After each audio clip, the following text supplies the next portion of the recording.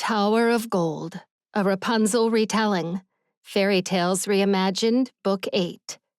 Written by Laura Burton and Jessie Cal. Narrated by Connie Shobshob. Rapunzel. Rapunzel had always been adept at finding her way into the most guarded sanctums, and this time was no exception. The towering gate swung open before her, seemingly unguarded. She stepped into Queen Snow's castle. The hallways were adorned with intricate ice sculptures capturing the memories of her sister's rule. Rapunzel found her way to Emmet's study without a guard escort, as her audacity often demanded. His study, he'd often told her, was a sanctuary for contemplation and decision-making. But on this day, it would be a battleground for wills. Emmet looked up from his paperwork, surprise etching across his features as he beheld Rapunzel's presence. "How did you get in?" he asked, his voice a blend of curiosity and annoyance. Rapunzel replied with a wry smile. "My showing up unannounced has never been a problem before. I am married now," Emmet said, his gaze returning to the documents before him. "Oh, I know that," Rapunzel said dismissively. "That's why I waited for your wife to go on her travels before coming to see you. I heard she went to visit Tristan and Aurora's new baby." "There is no need to come when she is not around. I hold no secrets from my wife." Exploring the study, Rapunzel's eyes wandered over the paintings adorning the walls. Among them was a portrait of Emmet, his queen, and their newborn child. "Even so," she mused, "my showing up would no doubt stir up all sorts of trouble, especially with your marriage being a little rocky and all." "My marriage is fine," Emmet insisted, but his words rang hollow as Rapunzel sensed a flicker of doubt. "Fine isn't great," she said, taking a seat on his desk. "Besides, she's a new queen, and with a newborn baby, I can only assume there hasn't been much attention given to you." "You can exit where you entered," Emmet retorted bitterly. "Look around, Emmet." Rapunzel gestured at the room, and his eyes widened as he beheld the study transformed into a nursery. Cribs crowded the space, baby paintings adorned the walls, and scattered toys littered the floor. "What is this?" he said, rising to his feet. "It's a mindscape, darling," Rapunzel explained, her voice dripping with honeyed mockery. "And all that you see are your insecurities." Emmet slammed his fist on the table. "Get out of my head," he demanded. Rapunzel inspected her perfectly manicured nails entirely unperturbed. "Not until I get what I came for." "You are not welcome here," Emmet growled. "Oh, please," she waved him off. "Tell me something I don't already know." "What do you want?" he hissed. "Some food would be nice." She touched her stomach. "I am famished." He slapped his desk again. "Quit wasting my time, Rapunzel." "As I recall, I used to be worth your while." "We are done here."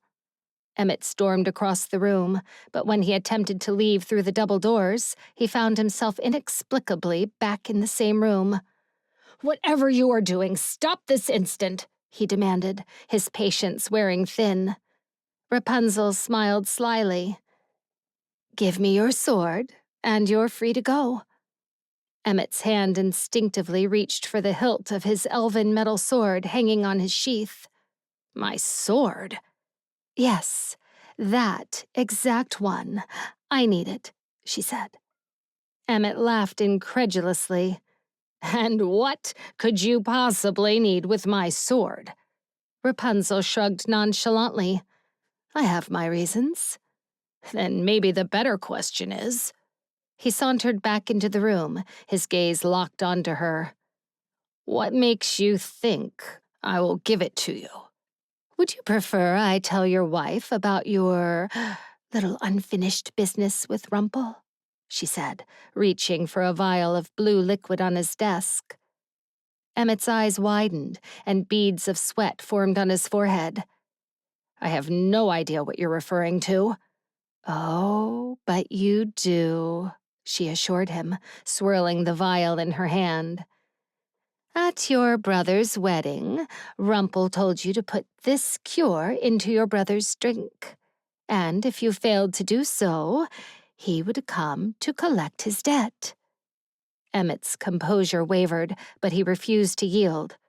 How did you get that? Rapunzel set the vial down. We're inside your head, Emmett. Everything in this room holds your most precious secrets, and I have access to all of it. Since when do you do Rumple's dirty work? He asked, his gaze darting around the room as if searching for more secrets that might have been exposed. I don't work for anyone, she said. I'm here as a favor to you. Better me than him, wouldn't you agree? Emmett's frustration was evident in his expression, but he managed to keep his voice steady. How considerate of you. Believe it or not, I hold no ill will toward you, Rapunzel confessed, so long as you hand over your sword. Emmett's jaw clenched. I will do no such thing. If Rumple wants to collect his debt, he'll have to come and get it himself. As for you, leave my castle and never step into my kingdom again. Hand over the sword, Emmett, she demanded with a more commanding voice. She was done playing nice. Don't make me come after your family. Emmett's breath caught, and he steeled himself. Rapunzel's patience was wearing thin. Hand over your sword, and you'll never have to see my face again. Emmett marched across the room and grabbed her by the arms, pinning her against his desk. His eyes blazed with fury. Threaten my family again, and I will end you, he hissed. A twisted smile played on her lips. Nice and rough, just like old times. I mean it, he said firmly, his grip tightening. So protective, she mused. I always knew you would become twice the man your father ever was. What do you know about my father? Emmett's voice came with a dangerous growl. I know he gave you that sword, Rapunzel said. I also know the reason he gave it to you was out of pity. He knew he was going to give the throne to your brother, and he didn't want you to feel bad. What a trade, huh? Shows how little he thought of you. Her words struck a chord, and she knew it. My father gave me this sword as a reward for all the battles I won. She pushed herself toward him, making his grip tighten. Then look me in the eyes and tell me it didn't feel like a slap in the face. His brows furrowed, but his grip began to soften. How could you possibly know how it made me feel? Oh, Emmett, she rolled her eyes. I have been inside your head more times than I could count. I know everything, and I must say, it's pathetic that you've attached such sentimentality to that sword when the man who gave it to you has done nothing but cause you pain and make you feel less than your own twin. Give me the sword and be rid of the one thing in your life that keeps reminding you that you're not good enough. I am good enough, Emmett declared, his voice rising with conviction. For my wife and child. That is all that matters. You mean the wife whom you serve? Rapunzel taunted. My wife deserves where she stands, he hissed. But do you? She challenged. I am honored to serve my queen. Now get out of my head, he barked, his patience at its breaking point. As you wish. With a wave of her hand, the surroundings shifted, and they were no longer inside Emmett's study. They stood outside, the biting cold gnawing at their senses, and instead of having her pinned against his desk, Emmett had her pressed against a gnarled tree. Emmett, reeling from the abrupt shift, cast a bewildered gaze around. "Where are we?" Rapunzel's voice cut through the icy air. "You see, while we were having our little conversation in your head, I lured you out." His brows furrowed in confusion. "Why?" "So I could do that." Rapunzel pointed a slender finger toward his castle, and when Emmett turned, his eyes bulged at the sight. Towering flames devoured the grandeur of his castle, roaring with unrestrained fury. The crimson inferno licked at the sky, casting long shadows that danced in the night. What did you do?" Emmett's voice quivered. "How?" "It wasn't nearly as hard as I thought it would be," she replied, her voice as cold as the night air. "Did you know some men are still very bitter with the Queen for no longer allowing hunting in her kingdom?" Emmett's glare bore through her. "And you aided them in setting our castle ablaze?" "I tried asking nicely," she said, picking at her cuticles. "You refused." Emmett's hand instinctively went to the hilt of his sword, his fingers curling around the worn leather grip, and with a swift move, he brought the weapon to bear, pressing the gleaming blade against Rapunzel's throat. His gaze bore into hers, the flames of the castle reflecting in his eyes. She didn't flinch. "Tisk, tisk.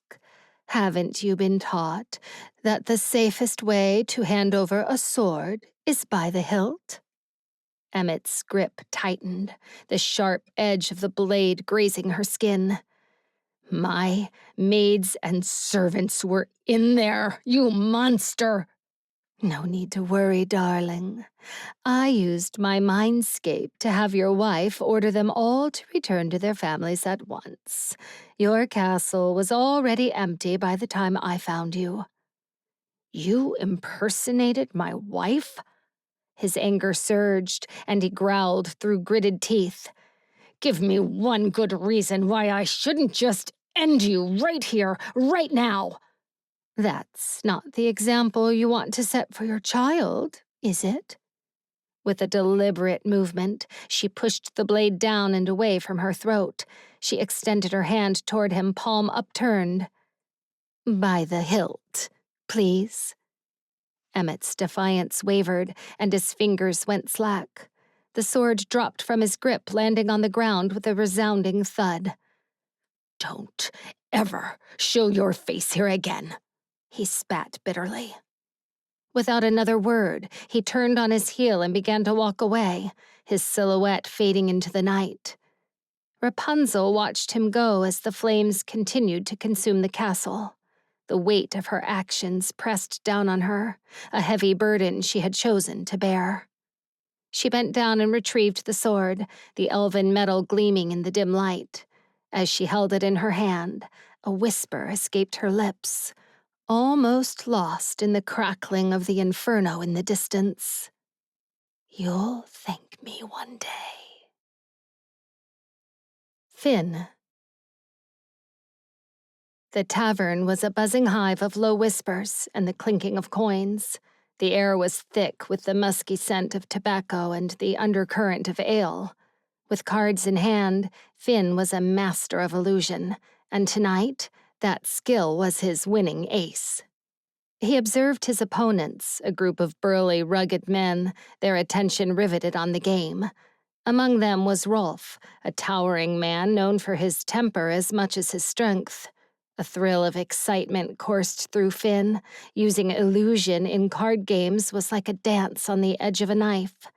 With a subtle flick of his wrist and a shift in perception, Finn made a losing hand appear as a winning one, masterfully manipulating what they believed they saw. "Just play your hand, Finn," grunted a gambler with a thick beard, bringing Finn's focus back. Smirking, Finn laid his cards with confidence. "As you wish."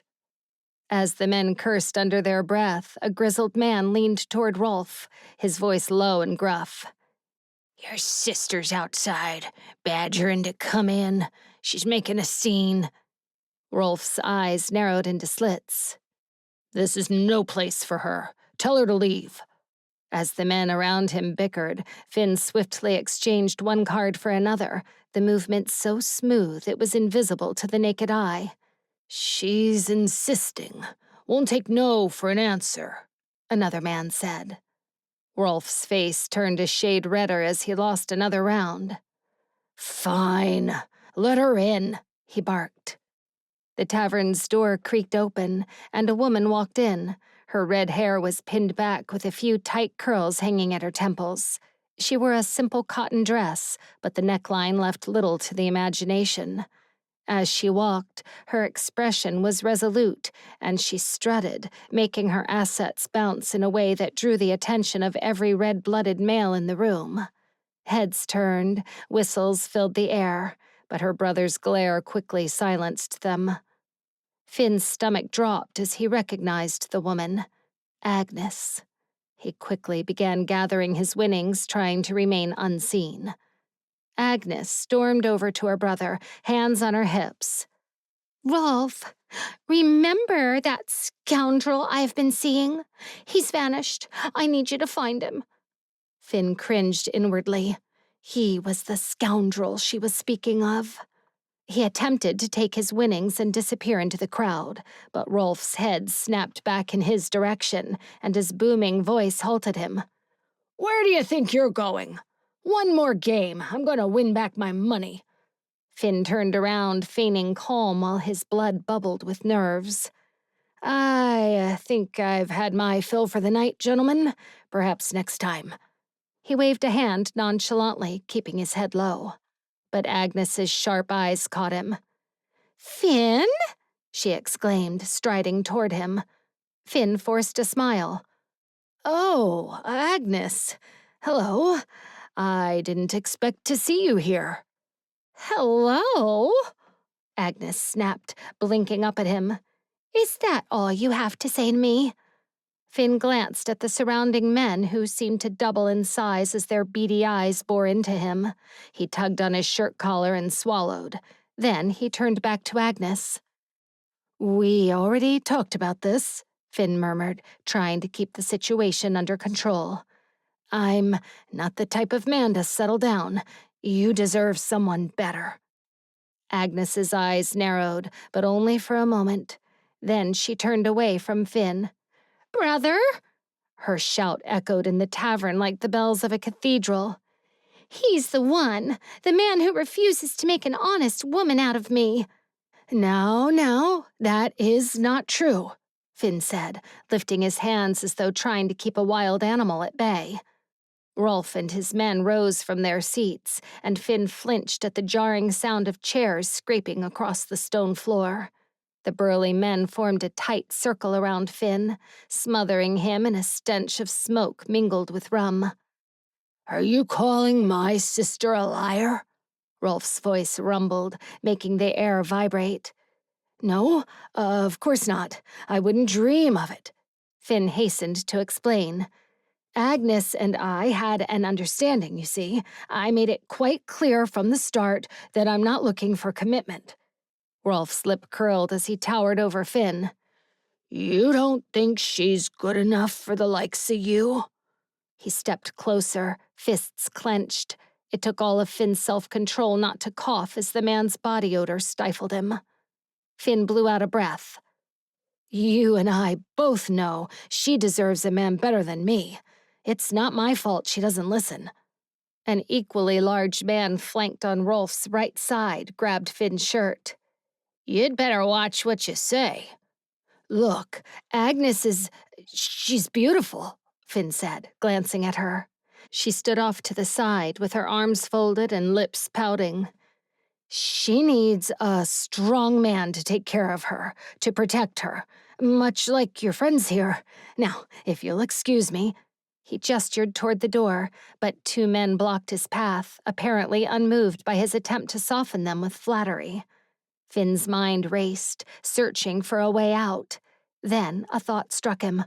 All right, I'll tell you the truth. The real reason I can't be with Agnes, he said, trying to sound sincere, is that I have a serious illness. In fact, it is highly contagious. The men around him stiffened, their eyes widening in alarm. He saw their disgust and fear, but they didn't let go of his shirt. Thinking fast, Finn spotted an ashtray on a nearby table. As the men leaned back, he discreetly grabbed a handful of ashes. Truly, I shouldn't even be around anyone. He faked a violent sneeze into his hand, sending a cloud of dark ash into the air. The men recoiled, coughing and sputtering, their hands flying to their faces. One of them doubled over, his grip loosening on Finn's shirt. Seizing the moment, Finn jumped onto the man's back, using him as a stepping stone. He pushed off and grabbed the edge of a wooden beam above, pulling himself up with a grunt. Below, the men cursed and scrambled, trying to reach him, but Finn was already dashing across the creaky beam. He glanced over his shoulder, seeing them jumping onto tables, their hands grasping at the air. He made his way to the wall, where a large, empty barrel was part of the tavern's decor. Finn climbed into the barrel, which he knew had a false bottom. He pressed down, and the bottom dropped out, sending him sliding into a chute that spat him outside. He burst out into the cool night air, gasping for breath. The streets of the Chanted Kingdom were alive with activity, even at this late hour. Lanterns hung from shop fronts, casting a warm glow on the cobblestone streets. People were everywhere, laughing and talking loudly, their voices blending into the noise. He pushed his way through the crowd, bumping into tables and dodging servers carrying trays of drinks. "So sorry," he muttered repeatedly as he nudged past groups of chattering patrons. The air was thick with the smell of ale and roasted meat, making it hard to breathe. He glanced toward the tavern's front door, fearing that Rolf and his friends might have been close behind. Finally, Finn spotted a cart piled high with vegetables trundling slowly down the street. Without a second thought, he made a beeline for it and jumped in, landing awkwardly among the crates of carrots and cabbages. He shuffled his way behind a stack of crates, trying to make himself as small as possible. Peeking through a gap between the vegetables, Finn watched as several of Rolf's men spilled out onto the street. They looked left and right, their eyes scanning the crowd for any sign of him. One of them pointed in a random direction, and the group started to move away, their voices fading into the distance. Finn settled deeper into his makeshift hideout and let out a small chuckle. He couldn't believe he still remembered that old barrel. He was even more impressed that he was still able to fit through it. Last time he'd escaped in the same manner, he'd been with Ella. His body was a lot skinnier and lanky then. His broad shoulders made it way more difficult sliding down the chute this time around. The thought of how Ella would have laughed at a room full of grown men falling for such a ruse brought a smile to his face. Except, if Rolf and his men didn't beat him to a pulp for making fools out of them, they would certainly be furious about their missing money bags. Finn wondered how long it would take them to realize their coins were missing. As Finn chuckled to himself, he glanced across the cart and saw a small, dirty boy holding a younger girl, probably his sister. They were huddled together in a corner, sharing a measly piece of carrot. The sight tugged at Finn's heart, stirring up old, uncomfortable memories. A hollow pang of hunger echoed in his stomach, a phantom feeling from a past long gone, even though he had eaten only moments ago. Finn grabbed one of the stolen money bags and tossed it toward the boy. It landed at the child's feet with a thud. "Buy some meat," he said softly. "Carrots will only take you so far." He watched for a moment as the boy's eyes widened in surprise. Then Finn swiftly jumped out of the cart. He walked through the dark streets, heading toward a modest inn tucked away in a quieter part of the town. His Aunt Mara was the owner of the inn, and she had given him a small room at the back. The room was barely more than a closet, with an even smaller washroom, but it was enough for Finn. A bed to sleep on was all he needed. As a gambler and, admittedly, a thief, he never stayed in one place for too long. Lingering in any town brought the risk of crossing paths with someone he had duped or stolen from, so he lived a life on the move, always one step ahead, always ready for the next job. Finn stepped into the cozy inn, the warmth from the fireplace immediately enveloping him. There, in a living room area, was his Aunt Mara, comfortably seated in an armchair, her fingers slowly moving over a crochet project. The soft crackling of the fire added a homey rhythm to the quiet room. Finn approached her, a smile playing on his lips, and gently kissed the top of her head. "Are you staying out of trouble, young man?" Mara asked without looking up. "What would be the fun in that?" Finn replied with a cheeky grin. "Now I see why you've been avoiding your family." Mara finally looked up at him. Finn rolled his eyes, a light-hearted scoff escaping him. "I haven't been avoiding them," he protested, although his voice lacked conviction. "When was the last time you paid them a visit?" Mara probed. Finn paused, scratching his head as he tried to remember. "It hasn't been that long," he said, though even he wasn't convinced by his vague answer. "They miss you, you know," Mara said, her voice softening. "You should visit them soon." "I will, I promise, but until then—" Finn reached into his satchel and pulled out 2 bags of golden coins, placing them gently on his aunt's lap. "Take some for yourself, then give the rest to my dad next time you visit." "Why don't you take it to him yourself?" Mara quipped. "I'm not headed in that direction," Finn said, avoiding her gaze. "Besides, I have a few more jobs to finish before I can take a break." "All right," Mara drawled, her tone carrying a hint of warning. "But your dad isn't going to be happy with yet another delay."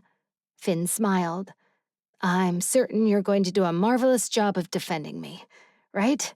he said with a wink. "Well, aren't you a charmer?" Mara chuckled, giving him a knowing look.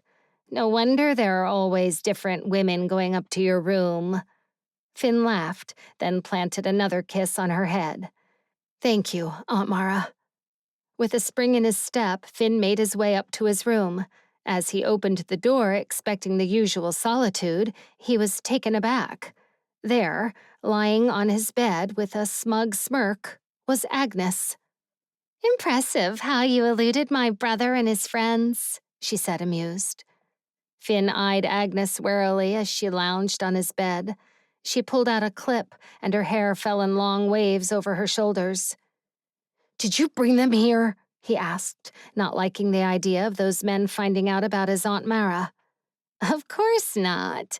I just wanted them to scare you a little, not actually kill you," Agnes replied, her tone light, almost playful. She rolled onto her stomach and kicked her legs in the air with a laugh. Despite the playfulness, her eyes flashed dangerously. Her humor scared him sometimes. "How thoughtful of you," he said, not bothering to hide the sarcasm in his voice. Agnes sat up, her movements fluid, and wrapped her arms around Finn's neck. "Stay with me," she purred, her eyes locking onto his. "I can't," he said, trying to gently untangle her arms. A deep crease formed between her neatly trimmed brows. "Why not?" Finn sucked in a breath. "Agnes, I meant what I said." He finally freed himself from her grasp, then turned away, busying himself with gathering his scattered belongings. "I don't commit." "Give me a reason," she demanded. He had his reasons, a whole list of them, but none of which he wanted to share. "I'm leaving," he said curtly, shoving his clothes into a worn cloth bag.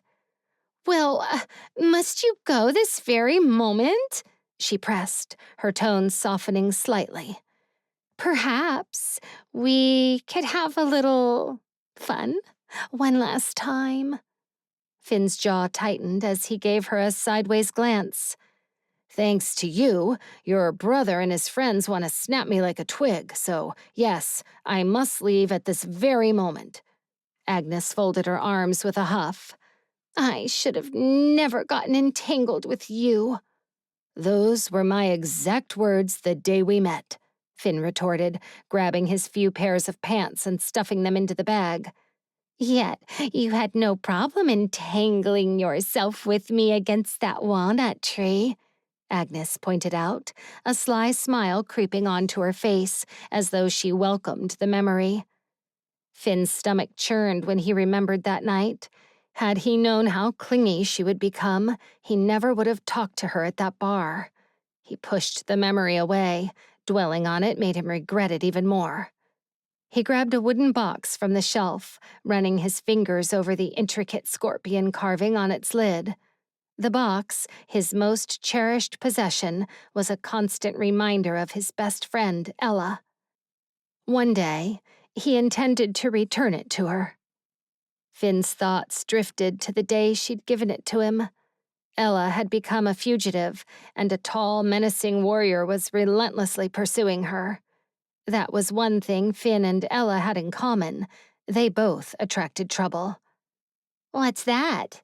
Agnes asked, her eyes catching the sight of the box in Finn's hands. "Nothing," he replied quickly, stuffing it into his bag. "I'll tell you what," Agnes said, moving closer to him, her hands trailing up his back. "If you stay, I'll tell you where the citrine stone is." Finn raised an eyebrow. He had once drunkenly mentioned the citrine stone to Agnes, and evidently she had never forgotten it. "Do you even know what a citrine stone is?" he asked skeptically. "It's an expensive diamond thing," she replied. Finn turned around to face her, curious about how much she actually knew. "What does it do?" "What do you mean, what does it do? It's a gemstone," she answered, her knowledge obviously limited. "What can it do?" Finn relaxed slightly. At least he hadn't revealed too much about the stone's true power, or the fact that once he found it, he would never have to steal again. He would finally be able to settle down. Agnes, oblivious to his thoughts, leaned in closer, her arms sliding around his neck once more. "You want to know what else is worth a lot these days?" she cooed, her voice a blend of temptation and playfulness. "My attention. Now, why don't we indulge in each other's company before you go? How about a bath?" Finn sighed inwardly. Agnes was relentless. "Fine," he conceded. "But let me finish gathering my things. I'll be right behind you." She flashed him a seductive grin. "Good man." She trailed her nail down his chest, then twirled and sashayed her hips as she walked toward the bathroom, shedding her clothes on the way. As soon as she disappeared from sight, Finn darted around the room, snatching up the rest of his clothes, a small pouch of personal items, and an extra pair of boots, each item haphazardly stuffed into his already bulging bag. He glanced toward the bathroom, ensuring she was still out of sight. Quietly, he crept to the window, carefully unlatching it to avoid any noise. He also didn't want his aunt to hear him leave. He took a deep breath, feeling the cool night air rush in as he pushed the window open. With one last look around the cramped, dimly lit room, a space that had been a temporary haven in his chaotic life, he swung his legs over the sill. Clinging to the window frame, he lowered himself, his feet searching for a foothold on the uneven exterior wall. His fingers gripped tightly so as not to make a sound. Once his feet touched the ground, he adjusted his bag over his shoulder and left without looking back. Rapunzel. The gleaming turrets of King Midas's castle peeped out from the treetops as Rapunzel marched through the forest. The morning dew freshened the air, but it did little to ease her discomfort as she drew closer to that dreaded castle. Chewing her lip, she followed the winding path toward the gate. The hinges squealed as she pushed the gate open. Crows launched into the cloudless skies and squawked. But Rapunzel tuned out the noise around her and focused on the task at hand. She did not want to be back in Midas's castle. But now that it was under Rumpel's rule, there were several notable changes. The vast collection of golden statues that once adorned the castle grounds was now nothing but somber stones. They were of powerful men, dressed in fine apparel, and each had a sword in their right hand. As Rapunzel scaled the steps to the front doors, she raised her brows at the plain railings, lacking the usual splendor of sunflowers and white posies. Pulling open the guardless wooden door, a cloud of dust seemed to expel into the fresh air. The smell of mold and mildew clung to the back of her throat, and the barren halls seemed to shine with moisture. The air inside the castle was much colder than outside, and due to the tiny slit windows, one would not assume the sun to have been shining outside.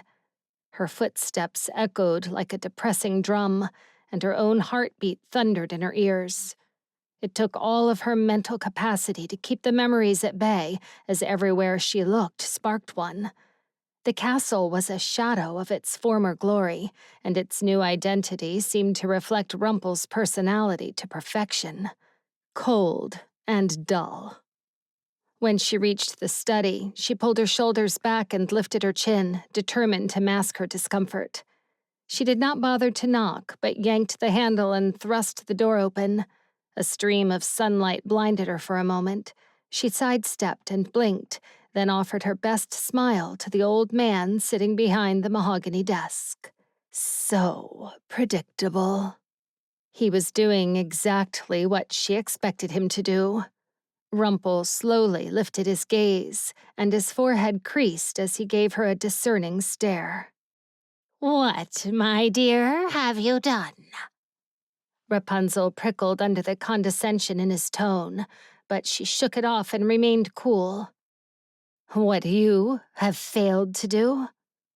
Rumpel rested his quill on the stack of papers at his desk and reclined in his chair with a sigh.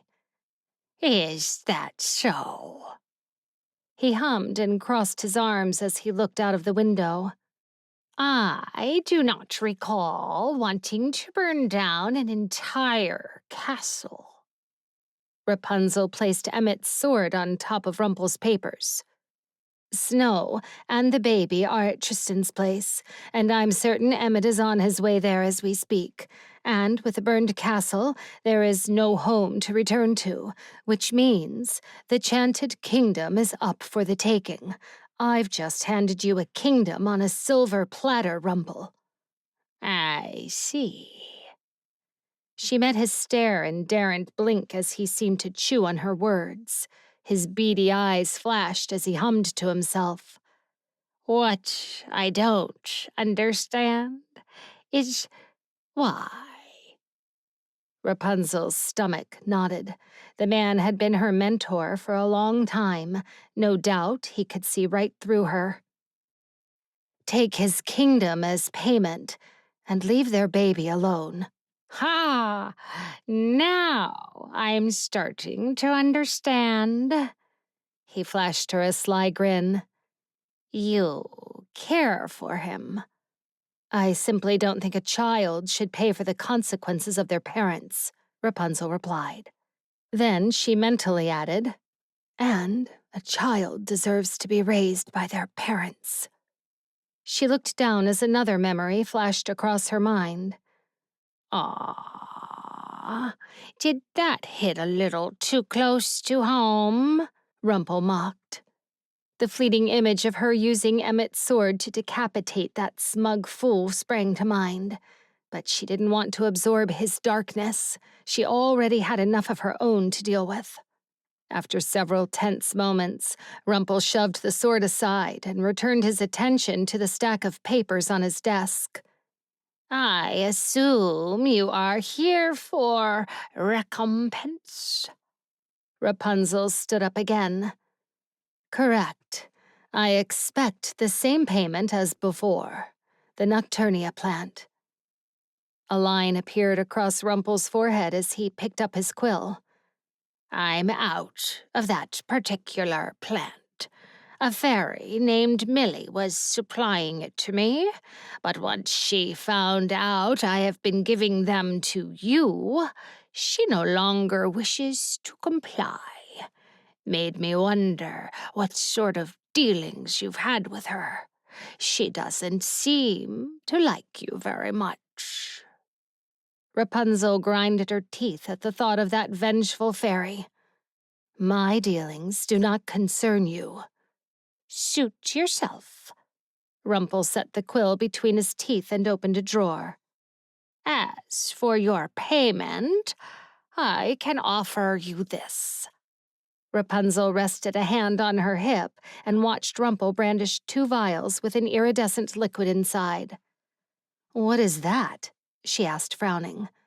Rumple took the quill out of his mouth and cleared his throat. "Sanitatum, a very rare medicine derived from mermaid scales. Take both." Rapunzel stared at the vials for a moment and pressed her lips together. Without the Nocturnia tea, she would not be able to go into a dreamless sleep. Instead, she'd be doomed to nights of terror and being forced to relive the darkest moments of her past, moments that she desperately wanted to forget. Still, something was better than nothing. She snatched the vials from Rumple's hand and stuffed them in her satchel. "What about the dagger?" "I haven't found it yet," Rumple said, scribbling on the paper in front of him. "But why are you so intent on finding it?" "Why aren't you, considering it's the only weapon that can do away with our abilities?" she shot back. "I did have it, but it was stolen from me," Rumple explained. "A thief named Finn was hired by Midas." Rapunzel looked around the dusty study and thought, "This is Midas's castle. Then it has to be here." Rumple stopped what he was doing to give Rapunzel a hard look. "Trust me, if it were here, I would have found it by now. The only person I know who has been in this castle since Midas was gone is his daughter and your fairy friend, Millie." Rapunzel lifted a skeptical brow. Why would either of them take it? The question hung in the air for a moment when the corners of Rumple's mouth lifted and his nose wrinkled. "If there is any weapon out there that can defeat me, the fairies would be delighted to get their hands on it, considering I've kept quite a few of them under lock and key." Rumple's smile grew as he rose to his feet, sliding his chair back.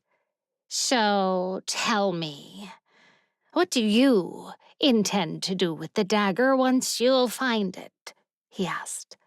"Are you looking to do away with your mind's capabilities?" Rumple walked around the desk to face Rapunzel. He was just a couple of inches shorter than her, but had a presence about him that made her feel small. She lifted her chin. "I don't like anyone having leverage over me," she said. "If that dagger can take away my abilities, I want it found. I'm surprised you're not more concerned about it having gone missing." "It's not missing, it's hidden," Rumple said, and Rapunzel noticed a flash of annoyance cross his face. "We just have to wait for Midas to come back from the Dreamworld and tell us where it is. That's if he hasn't died in there already." Rapunzel reached up and touched the marking on the back of her neck. 4 vertical lines that scarred her skin. She traced it with her finger just as she had done countless times before. "He's still alive," she whispered. "Just feel your marking." Rumple didn't bother looking at his, but Rapunzel knew he had the same one, as did Midas. After all, they got their darkness from the same place she got hers, the Dreamworld. That was also where the markings appeared. It was a branding from the Dreamworld, a way of reminding her that she no longer belonged to herself. Her eyes dropped to the inside of her wrist at another branding, an M for Midas. She still remembered the smell of burned flesh as he ordered for all the women he'd taken to be branded like animals. Rapunzel wandered to the heavy bookshelf and ran her index finger along the spines of the leather-bound books, as though they possessed the answers to her endless questions. But in truth, she simply wanted an excuse to avoid Rumpel's discerning stare. She sensed he was reading her a little too well. The marks on our skin, if they're symbols of our connection to the dream world, yours, mine, and Midas's, who do you think the fourth marking belongs to?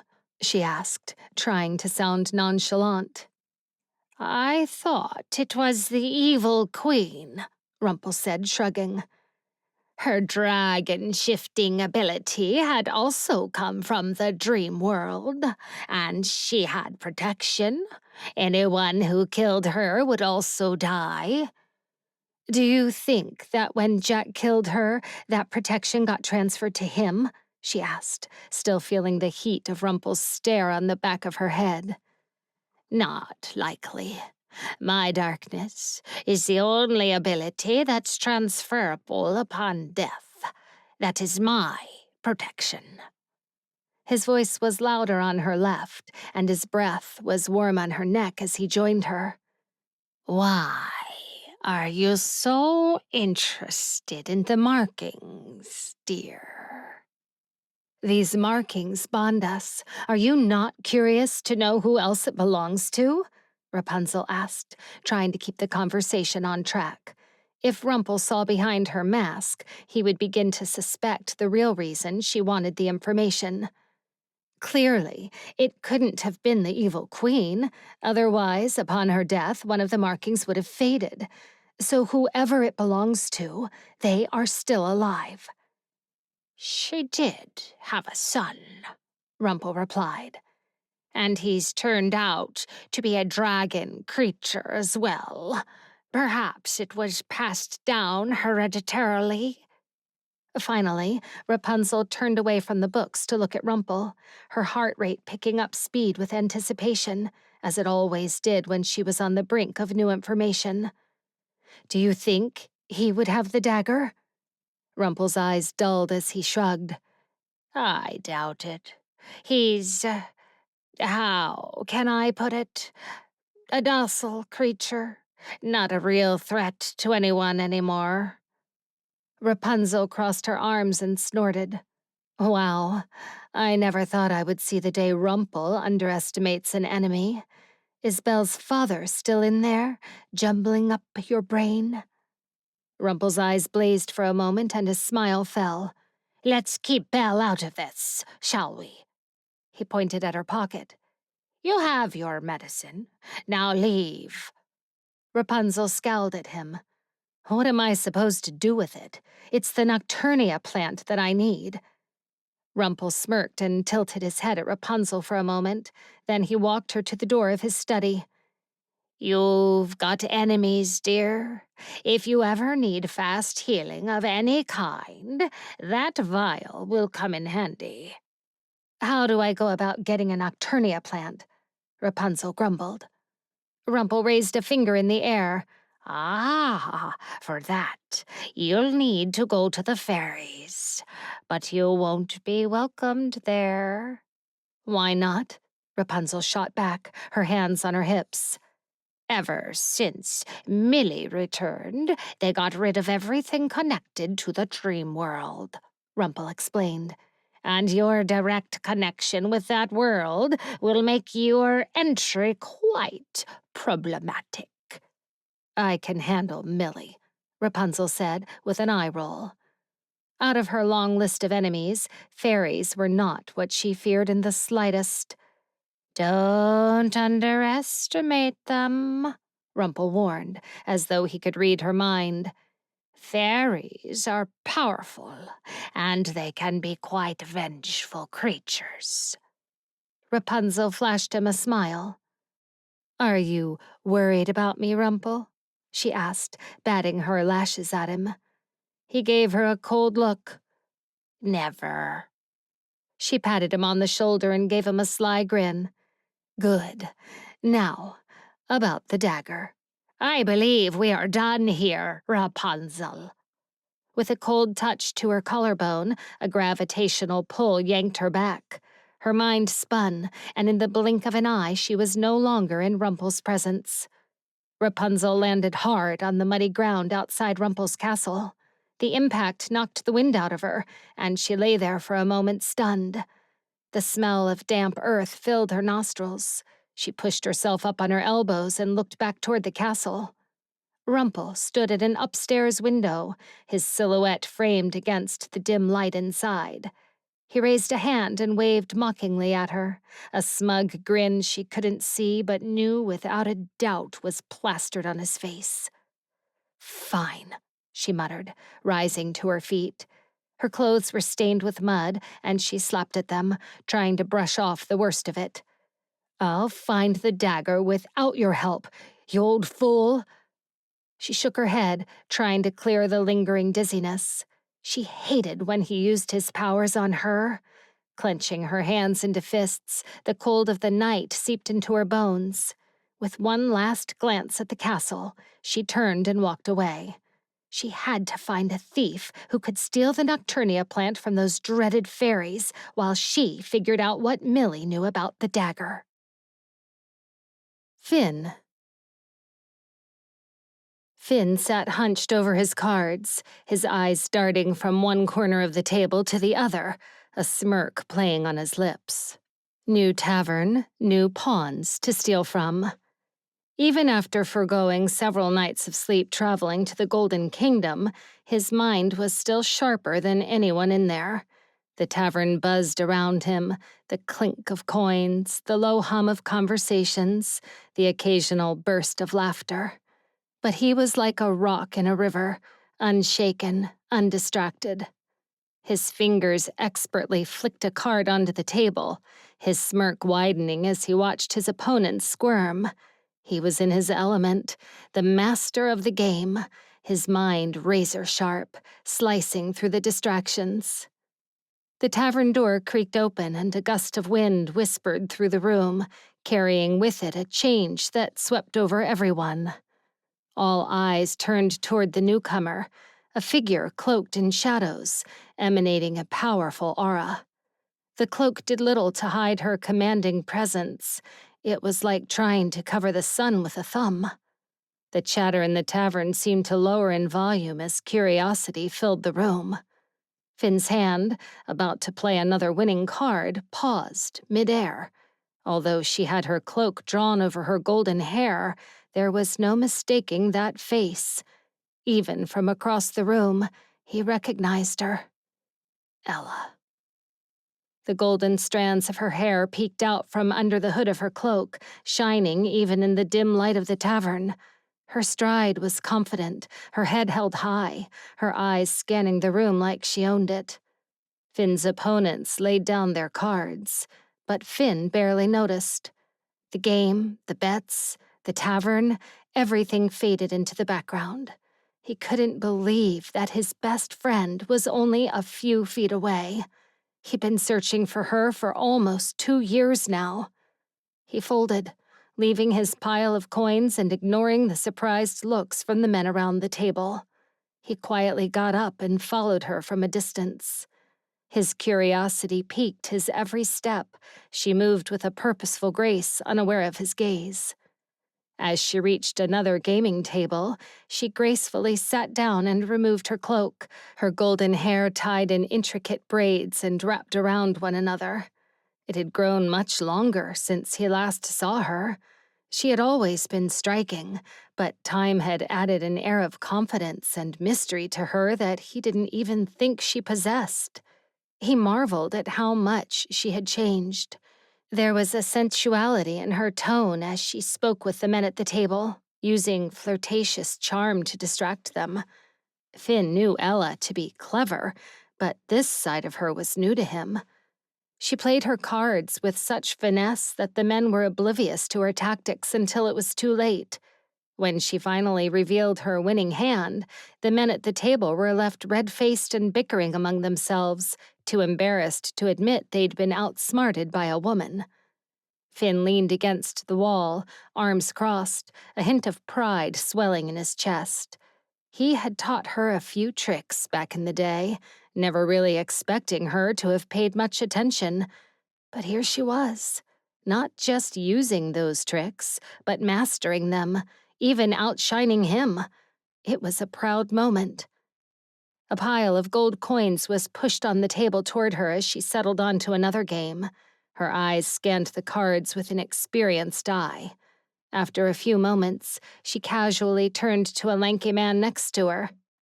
"Do you know where I can find One-Eyed Joe?" she asked. It took the googly-eyed man several heartbeats to realize she was talking to him. "One-Eyed Joe? What does a pretty lady like yourself want with a man like that?" "I need to hire one of his men for a job." Another man across the table spoke up. "He's a tough one to find. Hangs around the docks, mostly. But he doesn't like being approached by strangers, even the pretty ones." She nodded thoughtfully, her expression unreadable. "And where at the docks would I find him?" "The far end, near the old ships," another player muttered without lifting his gaze from the cards in his hand. Finn watched the exchange, surprise and concern brewing inside of him. What could Ella possibly want with One-Eyed Joe, a notorious man known for his unsavory dealings? He couldn't shake the feeling that Ella was walking into something dangerous. Seeing an opportunity, Finn bumped into a man holding a tankard, causing him to spill drinks all over the table. Ella hopped up before the liquid could drench her, then, as Finn had hoped, she excused herself. He quickly followed her, and as soon as she walked past the washroom, he pushed open the door and pulled her inside. "Ella, why on earth are you looking for One-Eyed Joe?" he blurted out. The woman, taken aback, spun around, confusion etched on her face. But as soon as he called her Ella, she lunged forward, pinning him against the wall with a blade pressed to his throat. "How do you know Ella?" she demanded, her voice icy. Confusion swirled in Finn's mind, but then it clicked. Ella had told him about having a sister, but she failed to mention they were twins. "Rapunzel?" he asked cautiously. Her scowl deepened, the knife digging slightly into his skin. "Who are you?" she pressed. Finn raised his hands in a peaceful gesture. "I grew up with Ella," he explained. "We're friends." Rapunzel's expression shifted slightly, a flicker of recognition passing through her eyes. "Are you that boy from across the lake? The one who used to do those creepy wood carvings on the trees?" Finn's lips curved into a small smile. "You remember that?" he asked. But then he frowned. "Wait, they weren't creepy. It was art. You carved eyes into trees. That's creepy." She sheathed her knife and turned to leave. "Wait, do you know where I can find Ella?" he asked. "No," she replied curtly, but something in her tone told Finn she wasn't being entirely honest.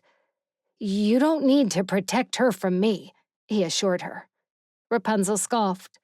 "That's what they all say." Finn let out a frustrated sigh. "Then, will you give her a message? Tell her Finn has been looking for her, and that I still have the box she gave me to hold?" Rapunzel paused, her body language softening. She turned slightly, curiosity in her gaze. "Did you say your name was Finn?" "Yes," he replied. "As in the thief, Finn?" Rapunzel's tone carried a hint of surprise, mixed with something else he couldn't quite place. Perhaps intrigue. Still, Finn didn't like that title.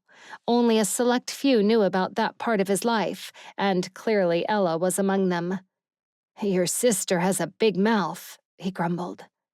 As he moved to leave the washroom, Rapunzel quickly blocked his path, her hand pressing firmly against the door. "I want to hire you," she stated bluntly. "I'm not for hire," he responded sharply, trying to push past her. "Do you only work for Midas?" she asked with a tone of disdain. The mention of that man's name sent a jolt of anger through Finn. He was about to snap back at her when he remembered what Ella had once told him. Rapunzel had been taken by Midas as a child, and as a result of trying to rescue her, Ella got caught, resulting in their father's death. Everything rushed back to him. He held his tongue as a flood of questions surfaced from the back of his mind, the biggest one burning a hole in his brain. How did Rapunzel escape Midas? "What's the job?" Finn asked, his tone softening slightly. Rapunzel looked surprised by his sudden interest, but seemed to decide not to question it. "I need something from the fairies." "And what are you looking to steal?" he probed. "A nocturnia plant," she replied. "It only grows on their land." "Why not just ask them nicely?" Finn suggested, not bothering to hide his sarcasm. "I cannot imagine them turning away a kind soul such as yourself." "I don't do nice," she spat. "And I don't grovel. So will you take the job or not?" "I will," he agreed. "But as payment, I want Ella's location."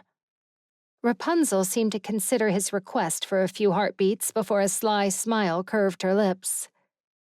"If my sister's husband agrees, then I'll gladly share their location." "Ella's married?" Finn blurted out. "Oops.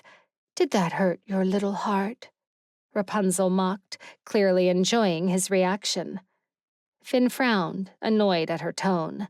He had never harbored romantic feelings for Ella, but they had been best friends. The news of her marriage and his absence from it stung. He knew his Aunt Mara would be heartbroken to have missed such a momentous event in Ella's life. "In case you don't get to see her," Rapunzel said, reaching for the door again, "you may keep my winnings from the table."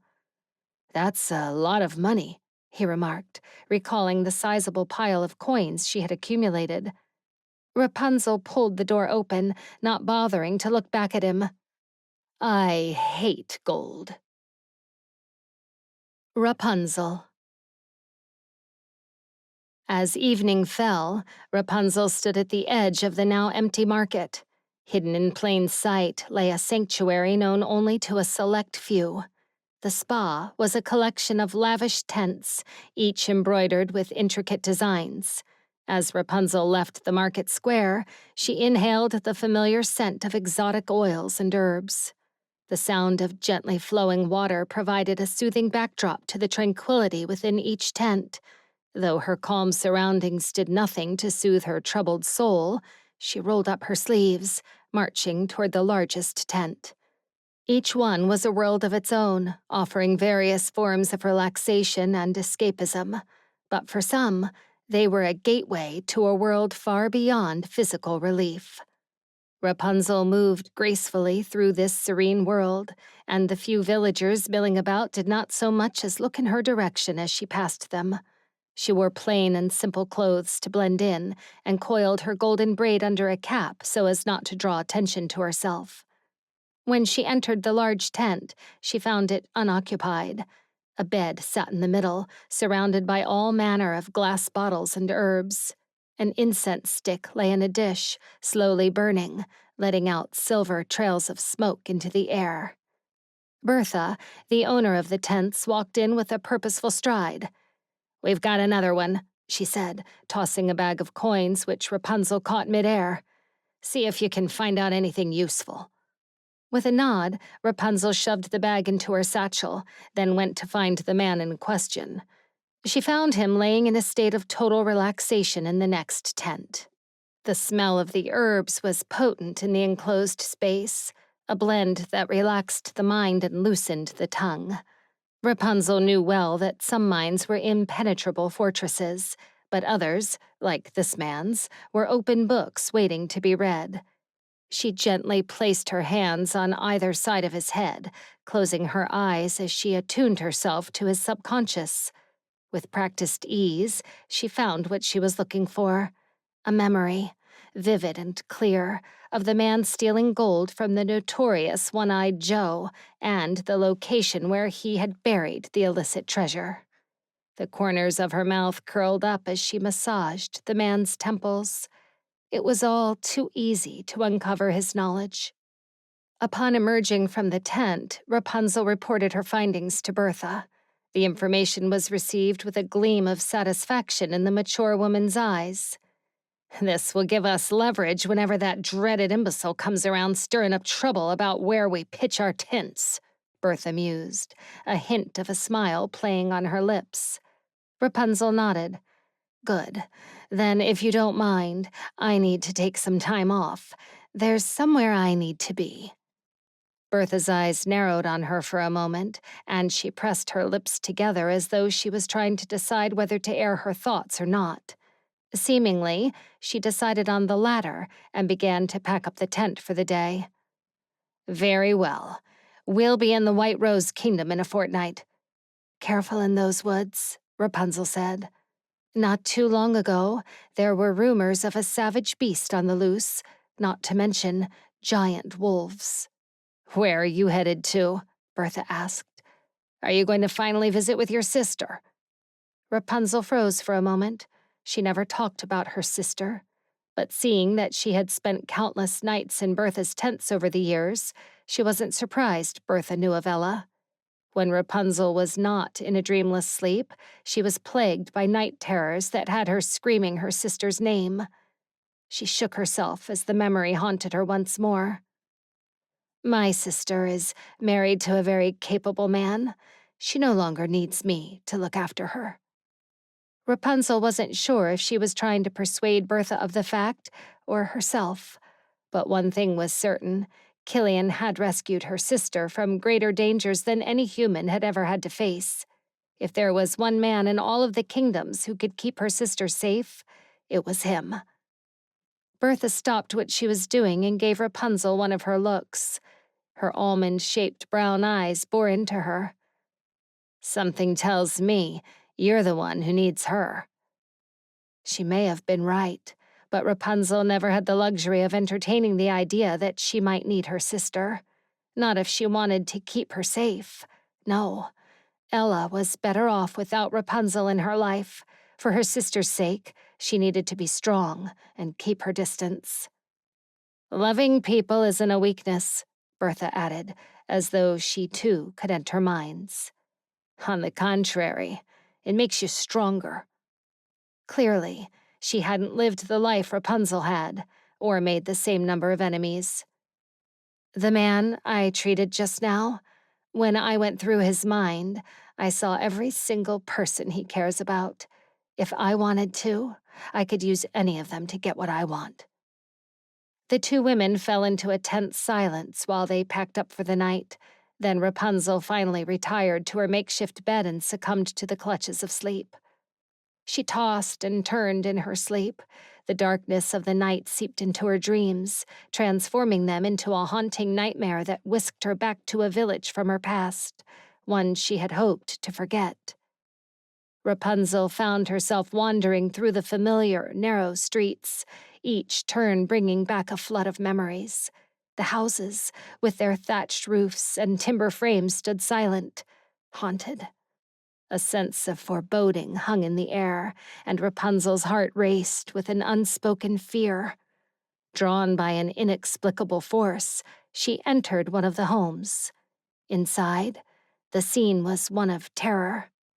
Midas's men, ruthless and unyielding, had a woman cornered, a golden knife pressed menacingly against her throat. The woman's eyes were wide with fear, her pleas for mercy echoing through the room. "I don't know who the girl is," she cried desperately. "I only gave her some food and she left." Rapunzel's gaze was drawn to the far wall, where she saw a pair of familiar blue eyes peeking through a hole. The girl's silent cry for help dug deep into Rapunzel's bones. Then, like a shadow stretching over the room, Midas entered. His presence was chilling, his disdain for the humble dwelling evident in his every gesture. He waved his hand dismissively, and his men stepped back, giving him space to confront the terrified woman. "This girl you fed, did she have a mark on the inside of her wrist?" Midas asked, his voice cold and calculating. The woman's denial was a lie, a brave attempt to shield Rapunzel from this monster. Midas's questions continued, each one a thinly veiled threat. When he finally pulled out his golden knife, an evil smile spread across his face. He made a small cut on his finger, and a single drop of his blood wet the woman's arm. She shrieked as her skin turned gold. The young girl behind the wall stifled her cries, her terror a mirror of Rapunzel's. Within seconds, the woman was nothing but a golden statue. As Midas turned to leave, he paused beside Rapunzel, whispering a chilling promise. "I will never stop looking for you." Her fists clenched in a futile attempt to control her shaking. He was just an illusion, a nightmare, but the fear he instilled was all too real. Gritting her teeth, Rapunzel pulled out a knife and swung at him. Midas's illusion vanished in a puff of smoke, and so did all of his men, leaving Rapunzel alone with the woman's golden statue. Her glassy eyes were wide, and her mouth froze in an awkward position. Her final moments frozen forever. Rapunzel's heart bled as she looked at her. There was an old saying that no good deed goes unpunished. The nice woman who had given her food and shelter when she had nowhere else to go had now paid an unfair price for such kindness. As she was about to take a step forward, the young woman from behind the wall found her way out with tears streaming down her face. Rapunzel recognized her younger self. Her features were softer, more innocent. Rapunzel's younger self approached the golden statue. "I'm sorry," she cried, her voice breaking with grief. "I'm so sorry. This was all my fault." The sobs that racked her small frame were heart-wrenching, echoing in the silent room as she collapsed at the feet of the statue. Turning to face Rapunzel, her younger self's eyes were filled with pain and confusion. "Why does he keep doing this? Why does he kill everyone who helps me? Every home I've entered into, he's killed them. Their blood is on my hands." She looked down at her hands, now stained crimson.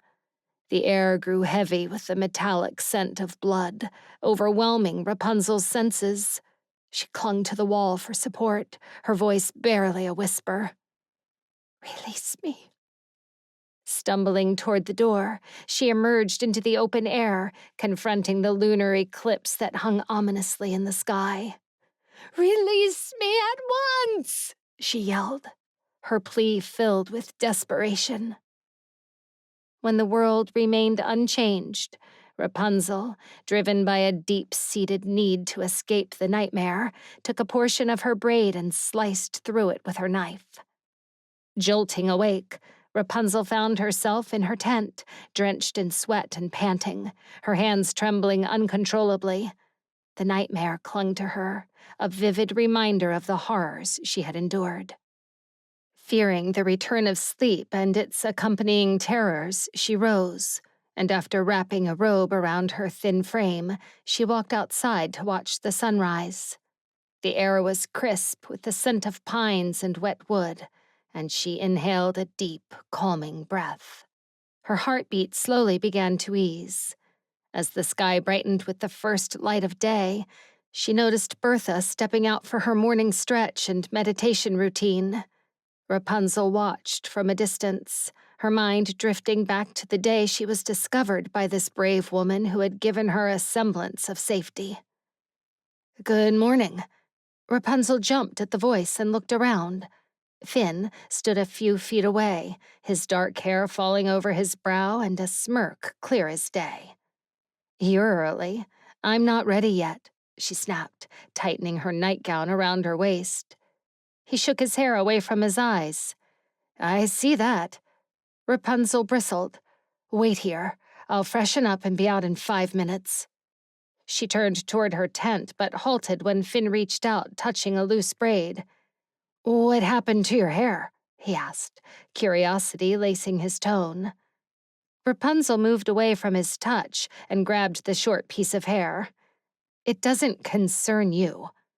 She stuffed it behind her ear and covered it with her long locks. Inside the tent, Rapunzel struggled to push aside the remnants of her nightmare.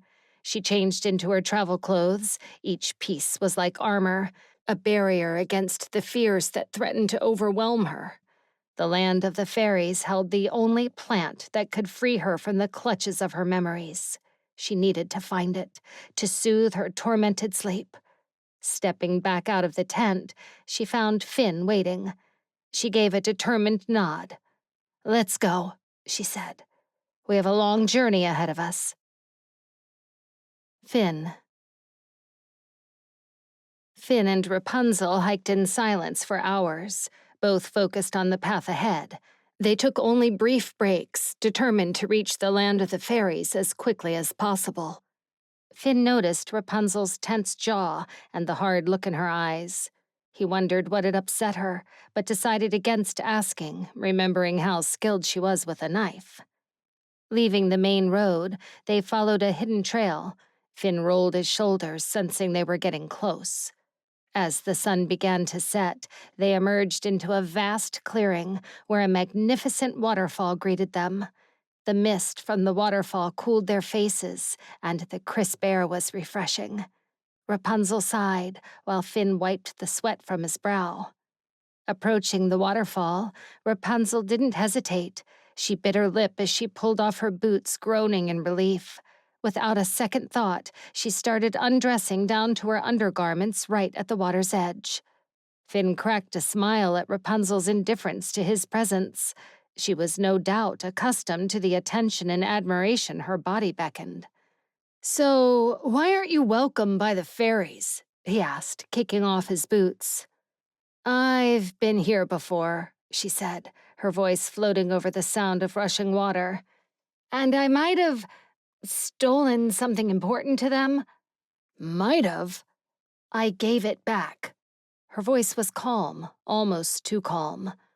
"But it is very likely that as soon as we cross over, they are going to lock me up." Finn's brows shot up to his hairline. "What do you mean, they're going to lock you up?" "That's the plan," Rapunzel replied with a casual shrug of her bare shoulder. "It will draw their attention to me, giving you the chance to find the Nocturnia plant." "But what about you?" he asked, watching her as she stepped into the water. "I can handle myself," she assured him. "Why didn't you tell me any of this before?" Frustration and concern laced his tone as he stripped down to his undergarments as well. His movements were quick and a bit clumsy compared to Rapunzel's graceful glide across the water. "I told you, I would distract them," she replied, as if it were the most obvious thing in the world. Finn, now in his undergarments, dipped a toe into the water and winced at its icy touch.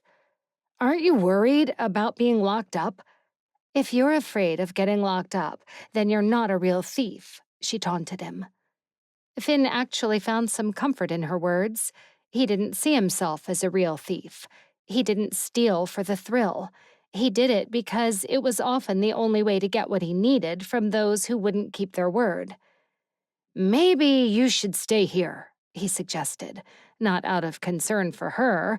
She seemed more than capable of handling herself, but because he dreaded the idea of telling Ella that he found her sister, but she got captured again, especially if he did nothing to prevent it.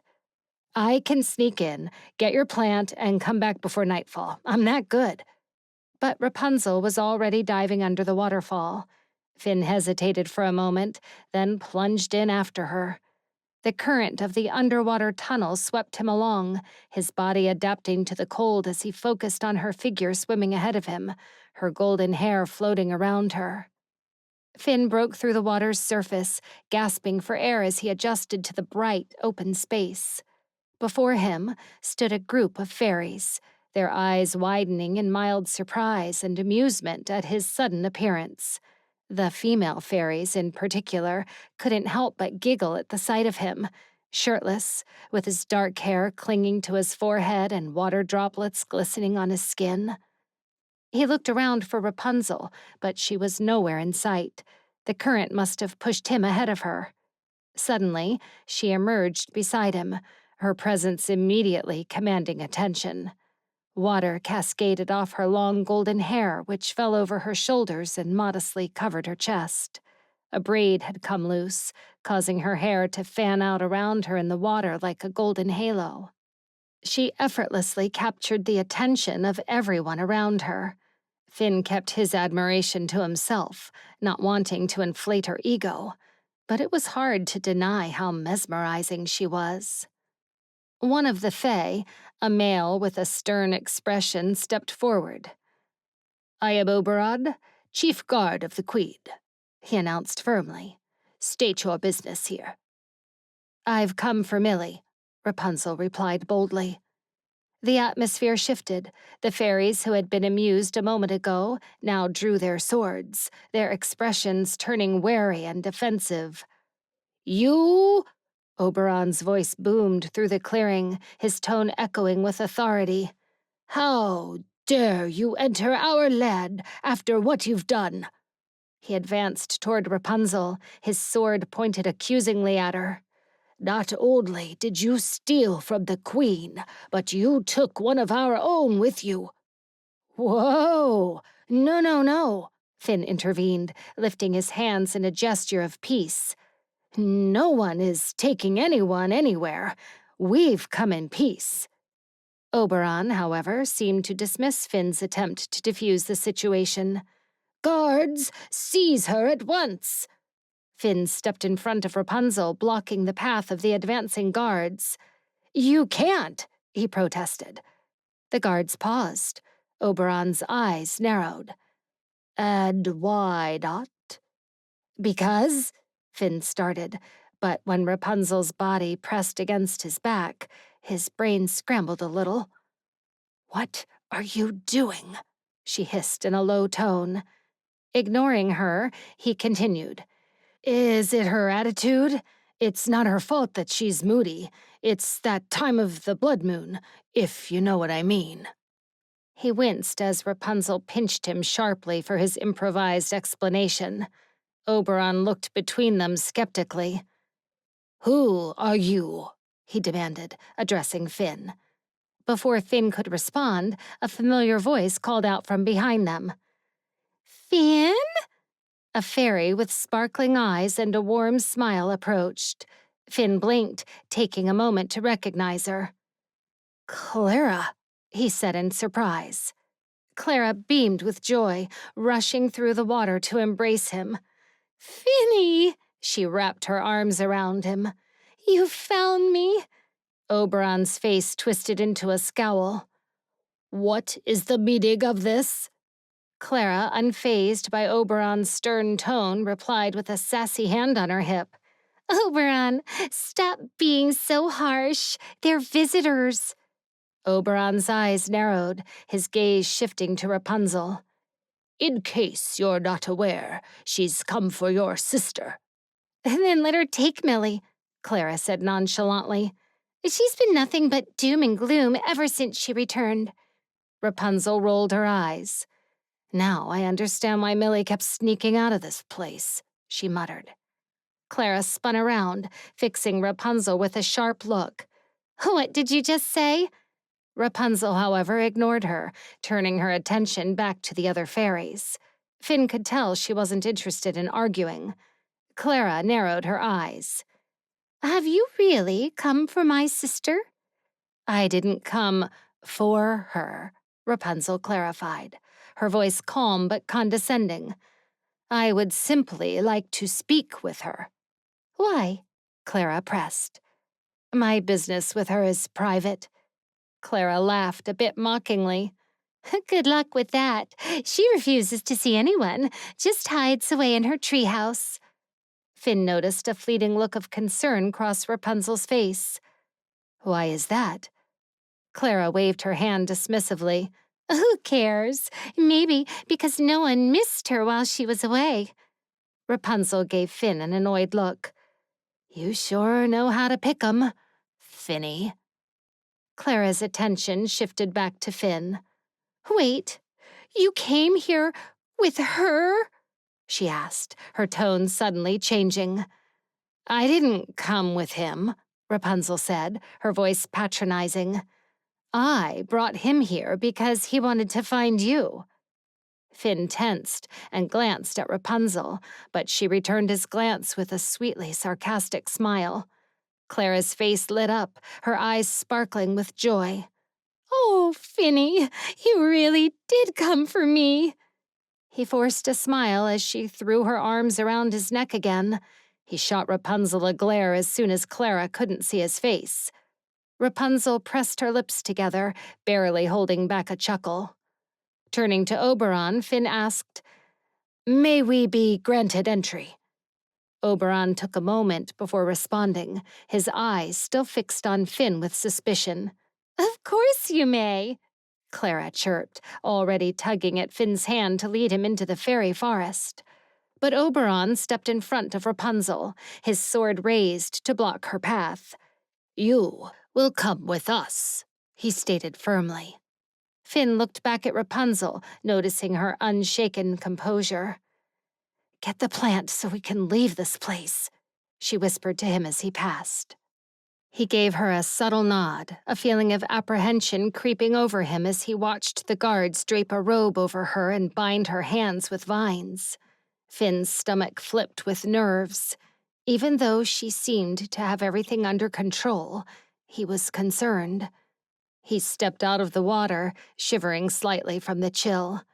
Clara, with a wave of her hand, signaled a nearby fae who hurried over with a dry, soft robe. Wrapping the robe around his shoulders, warmth slowly returned to his body. Clara, bubbling with excitement, took Finn's arm and guided him through a vividly colorful garden. The flowers around them seemed to dance in the light, their petals boasting every hue of the rainbow. Pinch me! I still cannot believe you're here, Clara gushed, her eyes shining with joy.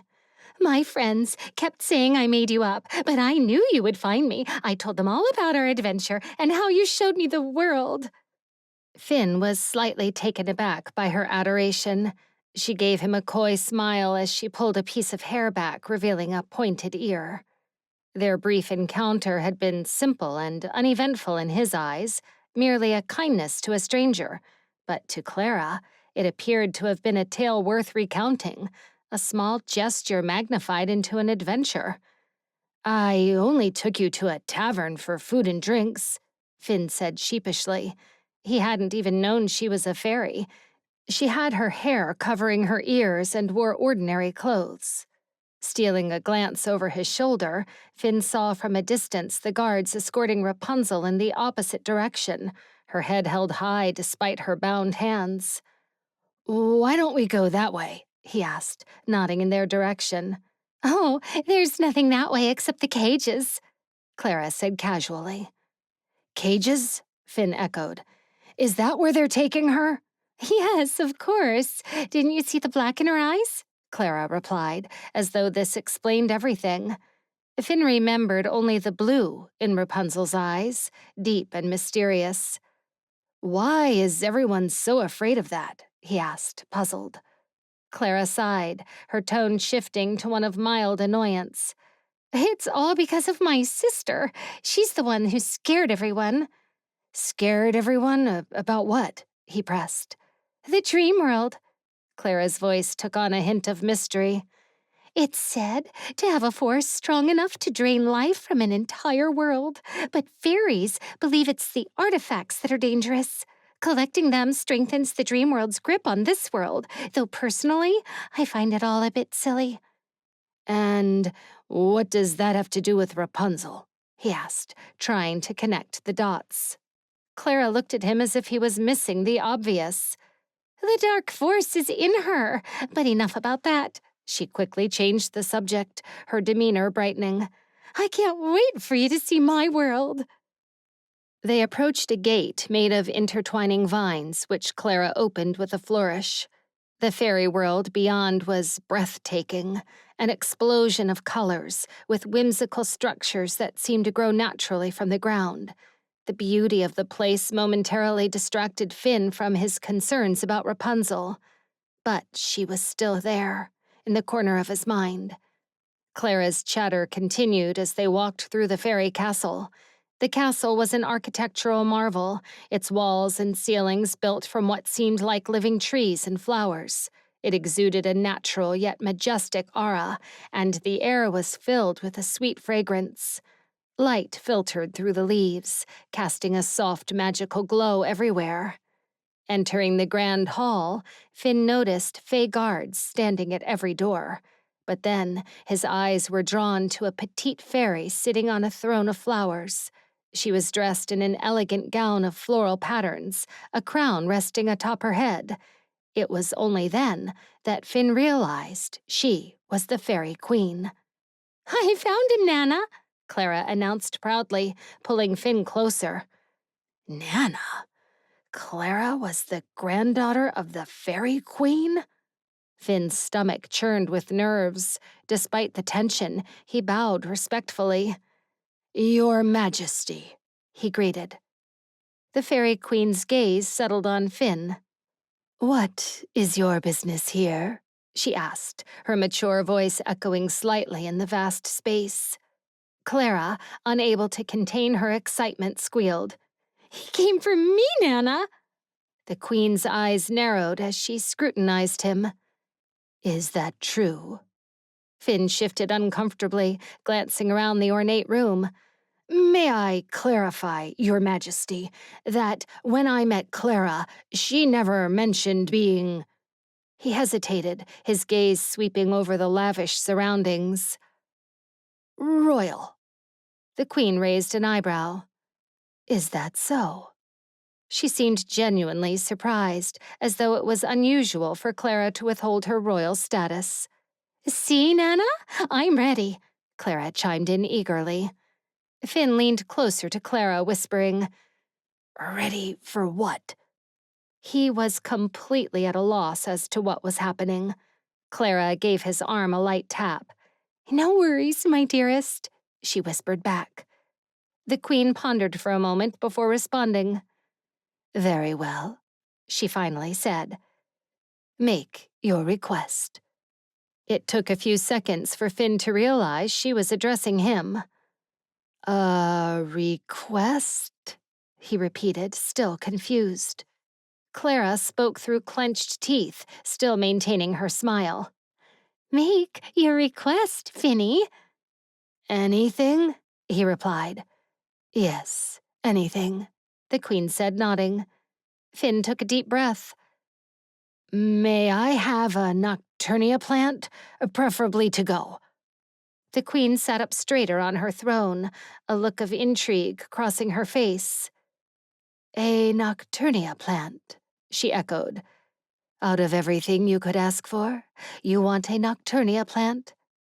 There was a brief, awkward silence before Clara burst into laughter, slapping Finn's shoulder playfully. Oh, Finny, you're so funny.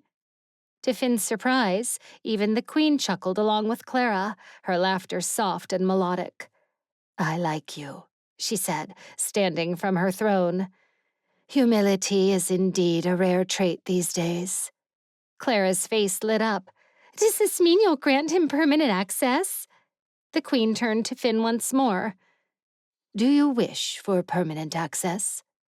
Finn glanced at Clara, who nodded furiously. Sure.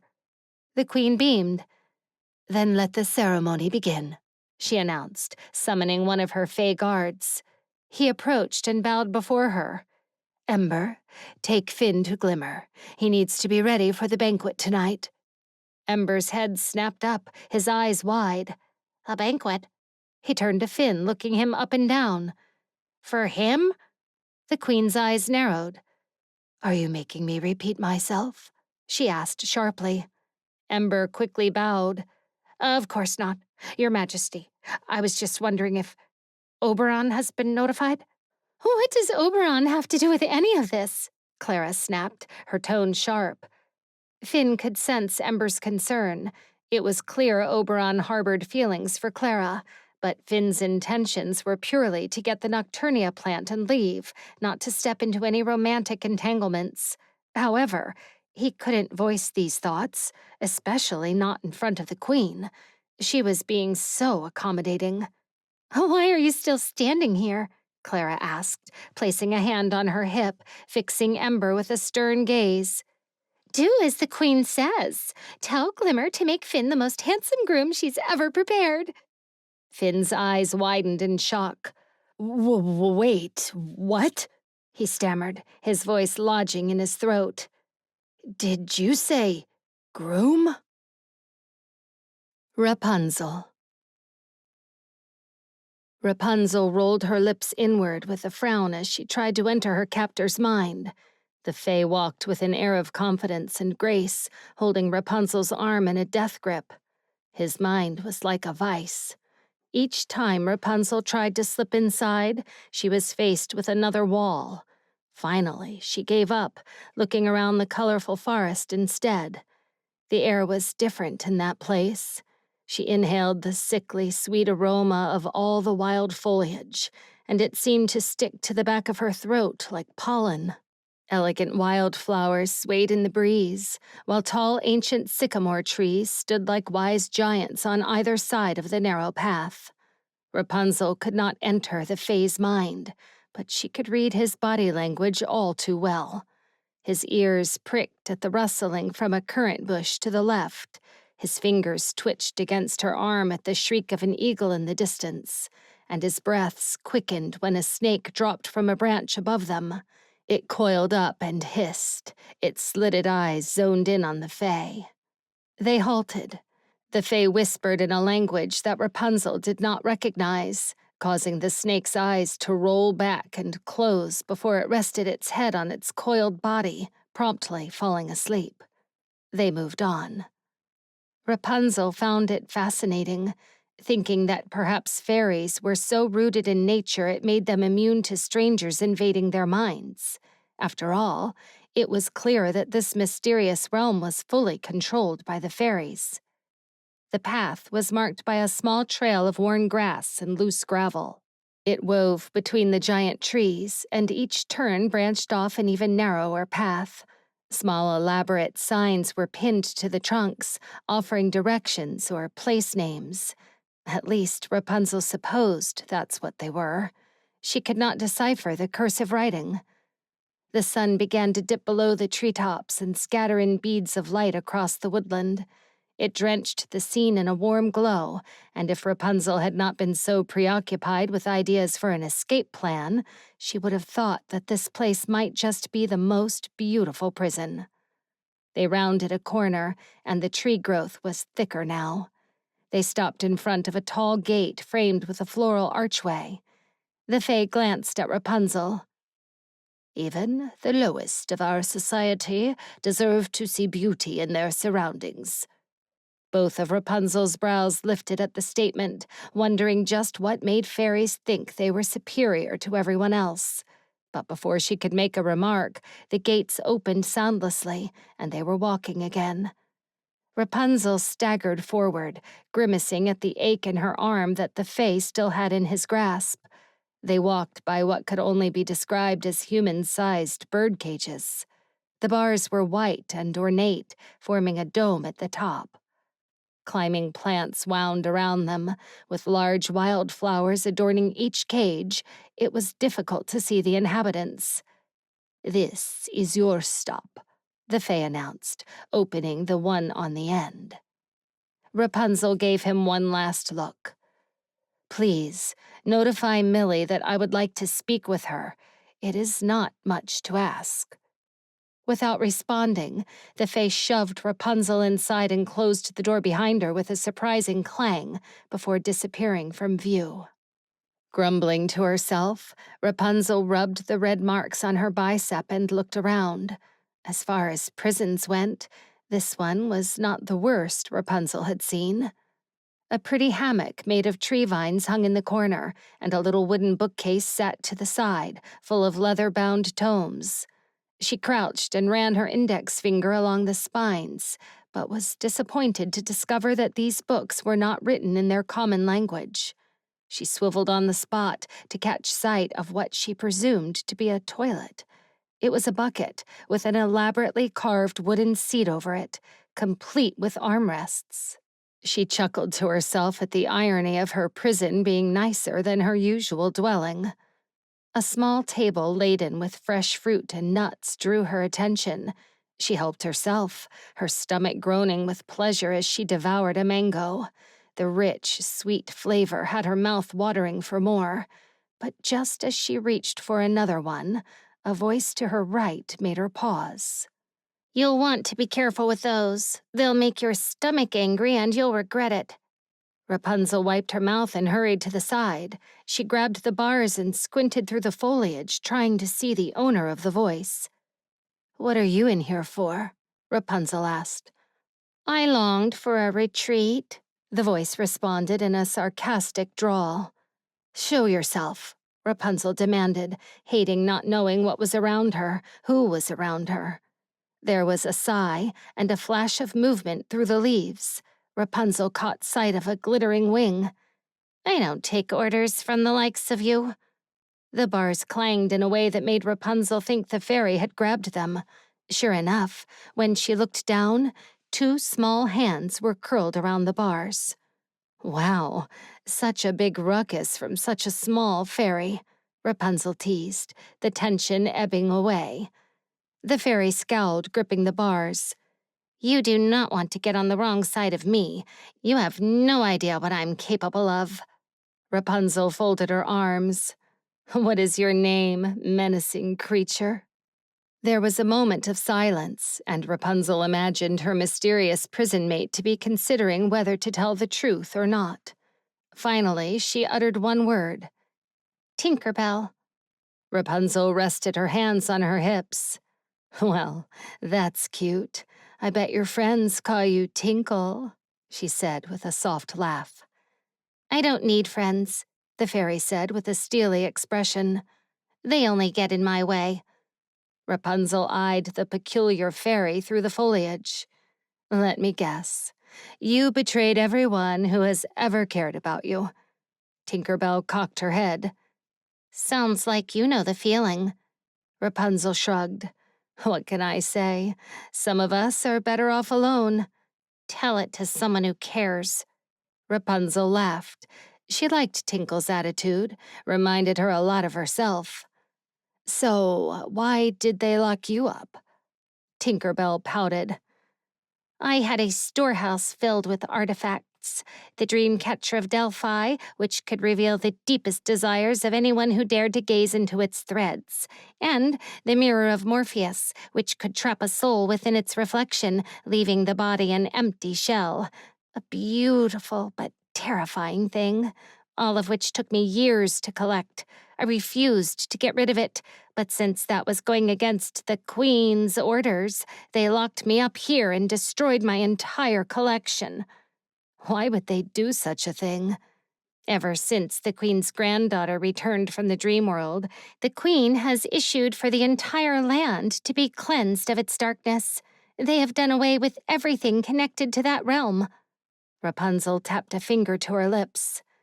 "Interesting." "Why are you here?" Tinker Bell asked.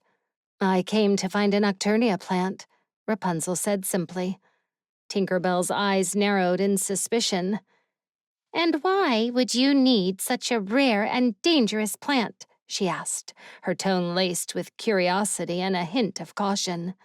"I thought you didn't care," Rapunzel retorted teasingly, unwilling to divulge her plans to a stranger, even if that stranger was as seemingly harmless as Tinker Bell. The dialogue was abruptly cut short by a subtle rustling at the entrance of her cage. Her heart skipped a beat as Finn appeared, clad in formal attire. Dark trousers hugged his legs, complemented by a waistcoat of the richest red that seemed to catch every flicker of light, layered over a shirt as white as moonlight on fresh snow, its sleeves nonchalantly pushed up to bare his forearms. His hair, usually tousled, now lay smooth and deliberate, framing his face in a manner that bordered on regal. The sight of him, transformed and yet familiar, kindled a spark of interest within her. Having been isolated for so long, the concept of attraction was as foreign as the world beyond her golden tower. Yet, Finn stood there, not as a daring thief, but as something akin to the princes of the stories her mother whispered at night. And in that moment, Rapunzel allowed herself a brief indulgence in the fantasy, a fleeting wonder at the notion of closeness. She shook her head, trying to dismiss the sudden wave of attraction. "We have to leave, now," Finn urged, his voice tense as he fiddled with the lock on her cage. "Already?" Rapunzel replied, her eyes fixed on his hands as they worked to free her. "How did you get the key?" "I got it from one of the fays," Finn said urgently. "Now, we can slip out while they distract themselves with the wedding preparations." "Wait, whose wedding?" Rapunzel asked. Finn cleared his throat uncomfortably, then swung open the cage door. "Mine?" A laugh bursted out of Rapunzel. "Excuse me? Did you say yours?" "It's not funny, Rapunzel. I cannot stay a minute longer," he said, his expression serious and troubled. "Did you get my plant?" she asked, stepping out of the cage. Finn's silence was answer enough. "Then we're not leaving." "Did you not hear me? They want me to marry Clara," he argued. "That's actually not a bad idea," Rapunzel mused. "While you're busy with the ceremony, I can look for the plant." "Have you lost your mind?" Finn's voice rose in disbelief. "Relax," she soothed. "The fairies host a ceremony banquet in preparation for the wedding. The actual wedding won't be until tomorrow. We'll be long gone by then." Finn sighed heavily, his shoulders slumping. "Please, don't make me go back there." Rapunzel tapped him reassuringly on the shoulder. "I had a different plan, but your wedding took all of their attention. Now you'll need to be the distraction." Their brief moment of understanding was shattered by a sudden outburst. "There you are." Oberon appeared, his sword drawn and eyes ablaze with fury. "The wedding hasn't even started, and you're already fooling around behind Clara's back." Finn stepped protectively in front of Rapunzel, catching her by surprise. She had never experienced anyone trying to shield her from danger before. His act of protection, though unexpected, stirred something within her. "Guards!" Oberon bellowed, his voice echoing through the dense forest. Within moments, guards arrived, their footsteps heavy and ominous. "Seize them both at once," he commanded, "and take them to the Queen." Led through a winding, luminescent corridor of the fairy palace, Rapunzel and Finn found themselves in the opulent throne room of the Queen. The air was heavy with the scent of exotic flowers, and the light danced off the walls, refracted by the countless crystals that adorned the cavernous space. "What is the meaning of this?" the Queen asked. Finn stepped forward. "Your Grace," he began, his voice surprisingly steady.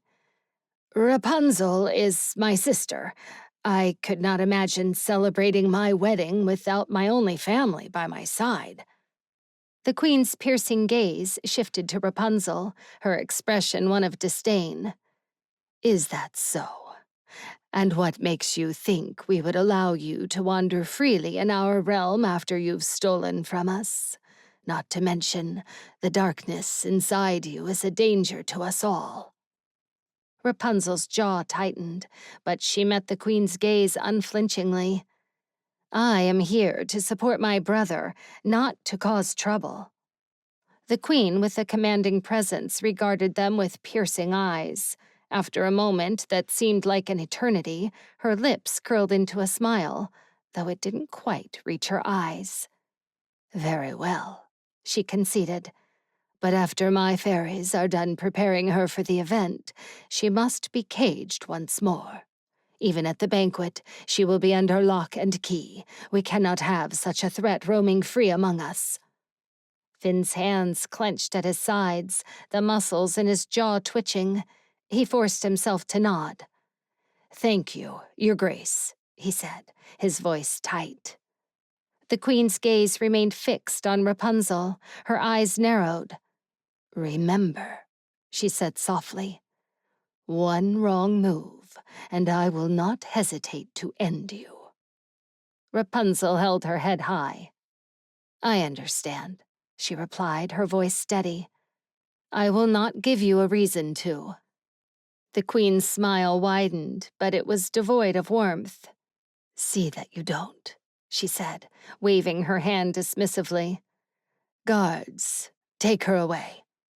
As the guards moved to escort Rapunzel, Finn stepped closer to her. "I'll see you soon," he whispered, his hand brushing against hers for a brief moment. "Please, don't do anything foolish." Rapunzel gave him a small, reassuring smile. "I cannot make any promises," she whispered back. The queen watched the exchange with a raised eyebrow but said nothing. As Rapunzel was led away, she sensed the weight of the queen's gaze on her, a silent warning that was clear. If her darkness threatened their realm in any way, they would strike to kill. As Finn stayed behind, discomfort gnawed at Rapunzel. As she was led toward the double doors, she heard Finn address the queen once more. "I appreciate your understanding, Your Grace," he said, his voice respectful. Rapunzel watched as the queen's eyes flickered with a hint of curiosity. "You seem very loyal to her," she remarked. "I hope, for your sake, that loyalty does not lead to your downfall." Finn met her gaze squarely. "I will do whatever it takes to protect my family." Something stirred inside Rapunzel at the word family. She quickly pushed it away as the guards led her out of the throne room. In a secluded chamber, pixie fairies fluttered around Rapunzel, their wings buzzing incessantly. The sound was unnervingly similar to bees, and Rapunzel fought to keep her composure, her fear of the buzzing insects threatening to overwhelm her. One pixie, with a bright green glow, hovered in front of her face. "Hold still," it chirped, draping her in a gown of shimmering fabric that seemed to be spun from the very stars. Rapunzel clenched her fists, her mind racing. She needed to find a way to the gardens, to search for the Nocturnia plant. But every exit was closely guarded. Every move she made was watched by dozens of curious eyes. A pixie with a soft lavender glow approached, adjusting a piece of Rapunzel's gown. "You look beautiful," she said, her voice high-pitched and musical. Rapunzel forced a smile. "Could you tell me where the gardens are? I'd love to see them." The pixie tilted her head, puzzled. "The gardens?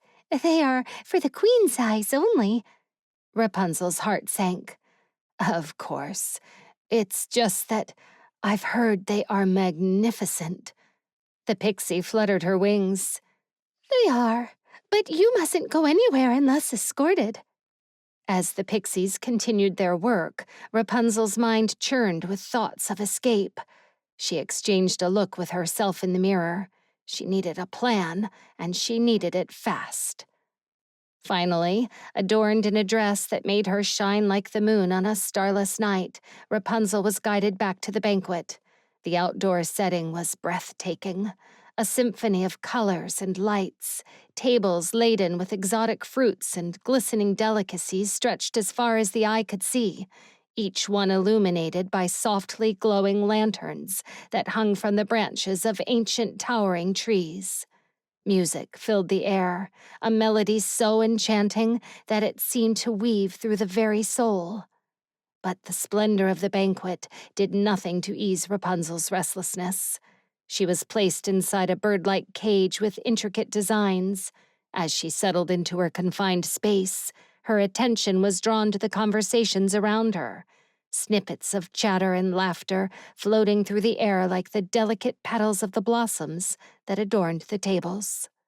It was then that she overheard a group of young fairies, their voices a mix of curiosity and awe as they spoke of the Dreamworld realm. "It's forbidden to even mention it here," one whispered, her eyes wide with fascination. "Why would it be forbidden?" another asked, her voice barely more than a breath. The first fairy leaned closer, her voice dropping to a hush. "Because the queen's other granddaughter, Millie, was once held captive there. She only recently returned, and it's said that the place still haunts her dreams." That caught Rapunzel's attention, not only because she knew Millie, but also because she had no idea she'd been plagued with the same nightmares. "Has anyone ever told you it is wrong to eavesdrop on other people's conversations?"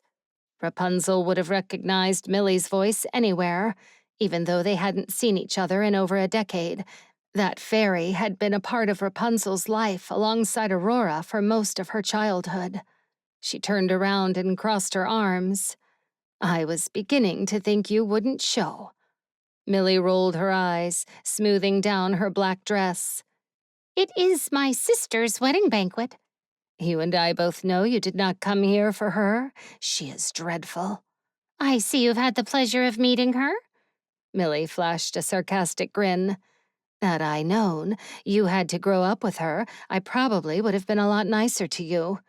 "Nice was never in your nature." Millie shot back, her eyes narrowing as she leaned closer to the cage. "And neither was honesty. So why not cut the act? We both know why you're here." "Is that right?" "You want the Nocturnia plant." Flashing a gloating smile, Millie crossed her arms. "What makes you think I will give it to you?" Rapunzel's expression turned serious. "Do you have nightmares, Millie?" Millie's expression fell. She didn't have to say anything. By the look in her eyes, Rapunzel could tell she did. "How do you know that?" Millie murmured. Rapunzel leaned against the cage, curling her fingers around the cold bars. "I'm locked in this cage because the same darkness that held you captive lives inside me. Whatever nightmares plague you, imagine what they do to me." A flicker of sympathy broke through Millie's hard expression, but only for a moment. "Do you expect me to feel sorry for you?" she said, holding on to her pride. Rapunzel shook her head. "No, Millie, I'm the one who's sorry." The hardness in Millie's features softened. "Why?" "You stayed trapped in that dreaded place for over a decade," Rapunzel continued. "I took the easy way out. You were braver than me, and I respect you for that." Millie frowned. "You used the dagger, didn't you?" she whispered. Rapunzel nodded. "And I have been living with the consequences of that decision ever since." "Oh, Rapunzel." Millie's hand moved to rest over her heart.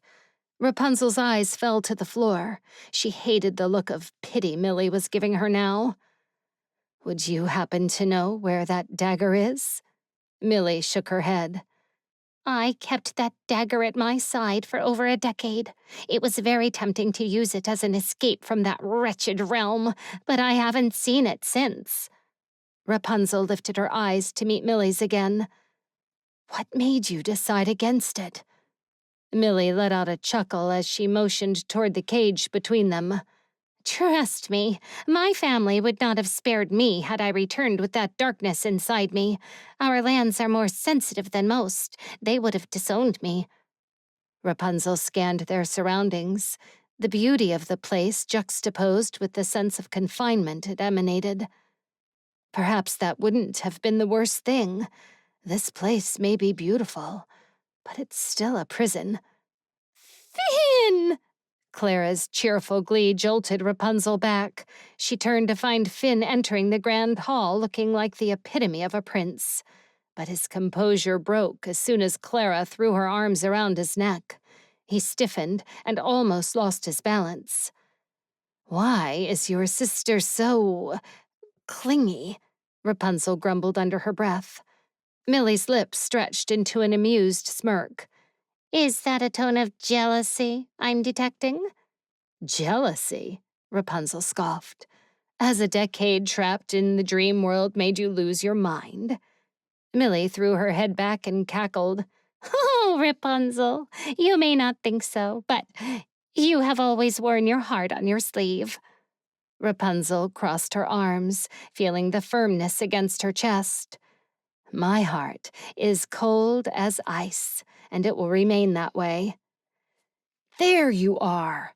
Finn's voice came from behind her. It was surprisingly grounding as it was familiar. She turned to find him standing outside her cage, champagne flute in hand. "You look like you need a drink," he said, handing it to her through the bars. Rapunzel took the drink and downed it in one swift gulp, the liquid providing a momentary escape from the vulnerability of her feelings. "I feel like an exotic animal on display," she hissed, turning to find that Millie was gone. Finn chuckled, drawing her attention back to him. "You're the one who insisted we stay, remember?" "That was before I knew they were going to lock me up in front of everyone," she grumbled. "Hang in there. I'll get you out," he assured her. "How?" Her eyes roamed the crowded banquet. "I'm on display." Finn crossed his arms. "You don't trust people easily, do you? Well, you can trust me. I've gotten out of worse situations," he said with a confidence that was somehow reassuring. As they spoke, the Queen summoned Finn. With a graceful stride, he approached her throne. Rapunzel watched as the Queen ordered a fairy to give Finn what he had requested. The fairy returned, presenting him with a lei necklace, its leaves unmistakably those of a nocturnia plant. Rapunzel gasped silently.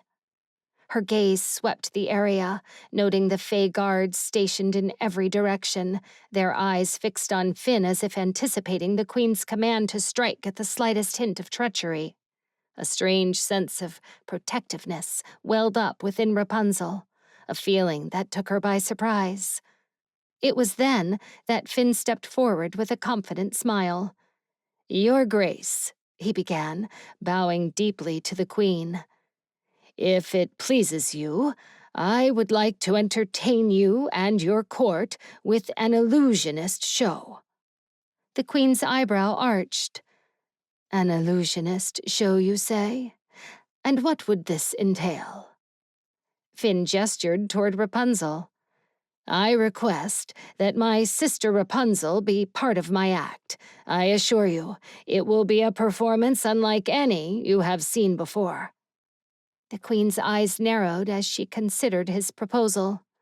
After a tense moment, she nodded. "Very well. She may step out of the cage, but only momentarily." Finn bowed again. "Thank you, Your Grace." As Rapunzel was led out of the cage, Finn began his performance. He picked up a tablecloth from one of the rectangular tables and, with a single expert yank, pulled it off without disturbing a single item on the table. The cloth slid off smoothly, eliciting applause and admiration from the assembled guests.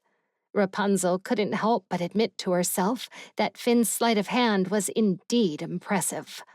She moved to stand beside him and whispered, "What's the plan?" Finn flashed her a reassuring smile.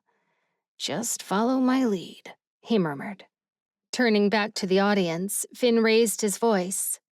"Ladies and gentlemen, fae and folk alike, prepare to be amazed.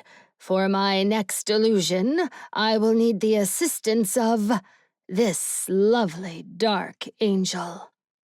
He took Rapunzel's hand and guided her to a spot near a long rectangular table in the center. With a wave of his hand, Finn signaled to a fairy behind the crowd. She beamed and nodded, then got into position. With a flourish, Finn cast the cloth high into the air, the fabric billowing like a ghostly specter. At that precise moment, a high-pitched whistle echoed through the forest. Then an explosion of fireworks ignited in the black sky above them. The eyes of the guests were drawn upward, mesmerized at all the colors bursting in all directions. As the cloth descended, shielding Finn and Rapunzel from the audience's view, Finn seized Rapunzel's hand and pulled her swiftly beneath the table, just as the fabric cascaded to the ground. Their disappearance under the veil of the cloth was met with another chorus of applause from the enchanted audience. "Quick, follow me," Finn whispered. They crawled from one table to another, the lavish tablecloths providing a veil of secrecy as they moved.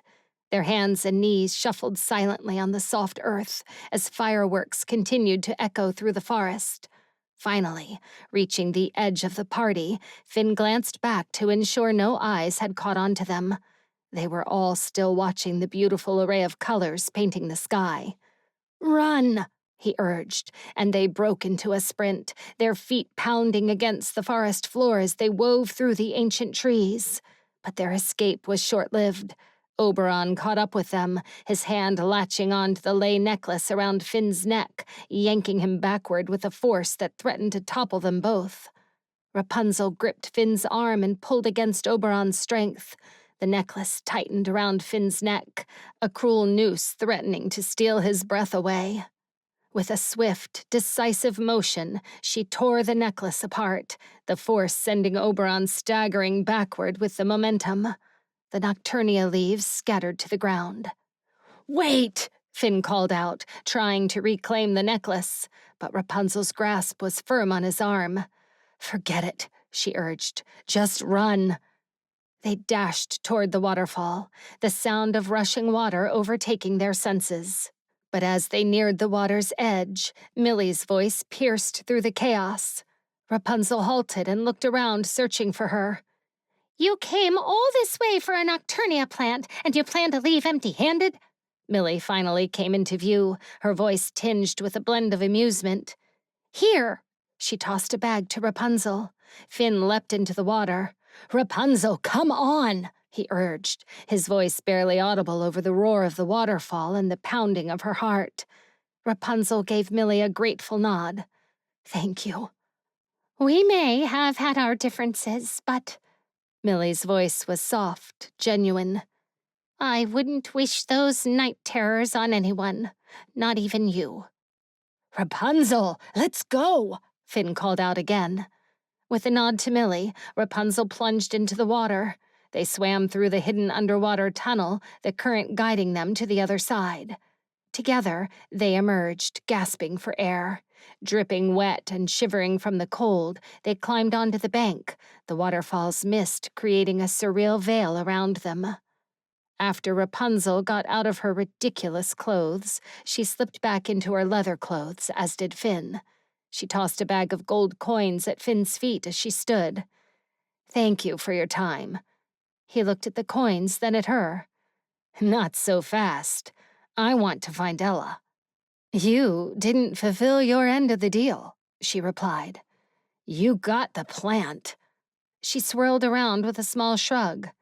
"No thanks to you." In 2 strides, he was standing in front of her again. "Maybe because I was a little busy trying to get out of a marriage I never agreed to." Rapunzel motioned toward the bag of coins on the ground. "Hence, the payment for your trouble." "Why won't you just tell me where I can find her?" he pressed. Rapunzel blew out a tired breath. "If you really care for Ella, don't look for her. You're trouble, Finn." "So are you," he countered, a spark of defiance in his eyes. "I know. That's why you won't ever see me near her," she confessed. "Now, take your payment and go." But before Finn could protest, a group of men, rough and menacing, burst through the underbrush, their single eyes zeroing in on Finn. "Why, hello, old friend," one of the men sneered, while the rest of the group cracked their knuckles. "One-Eyed Joe has been asking for you." In an instant, they were surrounded. Rapunzel attempted to enter their minds to create an illusion, but a strong hand came from behind her, covering her nose and mouth with a cloth drenched in a potent chemical that overtook her senses. Then there was a thump, followed by a grunt. Rapunzel turned to see Finn on the ground unconscious, and the last thing she saw was the bloodshot eyes of a filthy man. Then her eyes rolled back, and the world grew dark. Finn. Finn's blurry vision slowly began to clear as he forced his eyes open. The room was dimly lit. He and Rapunzel were bound by thick rope. He shuffled his weight, testing the strength of his bonds, and his wooden chair creaked. Rapunzel moaned and grumbled as Finn wrestled to break free, but the rope did not budge. Its coarse fibers only rubbed his skin raw. He finally gave up and surveyed the towering stacks of boxes that filled every corner of the room. The air was musty, heavy with the scent of old wood and stale beer. Finn strained his ears, picking up the muffled sounds of heavy footsteps and distant chatter above them. When his gaze landed on a worn portrait of a mill from the Chanted Kingdom, Finn knew exactly where they were. They were in the cellar of a tavern, and he thought about the last time he'd visited it. The night had ended with broken glass and chairs strewn across the floor following a chaotic brawl he had inadvertently caused. He had offered to help the owner clean up, spending a week lugging beer crates down to this very basement. A door opened with a bang, and shuffling footsteps followed. 2 men appeared from the staircase and approached them, their eyes glinting dangerously. "If it isn't our old friend Finn," one of the men sneered. "One-Eyed Joe wants what you stole from him." Finn's mind raced as he tried to find the words to persuade the men to free them, but it was Rapunzel who spoke first. "Look, I don't know what Finn stole from One-Eyed Joe." She jerked her head back, and Finn glimpsed an eye roll in his direction. "But I am sure we can work something out." "I didn't steal anything," Finn murmured. "I won that money fair and square." One of the men snorted. "You cheated. That's what you did." Finn, choosing his words more carefully, neither admitted nor denied the accusation. "I can hear the games upstairs. Let me play, and I can win back the money for you." A long-nosed man shook his head, a sneer still on his face. "You've been banished from this tavern, mate. You won't be allowed to play at any of the tables." He cracked his knuckles menacingly, looming over Finn. "Looks like you'll have to pay with your teeth." Finn braced himself, closing his eyes tight as he waited for the imminent pain. But before the blow could land, Rapunzel's voice cut through the tension. "Let me play instead," she said, her tone confident and assertive. "I assure you, I can win back what he owes. I'm an even better player than him." Finn opened one eye, managing a wry smile. "Well, I wouldn't go that far." The long-nosed man grabbed Finn roughly and pressed a knife against his mouth. "You better hope she's as good as she says, 'cause if she loses, I'm taking out your tongue." Rapunzel let out a mirthless laugh. "Oh, relax. I won't lose, but Finn here might enjoy a bit of silence." The men laughed along with her, their mood lightening slightly. "She's got spirit," one of them remarked, releasing Finn and stepping away. His crooked grin showed a row of uneven teeth as he looked at Rapunzel with newfound respect. "All right, let's see what you've got." They untied Finn and Rapunzel, then ushered them up the stairs to the gaming room. The air grew thicker with the scent of tobacco and ale as they ascended the wooden stairs. Gamble your own tongue next time, will you? Finn grumbled under his breath. Oh, hush. I'm not the one who got us into this mess, Rapunzel hissed back. Don't forget, I almost got married because of you, Finn retorted, following the men into the dimly lit room filled with gaming tables. Rapunzel glanced at him. Stop distracting me, otherwise I'll ask them to cut off your tongue as a reward, she said, shifting her attention to the room. The sounds of clinking coins and shuffling cards filled the space, merging with the low murmur of conversations. Her gaze swept across the room, evaluating each gaming table. Choosing a table, Rapunzel walked over with an air of confidence. Her touch was light as she brushed the shoulders of the men seated there. One of them, taken by her charm, pulled out a chair for her. She sat down with a smile. Finn attempted to sit next to her, but as he was about to lower himself onto the chair, one of the men pulled it out from under him. His fall to the floor was met with a round of raucous laughter from the table. Finn scowled at them. Very funny. Rapunzel spared him a quick glance, the corners of her mouth lifting in a barely perceptible smile that seemed meant just for him. Finn's stomach flipped at that small, secretive gesture. One of One-Eyed Joe's men grabbed Finn by the shirt and hauled him to his feet. "You'll stand right here with us," he ordered, his voice brooking no argument. As Finn brushed off his clothes, he stood back to observe Rapunzel's mastery over the gaming table with an unusual blend of wariness and fascination. There was something about her, a mix of grace, confidence, and a subtle hint of danger that made it impossible to take his eyes off her. As the game progressed, Finn noticed a peculiar pattern. In the first round, Rapunzel's hand was visibly low, yet the other players kept betting higher and higher. When they finally folded, they grumbled about their poor hands, even though Finn caught glimpses of high cards like aces and kings. She is manipulating their minds, he realized, watching her with a sense of awe. Rapunzel's stack of coins grew as she won round after round. Finally, she pushed her entire mountain of coins to the center of the table. "All in, boys," she said, with a mischievous glint in her eyes. A hush fell over the room as everyone waited for her to reveal her cards. When she won again, a chorus of grumbles and muttered curses filled the air. One particularly irate player stood up abruptly, his face red with anger, clearly ready to stir up trouble. But before he could act, One-Eyed Joe's men stepped in front of him. "Got a problem?" one of them asked. The angry man hesitated, weighing his options.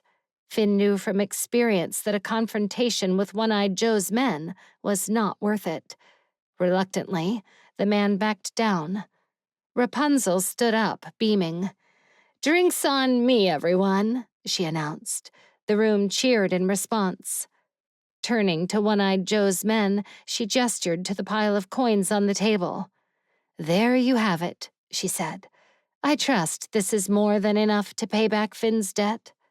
One of the men began scooping the coins into a bag, while the other stepped aside.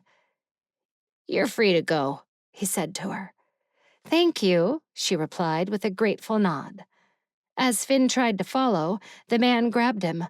Rapunzel paused and turned, her eyes lingering on Finn. There was a moment of hesitation, as if she was weighing the pros and cons of leaving him behind. Finally, with a sigh of resignation, she turned to face the man.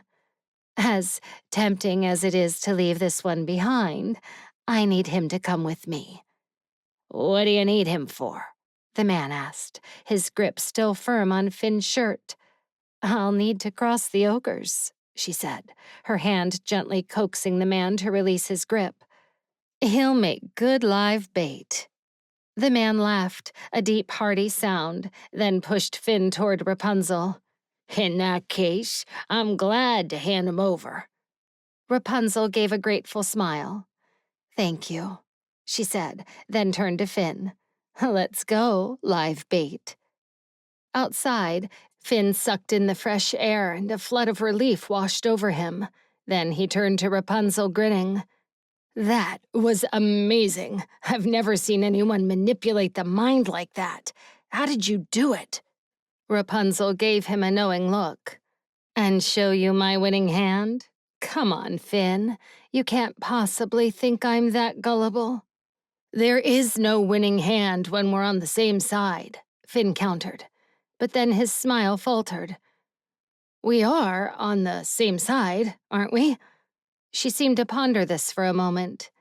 You tell me, she responded, arching a brow, but then a playful smirk crossed her face. Finn chuckled lightly. I'd be a fool to go up against someone like you. Now come on, tell me, how did you do it? Rapunzel shrugged casually. I made them see what I wanted them to see, she said. Men are so overconfident, especially when dealing with a helpless woman. They drop all their defenses, making it easy to manipulate them. Intrigued, Finn leaned in closer. That still doesn't answer my question. She studied him for a moment. Do you really want to know? I do. Then answer one question and I'll tell you, she proposed. Finn crossed his arms, leaning back against a wooden flatbed that was parked on the street. Shoot. Her question was straightforward. The brass dagger you stole for Midas, where did you find it? The mention of Midas stirred a flicker of anger in Finn. Ask me something else, he said, unable to hide his irritation. That's my only question, she insisted. Finn shook his head. How does it not bother you to talk about him? Why does it bother you? She shot back. He promised me something in exchange for that dagger, Finn explained, his tone bitter. But he never followed through. He didn't pay you? He did. Just not what we agreed on, he admitted, his gaze dropping to the ground. And what was that? She prodded. Finn shook his head. He would never trust anyone with that information. I found the dagger with the ogres, he said, answering her original question. But what makes you think they would have it again? Millie said she had it with her in the Dreamworld, she said, tapping a finger to her lips. That means the dagger returned to its original place. If the ogres found it before, they might have found it again. Finn kept his arms crossed. So, if you want me to show you where I found the dagger last time, tell me how you won every round of the game. Rapunzel stepped closer, locking eyes with him. I'll do you one better, she whispered. I'll show you. Rapunzel. The land of the ogres consisted of 3 vast swamps. Rapunzel knew they were getting close when the stench of rotting flesh and filth clung to the back of her throat. Finn wrinkled his nose and coughed. What is that revolting smell? He asked, his voice muffled by his hand. Rapunzel clenched her jaw, glancing at him. Trust me, you don't want to know. The air grew heavy and damp, and thick clouds shrouded the sun as they ventured further into the dank forest. It had been several hours since they had crossed any sign of life. The skies above their heads were vacant of birds. Even the bees seemed to avoid this part of the forest. The rocky path disappeared into a muddy trail. Finn knelt to study a massive footprint, yet it resembled a human foot. These are fresh, he murmured. We should be careful. Rapunzel looked around. The tree trunks had several notches in them with splatters of dried blood. Her stomach churned as she tried not to imagine what a poor creature had to endure at the hands of an ogre. She had heard tales. Generally, ogres cooked their food, but if one had to go several days without a kill, it was not uncommon for them to beat their prey to death before eating them whole. She shuddered and hopped off the path into the safety of the wiry brambles. Come on, she whispered to Finn, who lifted his brow at the thorns. Are you sure about this? He asked, eyeing the thorns warily. Rapunzel frowned deeply. I thought you had stolen from them before? I have, Finn replied, stepping closer. But we intercepted them in Sherwood Forest. Rapunzel gave him a side glance. We? Robin Hood and his men, Finn explained. I joined them on a few jobs, but Robin was too reckless, so I decided to go my own way.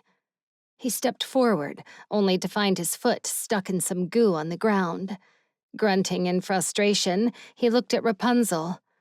Are you sure you know where you're going? She smirked and teased him in a mocking tone. Are you afraid? What kind of thief are you? He grumbled, shaking his foot to free it from the goo. You're just as reckless as Robin. Maybe I should have just stuck with him. Rapunzel hid a smile as she led the way through the brambles. Let's go this way, she said, nodding toward a narrower path. This path is too exposed. Are you sure? Finn asked, still sounding skeptical. I don't know about you, she replied, brushing aside some branches. But I'd rather be scratched up and alive than an ogre's snack. Finn sighed and followed her, ducking under low-hanging branches and trying to avoid the worst of the thorns. They squelched across the mud in silence. The only sounds were the distant croaking of unseen creatures. Finally, the path rounded a corner, and a cave's entrance loomed before them, a gaping maw in the earth that seemed to swallow the remaining light. Rapunzel lifted her finger to her lips and gave Finn a pointed look. He nodded in understanding before stepping inside. The air was thick and musty, the smell of decay coating Rapunzel's tongue.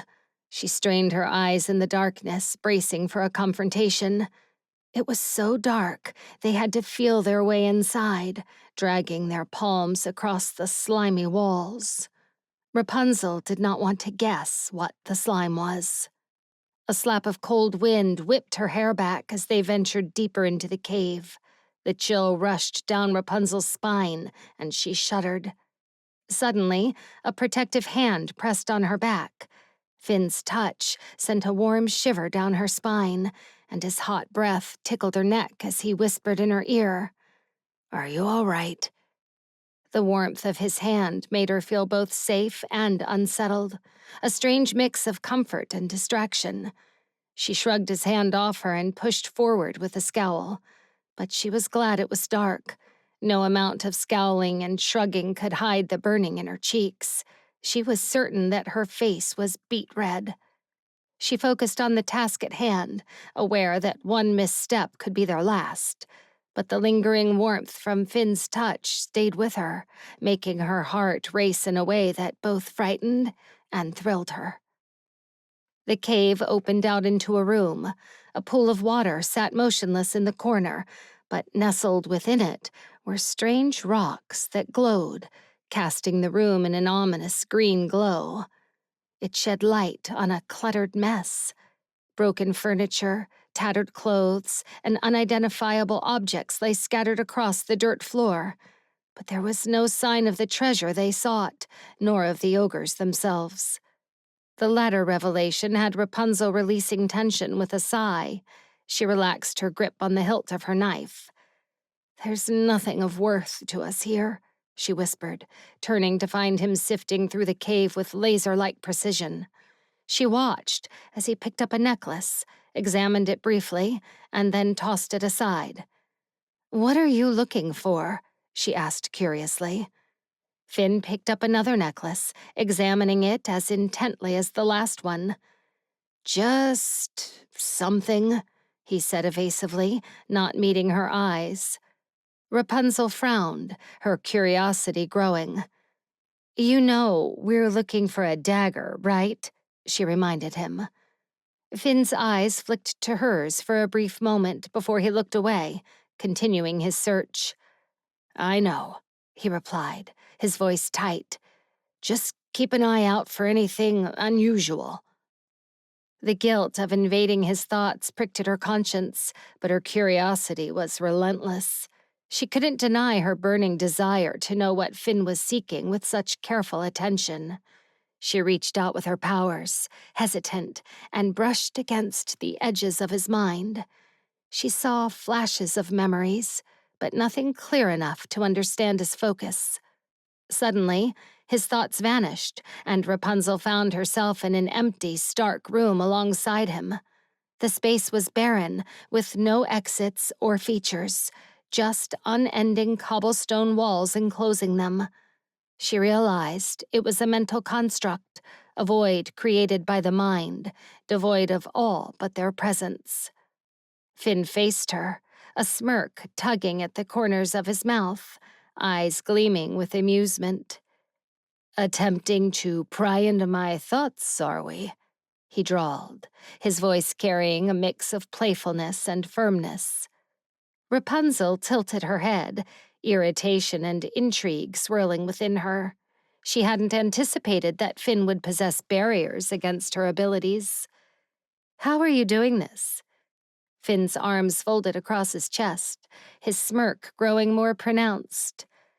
"I, too, am skilled in the arts of deception and illusion, you know." His lips tilted upward. "My mind is a fortress under my command. Your usual tactics will find no purchase here unless I permit it. But I wonder." He narrowed his eyes, his gaze piercing. "What secrets are you so eager to discover?" Rapunzel's face burned. She was caught off guard, not just by Finn's unexpected mental defenses, but also by getting caught trying to invade his mind. Even though she did that on a regular basis with other men, with Finn, it did feel like she had crossed a boundary. I was just curious," she admitted, averting his gaze. He cocked his head amused. "So, that's how it works, huh? You wander into people's minds without their permission. That would explain how you won all those rounds." Rapunzel crossed her arms. "You're hiding something from me, I can feel it." Finn nodded, his expression turning thoughtful. "Everyone has things they prefer to keep to themselves," he said gently. "Even you, I'm sure." Rapunzel released her mental hold on Finn with a frustrated huff. Suddenly, the empty room faded, and they found themselves back in the ogre's cave. Her gaze swept across it, her chest heaving as she sucked in a lungful of air, grounding herself back in the harsh reality. A twinge of annoyance pricked at her, mingled with an undeniable spark of intrigue. Finn had been the only man who managed to counteract her abilities, and she wasn't used to that. But before she could delve deeper into those thoughts, the earth trembled beneath their feet, a subtle yet unmistakable warning. The heavy, thudding footsteps of two approaching ogres echoed ominously through the cave. With a shared glance that conveyed a silent agreement, Rapunzel and Finn sprang into action. Their movements were swift and synchronized as they dashed toward the shadows, seeking refuge in a concealed nook away from the prying eyes of the incoming threats. Rapunzel's heart jolted, and her stomach dropped as two ogres came into view. Their bulbous heads almost touched the ceiling of the cave, and two thick boulder-like arms hung from their torsos. She swallowed hard, knowing that if they were caught, it would be over. She and Finn were like tiny bugs compared to them. Luckily, it seemed that the ogres had no interest in searching the cave for trespassers. Instead, they were packing. Hidden in the shadows, Rapunzel listened as the ogres grumbled and complained. Their deep, guttural voices filled the cavernous space, echoing off the stone walls. "Why do we gotta leave?" one ogre grumbled, his large hands clumsily stuffing a bag with various items that seemed more like junk than treasure. "And since when do ogres take orders from stinky humans?" the other ogre muttered in annoyance, throwing another handful of oddities into his bag. The first ogre sighed heavily, the sound rumbling through the cave. "I guess it's for the best. The Chanted Kingdom is the best in the land, isn't it? Think of all that unspoiled land, with fresh meat for picking. Now Rumpelstiltskin says it's ours to rule over." Rapunzel's heart skipped a beat at the mention of the Chanted Kingdom, Snow and Emmet's land. It dawned on her that by setting their castle on fire, she forced them out of their home, leaving it vulnerable to an attack. Surely, Rumpel had given it to the ogres, undoubtedly striking a deal with them. A chill ran down her spine as she thought about the implications. Rumpel now had an army of ogres at his disposal, a formidable force that could change the balance of power in the land. As the ogres continued their preparations, they began separating their belongings into 2 piles. "This goes to our new land," one ogre said, pointing to a heap of items that seemed somewhat valuable. "And this one," he gestured to the other pile, "goes to the secret place." Rapunzel's curiosity flared like a beacon in the night. A secret place, hidden from the prying eyes of the world? Intrigued, she narrowed her focus on the ogre, whose thoughts lay before her like an open book. Extending the tendrils of her mind, she delved into his consciousness, her mental touch as swift and silent as a shadow. The moment her mind connected with his, a kaleidoscope of images cascaded through her senses. She saw clouds, thick and tumultuous, churning in a sky that seemed to boil with unrest. Amidst this maelstrom, colossal structures loomed, their size so immense that even the ogres appeared as mere ants in comparison. Then, the most breathtaking sight came into view. A beanstalk of unimaginable proportions, its verdant stalk piercing the heavens, a living bridge between earth and sky. The ogre, momentarily pausing in his task, shook his massive head as if to clear an annoying itch. Unaware of Rapunzel's intrusion into his thoughts, he grunted and resumed stuffing his belongings into the oversized bags scattered around the cave. His large hands clumsily picked up a mishmash of objects, from broken swords to oddly shaped stones, all deemed valuable in the eyes of an ogre. Rapunzel turned to Finn, who had been watching the ogres with both curiosity and caution. "They're talking about a giant beanstalk," she whispered, her voice barely audible over the ogre's rumblings. "Apparently, that's where they take their most valuable things. Maybe that is where they took the dagger." Finn's brow furrowed in thought, his gaze shifting from the ogres to Rapunzel. "A giant beanstalk? Where would we even find something like that?" Rapunzel thought about it. "I know someone who might help us," she said confidently. "An old friend who's well-versed in the tales and secrets of the land. If anyone knows where to find a giant beanstalk, it's him. Let's go." As Rapunzel turned to exit the cave, Finn reached for her arm. "Where are we going?" he asked in a hushed tone. Rapunzel flashed him a knowing smile. "Seems like now it's your turn to trust me." Finn shifted his weight from one foot to the other, his gaze fixed on the rugged path leading to the foot of the ice mountains. He did not like standing so exposed. Billowing winds pushed him back, and he gritted his teeth to stop them from chattering. The air was cold, biting at his skin. It crawled up his bare arms like white, bony hands wrapping around his throat. But it was not the cold that bothered him. He let his gaze flicker upward at the looming, dangerous mountains ahead. No one visited the ice mountains, not if they wanted to live. He had heard stories about the creatures that dwelled there, hunting men like prey.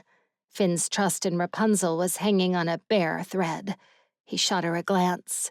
She looked so calm and collected, looking as though she was merely waiting for a carriage to pick her up in a busy market square. Except they had been waiting in silence for what seemed like an age. "Are you sure this is the right place?" he asked, his voice barely audible above the howling wind. Rapunzel nodded, wrapping a thick cloak tight around her frame, her eyes never leaving the path. "Yes, this is where we need to be. Trust me." Finn's patience was wearing thin. "Trust you? We're standing at the foot of a death trap, waiting for who knows what. You could at least tell me why we're here." Rapunzel finally turned to face him, her expression calm but firm. "We need to find someone who knows these mountains better than anyone, someone who can guide us safely. That's why we're here." Finn sighed, rubbing his arms to keep warm.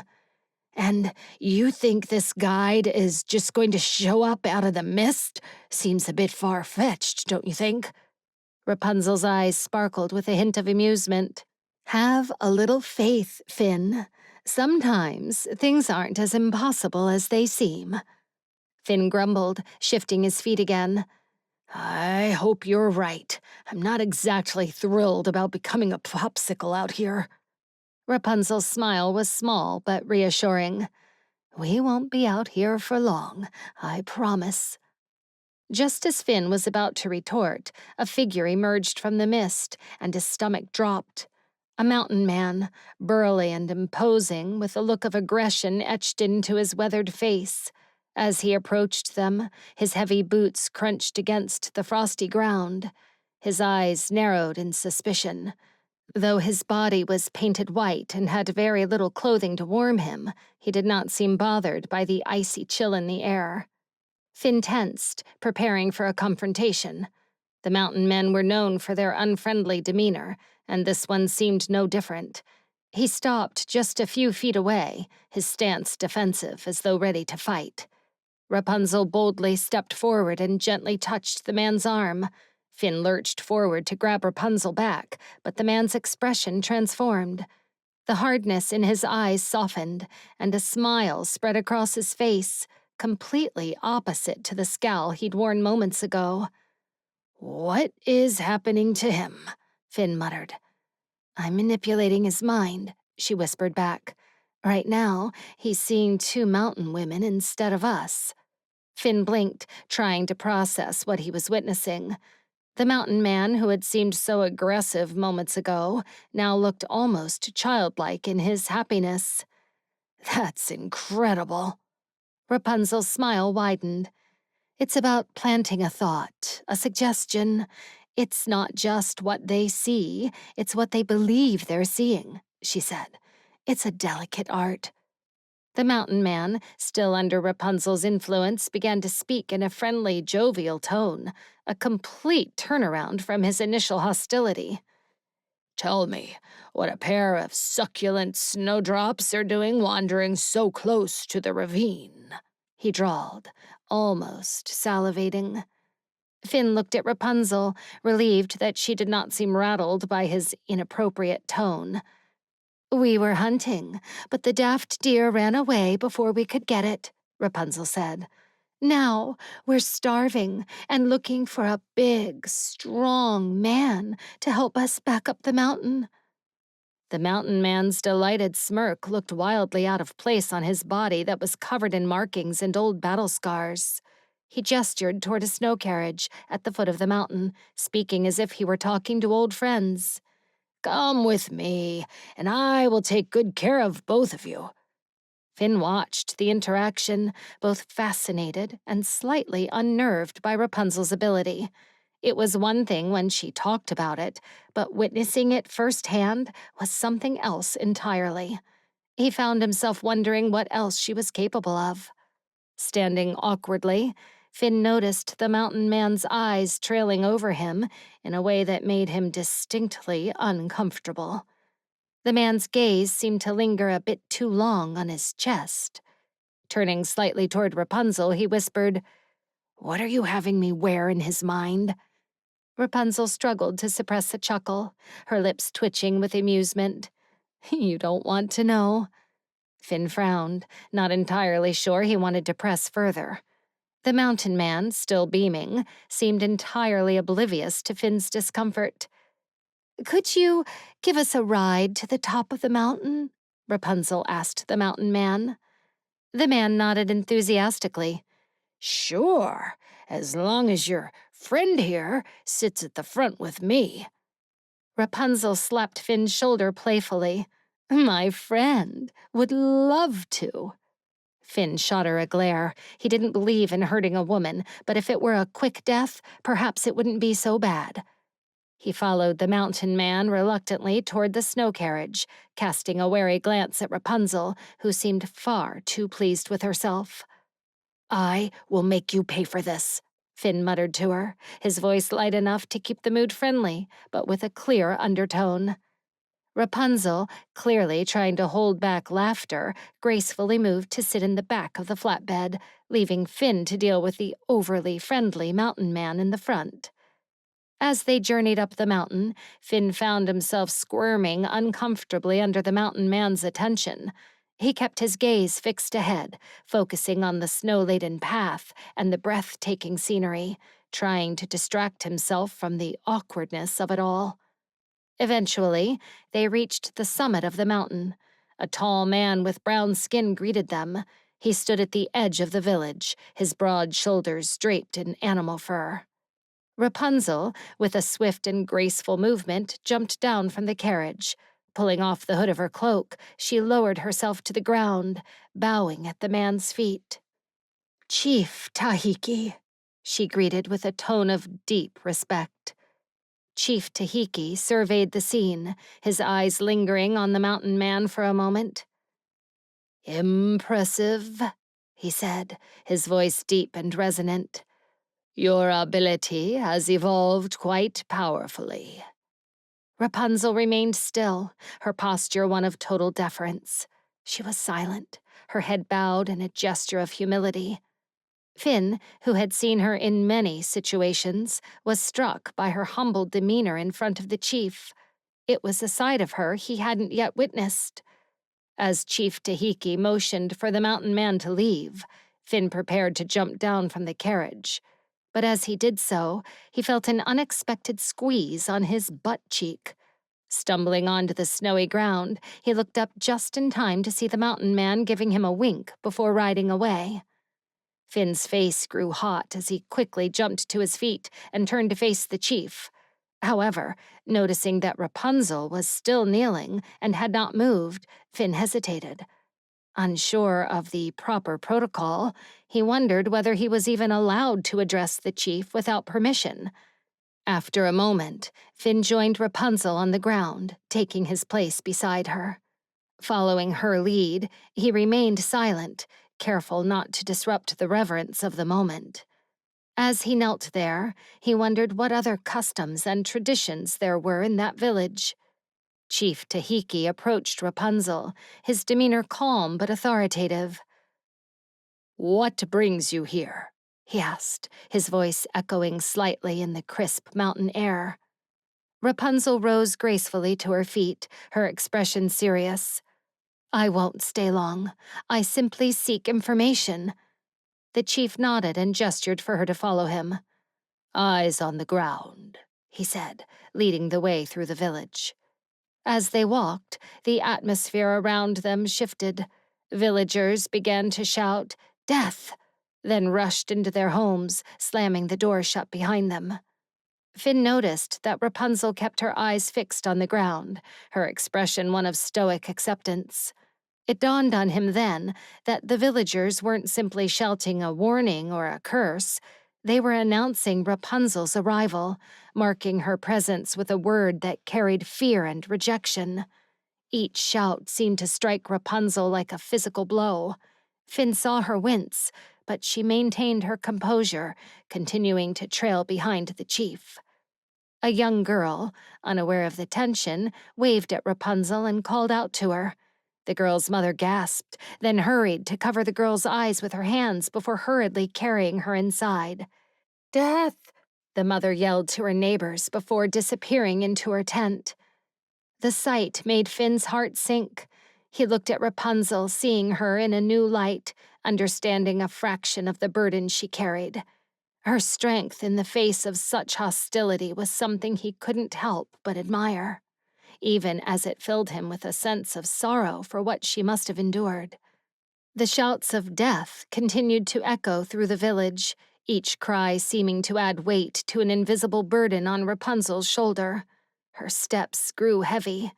Finn could see the villagers peering through their tents, their eyes wide with fear, before quickly drawing their curtains closed at the sight of her. He leaned closer to Rapunzel. "Why are they calling you Death?" he whispered. Chief Tahiki, who was walking ahead of them, spoke up. "In our village, there is a belief," he began, his voice solemn. "To look into the eyes of one who has caused death is to invite it upon oneself." Finn's eyes flicked toward Rapunzel, wondering what death she had caused. "Why don't you look away, then?" he asked the chief. Silence stretched, filled only by their footsteps before Chief Tahiki's voice, soft and distant, replied, "Death has already claimed those I loved. I fear it no longer." Observing the chief, Finn noted a stoicism that belied a submerged sorrow. Beside him, Rapunzel's eyes, though steady, held the flicker of an internal storm. Guilt, perhaps, or grief. It made him wonder about her past, about the experiences that had led her to absorb a force so dark that made even the fairies afraid. And now, an entire village. Rapunzel. As Rapunzel stepped into the tent, a transformation occurred. The pervasive dampness of the swamp was replaced by a refreshing clarity in the air, infusing the space with a serene tranquility. Her stride was purposeful, her golden hair cascading behind her, shedding the remnants of her journey's hardships with each step. The elders, seated with a dignified stillness, watched her approach, their eyes reflecting a blend of curiosity. They parted their circle, a silent gesture of inclusion that Rapunzel accepted with a graceful nod. Beneath her, the ground was adorned with woven mats, offering a soft reprieve for her tired feet. She settled into her spot, cross-legged, as a simple yet hearty meal was presented to her on plates that bore the marks of time. She welcomed the food with a nod, savoring the roots and berries that seemed to breathe life back into her weary body. The tranquility was disrupted by a young man's arrival, his form casting a shadow as he entered the tent. His silver hair sat in soft waves over the tops of his ears, but his eyes were deep and discerning. Rapunzel swallowed. She had heard stories about Jack Frost, the one who came from a world beyond, who knew the intruder, and possessed powers even greater than the former Snow Queen Arya. His presence commanded respect. He stood with his shoulders squared and jaw tight, but there was a warmth in his eyes that betrayed him.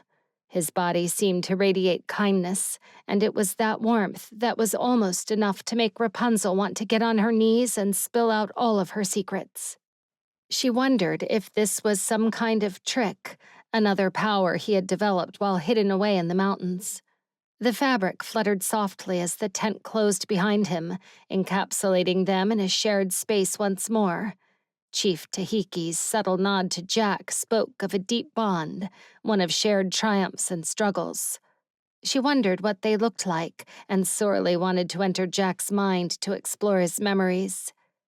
Jack's voice broke the silence. "Arya has gone to see her sister," he said, his words heavy with the weight of recent events. "I understand that her castle is now in ruin." His statement resonated within the confines of the tent. The atmosphere shifted, and the air thickened with the unspoken implications of Jack's news. She swallowed again and averted her gaze. An uncomfortable pinch nipped at her insides for a moment, but she pushed the feeling away and returned her resolute gaze to Jack. The attention of the room subtly shifted toward her, and she could sense the weight of expectation and speculation bearing into her soul. Chief Tahiki's gaze pierced through the tension, focusing on Rapunzel with a clarity that seemed to see beyond her outward appearance. The silence that followed was palpable, charged with anticipation as he posed his question. "Do you know what happened to Queen Snow's castle?" he asked, his eyes locked onto hers, demanding truth in a way that left no room for evasion or deceit. Rapunzel hesitated, feeling the pull of truth against her reluctance. She gritted her teeth and dug her fingernails into her palms to stop her from saying too much. "Yes," she forced out. "Someone set it on fire." The chief and Jack exchanged looks for a moment, their expressions knowing there was more she wasn't letting on. "Who set it on fire?" the chief pressed. A tightness spread across Rapunzel's chest. She could have offered any number of explanations, each masking the real reason behind a veil of acceptable justifications. Yet, facing Chief Tahiki, a man who had suffered greatly because of her, she found herself unable to weave her usual web of half-truths. "I did," she admitted, through gritted teeth, the words tasting bitter as they left her mouth. "I burned it down." Jack's reaction was immediate. Surprise, shock, and a hint of fear. It was the look people gave when they saw the real her, the part she always hid. That look had haunted her for too long, a reminder of the monster she believed herself to be. But when she glanced at Finn, who sat silently beside her, his expression was different. There was no shock, no fear, just an unwavering acceptance. It was as if what she had done didn't surprise him. It didn't change his perception of her. Rapunzel found herself torn. Finn's lack of reaction should have been a relief, but instead, it stirred a deep, unsettling feeling.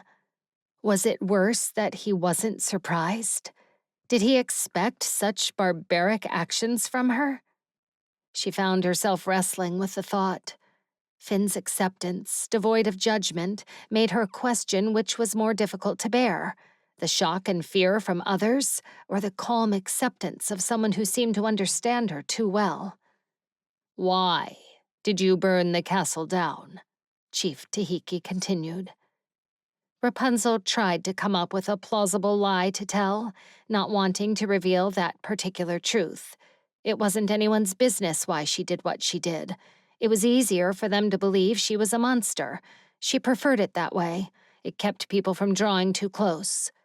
But before she could speak, Chief Tahiki pushed a bowl of water toward her. "Drink," he ordered, his voice brooking no argument. The bowl, simple in its design, became a vessel of truth under his directive. Rapunzel eyed the bowl, the water within it reflecting the flickering lantern light. The white sheen made her stomach turn. She knew what it was. Truth tonic. Made from one of the rarest flowers, the Verita flower. It only bloomed one day every 300 years, and on the highest peaks of the ice mountains. Its petals, when boiled, would turn water white. She met the chief's gaze, her voice laced with hesitation.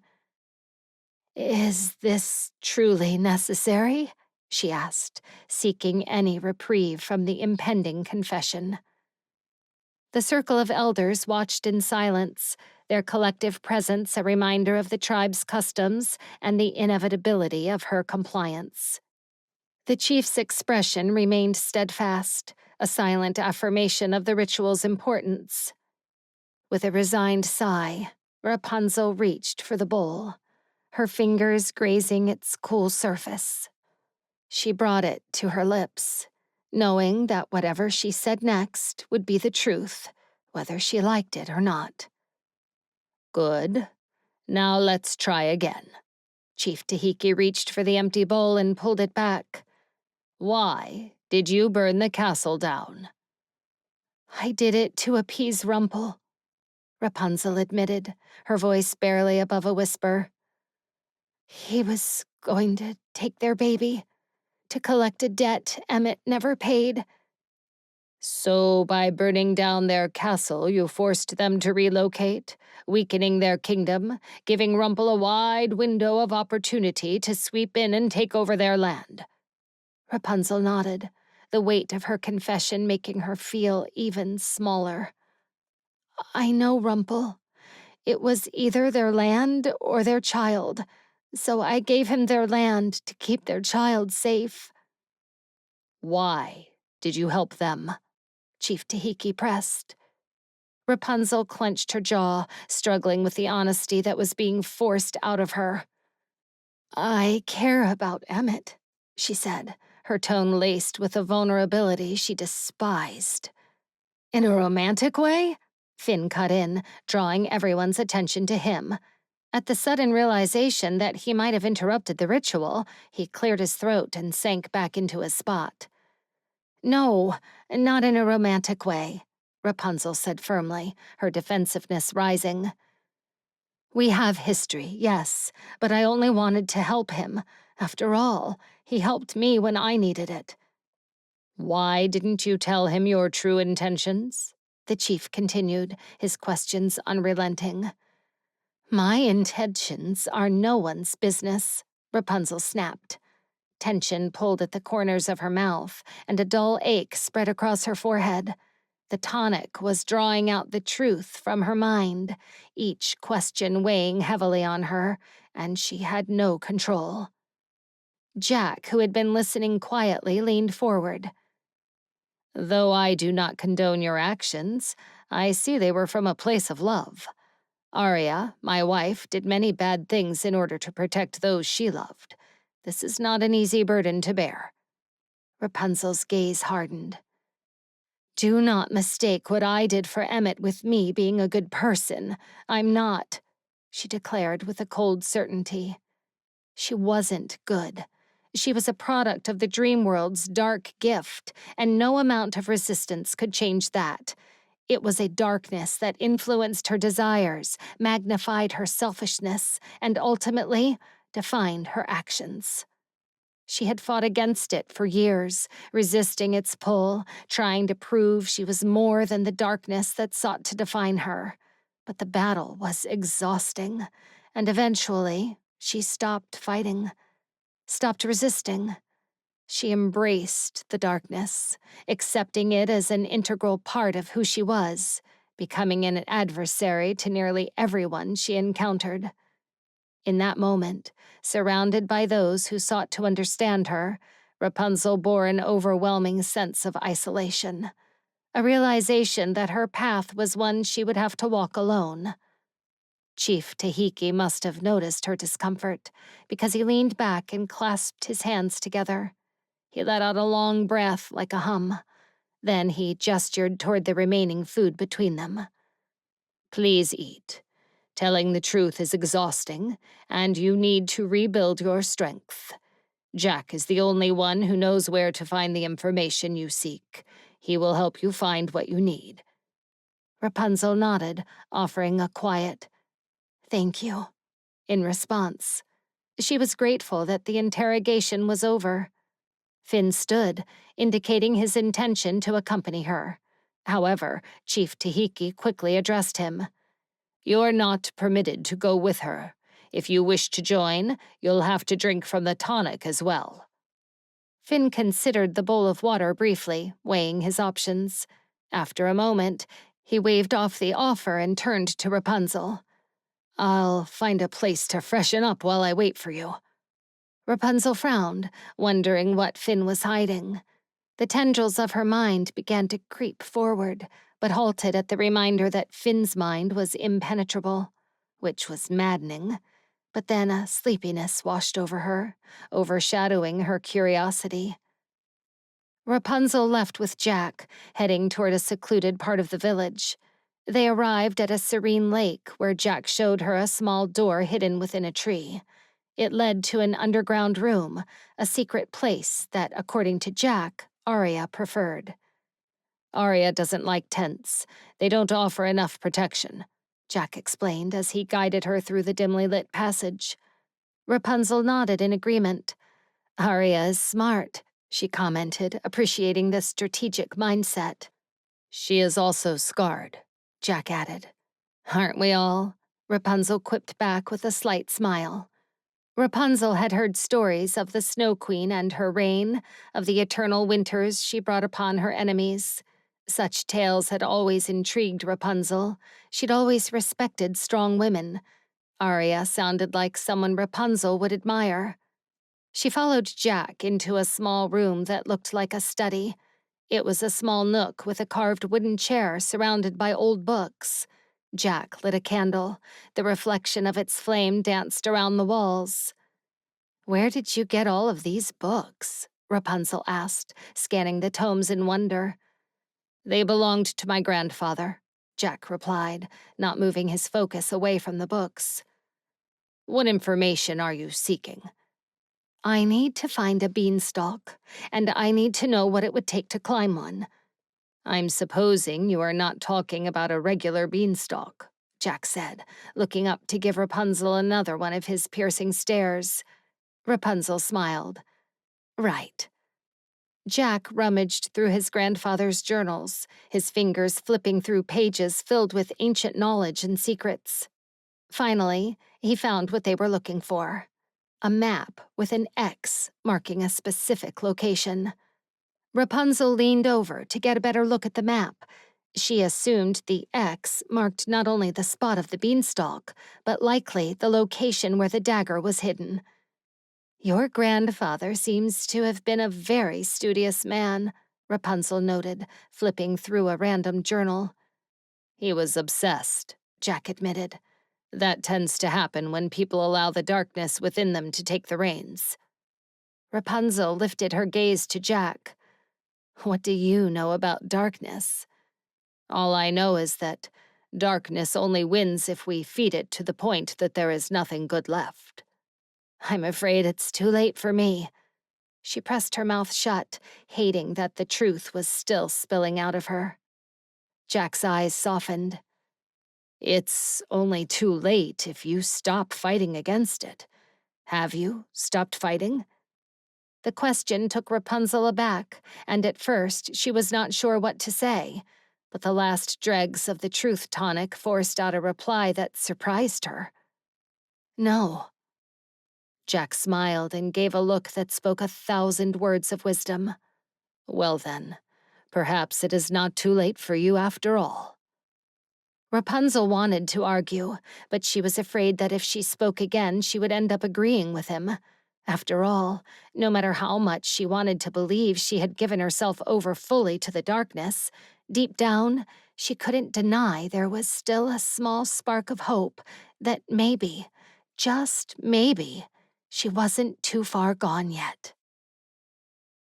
Finn.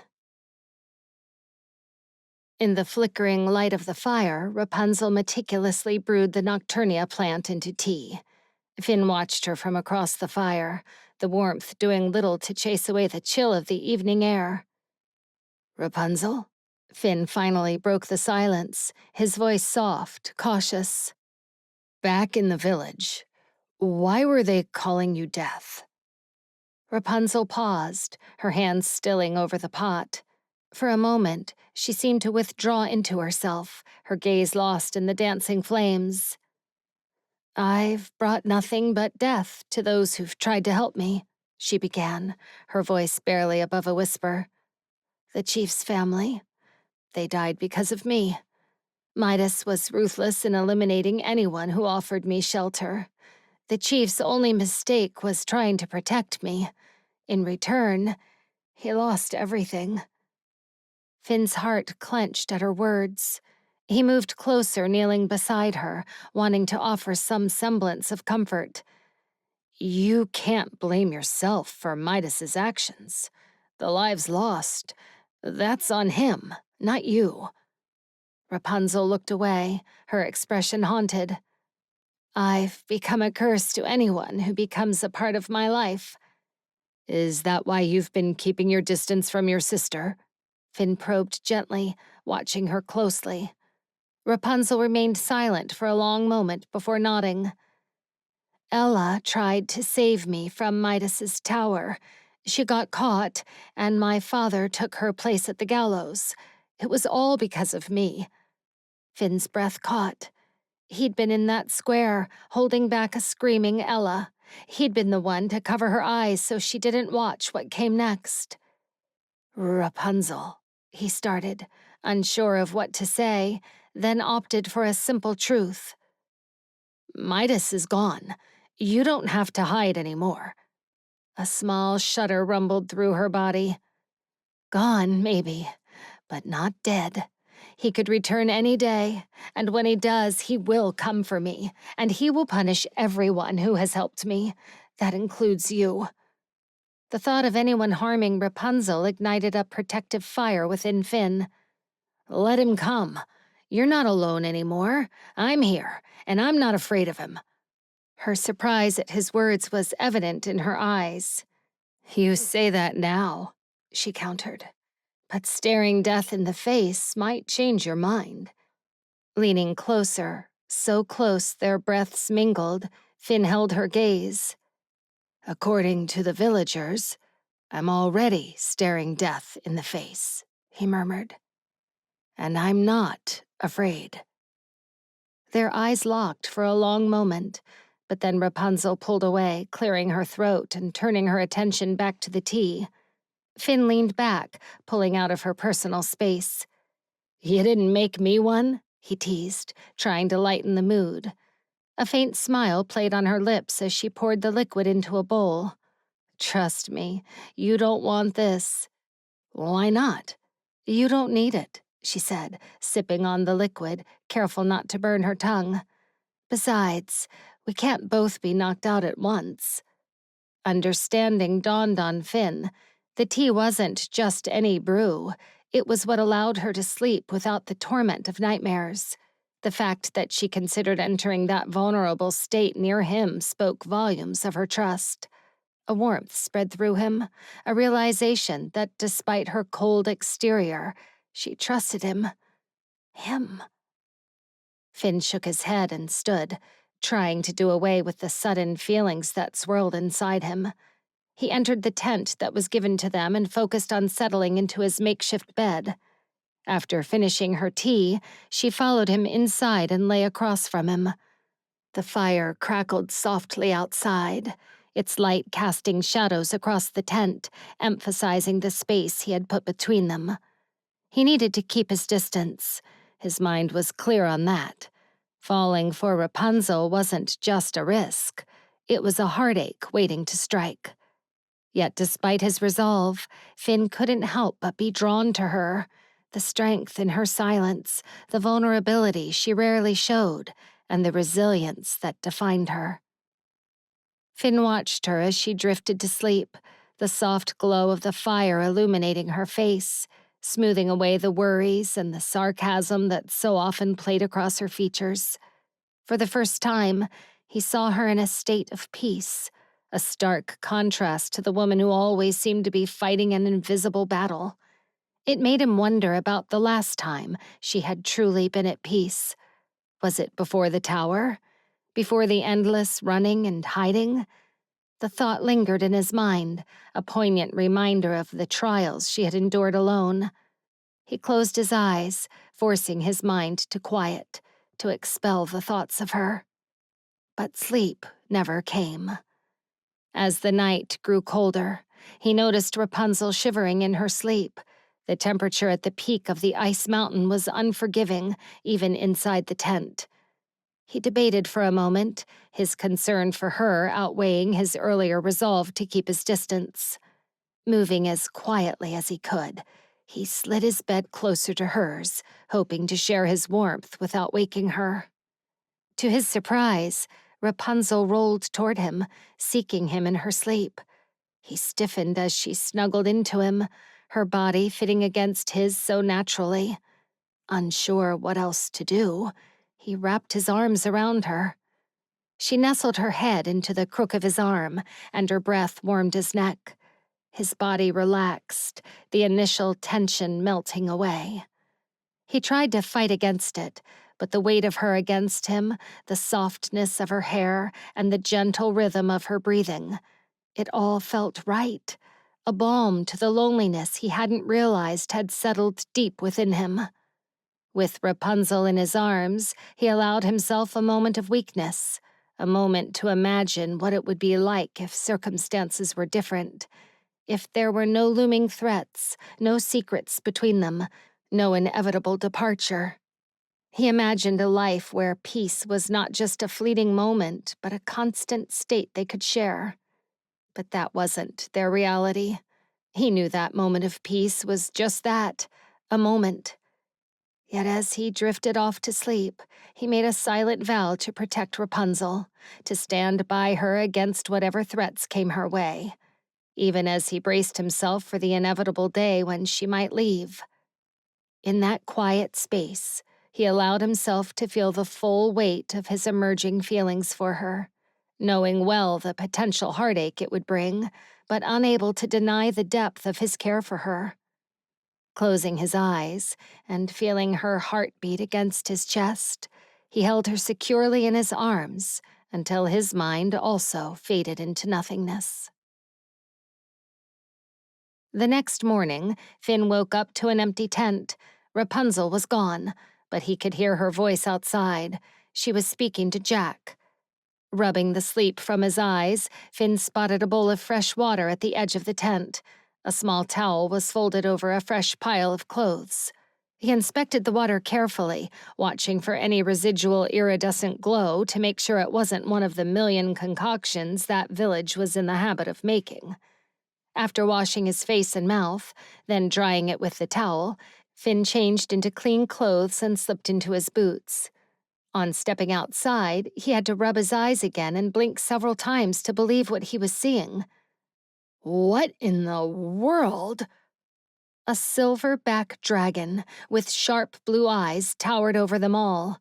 When it snorted, a gust of ice-cold air washed over them, whipping Rapunzel's hair back. "Do not be alarmed," Jack said, as Finn warily approached. "This ice dragon will take you to your destination. He has become a good friend and greatest ally." He patted the dragon's snout. The dragon's eyes closed lazily, and it nuzzled Jack with another snort. Finn marveled at the sight. He had never seen a dragon before, let alone a friendly one. As though he could read his thoughts, Jack chuckled to Finn. "Arya created him." Rapunzel sucked in a deep breath and nodded to Jack before climbing onto the back of the dragon. "Come on, Finn," she urged, as though she was simply waiting for him in a carriage. Finn gave Jack one last look. "Thank you for your help. We appreciate it." Jack merely nodded back and waved as Finn hopped behind Rapunzel on the beast. He braced, holding on to the saddle with a death grip. Jack shouted something to the dragon, but Finn couldn't hear him over the winds. The dragon launched into a run, and its hind legs bounded. Finn and Rapunzel wobbled awkwardly as the saddle slid over the dragon's body. Then, tendrils of ice wrapped around them, searing them in place as everything turned vertical. Soaring winds weighed on Finn as he grabbed onto the dragon's back.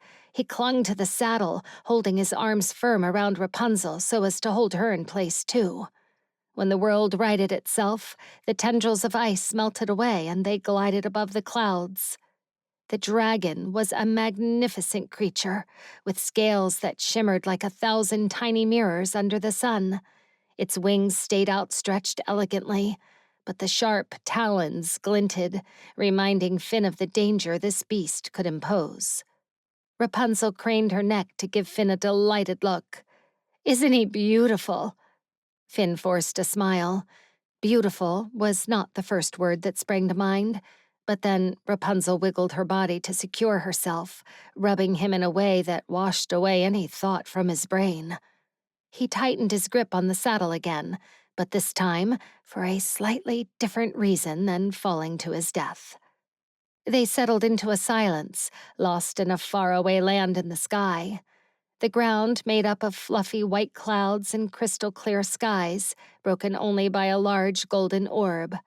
The sunlight made Rapunzel's soft hair glow even brighter than usual, and as her body nestled so perfectly against his, he got a whiff of her hair.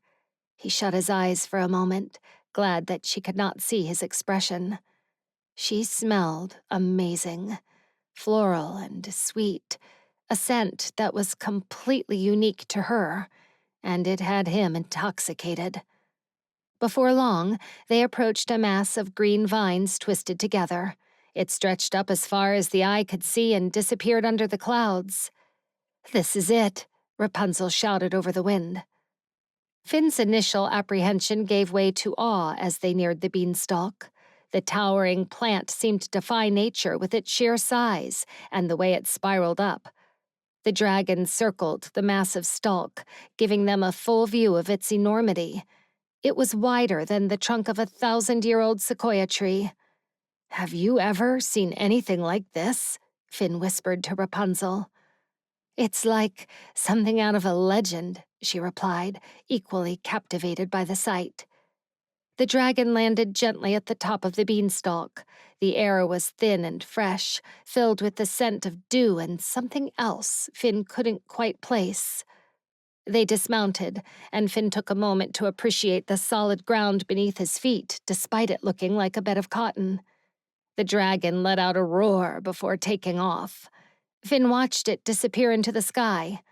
Standing atop the beanstalk, they found themselves in a world unlike any they had ever imagined. The ground, though appearing as solid as the earth below, was soft and springy under their feet, giving the illusion they were walking on clouds. Finn tested his steps, half expecting to sink through, but the surface held firm. "Look at this place," he said, his voice almost in reverence. The landscape that stretched out around them, although covered in a thick layer of mist and fog, was of vibrant greens and colors he couldn't name. Flowers and plants of unimaginable sizes blooming in every direction. It was as if they had stepped into a painting, every detail meticulously crafted to captivate the senses. Rapunzel moved forward, her eyes wide with wonder. "It's beautiful," she breathed out, her gaze darting from one marvel to the next. Finn followed closely behind, his mind racing with thoughts of what mysteries that place held. As they ventured further, the sound of their steps was the only noise.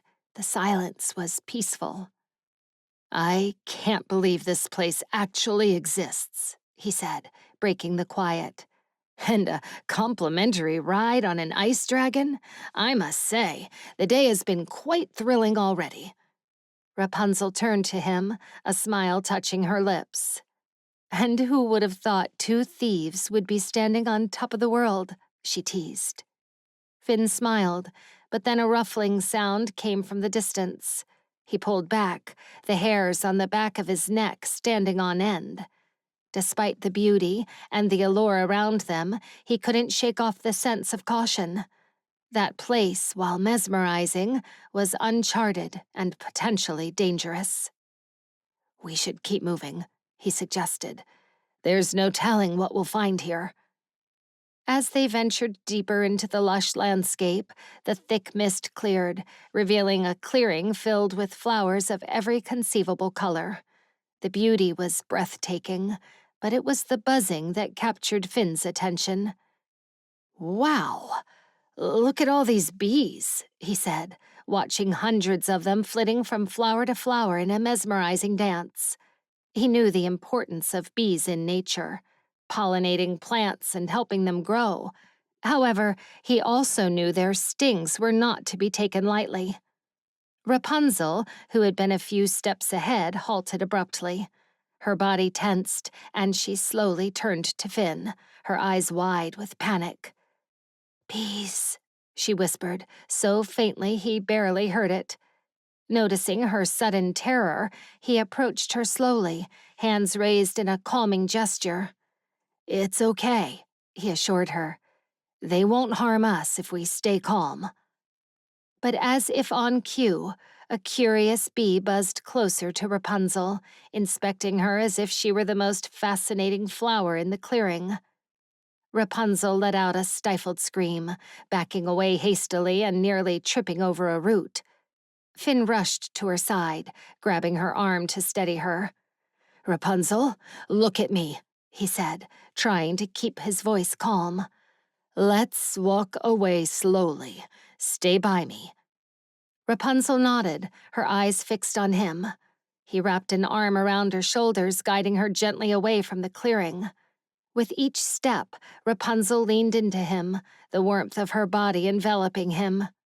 Memories of their closeness the night before rushed back to him, but he forced the thought away. He could feel her heart pounding against him. "You're doing great," he murmured, offering her an encouraging smile. "Just keep moving." Finn led her into a dense thicket, hoping to lose the bees in the undergrowth. They pushed through, branches and leaves scratching at their faces until they emerged into another clearing, the sounds of the buzzing fading away. "I think we're safe now," he said, looking over at Rapunzel, who didn't seem to be breathing. She collapsed to the ground, letting out a breath she apparently had been holding that entire time. Finn hurried to kneel in front of her and cradled her face in his hands. "Hey, you're safe now," he assured her. Rapunzel nodded, her eyes meeting his. "Thank you," she said, her voice still shaking a bit. "We're in this together, remember? I'm not letting anything happen to you." Rapunzel managed a weak smile, her earlier panic slowly ebbing away. "Who would have thought a thief could also be a knight in shining armor?" she teased, her usual spark returning to her eyes. He smiled as he helped her to her feet. As she walked past him, Finn found himself following her with a strange sense of protectiveness. He realized then how much he wanted to shield her, not just from bees, but from anything that threatened to harm her. As they headed in a different direction, they stumbled upon a vast garden with a mountain at the center. Except it wasn't a mountain. It was the looming presence of a giant. He was tending to his plants with surprising gentleness for such a massive being. Rapunzel?"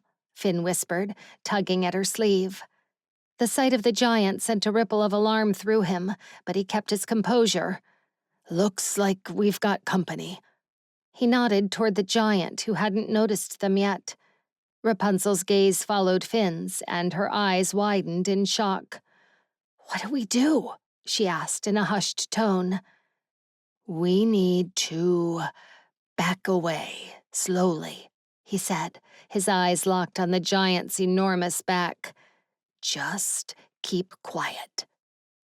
They began to retreat, stepping back with as much stealth as they could muster. But then a twig snapped loudly under Finn's foot. The sound echoed through the garden, and the giant's head snapped toward them, his eyes narrowing. "Run!" Finn shouted, grabbing Rapunzel's hand and pulling her along as he dashed in the opposite direction. The giant let out a roar and started after them, each of his steps causing the ground to tremble.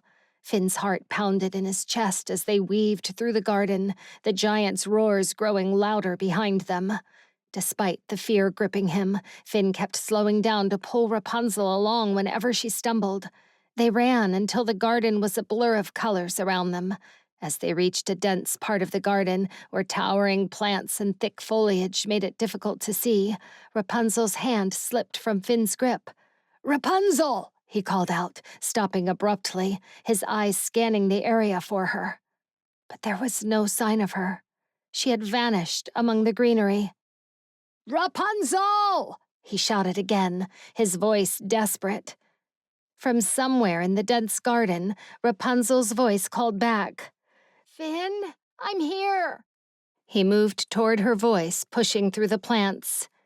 "Keep talking. I'm coming to you." But then, the ground beneath him gave way, and Finn slid down a steep incline, the world a blur around him. He tried to grab onto something, anything, but it was no use.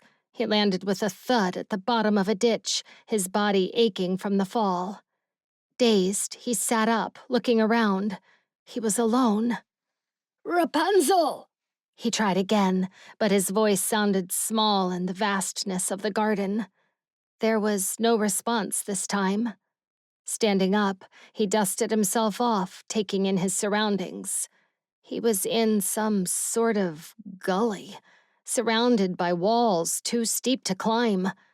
He started walking along the gully, looking for any way out, any path that would lead him back to Rapunzel. But his trek was halted when a sudden glint caught his eye. Turning toward the bright light, his breath got caught in his throat. He couldn't believe his eyes. A massive pile of gems and diamonds sparkling under a shaft of light that managed to pierce the dense foliage above. He approached the mountain of gems, mesmerized by the sight. The pile was huge, reaching almost to the top of the gully. It dawned on him that that could be his way out. If he could climb to the top of the gem pile, he might be able to pull himself out. But as he drew closer, another thought crossed his mind. The citrine stone. The legendary gem that could multiply anything it touched. He couldn't help but wonder, could the citrine stone be among those gems? He shook his head, trying to refocus on getting back to Rapunzel. Finding her was his priority. But the possibility of never having to steal again, of escaping the life of a thief? He would be lying if he said he wasn't tempted. Finn started to climb the pile of gems, his hands slipping on the smooth surfaces of the diamonds. Each movement was careful, calculated to avoid causing an avalanche of stones that could bury him alive. As he climbed, his eyes kept looking for it, despite his brain telling him to stop. If I found it, he thought, I could change everything. No more running, no more hiding. But most of all, he imagined all the good he could do for his family, his parents, his siblings, all the wrongs he could right if he had the stone's power at his disposal. Maybe a quick look wouldn't hurt, he reasoned, allowing himself a few moments to sift through the gems nearest him. Then I'll go find her. Rapunzel. Panic coursed through Rapunzel's veins as her heart thrummed in her chest. "Finn!" she called out, her voice echoing around her. She waited with bated breath, listening out for a response, but all she found was silence. The world around her was like a cocoon. Tendrils of green covered the mossy earth.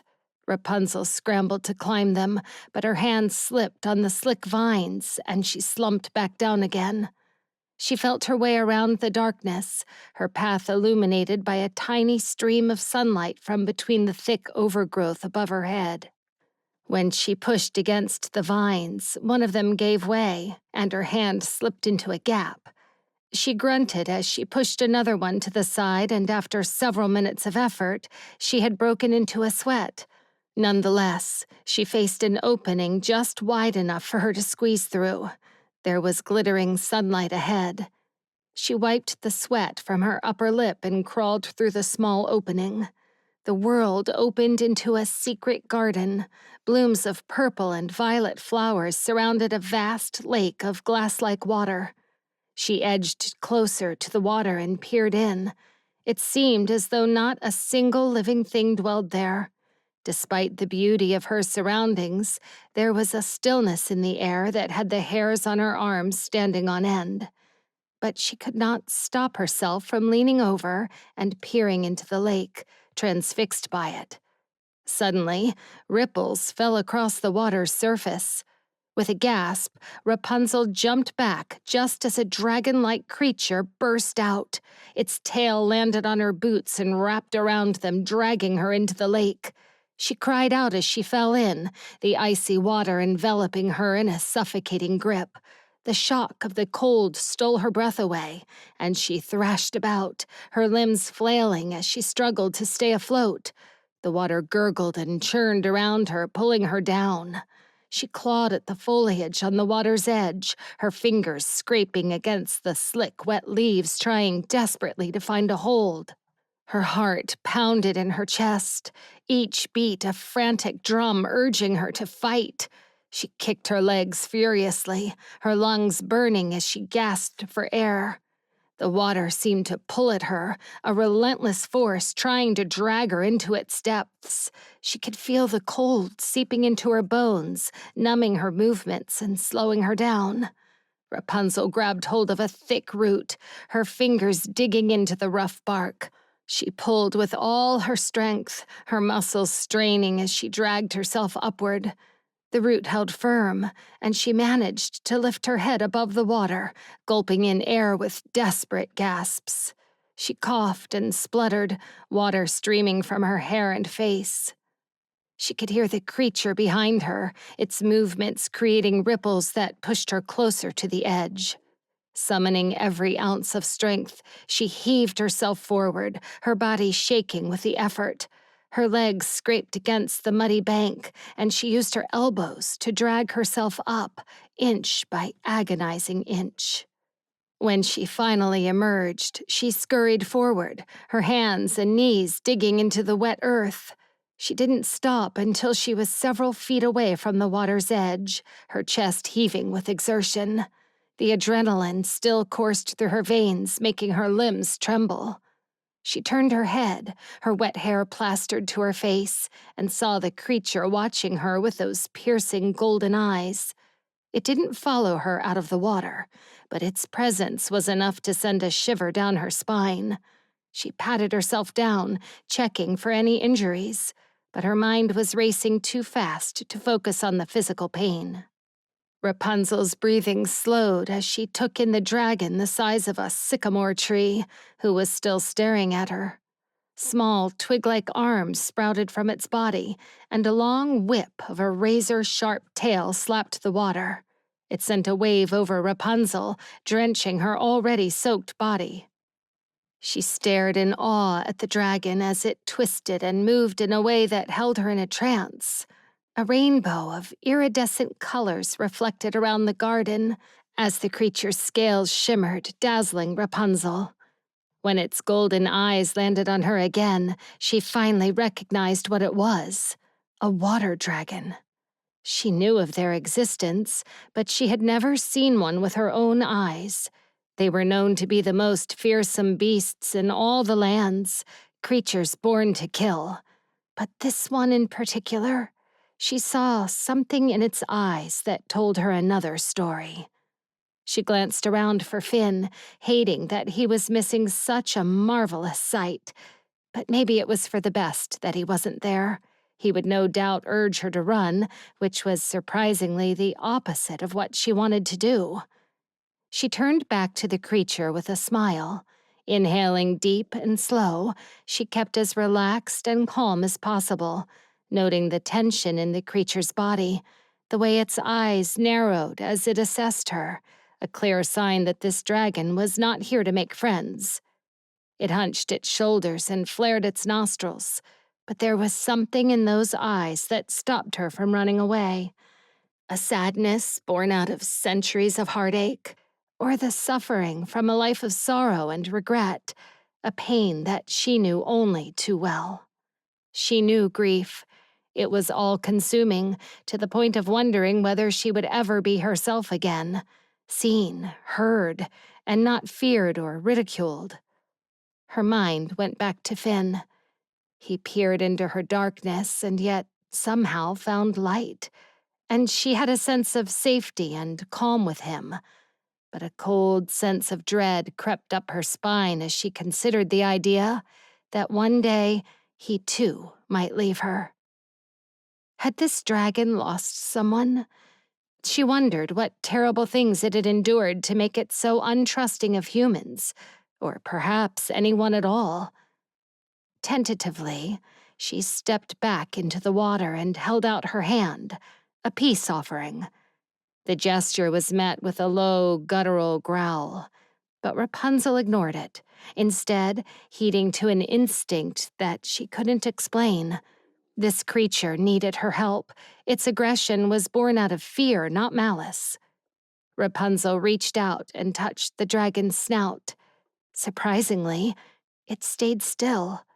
Her fingers brushed against the cool scales of its face, and a jolt of electricity surged through her. The dragon's eyes widened in shock, and then, as if a spell had been cast, it collapsed into a deep, comatose state, its massive body turning and floating belly up. A fountain of water blew from his nostrils, falling like rain over Rapunzel. The dragon bobbed in the water, its eyes closed. Rapunzel gazed at the creature, its chest rising and falling with shallow breaths. Curious and somewhat concerned, she allowed the tendrils of her mind to reach into the dragon's consciousness, seeking to understand what was happening. Flashes of memories flooded her mind, memories that belonged to a human, though were not her own. A white castle, a burning forest, a young princess, vision obscured by a wall of ice, a man with dark hair raising a dagger and plunging it into another dragon. She gasped and broke the connection. These were not the primitive thoughts of a beast, but the complex consciousness of a human. She recognized the people in the memories. The Snow Queen. She was wearing a coronation gown. A crown adorned her head. Her eyes were void of all emotion. And in the next memory, she shoved him with both hands, sending him into an abyss of darkness. His name was George. Within this mindscape, she heard a man coughing and struggling to breathe. "You're human," she whispered. "I am," the voice choked out. "What's wrong?" she asked, alarmed by his distress. "You're drowning me," he gasped. She frowned. "How? Aren't you a water dragon?" "If I'm unconscious underwater, I suffocate," he explained, his voice growing weaker.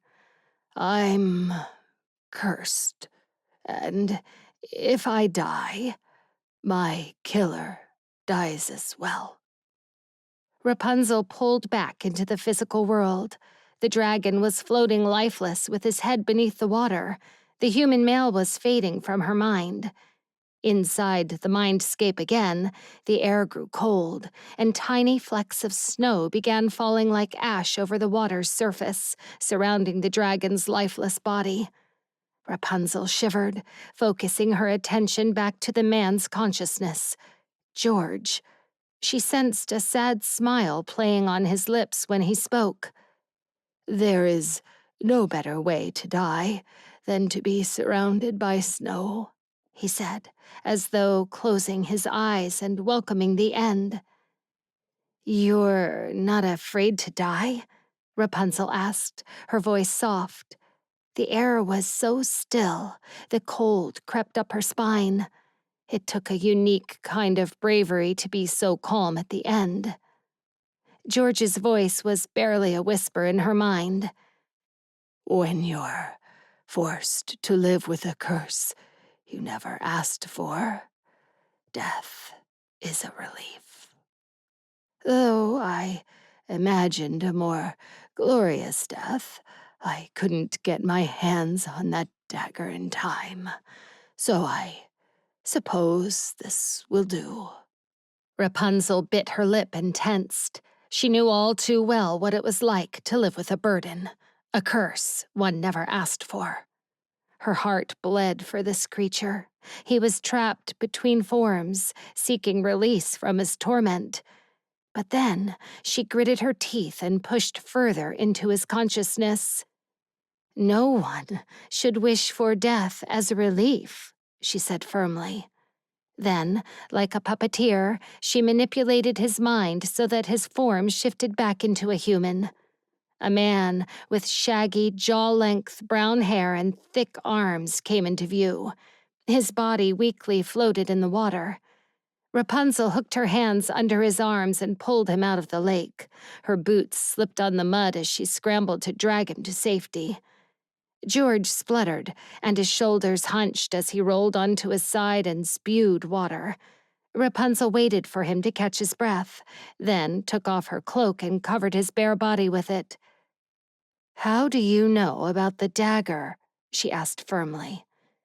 George lay exhausted by the water's edge, the weight of years spent under a curse evident in his eyes. "You wouldn't understand," he murmured, apparently unfazed by Rapunzel's firm tone.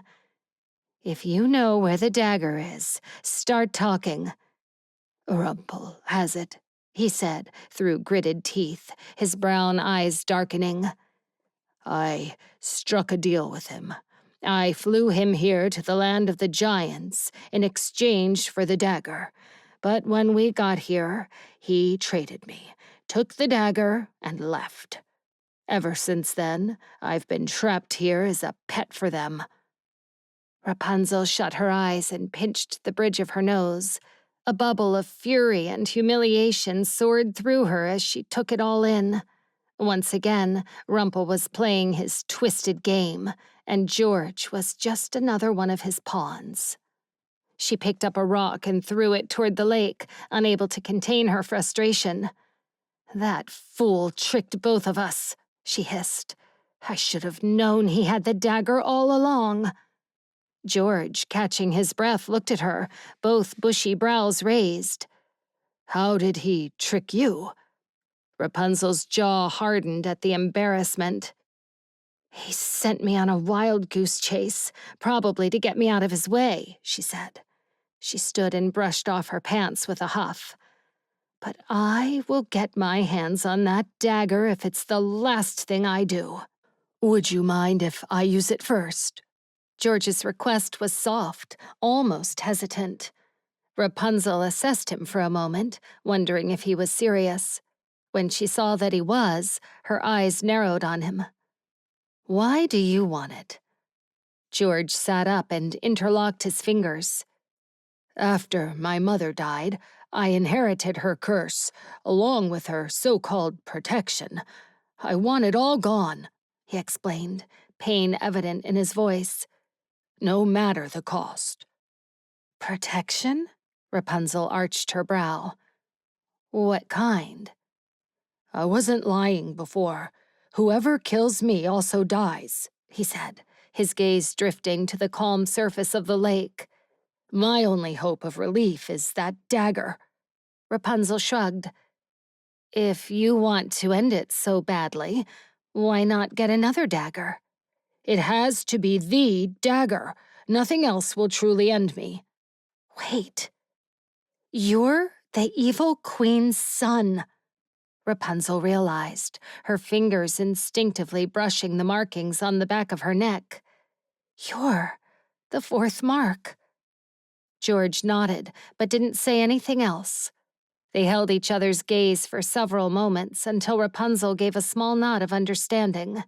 No one else would, but she had seen enough strange things to know that what George was saying was plausible. But the thought of this brooding young man killing himself sent a stabbing pain in her chest. She looked down and thought, what if I told you there's another way to get rid of your curse? She offered, an idea sparking in her mind. Trust me, I've tried everything, George breathed out, his shoulders slumping. Have you tried destroying the very thing that gave you your curse? She asked. He shrugged. My mother is already dead. I'm not talking about your mother, Rapunzel said. I'm talking about the Dreamworld. There was a moment of silence, long enough for Rapunzel to look up and notice the skies had cleared and the snow had stopped falling. George hummed, drawing her attention back to him. Is that possible? Before Rapunzel could respond, the ground beneath them shook violently. Rapunzel and George tried to keep balance, but the earthquake threw them sideways. Rapunzel staggered to her feet. The ground shook harder this time, and a rustle of leaves had Rapunzel spinning around. Finn appeared, rushing toward them. The sight of him sent a flood of relief washing over her, but the good feeling faded by the urgency in his voice. We have to leave now! Rapunzel hurried to George and helped him up. Come with us, she urged. I can't, he said, lifting his leg to reveal a shackle around his ankle with a chain disappearing into the water. I've tried breaking it off, but it's made of elven metal. The ground trembled again, more violently this time. Finn rushed over, his eyes wide. What are we waiting for? Can you pick a lock? Rapunzel asked. Finn pulled a knife from his sheath and knelt by George's ankle. Hold still, he said, working the knife into the lock. The seconds felt like hours as the tremors grew stronger, but finally, the shackle clicked open, releasing George. George looked at them in surprise. "Why did you help me?" Rapunzel offered him her hand. Rumple locked you in here because you're the fourth mark, she said, pulling him to his feet. Let's go find that dagger. They ran, the ground shaking beneath them. The tremors grew more intense, throwing them to the ground. Scrambling to their feet, they finally made it out through a hidden opening, but came face to face with the same giant as before. It towered over them like a mountain, its eyes murderous and mouth dripping with saliva. A large drop splashed near Rapunzel's boot, and the pink-tinged drool stank of vomit. The giant roared, spraying them all in more gunk. Rapunzel covered her mouth against the stench of rotting flesh on his breath. Rapunzel and Finn darted forward, with George close behind them. The beanstalk was in sight, but the giant stepped in their path, roaring at them. The giant swung his boulder-like arm and aimed directly for Rapunzel. His stubby fingers wiggled in the air as he reached for her. But just before it could reach her, Finn stepped in front of her, taking the brunt of the strike. The impact knocked him off his feet, and he landed with a hard thump. She winced. She turned to George as she tried to help Finn up, but instead, her gaze met with a formidable dragon. The air swooshed, and all manner of sounds crackled in the air as the dragon attacked the giant. George flew with such grace like a bird, but his razor-sharp talons sliced through the giant's taut skin. The giant moved slow and awkward as it tried to grab George, but in dragon form, he was too nimble in the air. George tackled the giant, sending him tumbling down the beanstalk with a final jab. Rapunzel's stomach dropped as she watched, but then she shrieked as a thick arm swiped the air and knocked her down, making her fall with the giant. Finn grabbed her arm just as she went over the edge. He grimaced as his other hand flew to his side.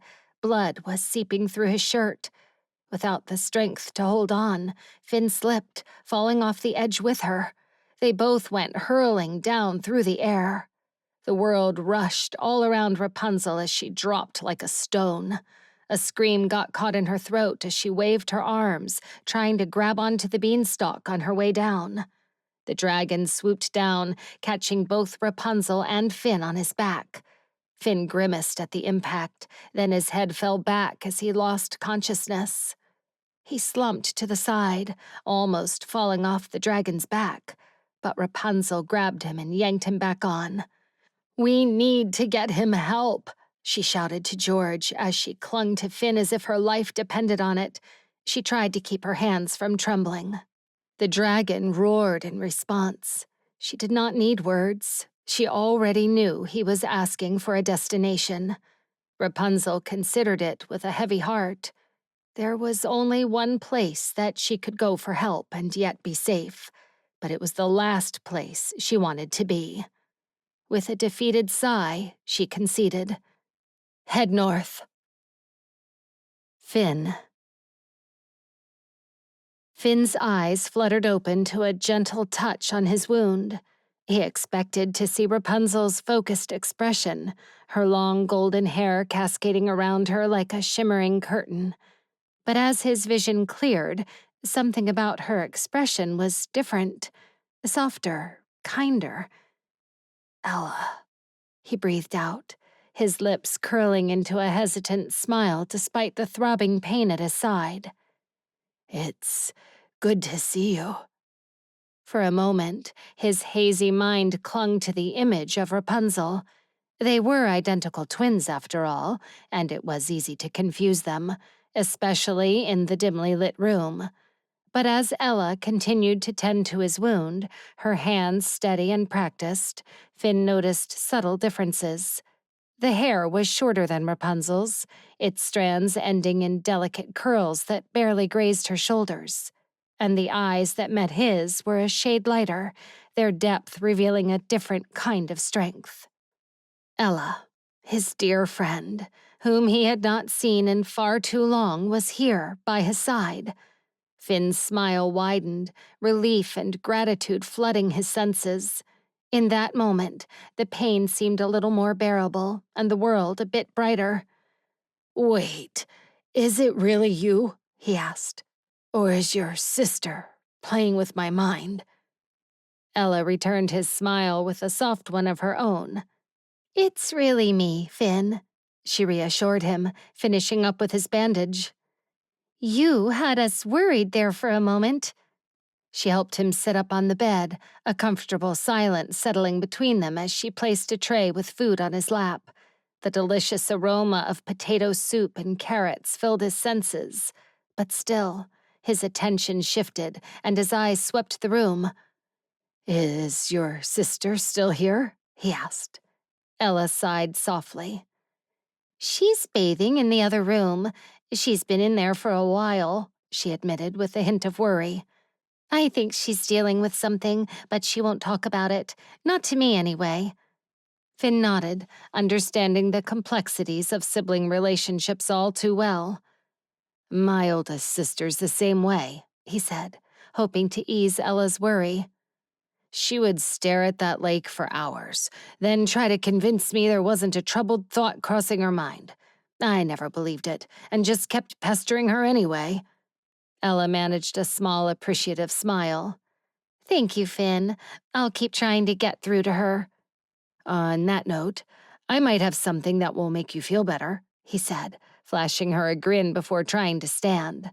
He winced from the pain at his side.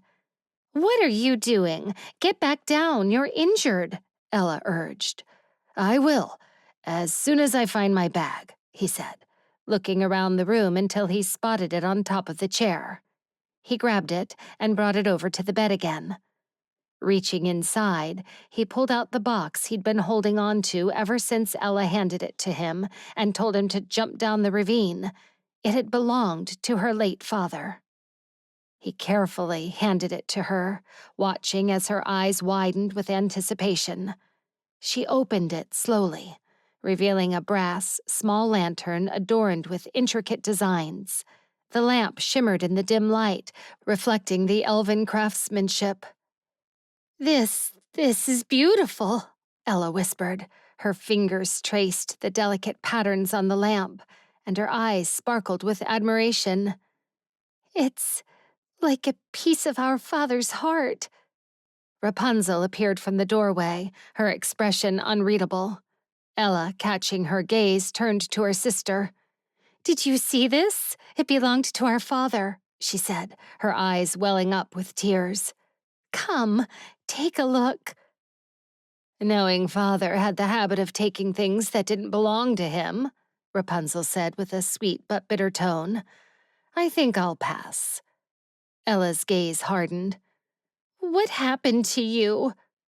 Rapunzel lowered her eyes to the floor, and even though she didn't respond, there was something in her expression that said, "You don't want to know." "You just missed Aurora," a thunderous voice spoke up as a beast of a man entered the room. The recognition was immediate. It was the man that was chasing after Ella the day Finn jumped into the ravine. Finn leapt from the bed and staggered to stand protectively in front of Ella. His mind spun from the pain shooting from bruised ribs, and he was fairly certain the man could knock him down with one finger, but he didn't care. He would not allow anyone to harm his friend. Finn had been expecting a shove or a punch, but certainly not an amused smile to spread across the man's face. "Relax," Rapunzel drawled with an amused smile of her own. "This is Killian, Ella's husband." "Oh," was all Finn could manage to say. "Will you stop getting up?" Ella grabbed his arm and pulled him back down onto the bed. "You're going to injure yourself even more." Killian placed a hand on Ella's shoulder. "You've got guts, kid. I'll give you that."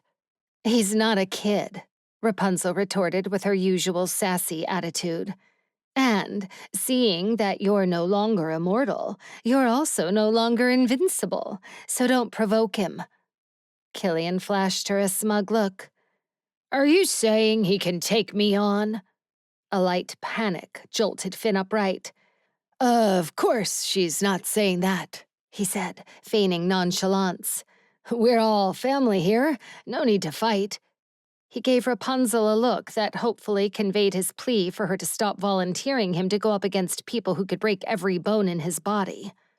Her eyes shifted to him, and she mockingly mouthed, "Coward." Clearly, she didn't understand the difference between being a coward and being a survivalist, but no matter. "So you said something about Princess Aurora?" Finn asked, turning to Killian and Ella. "Yes, she was here only briefly," Ella replied. "She had to return to the castle to prepare for the Alliance meeting." "What Alliance meeting?" Finn echoed. "It seems like they want all the kingdoms to unite. Imagine that." Rapunzel's response was less than enthusiastic. "That sounds like a disaster waiting to happen." Ella frowned. "Why wouldn't it be good for our kingdom?" Rapunzel shrugged. "Our leaders have too many secrets. An alliance won't work without honesty." Ella's expression hardened. "And what do you know about honesty?" she snapped, her anger resurfacing. Finn watched the exchange, sensing the deep-seated issues between the sisters. He knew Ella was angry about Rapunzel's long absence and her refusal to explain why she hid after escaping the tower. Rapunzel met her sister's gaze squarely. "We're not children anymore, Ella. Things change, and the sooner you accept that, the sooner you'll stop expecting me to fit back into your life like nothing happened." Ella's face fell, hurt flashing in her eyes before she looked away, unable to argue. Killian winced as though he could somehow sense Ella's pain. "Watch your words," he warned Rapunzel. "I have spent far too long helping your sister get rid of her guilt. I will not allow you to waltz in here and reopen those wounds." Rapunzel's eyes turned a shade darker as she cocked her head toward Killian. "You're mistaking me for someone who cares." But she did care. Why else was she trying to keep her sister's location a secret? She had even told Finn that the reason she didn't want him to find Ella was because she believed he was trouble. "You're just as much trouble as me," Finn had said to her. "That's why you won't find me anywhere near my sister," she had responded. She didn't have to say anything else. Finn understood. She was keeping her distance from her sister to keep her safe. But from what? Or whom? It had to have been Midas. She had told Finn that Midas killed everyone she cared about, everyone who helped her. But he was gone, dethroned. His kingdom was ruined. He no longer had authority over her. So why was she still pushing her sister away? "I'm going to take some food to George," Rapunzel mumbled. "I have no idea why he refuses to come inside." As she walked away, a twinge of sadness nipped at Finn. The sisters had grown apart, their paths diverging in ways that seemed irreparable. Yet, in Rapunzel's actions, he saw glimpses of the person she used to be, a person who still cared, even if she refused to admit it. Ella sighed, her eyes following her sister's retreating figure. "She truly has changed," she murmured, more to herself than to Finn. "She won't even look at my baby." As if on cue, the baby's cry came from outside the room, and Killian gave Ella's shoulder a light squeeze. "I'll get her," he said, walking out of the room. "Your sister has been through a lot," Finn replied. "I know, and I want to be here for her. Why won't she let me?" Finn placed a comforting hand over Ella's. "Believe it or not, it's because she cares about you." Ella shook her head. "It doesn't feel like it. She acts like a completely different person. Someone I don't recognize at all. I can't believe I spent so much time looking for someone who didn't want to be found."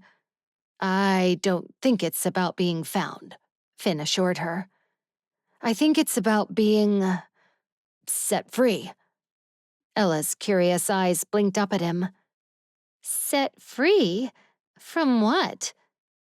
Finn wanted to tell Ella about Midas and his relentless pursuit and all the blood he'd shed in search of Rapunzel, the guilt she carried, but it wasn't his story to tell. So he simply smiled. "Your sister loves you very much, Ella, but in her own way." Ella's lips curved into a sad smile. "Thanks, Finn. I needed to hear that." He nodded, hoping his words would bring some comfort. And no matter how distant Rapunzel seemed, Finn was determined to help her find her way back to her sister again. He knew what it felt like to keep distance from family in order to keep them safe. He did the same with his, but there was nothing he wouldn't give to change that. He spent the rest of the day thinking about his family and about Rapunzel and what it would take to help her feel just a little less alone. Rapunzel. Rapunzel tried to ignore the throbbing ache in her chest as she cradled the bowl of broth in both hands and stepped outside. The cool evening slapped her cheeks, but the stark contrast invigorated her, snapping her out of a depressive daze. Seeing Ella again was bittersweet. She had always made sure to know of her whereabouts, but all these years she had managed to keep a safe distance. Until now. It was too risky to take Finn to a healer in a village. Rapunzel had no idea who else he'd stolen from, and if he were to be captured in his condition, he wouldn't survive. And if Rumple discovered that she possessed any feelings for him, that would create a target on his back, and the consequences were unthinkable. Even so, her own presence in her sister's life was a poisoned chalice. Ella's home seeped with a warmth and love that was foreign to Rapunzel. She could not bear to open the bedroom door with the cooing sound of a baby on the other side. A swirl of mixed emotions took over until her gaze landed on George, sitting beside a lake, his face illuminated by the silver moonlight. He was still wearing her cloak, but thankfully, Killian had let him borrow some fresh clothes. It swallowed him whole, but he didn't seem to mind. His dark brows were pinched, and he had a faraway look on his face. All of Rapunzel's worries faded as she approached him. She found that the old saying was true. Misery does love company. She handed George the bowl and settled next to him. He muttered a thanks, but did not make any attempt to eat. Instead, he kept his attention on the soft ripples in the water as a frog jumped across a row of lily pads. They sat in silence for several long moments, and it became obvious that George was lost inside his head. "Are you not hungry?" she asked, trying to snap him out of his thoughts. But she only got silence in return. "The food will get cold." Still, nothing. Curiosity flooded Rapunzel, and she found herself going into his mind, if only to get his attention and to make sure he was all right. She closed her eyes, exhaling long and slow.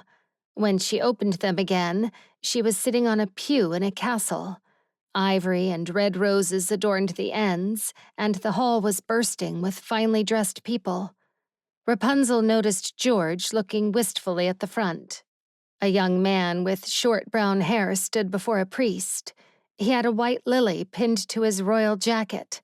Rapunzel gasped. It was a wedding, and the groom was undoubtedly a prince, though Rapunzel could not see his face through the crowd. But before she could ask, George, who was sitting next to her, jumped from his seat. His eyes burned with an emotion that Rapunzel couldn't quite read. Fury? Humiliation? Perhaps it was both. "What are you doing here?" he asked, his nostrils flaring as he exhaled with deep puffs. Rapunzel rolled her eyes, undeterred by his reaction. She fisted his shirt and yanked him back down. "Relax. Where are we?" George looked around him as though he was looking for the nearest exit, but the pews were full of guests, and there were guards standing at every doorway. "Can you please leave?" he hissed at Rapunzel. Rapunzel gave him a pointed look. George, you and I both know that your darkness is just as strong as mine. If you wanted me out, I would be out. Now, I think you do want to share this with someone, but if that someone isn't me, then I'll respect that. But just know that I'm here for you, if you need someone. George was quiet for a long moment, but then he sighed. That's when the double doors opened, and a bride with long blonde hair waltzed in. All the guests rose. Isn't that Arya? George said as they watched her walk down the aisle toward the prince, his face suddenly coming into full view. Rapunzel sucked in a shocked breath as recognition dawned on her. Wait, that's you. George's cheeks burned as he nodded. Shock ripped through Rapunzel as she took in the information. You married Arya? I thought you liked her sister, Snow. It was never officiated, so no. But Arya and I were best friends, George explained as a young Arya walked by them. She and everyone in attendance were oblivious to Rapunzel and George's presence. But our families did not get along. Our kingdoms clashed, and many civilians died as collateral damage. So Arya came to me with an idea.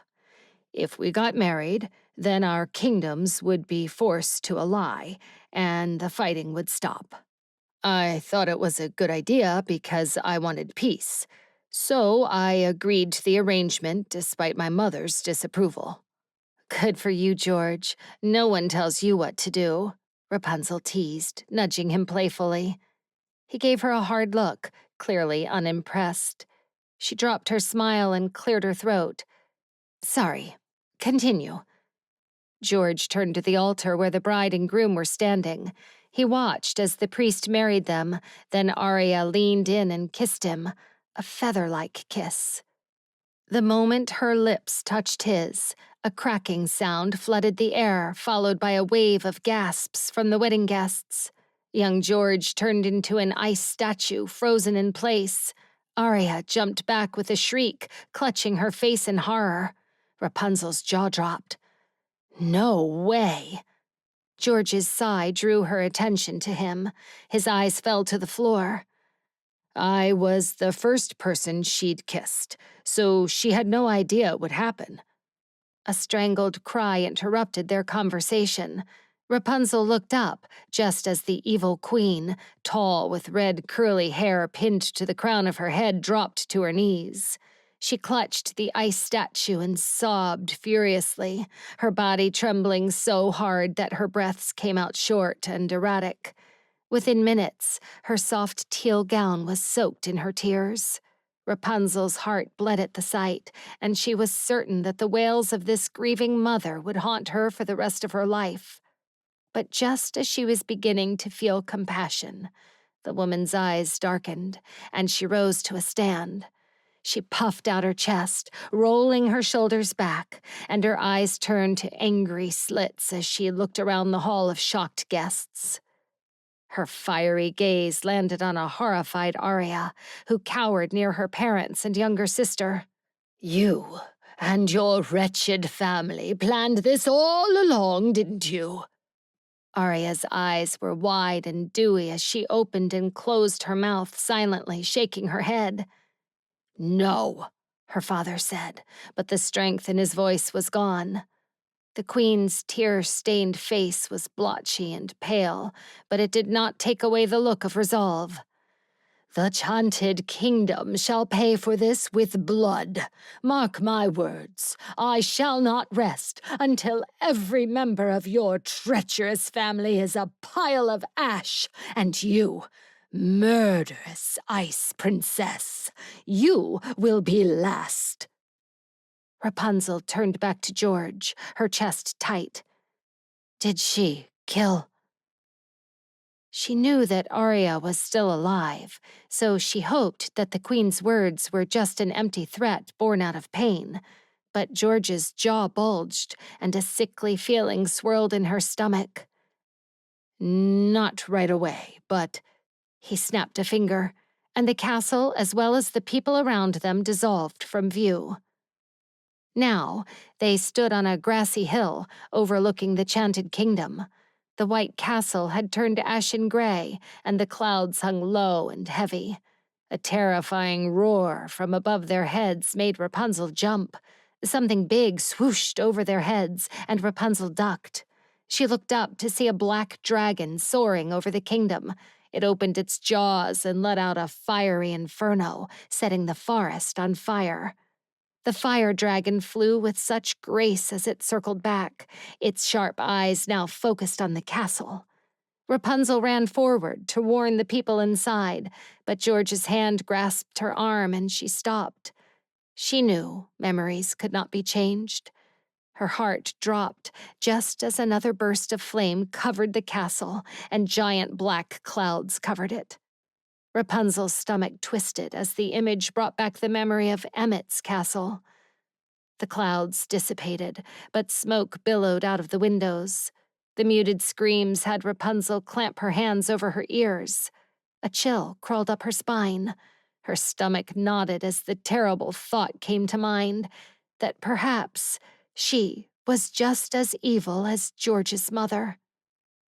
George gently took her hands away from her ears and gave her a sorrowful look, his eyes misty.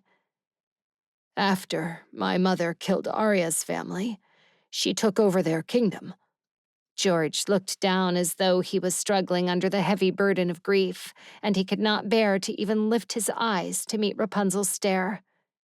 She did all of that because of me, he whispered. Rapunzel frowned. You are not responsible for your mother's actions, George. She did not take over a kingdom because of you. Clearly, she used what happened as a reason to do what she always wanted. That's on her, not on you. He shook his head. She came into the Dreamworld to try to save me, and came back as a dragon, so yes, I do blame myself, not only for everything she's done, but even for the monster she became. Rapunzel shook her head. Look at the way she threatened Arya and her family. It sounds like she was a monster long before she turned into one. George's mouth curved up for the briefest moment before he sighed and raked a hand through his hair. I know.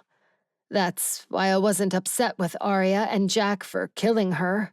After burning down whole villages and all of the innocent lives she took, I know she deserved what she got. But I didn't realize that even after her death, Arya still blamed me for what happened to her parents. I'm guessing that was why she banished me into another world. Before Rapunzel could ask what George meant, he snapped his fingers, and the world around them faded. She spun around. Now, she and George were surrounded by people. Men, women, and children dressed in their finest clothes and waving white handkerchiefs in the air. Everyone was looking up, and Rapunzel followed their line of sight to see the Chanted Castle, gleaming white and fresh once more. The air was fragrant with the smell of flowers, and there was an excitement through the crowd. She glanced at George, who stood immobile and serious, his gaze fixed on the empty balcony. What's happening? Rapunzel asked. But then, the sound of trumpets had her turning back to the castle again. Cheers flooded the crystal blue skies, and birds swooped, twittering. Suddenly, their surroundings disappeared, and they were now standing on the balcony overlooking the joyous faces of the crowd below.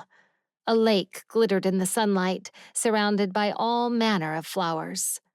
Arya was dressed in a light blue gown, her blonde hair pinned back, and she sported a delicate crown. George stood next to her, dressed in a royal suit. Rapunzel held her breath as she watched Arya introduce herself as the Snow Queen. There was something in her eyes that Rapunzel couldn't read. It was cold, as though she harbored an ugly secret. But the smile painted on her face made Rapunzel question her instincts. Just then, she grabbed George by the shoulders, and he did not even have time to ask her what she was doing before he was thrust over the edge of the balcony and tossed into the lake. Rapunzel's heart jumped as she leaned over the balcony to see a mass of ripples taking over the glassy water. Then, Arya swept her hand over it, causing the water to freeze. Rapunzel's hands balled into fists at seeing George being unjustly mistreated, and she wanted to shove Arya over the balcony too. But George held her back with a resigned look on his face. "I carried a very strong hatred for her for a long time," he confessed. "But that hatred was feeding the darkness inside of me, and I could feel myself becoming the monster I'd always feared I would become." He looked away. "I have done unthinkable things, all because I allowed the darkness inside me to take control." His voice was pained, as though every word was a razor blade cutting his throat on its way out. Rapunzel placed a hand on his shoulder. "I know the darkness you're referring to, and trust me, I've had my fair share of regretful moments too. Sometimes, the darkness is too strong for us to fight against." George cocked a brow at her. "You've done things you regret too?" Rapunzel snorted, but then her smile dropped as a flash of painful memories crossed her mind, leaving a burning trail of remorse in its wake. "More than I care to admit." "But you're still you," George said, sounding equally surprised and unconvinced. Warmth flooded Rapunzel. That simple statement lightened her spirit and meant more to her than George could ever know. "I suppose it's because I have never truly given up on those I love. I keep them at a safe distance, but they're still in my heart, keeping me grounded, keeping me from losing myself." George blinked several times as he appeared to think about it. "Your sister?" he asked. Rapunzel nodded. Ella's face entered her mind and her chest tightened. George cocked his head and gave her a wry smile. "And Finn?" Rapunzel narrowed her eyes on him and then scoffed. "I think we're done here." George chuckled, and suddenly they were back at the lake outside Ella's home. He nudged her arm. "Thank you," he said softly.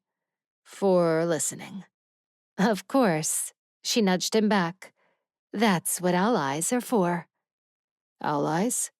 George gave her a coy smile. "Not friends?" Rapunzel shook her head. "With the darkness we possess and the past that constantly plagues us, you and I, we don't have friends. We have allies. Now hurry up and eat. We're leaving tonight." "Already?" George asked, finally picking up his plate of food. "Is Finn feeling any better?" "Yes, but—" Her face fell as another wave of guilt washed over her. She stopped to give George a firm look. "Finn won't be coming with us." Finn. In the hushed darkness of the night, a faint flickering light danced in the corner of Finn's eye. He rolled over from where he was sleeping and caught Rapunzel stealthily reaching for Ella's lantern that was perched on the shelf. He sat up from the sofa, wincing as pain shot from his bruised ribs. "What are you doing?" he asked in a hushed tone. Rapunzel froze, her hand hovering above the lamp. "I thought you'd be sleeping," she said. After a moment of hesitation, she grabbed the lamp and shoved it inside a satchel hanging from her shoulder. That was when Finn noticed she was fully dressed in fresh leather clothes. "Wait, you're leaving?" he grimaced as he rose to his feet and made his way toward her. "And stealing from your sister on your way out the door? That is low, even for you." "This isn't just an ordinary lantern," she said, turning to face him. "It's an artifact from the Dreamworld. Leaving it here will not only put my sister in danger, but her baby as well." Finn leaned against the shelf and crossed his arms. "I thought you didn't care about your sister." "My relationship with my sister is none of your concern." Rapunzel attempted to sidestep him, but he moved to block her path. "So that's it. You're just going to sneak out in the middle of the night without so much as a goodbye?" Her expression hardened. You wanted to find my sister. There, you found her. What else do you want from me? I want to help you, he said. And what makes you think I need your help? She said, squaring up to him. I found the dagger once before, he reminded her, apparently undeterred by her attempt to be intimidating. I could find it again. Thanks, but I work better alone. She tried walking past him again, but once more he blocked her way. And why are you pushing me away? He pressed. But when she didn't respond, he leaned closer to her. What are you so afraid of, Rapunzel? She let out a frustrated grunt, then locked her gaze with his. Within a heartbeat, he could feel his surroundings shifting as she attempted to manipulate his mind to make him move out of her way. But instead of bending his will to her command, they found themselves locked in a peculiar exchange. It was as if a door had swung open and their minds collided, merging into a shared consciousness. Images and emotions flooded Finn's mind, but they were not his own. They were Rapunzel's. He saw flashes of her past, her family, their cottage. King Midas's soldiers, clad in shimmering armor, burst into their home. Ella, a young girl at the time, gripped by fear and desperation, cried and screamed for her father not to let him take her away. As the soldiers forcefully dragged her against her will, she slashed at the air. Finn staggered back, the weight of her anguished pleas echoing in his ears. The depth of her pain became his own, and a lump formed in his throat. Tears welled up in his eyes, and he watched, trapped within Rapunzel's vivid memories. He shared the horror etched on young Rapunzel's face as she stood with her mother, both helpless against the soldier as he dragged Ella out the door. "Daddy!" she screamed as tears slid down her face. "Please don't take my child," her mother cried, staggering after them. "Get your hands off my daughter!" Rapunzel's father barked, seizing a sword from one of the soldiers and placing it at the throat of the man holding Ella. He halted, and Ella slipped from his grasp. Young Rapunzel took her sister by the hand and darted back inside the house, closing the door behind them. She carefully tucked Ella away in a hidden nook, her voice hushed as she whispered for her sister to stay quiet. Returning to the window, she peered through the curtain. Rapunzel's breath caught at the sight of a soldier holding her mother with a blade to her throat. Her father, with his own blade, faced off against another soldier. "No!" she screamed, running back outside.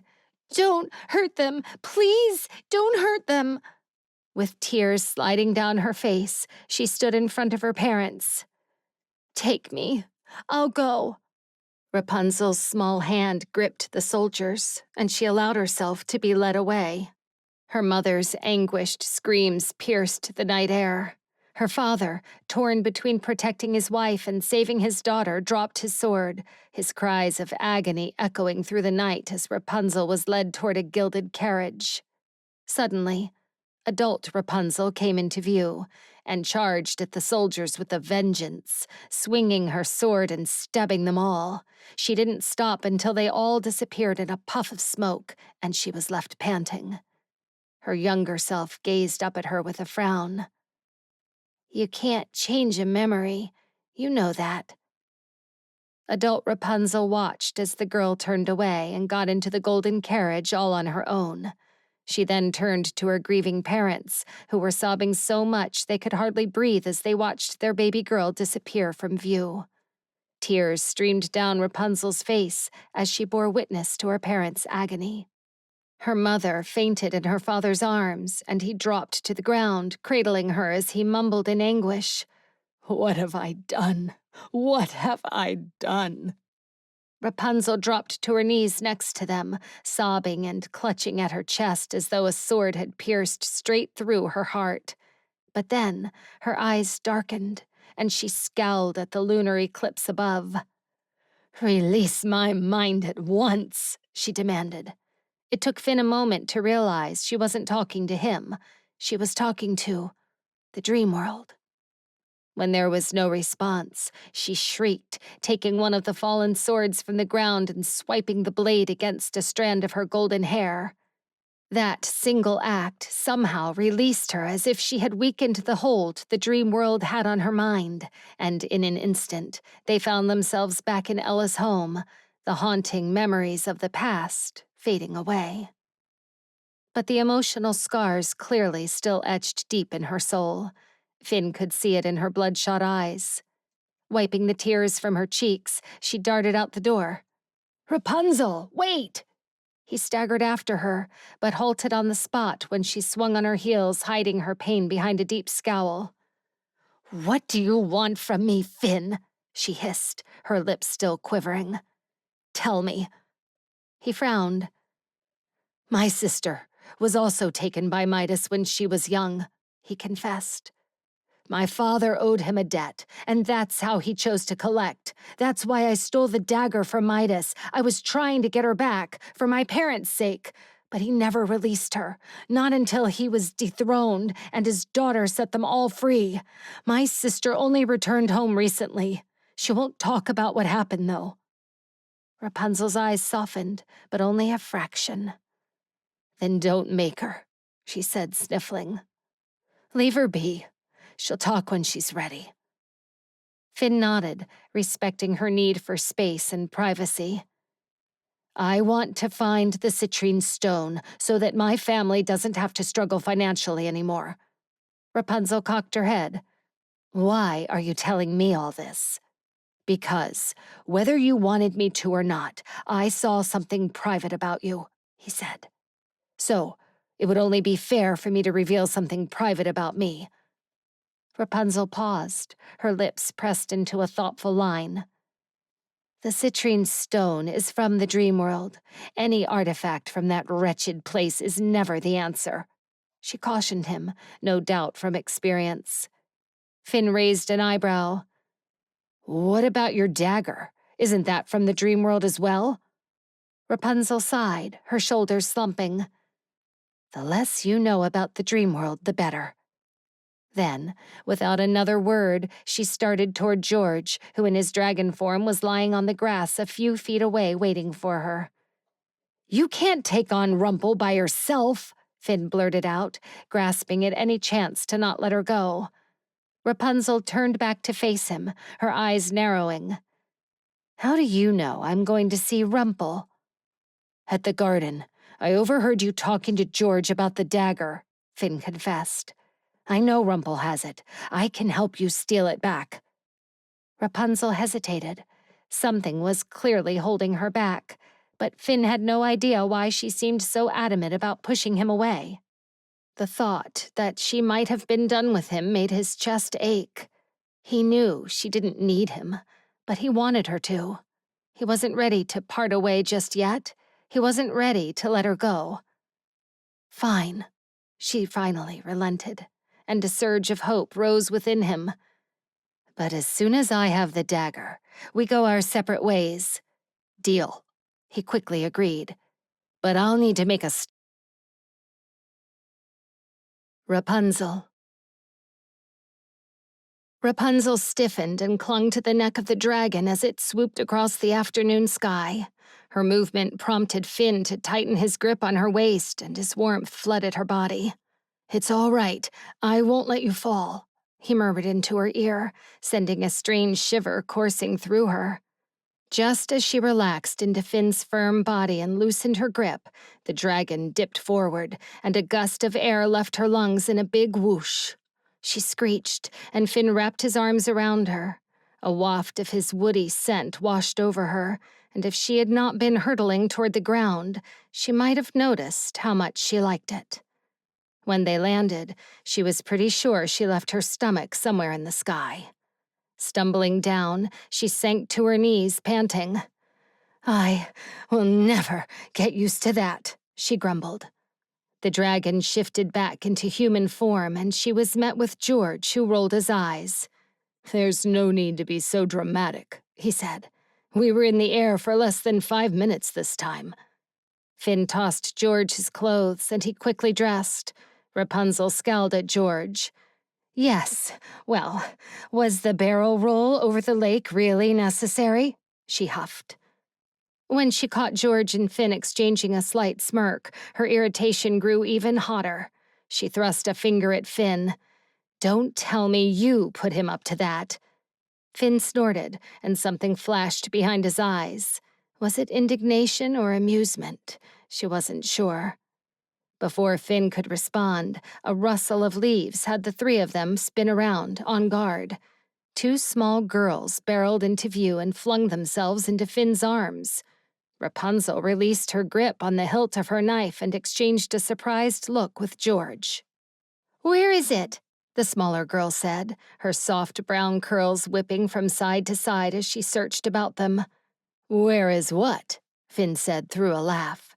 The taller girl, who had the same shape of mouth as Finn, pointed at him. "We saw you on a dragon, Finn. Where are you hiding it?" George snorted, and his lips curved into a lopsided smirk.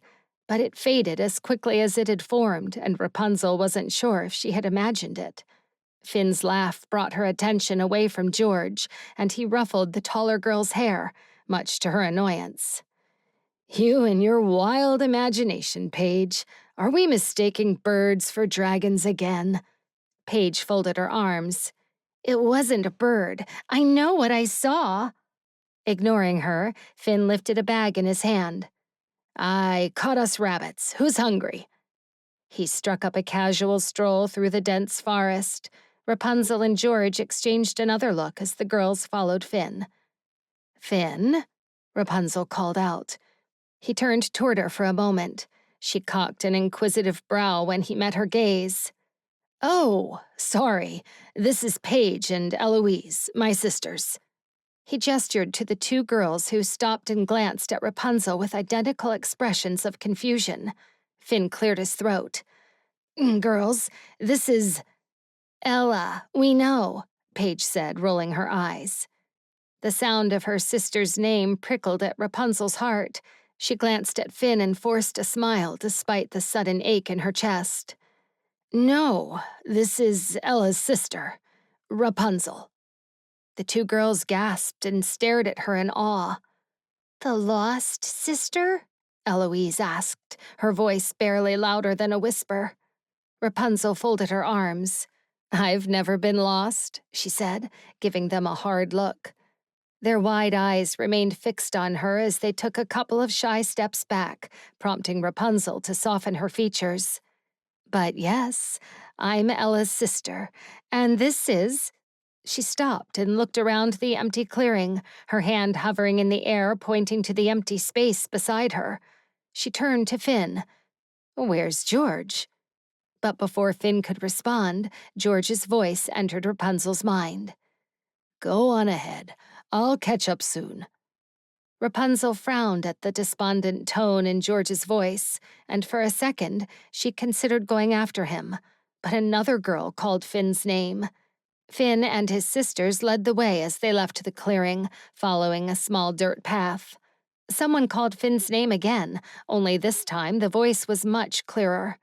They stepped out into a vast space of farmland with cows and sheep grazing in the fields, and a pair of horses near a wooden lean-to. A small, stone house sat nestled at the bottom of the path. Its chimney was smoking, flooding the dull skies with more gray clouds. "Brielle, look who we found!" Eloise yelled, running ahead. A girl with broad shoulders and slender legs joined them. Her walnut-brown skin was darker than the younger girl's, but the resemblance between them was unmistakable. She wiped her hands on her apron, and her brow gleamed in sweat.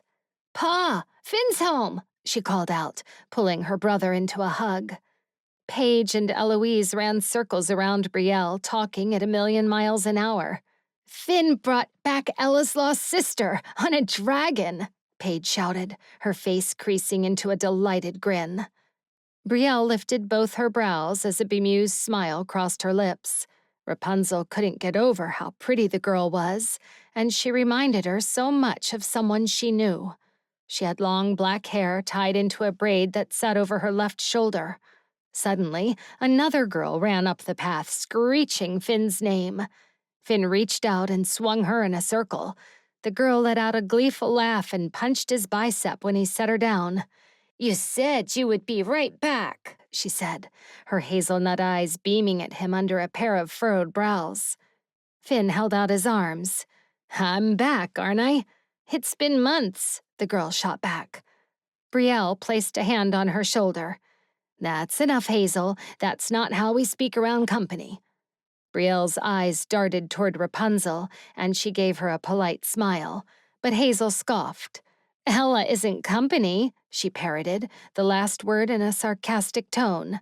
Then she beamed and said 2 words that struck Rapunzel like a hot poker stick right to the heart. She's family. And before anyone could say a word, Hazel thrust her arms around Rapunzel and squeezed so tight, 2 tears leaked out of her eyes, though she wasn't sure if it was the girl's hug that prompted them. It's not Ella, you idiot. This is Rapunzel, her twin sister, Eloise said. Brielle gave her a stern look. Don't say idiot. Are you hungry? You will stay for dinner, won't you? Paige asked, skipping as everyone continued to walk toward the house. Rapunzel glanced at Finn, who was in his element now. His shoulders were relaxed as he settled into a casual stroll, surrounded by all these girls varying in age between 6 and 14. We are. In fact, I've brought us a feast. You shall be dining like queens tonight, Finn said, patting the bulging bag at his hip. The younger girls ran off, squealing in their excitement, which left Brielle, who was eyeing Rapunzel warily. She must have realized she was staring, because she apologized. The air was heavy with unanswered questions, and Rapunzel knew that one was burning in her mind. Where had she been all those years? But Brielle did not ask. Much to Rapunzel's relief, she did not fancy talking about it. Father will be happy to see you, Brielle said as they reached the house. The wooden door had the outline of an owl on the front, engraved into it. Rapunzel wondered if Finn had carved that. Brielle took the handle and yanked it open. Look who's here, Pa! Rapunzel hesitated by the door while Finn walked inside with a swagger. She wanted to blend into the room unnoticed, but Brielle grabbed Rapunzel by the elbow and pulled her forward. A mature man with weathered skin clapped Finn on the back. His face creased as a smile took over. It's good to see you, son. Then his gaze landed on Rapunzel, and his smile turned into a delighted beam. And you too, This is Rapunzel, Brielle corrected, giving her father a look. Rapunzel did not miss the silent conversation that was now being had between everyone in the room. The father's bushy brows lifted, then his gaze flickered to Finn for confirmation. Finn dipped his head slightly, then the father exchanged looks with his wife, who had raised a hand to her open mouth. All of this happened within a couple of seconds, but it seemed like long, awkward minutes to Rapunzel. She gave a shy wave and picked at the seam in her sleeve, unsure what to say. Where have you... Finn's father began, but his words quickly died on his tongue when his wife touched his shoulder. Welcome, Rapunzel. She stepped forward with a warm smile. I'm Selma, Finn's stepmother. Pleasure to meet you. On taking Rapunzel's hand, the sleeve of her cloak fell, exposing the mark on the inside of her wrist. Selma's eyes grew wide, and a shocked, "Oh!" escaped her lips. Rapunzel pulled her hand back and quickly covered the mark that told everyone she had once been Midas's property. Selma cleared her throat and shook herself as if to break from a trance. Dinner is almost ready. Are you hungry? She forced a smile. Yes, we are. Finn has brought us rabbits, and I'm all done washing the vegetables, Brielle offered, her voice an octave higher than it was before. Rapunzel sensed she was trying to steer the conversation away from her, and she gave Finn's sister an appreciative smile.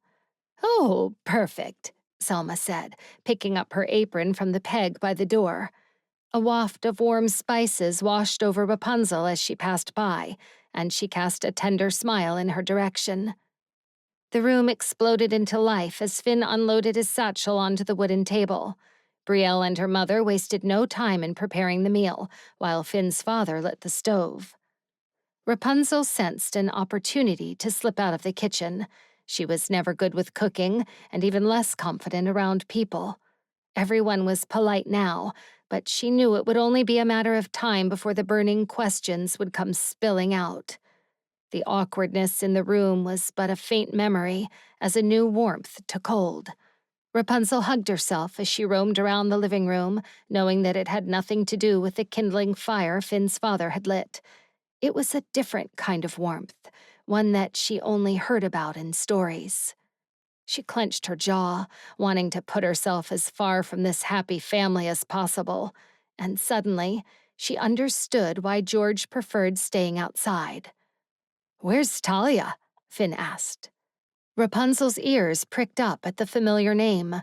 She turned to find Finn looking at Brielle.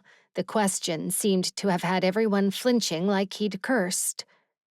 "She has barely left her room since—" Brielle trailed off, then offered a furtive look in Rapunzel's direction. "She's returned."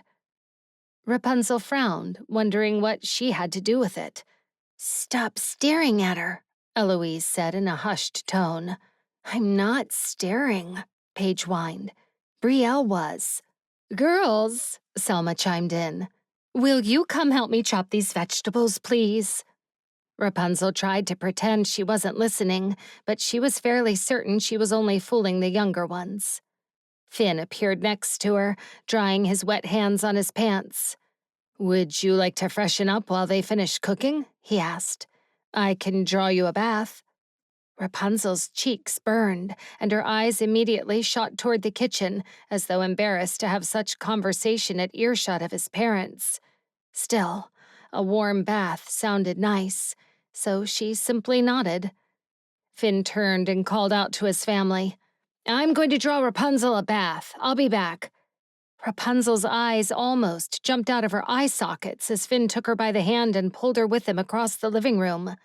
"Finn," she whispered, trying to free her hand from his grip, but he held her firm as he led her down a narrow hallway.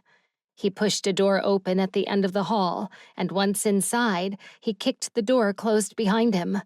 Only then did he let her hand go. She turned to face him with a scowl. "Have you lost your mind?" He flashed her a playful grin. "You're cute when you're embarrassed." She stepped back and crossed her arms. "I can draw my own bath. You won't have to." He tilted his chin toward the tub behind Rapunzel. "One of my sisters already did it. They also left fresh new clothes in the corner." Rapunzel turned to find a tub filled with water, its steam hovering just above it, and petals of fragrant roses floating on the surface. "Then why are you here?" she asked, turning back to him. He grinned. "Because it makes your cheeks burn," he teased, stepping into her personal space until the heat of his body enveloped her. "And, as I said before, I like the way it looks." She pressed her eyes shut, hating that he could see through her. "Out," she demanded, grabbing him by his broad shoulders and turning him around. His laughter was light and jovial as she pushed him out the door. Shoving him was like pushing against a wall. His back was all lean muscle, and it took all of her resolve not to yank him back and strip him of his clothes. Once he was out, she slammed the door shut and pressed her back against it, her blood boiling with heat. "What is happening to me?" No man had ever made her feel so flushed, so heated. Usually she was the one making them squirm. She shook her head, pushing the amount of inappropriate thoughts from her mind as she undressed and stepped into the warm bath. She didn't linger in it, in part because she had the nagging suspicion that that bath hadn't been prepared for her. Finn must have struck a deal with one of his sisters to let Rapunzel have it. Finn's voice came from outside the door, but he didn't seem to be speaking to Rapunzel. She quickly dried herself and slipped into fresh new clothes left for her. It must have been Brielle's because it fit perfectly. Finn spoke again, his voice coming from one of the rooms. Rapunzel stepped out quietly, perking her ears to make out the words he was saying. "Talia, please, Just come join us for dinner. I don't come around often, you know? It would be nice to spend some time with you, too." He paused for a moment, but there was no reply. "Well, if you change your mind, we'll be outside." When the door swung open, Rapunzel jumped back. Finn's playful expression from before was gone. His brows were pinched together in concern, and his shoulders slumped as he sighed. "Food is ready," he said, raking a hand through his hair. "We're eating outside. Come, I'll show you." As she turned to follow him, Rapunzel peeked into the room. A woman lay on a bed with her back toward the door. The black curls of her hair peeked out from under the blanket. Rapunzel followed after Finn without saying a word. She could tell by his clenched jaw that he was worried about her. She and Finn joined the rest of his family outside, where they were setting up the tables in the garden. The air was filled with the gleeful cries of Finn's younger siblings as they played a game, but it did little to lift his mood. Rapunzel helped Selma cover the large wooden table with a cloth, setting them up amid the vegetable patches. She caught Selma's eye and shook her head slightly when she glanced questioningly toward the house. Soon enough, the smell of rabbit stew filled the garden as Brielle and her mother began ferrying food outside. The younger children giggled and chased each other between the tables, nearly upending a bowl of bread rolls in their excitement. "Come on now, settle down, girls," Finn's father called, though not unkindly. He pulled out a chair for his wife before taking his own seat. Rapunzel found herself between Finn and an empty chair. As the family began passing bowls and plates around, chatter and laughter bouncing lightheartedly between them, Rapunzel became overwhelmed by an unexpected swell of emotion. She had forgotten the simple joy of being part of a family meal. Her nostalgic thoughts were interrupted by the creak of the back door. A tall woman with brown skin and curly black hair stood hesitantly in the doorway, eyes lowered. A hush fell over the gathering. "Decide to join us after all?" her mother said gently, already filling a plate with eggs and vegetables. "Talia!" Eloise cheered, bouncing her seat. When she lifted her eyes, recognition gnawed at the corner of Rapunzel's mind. This young woman reminded Rapunzel of someone, long ago. Then she saw the burned mark on the inside of her wrist and silently gasped. Talia gave a small nod and slipped into the empty seat beside Rapunzel without ever meeting her eyes. Relief broke over Finn's face as he passed his sister the breadbasket. She took it, but then passed it to one of her sisters without taking a loaf for herself. Rapunzel saw the muscles in Finn's jaw tighten, but he refrained from saying anything. Still, it was the first time Rapunzel saw genuine pain in his gaze. Talia seemed oblivious to her brother's concern. Finn's brow furrowed as he studied his sister. The rest of the family glanced between them, the previous lightheartedness replaced by tension. "Here, sweetheart." Her mother handed her a bowl of stew, which she took with a faint smile. But when she didn't bother to reach for a spoon, Finn placed one next to her bowl. Talia flinched almost imperceptibly at the sound of the spoon hitting the wood. The younger children had gone silent, their play forgotten as they watched the exchange with wide eyes. For a long moment, no one moved, and as Rapunzel's eyes swept over the table, a sudden realization hit her. She could never understand what drove Finn to steal. All of the gambling, getting into trouble. She looked at the sea of faces around the long table, and her heart squeezed. He did it all for them. Suddenly, Talia hopped from the table, jolting Rapunzel out of her thoughts. Finn watched her go with a look of devastation. He turned back to his father. "Tell me she's not starving herself." Finn's father and his wife exchanged worried looks. Then his father cleared his throat. "It's difficult." He cast his eyes around the girls who had returned to their food, and Rapunzel sensed that he did not want to discuss the topic in front of them. "What about the farm?" Finn asked. "How is business going?" His father's eyes dropped to his bowl as he stirred it with a spoon. Not as well as we had hoped, he confessed. We thought that with Midas being gone, people in the town would reconsider buying our produce again. But that hasn't been the case. Ever since Midas came to collect his debt, the merchants at the markets have been afraid of dealing with us, as though we were somehow an extension of Midas's property. For that reason, they haven't made it easy for us to set up our vegetable stand in the square. We've managed to survive over the years, even if with very little. But now that Talia has returned from Midas's castle, people at the market want nothing to do with us or our produce.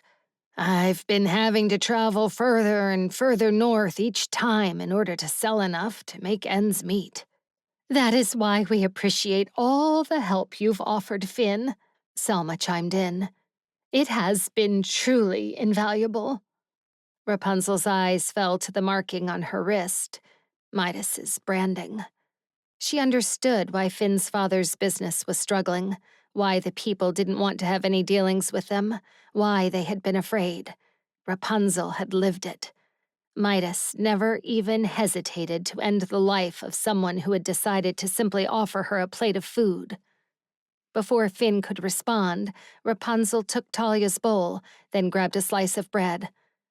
Let me take it to her. She glanced at Selma, who responded with a faint smile. Then Rapunzel said in a low voice to Finn, "Would you mind taking some to George?" Finn nodded, giving Rapunzel an appreciative look.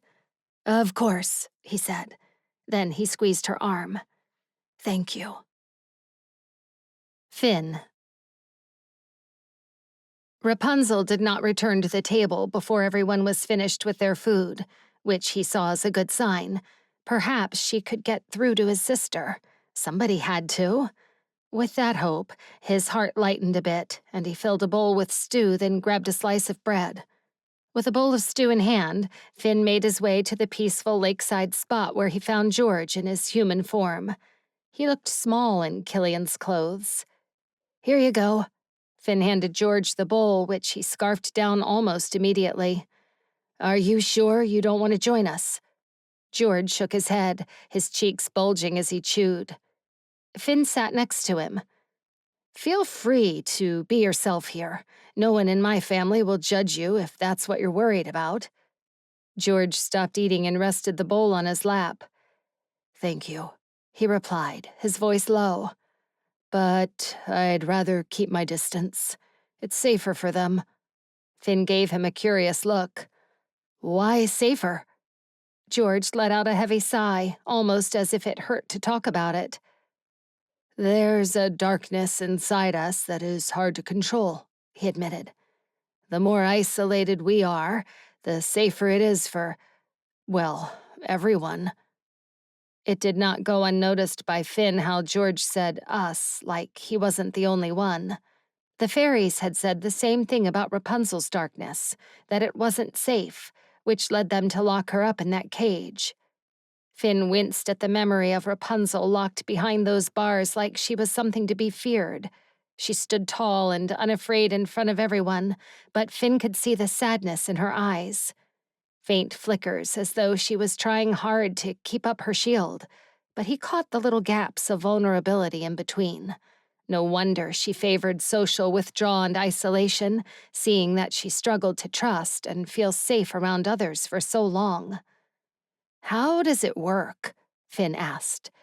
"This darkness inside you." George looked out into the distance before speaking again. "All humans struggle with a measure of darkness inside them. Greed, wrong desires, jealousy, you name it. But with us, that darkness is more prominent. When we give in, we become stronger.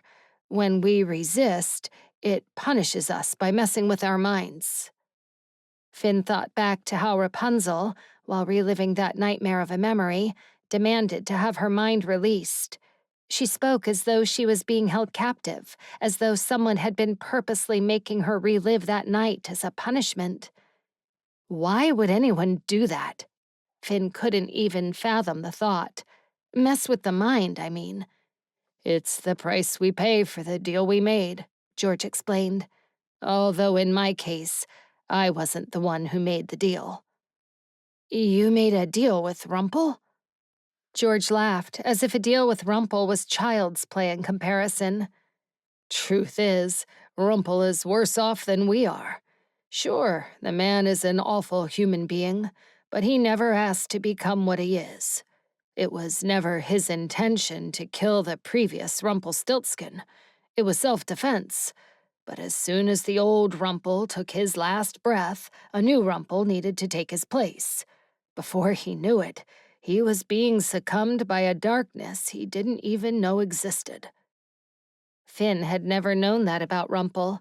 He'd only ever heard of the rumors and reputation that accompanied the name. But how much of that reputation belonged to the previous Rumple, he couldn't say.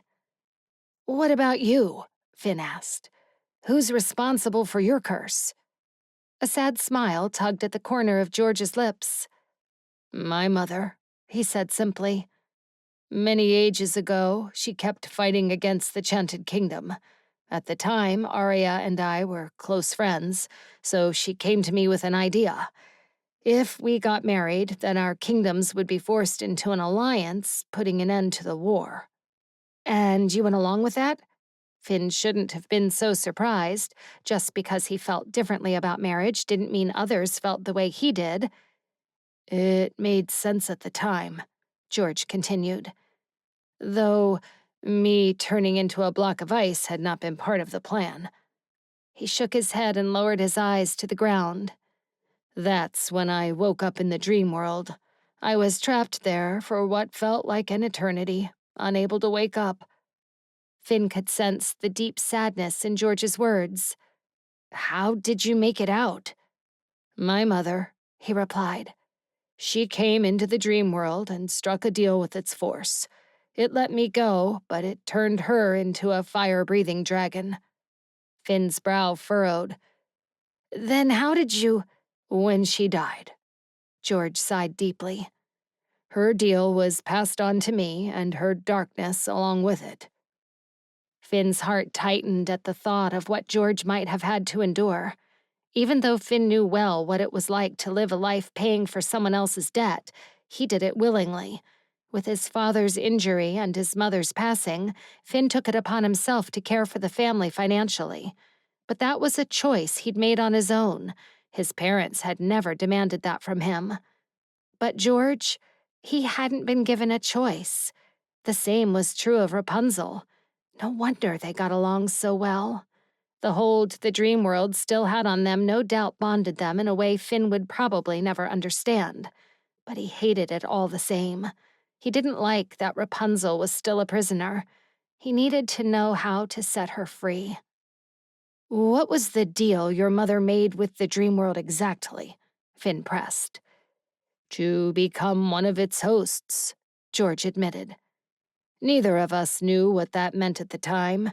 Had I known, I would never have allowed her to make it." Finn cocked his head. "What does being a host entail?" George glanced around as though making sure no one was around, then leaned in, lowering his voice. "Have you noticed how the earthquakes are getting stronger?" he asked. "That's the Dreamworld gaining strength.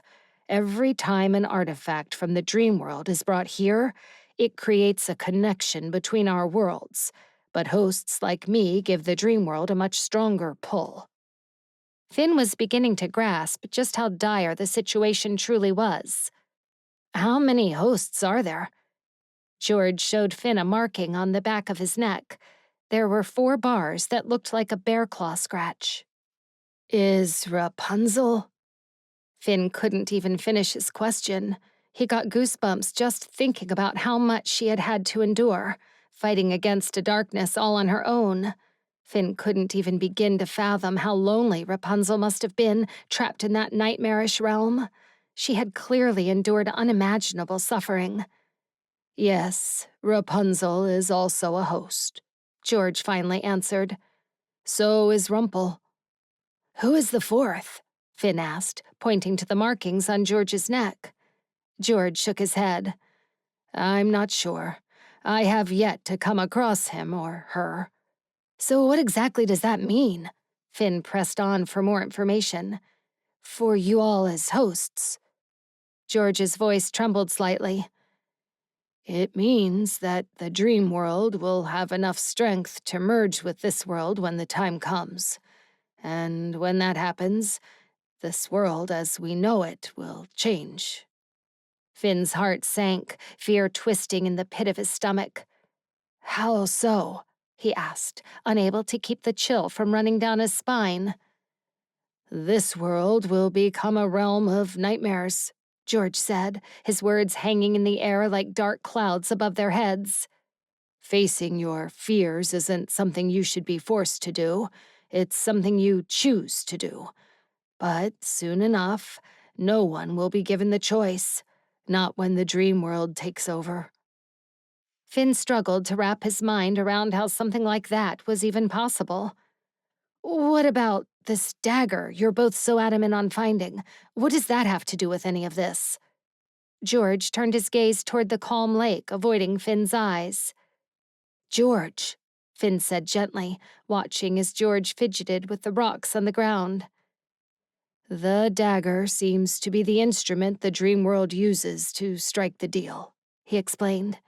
I can't say with certainty why she's seeking the dagger, but I do know that without it, no more hosts can be created. So she wants to destroy the dagger, is that it? George nodded, his eyes troubled. I imagine it's more complicated than that. But in essence, yes, destroying the dagger will most certainly give this world a fighting chance at surviving. Finn's thoughts raced as he tried to piece together everything he had learned. If what George was saying was true, then everything Rapunzel was doing was to make sure this world survived. She may have a darkness inside her, but the person she used to be, that courageous little girl who protected her sister and her parents from the golden blade of Midas's men, was clearly still in there, fighting not to lose herself. That was probably why the dream world was punishing her with those painful memories. A cruel submission tactic, no doubt used to bring her to her knees. The image of Rapunzel crumbling to her knees, sobbing at the sight of her parents' agony, weighed heavily on Finn's heart, making his chest ache. How long had she been held captive by this darkness? How long had she endured its mental torment? How long had she faced this battle alone? Finn gritted his teeth and made a silent vow that he would do whatever it took to help Rapunzel reclaim the light that still burned within her, knowing that if he didn't, he would lose her to the darkness forever. Rapunzel. Rapunzel entered Talia's room, the hinges squealing as Rapunzel pushed the door open. It revealed a modest-sized room, stuffed with 2 large oak bunk beds and a little window that let in a stream of sunshine. Beside the window sat Talia, braiding her long black curls that reached the small of her waist. She resembled Brielle, but older. When she turned, there was a spark of recognition in her eyes. Rapunzel? She cocked her head. Rapunzel offered a small smile, placing the bowl of stew gently on a small table beside the bed. Hi. Talia rose to her feet, her nose hovering mere inches from Rapunzel's while she inspected her eyes. Then she drew back, a look of hurt crossing her face. Do you not remember me? Rapunzel swallowed hard. Of course, she remembered. But it took sifting through the memories she had tried so hard to bury. Of course I do, T. Talia threw her arms around Rapunzel and squeezed her tight. Rapunzel wanted to barrage her with questions. Where were the rest of the girls? But then she thought about how much she hated talking about the past, how badly she wanted to avoid being asked questions by Finn's family. It held her tongue. How are you? Rapunzel asked, settling on a general question that she thought was less invasive than the ones burning in her brain. Talia sighed, returning to her chair by the window. She looked wistfully out at her younger sisters running around in the fields. They don't understand. Rapunzel cast a worried glance at Talia as she perched on the edge of one of the beds. She remained quiet, determined not to force Talia to say anything that would trigger her. But then a single tear rolled down Talia's cheek as she turned back to look at Rapunzel. The silence stretched between them, a heavy, almost tangible thing. Finally, Rapunzel broke it. "What happened to you girls after I left?" she asked softly. Talia lowered her eyes to her lap. "We might have lived in a castle, but we were neglected," she said bitterly. "After you and Aurora were gone, Midas's men grew bolder. They treated us however they pleased, knowing there was no one to stand up for us. The king knew, but with his daughter trapped in the Dreamworld, he had no more need for us, so he chose to look the other way." Rapunzel blinked up at the ceiling as guilt rippled through her. "I'm so sorry I didn't come back for you all," she whispered. Talia shook her head. "Even if you had, there was nothing you could have done. Some of us tried to escape, but we were always found and brought back. How did you manage to avoid getting caught all these years?" Rapunzel's mind raced back to her life on the run. She remembered the countless places she had hidden, the people who had been killed for helping her, and those who had betrayed her for a handful of Midas's gold.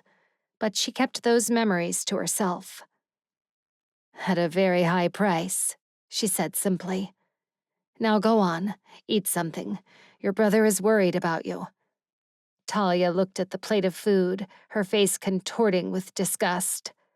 "I can't eat, Rapunzel." "Why not?" "The cook of the castle took a particular interest in me," Talia said, her voice trembling.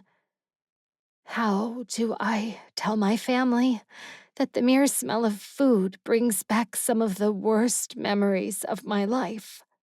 She buried her face in her hands and began to sob. Rapunzel's heart ached at the sound of her cries. She placed a hand on Talia's shoulder, squeezing gently. "Maybe I can help," Rapunzel offered. Talia lifted her tear-streaked face, a glimmer of hope in her eyes. "How?" "I'll need to enter your mind," Rapunzel said, her tone gentle. "May I?" Talia hesitated, then nodded slowly. "If you think it will help." Rapunzel closed her eyes, focusing on the bond she shared with Talia. She reached out with her mind, feeling the familiar tug as she connected with Talia's thoughts. The room around them faded, replaced by the dark corridors of Talia's memories. When she opened them again, she found herself standing in a grand library with Talia by her side. "Where are we?" Talia asked, as she followed Rapunzel along the rows of books. "We're in the Dreamworld," Rapunzel explained. "And these?" She motioned toward the old leather-bound tomes. "Are your memories." "Is this the same Dreamworld Aurora was trapped in?" Talia asked, horrified. "Yes, but it's all right. We're not going to be trapped in here like she was," Rapunzel assured her. She then shifted her attention back to the books, taking one from the shelf and handing it to Talia. "This is the memory of the cook. Open it." Talia's hands trembled as she hesitated, but she trusted Rapunzel, so after taking a deep breath, she opened it. The scene around them changed, and they found themselves standing in a grand kitchen, the air thick with the smell of roasting meat and freshly baked bread. The cook, a large man with a cruel smile, loomed over a younger Talia, his hands gripping her shoulders tightly. "Do as I say, girl. You shall eat until there is nothing left, or there'll be consequences," he hissed, his breath hot against her ear. "And believe me, the consequences are far worse than getting your belly stuffed with delicious food." The memory shifted, and Rapunzel saw younger Talia crying alone in a dark corner. Her dress had vomit stains down the front, and the cook's laughter echoed in the background. Anger surged through Rapunzel as she witnessed the cruelty Talia had endured. With a deep breath, Rapunzel reached out, pulling Talia's younger self into an embrace. "You are safe now," she whispered. "He can't hurt you anymore." She snapped her fingers, and the laughter stopped. The young Talia looked around, panting and eyes wide. "Where did he go?" Rapunzel stroked her hair. "He's gone. Forever. You are free now." The scene faded, and they were back at the library. Talia's wide eyes filled with tears. "All you have to do is throw it in the fire, and it'll be gone forever," Rapunzel said, motioning to the book in her hand. Talia held the book like it was poison and looked at the roaring flames in the ornate fireplace. She looked at Rapunzel again, her eyes narrowing. "Have you done this before?" Rapunzel bit her lip. "Once, for my sister. She witnessed a murder and did not take it well," she said. She was in shock to the point of not eating. "One night while she was asleep, I entered her mind, and I burned every bit of that memory." "Did it work?" Talia asked with quivering lips. "It did, for a time. But my sister is stubborn. She figured a way to enter her own mind and retrieve it from her subconscious." Talia took a deep breath with a determined nod and marched to the fireplace. With one more glance at the book, she tossed it into the fire. The flames turned blue and the book disappeared. The corner of Talia's lips curved upward as she strode back to the books. Soon, she had arms laden with them, and one by one, they went into the fire. When she was done, she dropped to her knees, her shoulders trembling as quiet sobs escaped her. Meanwhile, the fire consumed the books in a marvelous blue hue. It was as though the memories were being cast straight into the underworld. Rapunzel knelt beside her and wrapped her into a hug. "When you wake up, all of those wretched memories will be gone." The library faded, and Rapunzel and Talia found themselves back in the modest room. Talia blinked, tears streaming down her face, her mouth hung open, and her eyes grew cloudy. "Rapunzel?" she asked, as though she'd been in a daze. "When did you get here?" Rapunzel tucked a strand of hair behind her ear. "Only a moment ago. Your brother wanted me to bring you some food." "My brother? Finn's here?" Talia's eyes shot to the plate of food on her side table. "Wait, is that for me? Oh my, I'm so hungry I could eat a horse," she said with a light giggle as she took the plate. Her memory would be a bit hazy for a while, but that would soon pass. Rapunzel watched as Talia began to devour her food. She munched on the bread and thought. There was a series of bangs echoing down the hall and rapid footsteps. "Do you think everything is okay?" Rapunzel asked, looking through the crack in the open door. A flurry of movement caught her eye. Talia laughed and got to her feet. "It's normal for the house to sound like it's been taken over by a herd of baby elephants." She shrugged her braid over her shoulder and handled the plate with care as she reached the door. "In fact, it's when things go quiet that makes us nervous." Rapunzel watched in awe as Talia walked down the hall, scarfing down the vegetables like she hadn't eaten properly in years. After she was done, she set her plate in the sink and joined her family in the main room. It was bittersweet for Rapunzel to see that her mindscape had worked. Seeing Talia eating and laughing with her sisters brought joy into her heart, but a sadness crept in. For a few moments, she was back in that castle. It sent back a flood of unwanted memories, and she wished that she could wipe her own memories. As Finn's family gathered around for a game of cards, Rapunzel slipped outside into the quiet afternoon. The ghosts of her past were calling, and the familiar pang of grief had her walking to the one place she found solace in the world. Finn. Finn made his way back into the house. The laughter and joy of his sisters playing in the center of the living room echoed off the walls. They were all gathered around a table with cards in their hands. But then he had to do a double take when he saw Talia sitting among them. He approached Selma in the rocking chair, drinking some tea as she watched the girls. Finn sat next to her. "Talia is out of her room. What happened?" "I wish I knew. She spent a little while with Rapunzel, and when she came out, she was a completely different person." Selma wiped a hand over her cheek. That was when Finn realized she was wiping away a tear. "She hasn't smiled like that since she was a little girl. And she ate, Finn. She ate an entire plate of food." "Finn," Talia squealed. "Come join us." "Yeah, Finn," all the girls cheered. "Come play with us." Finn went to sit next to Talia, eyeing her carefully. "Are you feeling all right?" he asked. His sister's eyes sparkled with an unfamiliar light, and she smiled warmly at him. "I've never felt better." Confusion gnawed at him. "What did you and Rapunzel talk about?" Talia's expression softened, and she placed a comforting hand on his shoulder. "If you want me to spill the beans on our girl talk, try again, mister."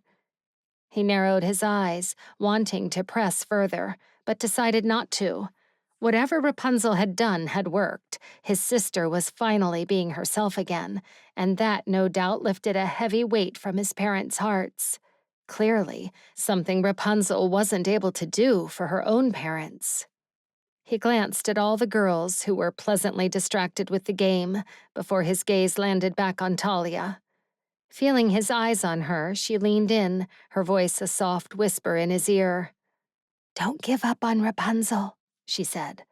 "Her roughness may push people away, but that same edge in her spirit makes her capable of protecting everyone she cares about." The words weren't entirely new to Finn, but hearing them from someone else reassured him. Rapunzel wasn't evil. She was the strongest woman he'd ever met, and it was about time someone else recognized that about her. She deserved more than what life had thrown at her. "Where is she now?" Finn asked Talia. "She said something about visiting her parents," Talia said, her attention shifting back to the game. "Hey, you made an extra move, you little bugger." Giggles filled the air, and everyone's expressions brightened with joy. Finn's thoughts, however, drifted back to Rapunzel. If she went to visit her parents, there was only one place she could have gone. Finn's heart grew heavy as he ventured into the woods in search of Rapunzel. He eventually found her in a familiar clearing, kneeling at the base of a towering tree. It was a place he had visited many times before with Ella. That was where her parents had been laid to rest. The weight of those memories pressed heavily on Finn's shoulders, but the realization that Rapunzel knew of this spot left him to wonder. How long had she been silently watching over Ella from afar, safeguarding her sister without her knowledge? As he approached, his boot accidentally snapped a twig. Rapunzel turned at the sound, her teary eyes locking onto his. The sight of her pained expression struck him like a dagger to the chest, and without a second thought, he closed the distance between them and kneeled next to her. "How did you find me?" she asked, her voice trembling as she wiped away a tear. Finn's eyes were drawn to the grass-covered burial place. "I was here when your father buried your mom," he said softly. "And years later, when I helped my dad bury your father." Rapunzel glanced at him, surprised. She must have only then realized just how intertwined their lives had been over the years.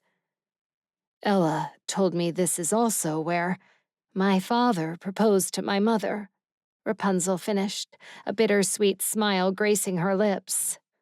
"He didn't have a ring, so he made one with the stem of a flower." Finn smiled. "He did like flowers." "My mother did," Rapunzel said. "That was why he brought one home every day." Finn frowned, knowing that if her father hadn't picked a sunflower from Midas's garden, there wouldn't have been a debt to pay, and she wouldn't have been taken as payment. Another tear slipped down Rapunzel's cheek, and before she could wipe it away, Finn pulled her into a tight embrace. She stiffened at first, but he held her firmly, offering her the comfort he could tell she desperately needed. "You don't have to." Her voice choked with emotion. Finn could tell she was barely hanging on. "I want to," he said, his grip firm yet gentle. "No one should have to bear this kind of pain alone. So if you need to cry, then cry. I'll be right here until you're done." Her hands clenched the fabric of his shirt, and for several heartbeats he wondered if she was still breathing.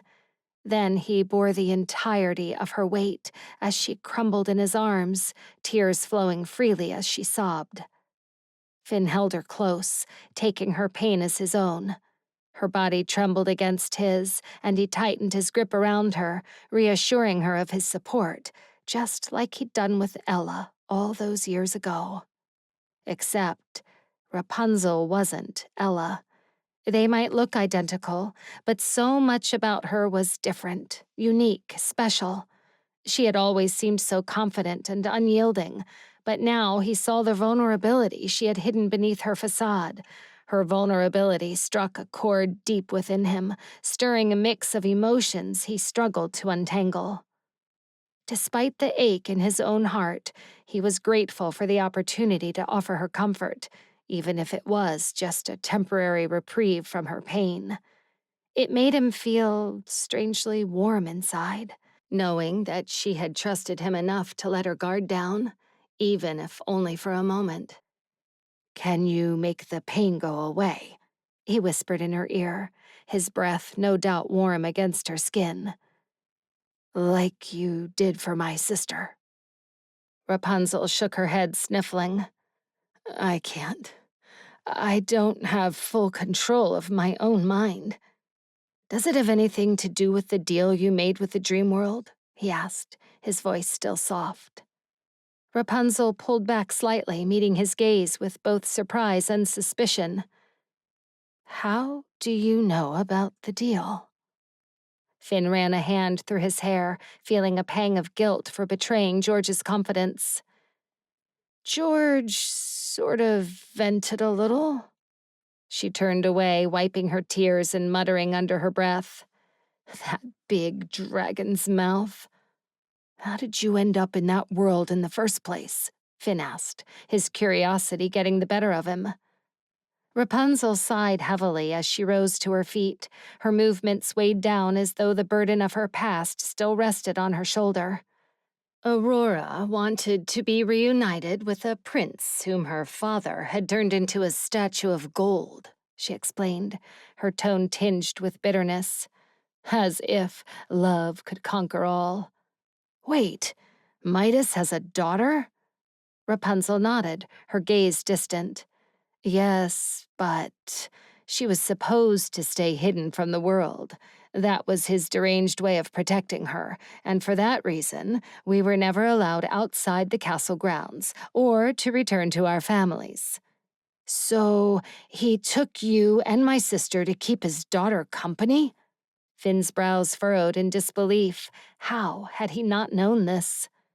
"There were more than just me and your sister," Rapunzel confessed. "But I was the only one who got locked at the top of the tower with Aurora. All the other girls were free to move about the palace as they wished." "Why did he isolate you?" A hint of bitterness crept into Rapunzel's expression as she brushed her fingers through her golden braids.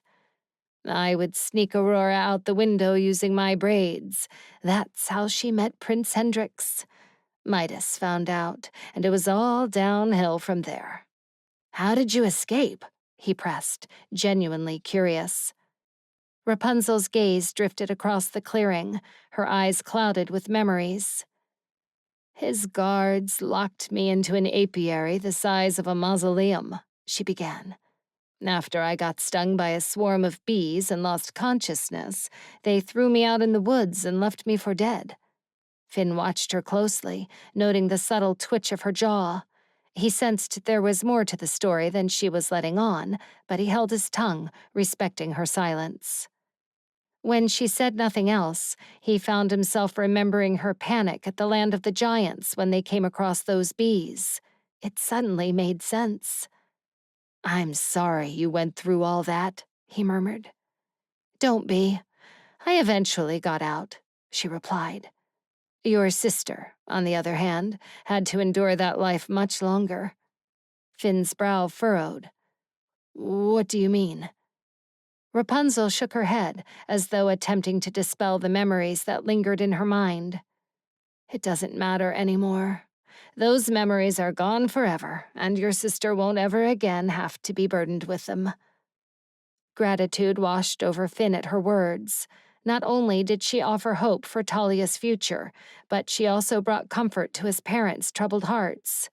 Stepping forward, Finn gently cupped Rapunzel's face, his touch gentle yet reassuring.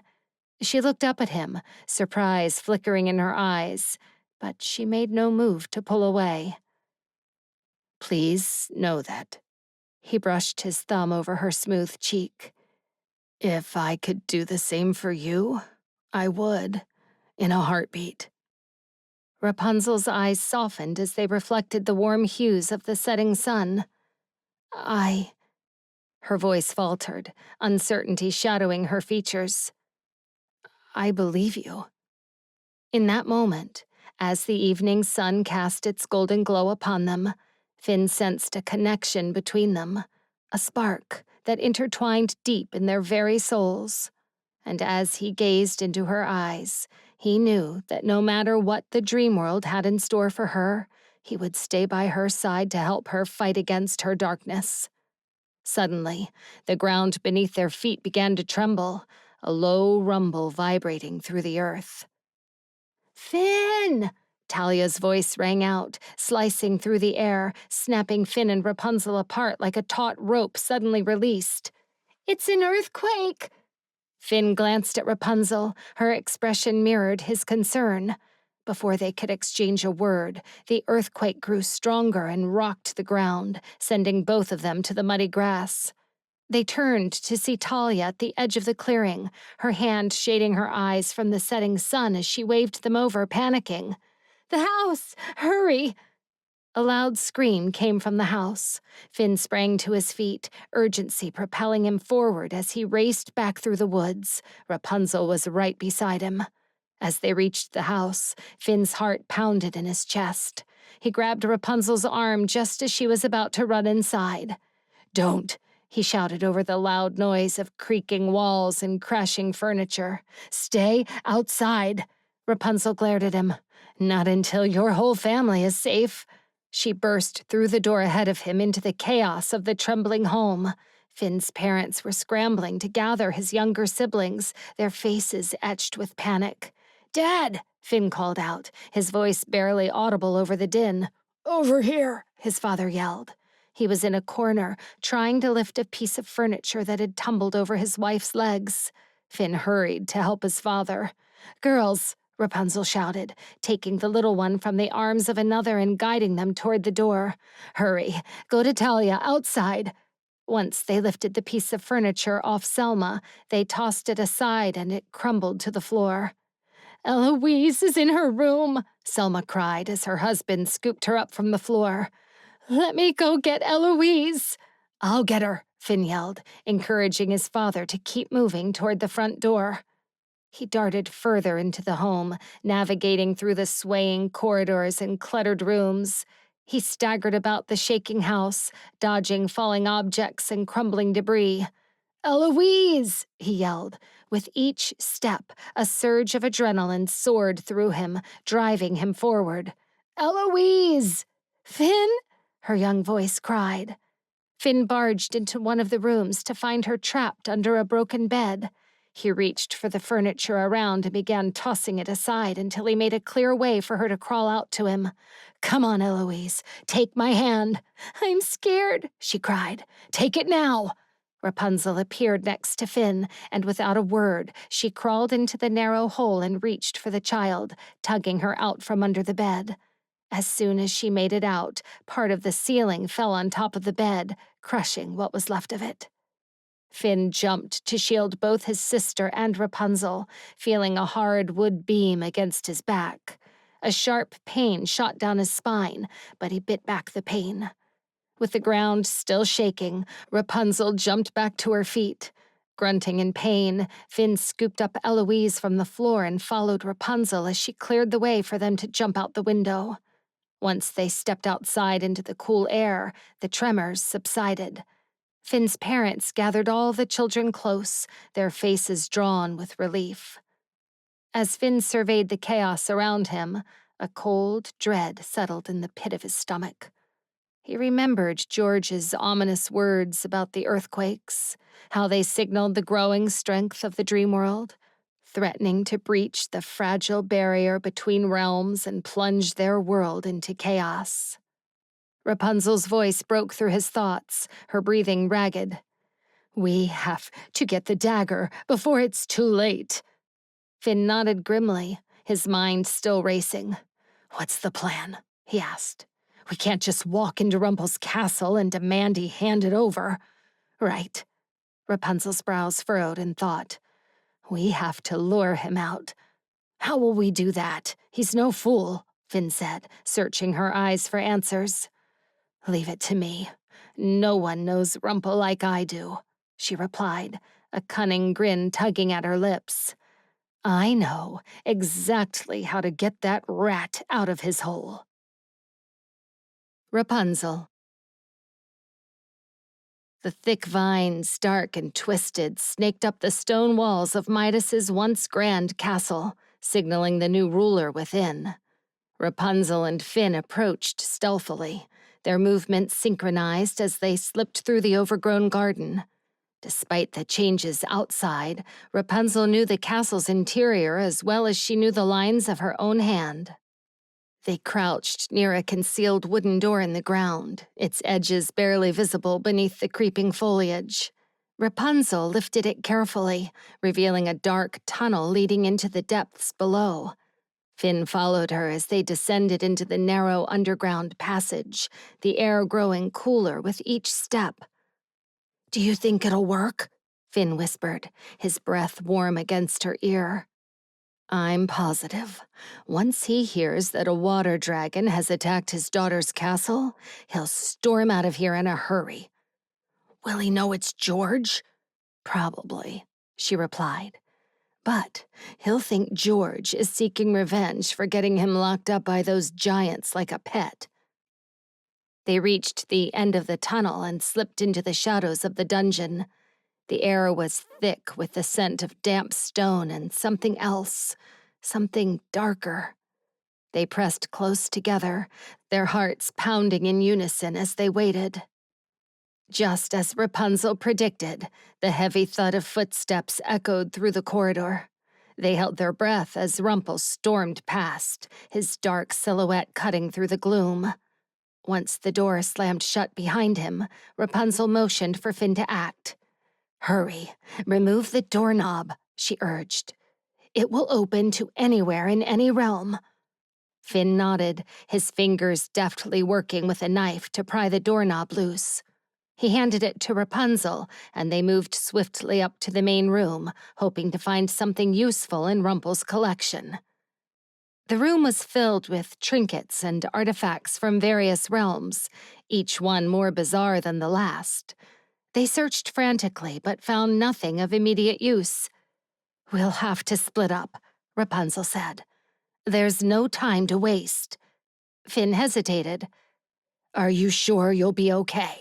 he asked, knowing that even though the castle looked different, it was still the same place that had held her captive most of her life. Rapunzel nodded, giving him a reassuring smile despite the fear gnawing at her insides. "I'll be fine. We've come too far to turn back now." With a final squeeze of his hand, she turned and made her way through the winding corridors of the castle. Each step felt heavy, her heart pounding in her chest as she ventured deeper into the darkness. The flickering torchlight cast eerie shadows on the walls, and the scent of damp stone grew stronger with every step. She reached a fork in the path and hesitated, the memories of the castle's layout fuzzy in her mind. She knew there was a secret passage somewhere. Taking a deep breath, she chose the left passage, hoping it would lead her to the upper rooms. As she walked, the air grew colder, and the silence was broken only by the sound of her footsteps echoing off the stone walls. She passed rooms filled with forgotten relics and dusty furniture. Her mind wandered to the nights she and Aurora had spent exploring these halls, laughing and sharing secrets under the cover of darkness.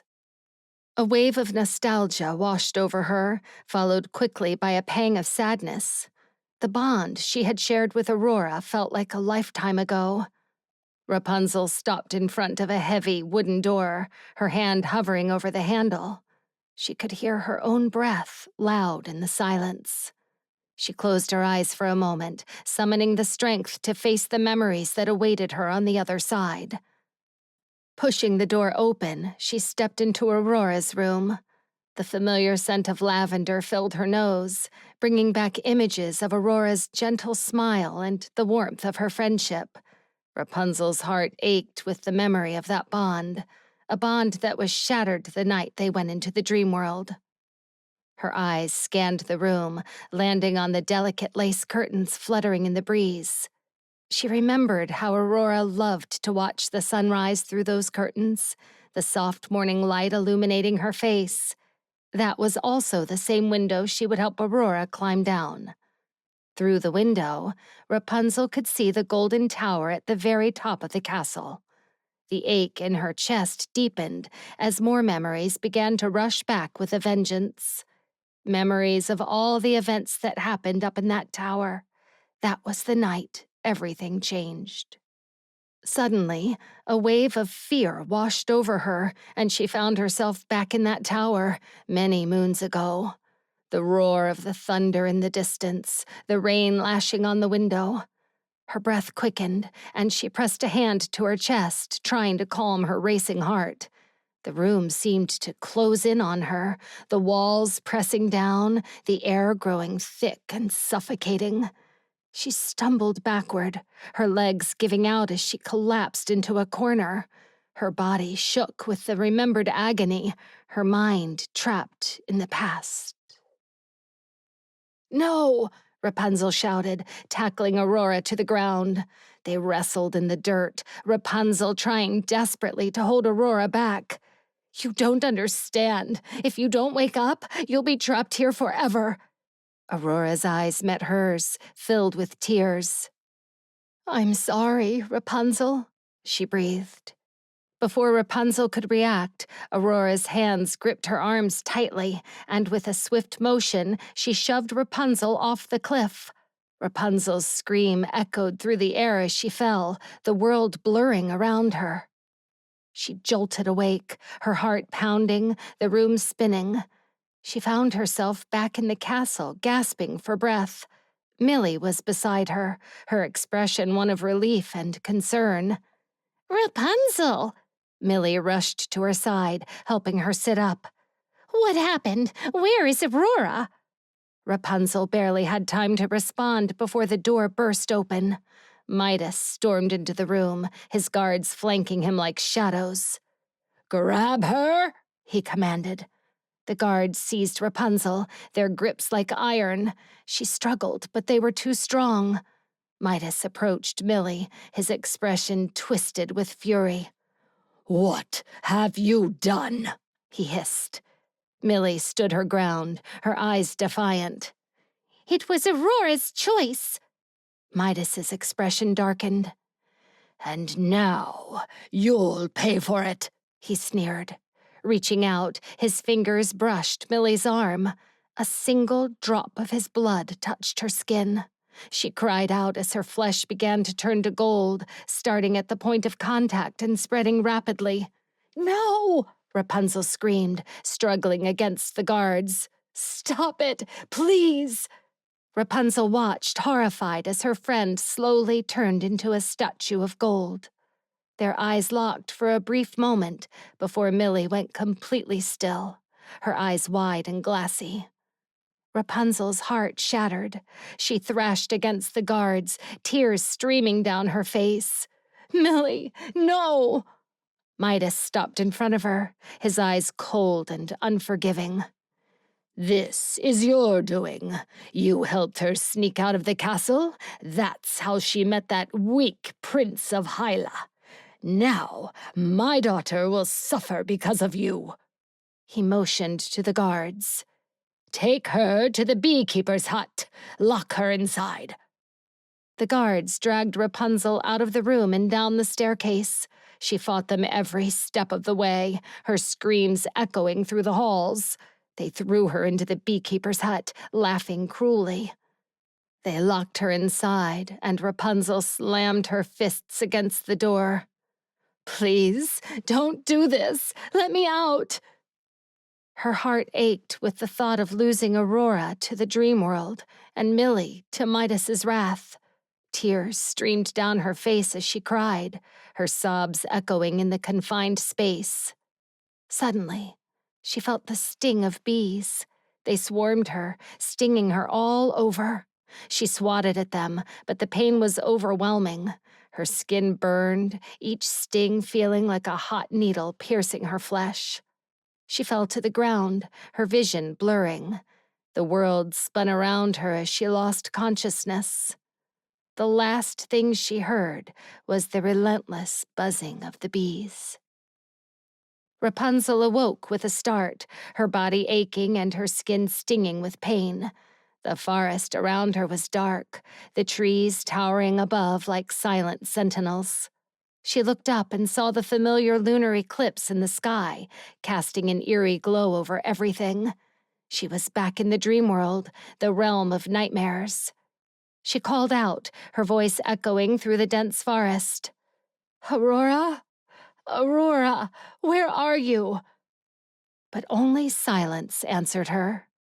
Days passed in a blur of isolation and desperation. Rapunzel wandered aimlessly, her mind teetering on the edge of madness.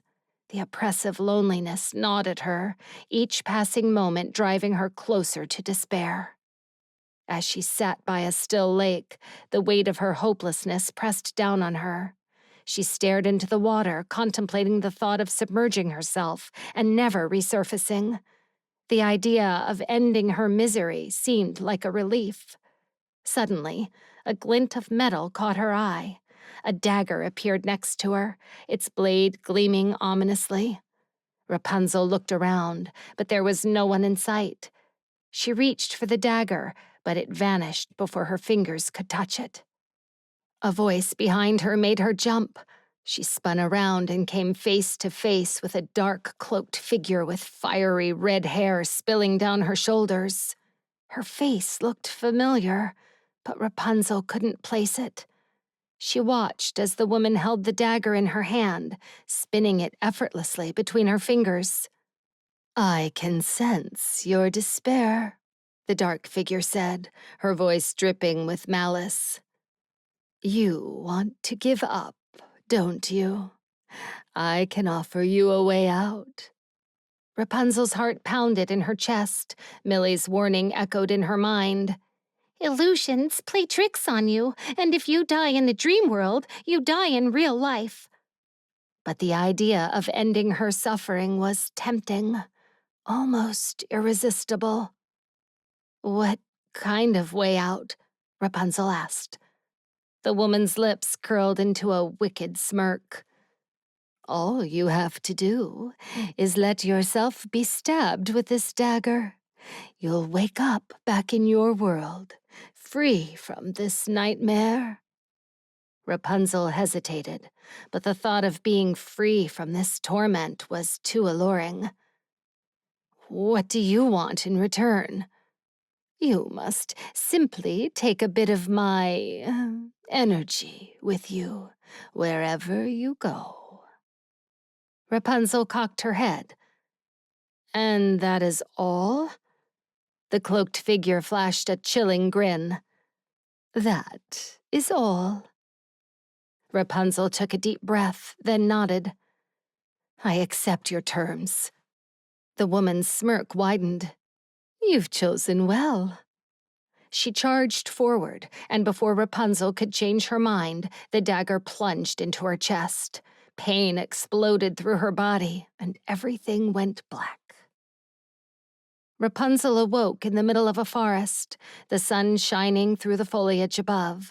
Her body was muddy and badly scarred from the bee stings. She looked around, panic rising in her chest. Midas's guards must have left her for dead, thinking she wouldn't survive. She struggled to her feet, her legs shaking. She had to get away, to find safety. With every ounce of strength she had left, Rapunzel started running. Rapunzel! Finn's voice pulled her back, grounding her in the present. She found herself curled in a corner, her body shaking from the remembered agony. Finn knelt before her, his presence a beacon of comfort and calm. "It's okay, Rapunzel. I'm here," he murmured, wrapping her in a tight embrace. She clung to him, her breathing gradually slowing. "I know where the dagger is," she said suddenly, her eyes wide with realization. "It's in the golden tower." Finn's eyes followed her gaze to the window, where the tower's gilded surface gleamed in the sunlight. "Rumple knows that would be the last place I'd ever want to return to," Rapunzel said. "If he's hiding something from me, it would be there." They raced through the castle's halls, the sound of their footsteps a frantic echo in the silence. As they climbed the stairs leading to the tower, a familiar, ominous buzzing filled the air. Rapunzel's blood ran cold at the sight of a single bee hovering near the doorway. Shivers ran down her spine. "Of course, he would fill the place with bees," she murmured. "That only makes me more sure the dagger is in there." Each step forward was like wading through a nightmare. The buzzing grew louder, the memories of that night clawing at her mind. She could feel the phantom stings and hear her own screams. Her feet rooted to the ground, unable to move. "I can't go in there," she stuttered, backing away and clutching the wall for support, her hands trembling violently. "I'll go," Finn said, his voice steady next to her. "I'll get the dagger." Rapunzel watched, fear and admiration flooding her chest, as Finn disappeared into the darkness of the hallway. Finn. A low humming sound met Finn as he cautiously stepped into the tower's dimly lit chamber. The air moved in all directions, and the disconcerting sound grew louder with each step. Bees darted past his ear, close enough to ruffle a strand of hair, their delicate wings beating so fast they seemed to blur. The sound of their buzzing grew louder, a symphony of 1,000 wings, each note distinct yet blending into a continuous hypnotic drone. Fortunately, the bees did not seem particularly bothered by his presence. They swarmed and moved together as if they were connected somehow, encircling something in the center of the chamber. He swallowed and took in a nervous breath. The bees parted as he stepped forward, revealing a plain stone altar. Resting atop was an ancient dagger in a glass casing. It lay as if waiting for him. Its hilt was intricately carved with elven designs that glowed faintly in the dim light. The blade, forged from a mystical silver alloy, shimmered with an ethereal sheen, its edge impossibly sharp and untouched by time. Delicate, vine-like patterns etched along the blade's length whispered of forgotten magic and ancient battles. It was so tantalizingly close. With every nerve on end, Finn edged closer to the display, his hand outstretched, fingers trembling as they hovered inches from the dagger. But just as his fingertips brushed against the glass, a voice startled him. "Well, well, well, what do we have here?" Rumple's voice echoed from somewhere within the room, sending a chill down Finn's spine. He scanned the shadows, trying to locate where the voice came from. And then he saw him, sitting casually on the windowsill, a smirk playing on his lips. He looked so different than the man Finn knew to have been Belle's father. the collector who was always in his shed repairing old artifacts. You didn't really think I'd fall for your little trap, did you? Rumple taunted, his eyes gleaming with amusement. Sending George to wreak havoc in my daughter's kingdom? Please, George is no match for Nathaniel. That man is a beast of a king. Finn bristled at Rumple's words, his jaw clenching in frustration. The man was sharper than they'd given him credit for. But before Finn could respond, Rumple dangled a necklace before him, the citrine stone catching the faint light filtering through the dusty windows. I have an offer for you, young man, Rumple continued, his voice smooth and persuasive. Leave the dagger, and I'll give you this. With it, you can ensure your family never goes hungry again.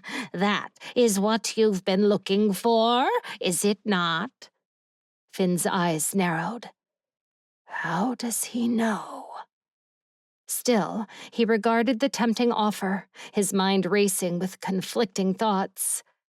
What good will that do if my family ends up dying when the Dreamworld destroys our world? He shot back.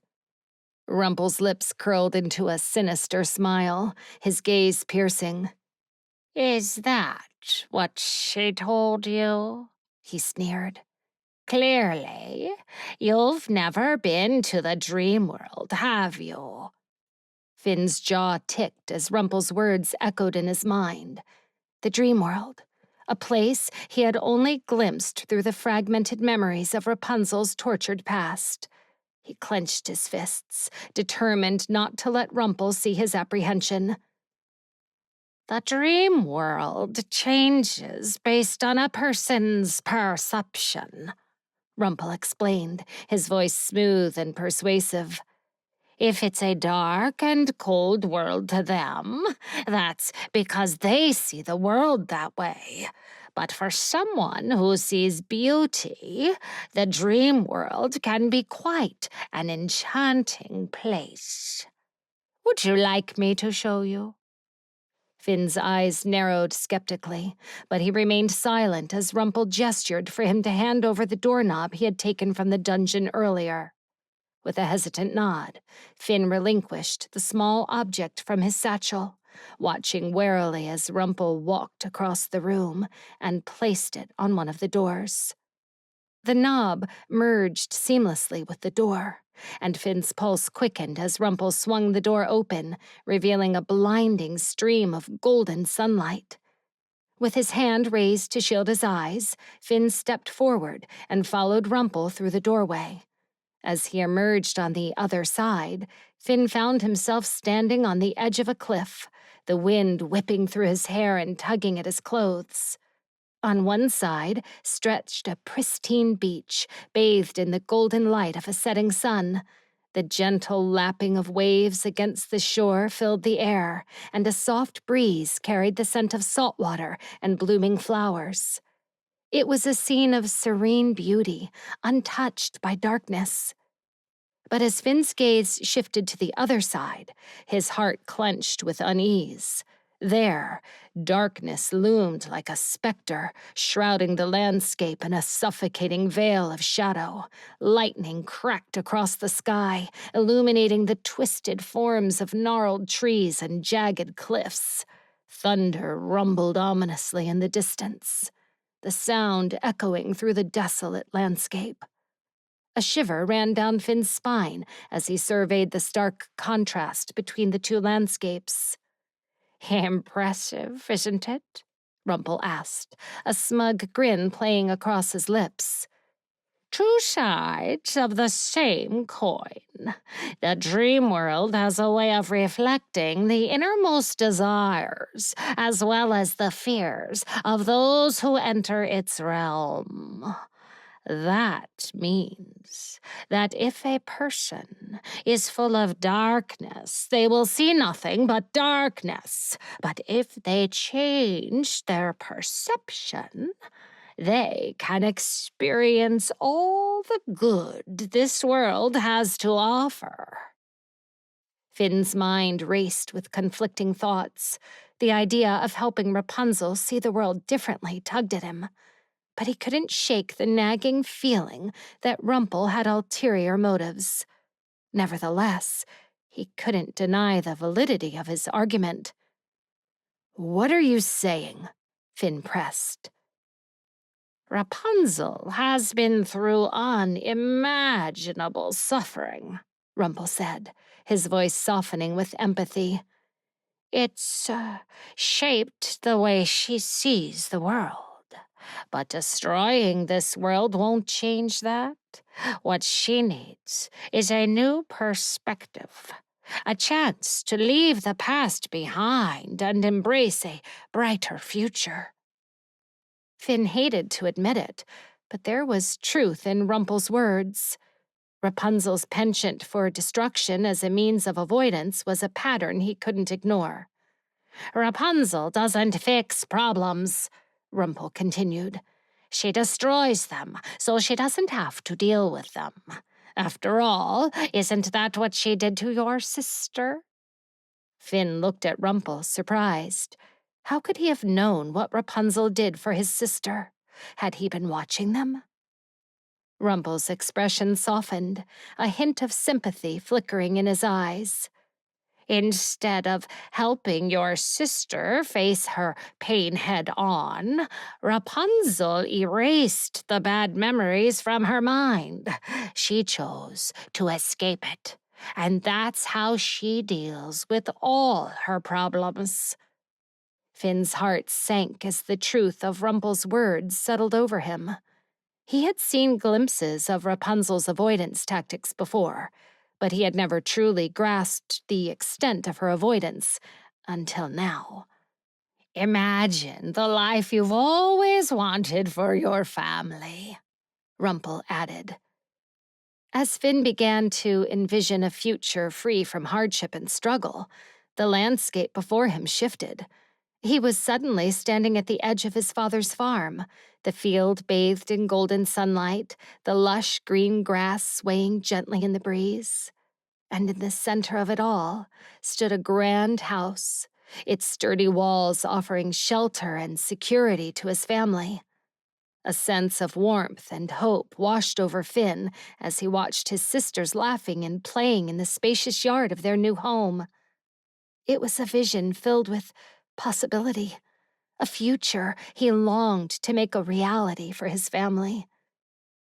"The beautiful thing about this world is that it makes everyone equal," Rumple said. "Your family will never depend on others for food ever again." The idea of never again having to worry about putting food on the table for his family was tantalizing. But he couldn't shake the feeling that there was more to Rumple's offer than met the eye.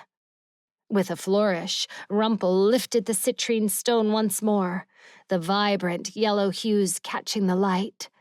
"And with this added little perk," he continued, his voice dripping with charm, "you'll be able to replicate not just gold, but silver, gems, fields, homes.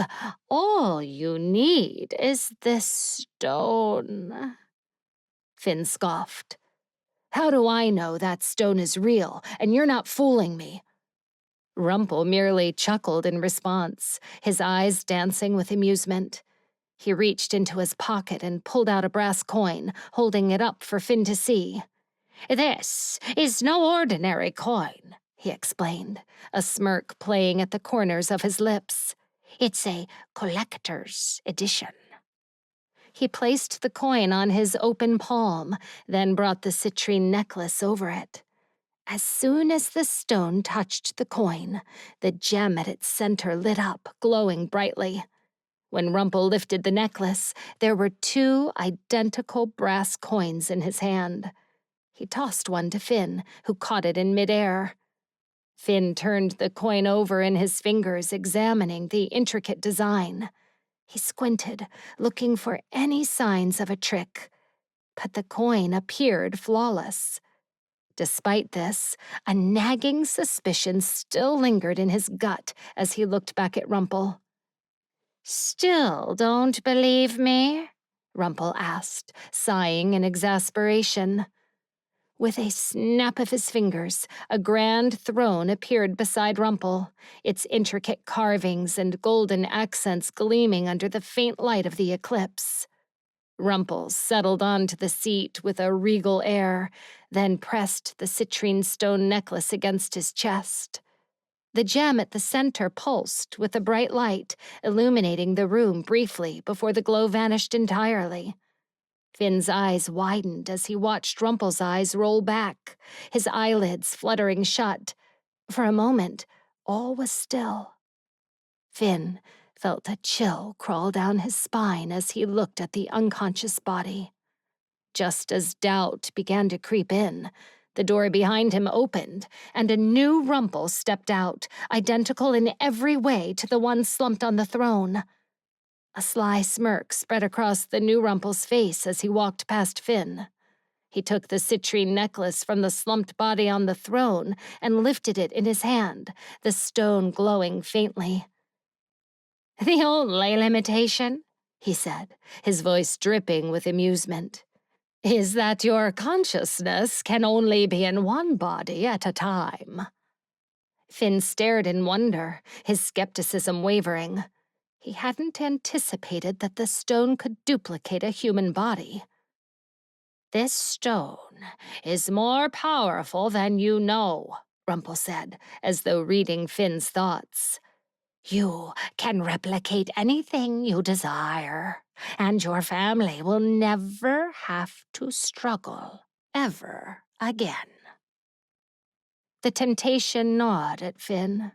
Providing a better life for his family was his deepest desire. He could see the endless possibilities and the relief it could bring.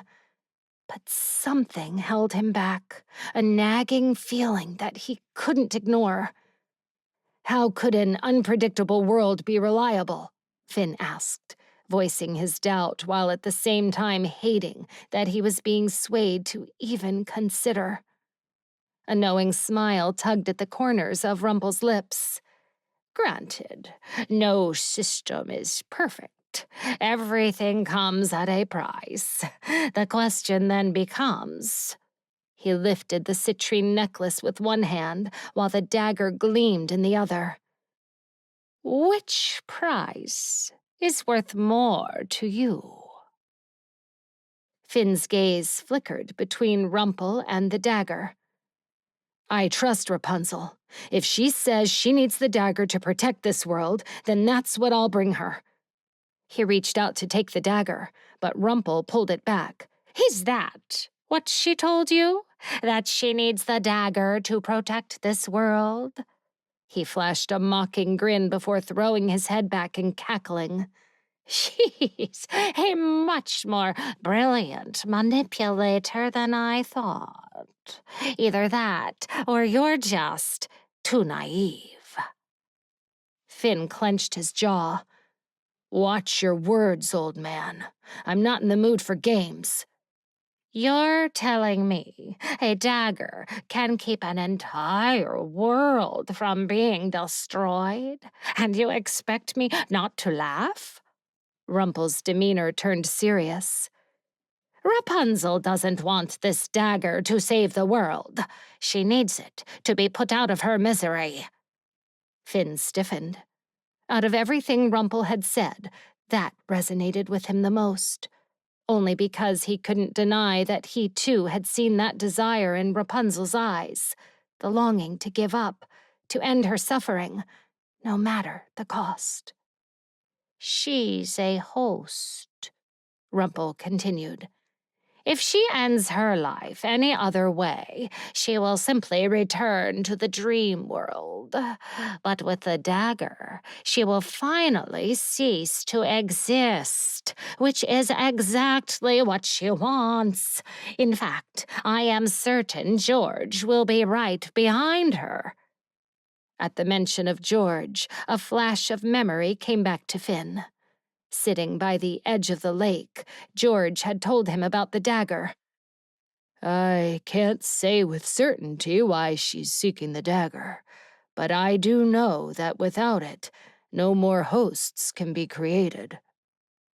Finn could feel the wheels in his brain turning.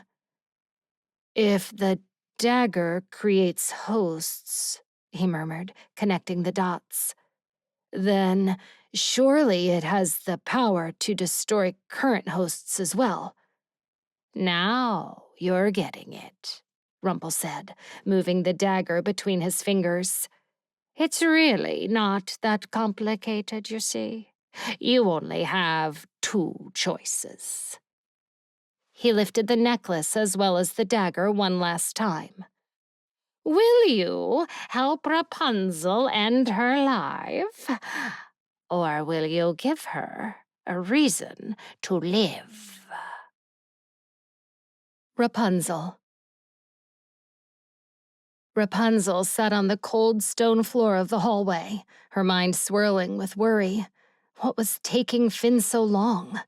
She considered calling out his name, but before she could, the ground beneath her began to tremble. At first, it was just a mild tremor, but it quickly grew stronger, shaking the very foundations of the castle. Panic surged through her. She stumbled to her feet, rushing down the stairs, desperate to reach Rumple's collection room. The earthquake intensified, causing items to tumble from shelves and crash to the floor.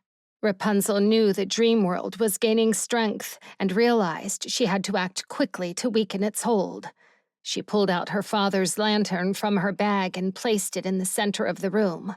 With a swift motion, she removed the top, and a small portal flickered to life above it. Rapunzel began to grab artifacts from Rumple's collection, throwing them into the portal one by one, hoping that returning them to their rightful place would weaken the threads binding the two worlds. The ground continued to shake violently as she stumbled around the room, grabbing everything in sight and tossing it through the portal. Just as she was starting to feel a glimmer of hope, the lantern toppled over, the portal vanished, and the earthquake abruptly stopped. Rapunzel's relief was short-lived as she noticed the rug catching fire where the lamp had fallen. Panic set in. She snatched it from the floor, but it was too late. Flames spread quickly, consuming the remaining artifacts. The fire raged out of control, thick smoke filling the air. Coughing, Rapunzel called out for Finn, her voice strained and desperate. "Finn! Finn, where are you?" She stumbled back toward the hallway, calling his name again and again. Finally, Finn appeared, his face pale with worry. "Did you get it?" she asked breathlessly. "No," he replied, shaking his head. "It wasn't there." Rapunzel's heart sank, but there was no time to dwell on it. The smoke was thickening, making it harder to breathe. Hurriedly, she reached down and grabbed her father's lantern from the floor, shoving it into her satchel. "We need to get out of here," he yelled, turning toward the nearest window. But Rapunzel couldn't leave without the dagger. "I have to go back up," she insisted, trying to head back toward the stairs. But Finn grabbed her arm. "We can't go back up there. Look at the flames," he said, his voice urgent. Rapunzel twisted and pulled, trying to break free from Finn's grip. Above them, the ceiling roared with flames, sending waves of heat that made the air shimmer. The tapestries on the walls blazed, their intricate designs turning into charred remnants. A loud crack echoed through the hall. Rapunzel glanced up just in time to see a piece of the wooden beam break loose. Finn yanked her down, covering her with his body. The burning wood crashed onto his shoulder, searing his flesh through his shirt. She heard his sharp intake of breath as the heat that radiated from the burning wood singed his skin. Finn slapped at the small flames that had caught on his clothes, the fire licking up his arm. He gritted his teeth, quickly smothering the embers until they died out. Through it all, he never let go of her. With a final, desperate effort, he pulled her toward the window, forcing her out against her will. Outside, Rapunzel was frantic, still trying to go back inside, but Finn held her back. "Let me go," she demanded, her eyes wild. "No," he replied firmly, his grip tightening around her arms. She glared at him. "I need that dagger. You'll be killed if you go back in there. I don't care," she yelled back, the desperation in her voice cutting through the chaos. "But I do." Finn's voice was raw with emotion. They fell into a heavy silence, their ragged breaths mingling in the smoke-filled air. "I care, Rapunzel. I care about you." Their eyes locked, and for a moment, the world around them seemed to fade. The fire, the danger, all of it seemed distant compared to the intensity of the emotions between them. "Finn, that dagger, I know how much it means to you," he said softly. "But clearly, you have no idea how much you mean to me." Rapunzel was about to respond when her eyes fell on the burn on his arm, her heart clenched with guilt. "Finn, let's just go." He cut her off, his voice weary. He turned and began to walk away from the burning window. "We'll need to look for a place to break camp." Rapunzel hesitated, torn between the burning need for the dagger and the deepening realization of Finn's feelings. Finally, she took a step toward him, then another, until she was following after him, leaving the castle and its flames behind. Finn. Later that night, the moon hung high in the inky black sky, casting a silvery glow over the tranquil lake. Finn and Rapunzel sat on a log in front of a crackling bonfire, the flickering flames dancing in their eyes. George's silhouette bobbed in the distance as he swam, his movements smooth and effortless against the shimmering water. The scent of smoke mingled with the aroma of freshly cooked fish filled the air as their dinner sizzled over the flames.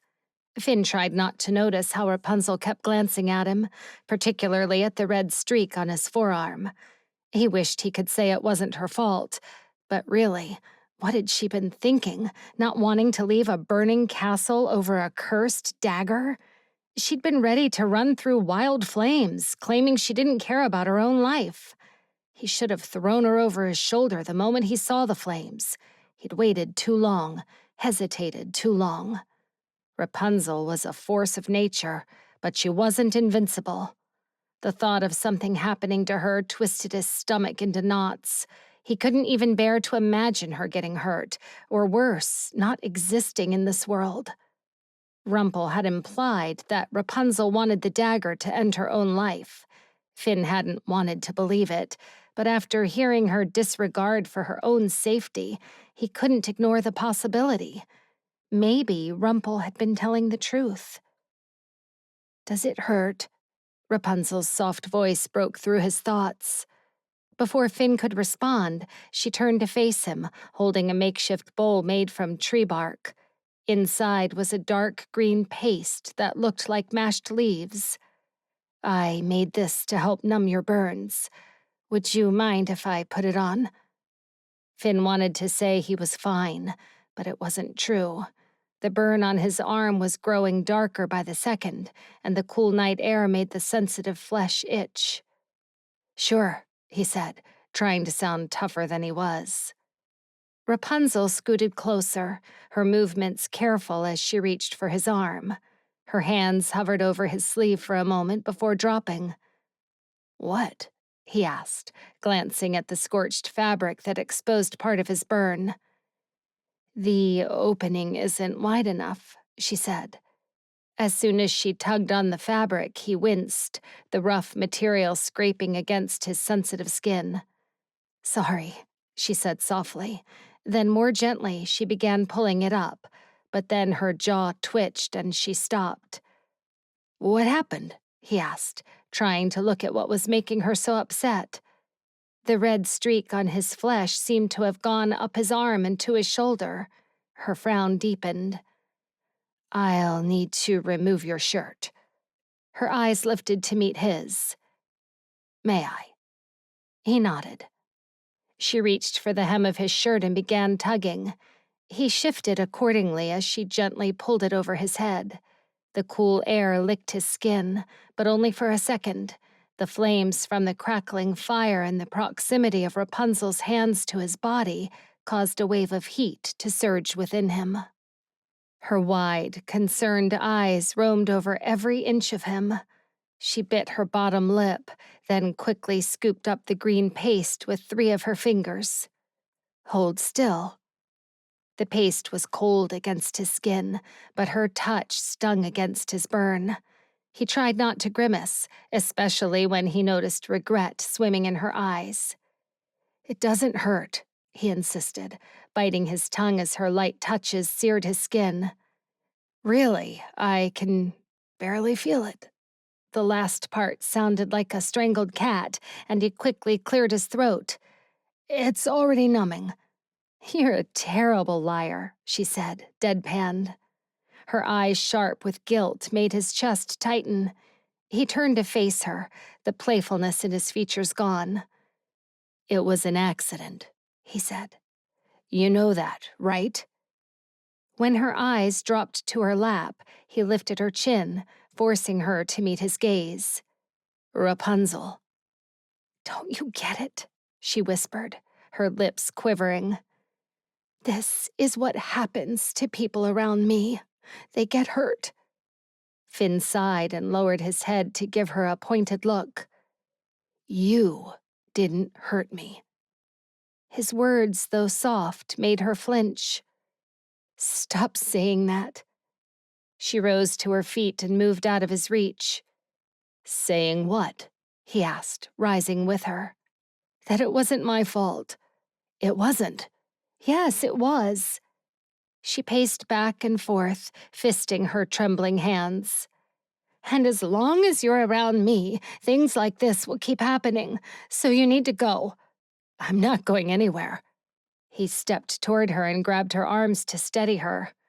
"I'm not afraid of Rumple or this nightmare world that has you captive, but I am." "But you don't have to be." He gazed deep into her eyes. "I will figure out a way to set you free, Rapunzel. I promise you. If it's the last thing I do, you don't have to be afraid." Her eyes softened, and her lips parted slightly. "I'm not afraid for me." She pressed her quivering lips tight. "I won't let anything happen to you. I will give up my life before I let them take yours." Finn cupped her face gently. "Then we'll have a problem, because I don't intend to let anything happen to you." Rapunzel's stubborn brows furrowed. "I'm not joking, Finn." "Neither am I," he replied, his eyes boring into hers. "Whether you like it or not, we're in this together now, and I'm here to stay." Rapunzel frowned, her gaze dropping as she pulled away from him. "We had a deal, Finn. Once we find the dagger, we go our separate ways. That hasn't changed." His stomach nodded as Rumple's words echoed in his mind. "She's a host. If she ends her life any other way, she will simply return to the Dreamworld. But with the dagger, she will finally cease to exist, which is exactly what she wants." He wanted to grab her, pull her into his arms, and shield her from every insecurity that plagued her, from every thought that had ever made her think she was better off not existing. "I know you think that dagger is the answer, but it's not," he said firmly, biting his tongue not to tell her he'd purposely rejected the dagger she so desperately wanted because her life was more precious to him than anything else. "There are other ways to win this fight. There has to be." "There isn't," she insisted. And we're running out of time. Back at the castle, a portal started to open. That's what started the fire. It won't be long before the Dreamworld begins destroying our world. Rumple knows it. That's why he's keeping it from me. What I don't understand is why he would set up a trap for nothing. It doesn't make sense. Finn's thoughts churned with guilt, a heavy weight settling in his chest as he grappled with the truth he was keeping from her. Yet, deep down, he knew he was doing it to protect her, to keep her from cutting her life short.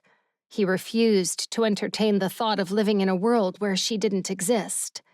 She was afraid, and that fear was clearly blinding her from the possibility of a brighter future. Fear had a way of paralyzing, of clouding judgment, and he had seen firsthand how it had gripped her back at the castle. She was willing to face a raging inferno rather than confront her own inner demons.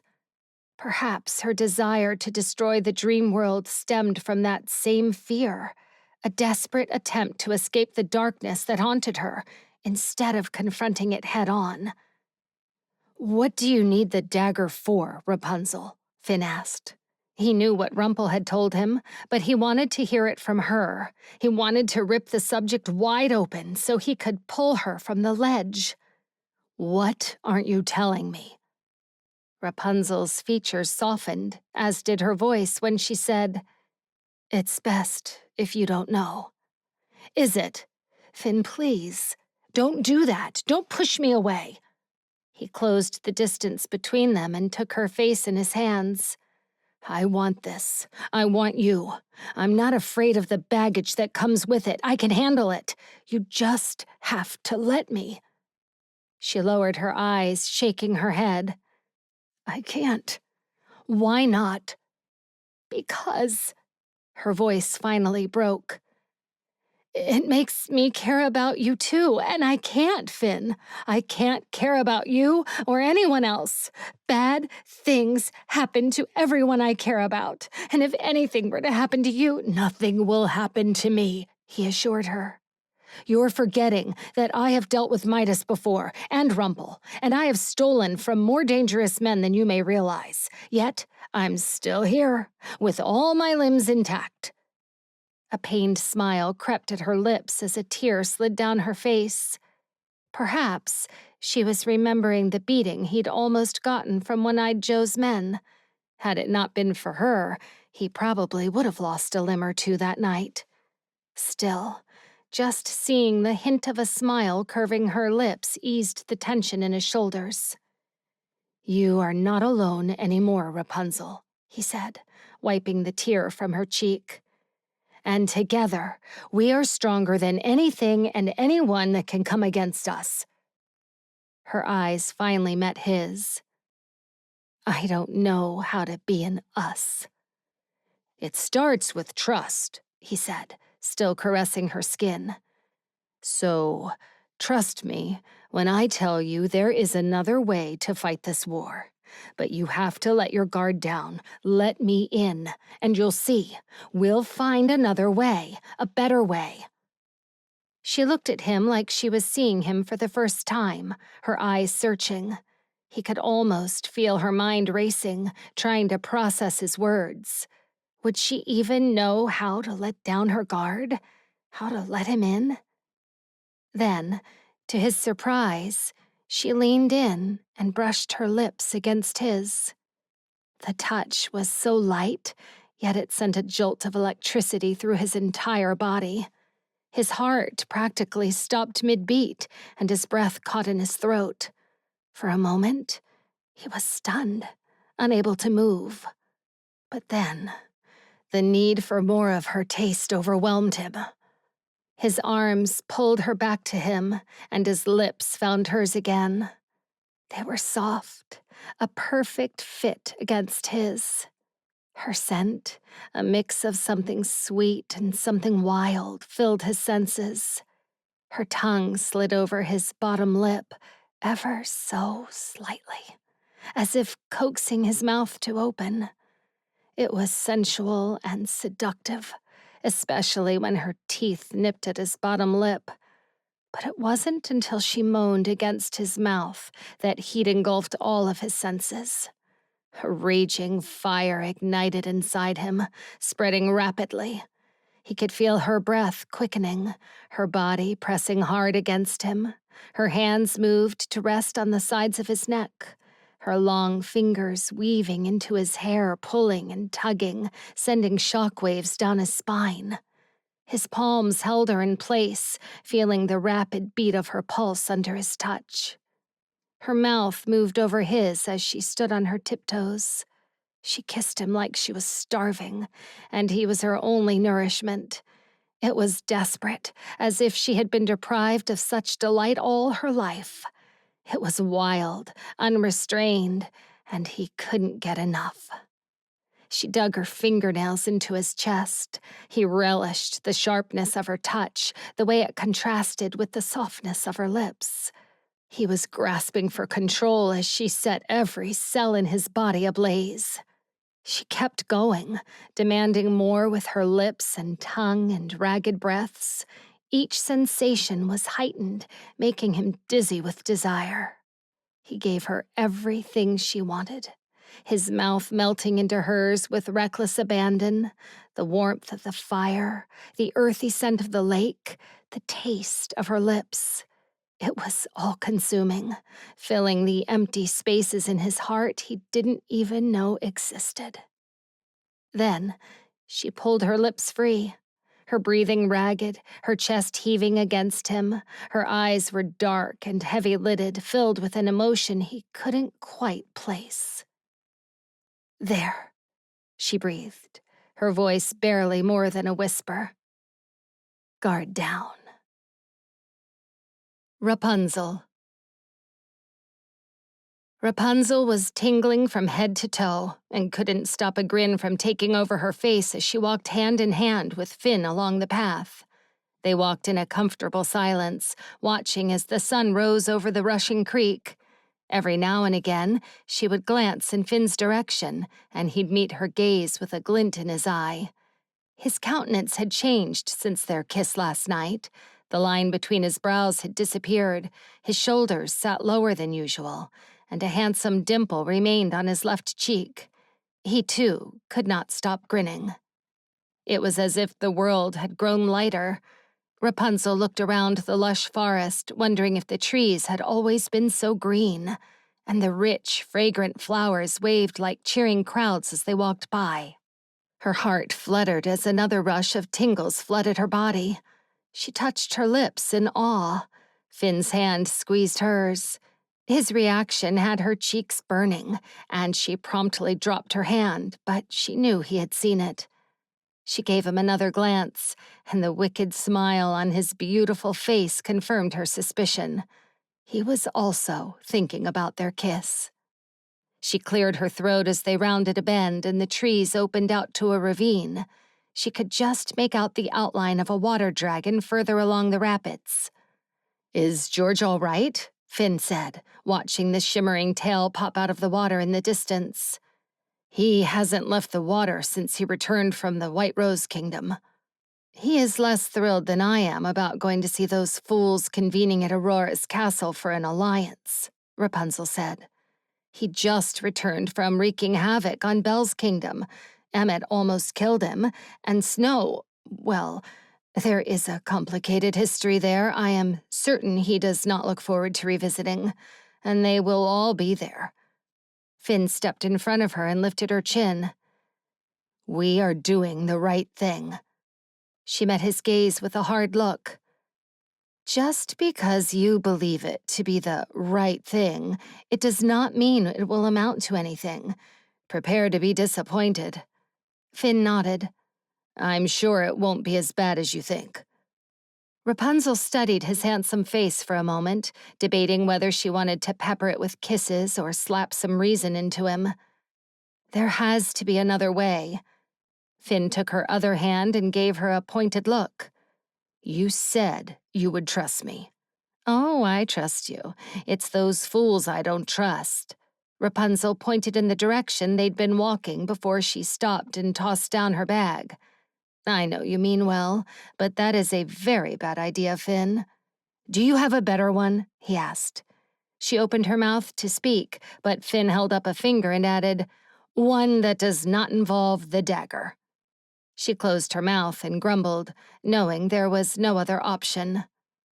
They are the most powerful people in our kingdom, Finn went on. I'm sure if we explain to them about the Dreamworld and what's been happening, they'll want to know. This does not just affect you and me. The Dreamworld will impact everyone they rule over. I'm certain that they will assist us in coming up with a suitable plan. A plan? Rapunzel snorted. Finn, there is nothing they can think of that I haven't already considered. Still, if my kingdom was teetering on destruction, I would want to know. Isn't Queen Aurora your friend?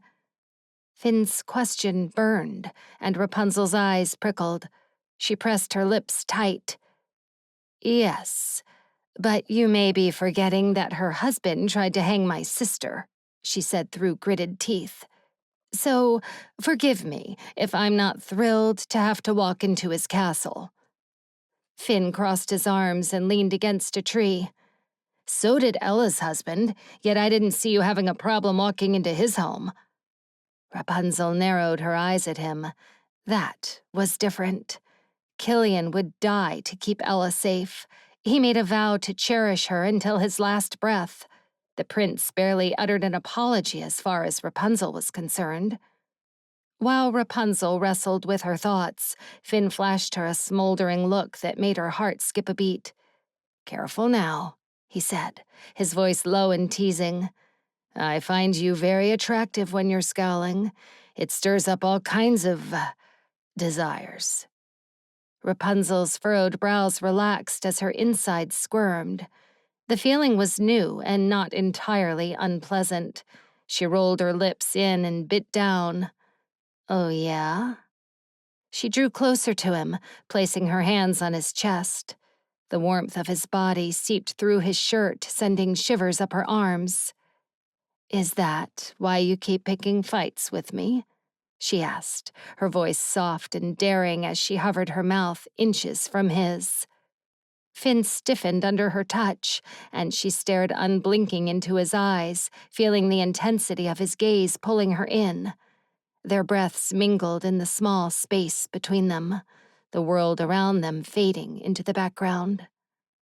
Finn's hands slid up the sides of her torso, his thumbs grazing just under her bust. The gentle touch sent another flutter through her, this one more intense. It was as if his touch had unlocked something inside her, something she hadn't known was there. The feeling was intoxicating, making her want to close the gap between them even more. Finally, his lips brushed hers as he replied, Yes, it has been my evil plan all along to infuriate you for the rest of my life. His deep voice vibrated against Rapunzel's lips, and a shiver of pleasure ran through her. Her eyes rolled back as he deepened the kiss, her insides exploding with new and exciting sensations. She reached up, dragging her nails through his soft hair, the silky strands slipping through her fingers. He kissed her until she was dizzy, the world around her spinning. She tore her lips from his and stepped back, panting, her heart pounding in her chest. But then she took in the sight of him, his muscled shoulders calling to her, the red stain on his mouth where she'd sucked a little too hard, his open palms inviting hers like magnets. She wanted more. No, she needed more. The intensity of her desire startled her, but she wasn't going to let him in on that secret. Finn's expression shifted to one of intrigue and confusion as he watched her pull back. Where are you going? Come back here and let me kiss you, he said, reaching out. Rapunzel jumped away from his outstretched arms, giving him a coy smile. If you want me, you'll have to catch me first, she teased, laughing. Both of Finn's brows disappeared under his hair as he gave her an incredulous look. But before he could move, Rapunzel grabbed her bag and bolted into the forest. The thrill of the chase filled her veins, her heart racing with excitement. The cool air brushed against her skin, the scent of pine and earth enveloping her as she darted between the trees, her laughter echoing through the woods. Her heart thundered in her chest as she ran like a rabbit through the dense forest. The sound of Finn's rapid footsteps grew louder, telling her he was catching up. Low-hanging branches whipped her arms and thighs, but she barely noticed. The wind rushed past her, carrying the scent of pine and earth, heightening her senses. Suddenly, the trees parted, revealing a secluded lake with a waterfall cascading down ivory cliffs. The sun's rays cast a golden glow over the scene, making everything look like a beautiful dream. The water sparkled, and the air was filled with the soothing sound of falling water. Rapunzel stopped and turned just as Finn burst through the tree line. He was panting, his eyes wide in triumph, like a lion about to pounce on its prey. But then he paused, taking in the breathtaking view. Wow, this is the perfect place to camp tonight, Rapunzel finished for him, dropping her bag once more. She grabbed the bottom of her shirt and pulled it over her head. And it's private. I think it's a good place to swim. Finn's brows shot up, and his Adam's apple bobbed as he watched her pull off her boots and yank her trousers down. What are you? Relax. I'll keep my undergarments on, she said, chuckling at his nervous expression. Now hurry up before George comes looking for us. He took a step toward her, his eyes lingering on her form. How long do we have? Rapunzel walked up to him, wearing nothing but her thin cotton white clothes that clung to her curves. She gripped his shoulders. Not long enough. Then pecked him on the lips, feeling the warmth of his breath against her skin before skipping toward the water. The cool spray from the waterfall kissed her face as she dipped her toes in. Now, are you going to stand there and watch, or are you going to join me? She twirled a lock of hair around her finger, biting her bottom lip teasingly. She knew exactly how to get what she wanted, and right now, she wanted Finn. All of him. She waded into the water, feeling the coolness envelop her. It was cool and fresh, invigorating her body as she swam toward the waterfall. A splash soon followed, and just as she reached the tumbling water, a pair of warm hands clamped over her hips. She gasped, the refreshing spray of the waterfall washing over her as she swiveled around to meet Finn. His face was drenched, glistening drops clinging to his cheeks and lips like diamonds. His hair hung dark and wet over his brow. She swept his hair to the side, feeling the silky strands under her fingers as his hands moved to her waist. "Hello," he murmured, his voice low and intimate. He leaned in and nuzzled her neck, sending shivers down her spine. Rapunzel leaned back, basking in the sunlight and the sensation of Finn's tender kisses along her jawline. The warmth of his breath and the coolness of the water created a delicious contrast, heightening her senses. His lips trailed down her neck, each kiss igniting a spark of pleasure that spread through her body. Finn paused, his eyes twinkling with mischief as he pointed at the waterfall. Without warning, he dove in and disappeared beneath the surface. Rapunzel smiled and followed, swimming like a mermaid. The water parted around her, the cool currents caressing her skin as she moved effortlessly. She rose up and broke the surface on the other side, water cascading from her hair and shoulders. She took in the hidden alcove behind the waterfall, a secret world bathed in dappled sunlight filtering through the falling water. Finn was there, waiting for her with a grin that made her heart race. The thrill of their playful chase filled her with a sense of freedom and joy she hadn't experienced in a long time. The roar of the waterfall filled Rapunzel's ears, a rush of sound that isolated them from the rest of the world. A curtain of water created a barrier, their own private sanctuary. Finn perched on the edge of an opening in the rock, just large enough for the two of them. He reached out and helped her up. "Now, we don't have to rush," Finn growled, pulling her onto his lap. She straddled his waist, suddenly hyper-aware of the thin, soaked cotton of her undergarments clinging to her body. She knew Finn could see more than he'd bargained for, but his eyes never left hers. He looked at her as if she were completely bare, as if he could see right into her soul. A shiver of delight ran through her, giddy with the thrill of their current secret place. She rested her hands on his bare shoulders, feeling the warmth of his skin under her fingers. Her nails dug into him as she crashed her lips against his. Their kiss was intense, full of passion and urgency. Finn's body was hard and strong, a solid presence that made her feel safer than she ever had. Her barriers came crashing down, leaving her vulnerable but unafraid. She melted into his arms as he explored her mouth with his tongue, their bodies pressed tightly together. She lost all sense of where she ended and he began. They had somehow intertwined, becoming a single entity, no longer able to exist alone. Finn held a part of her now, or perhaps she held a part of him. Either way, the idea of not being with him was inconceivable. A small voice in her head listed all the reasons why they shouldn't be together, but she silenced it. Here, hidden behind the waterfall with him, she felt more alive and more complete than she ever had.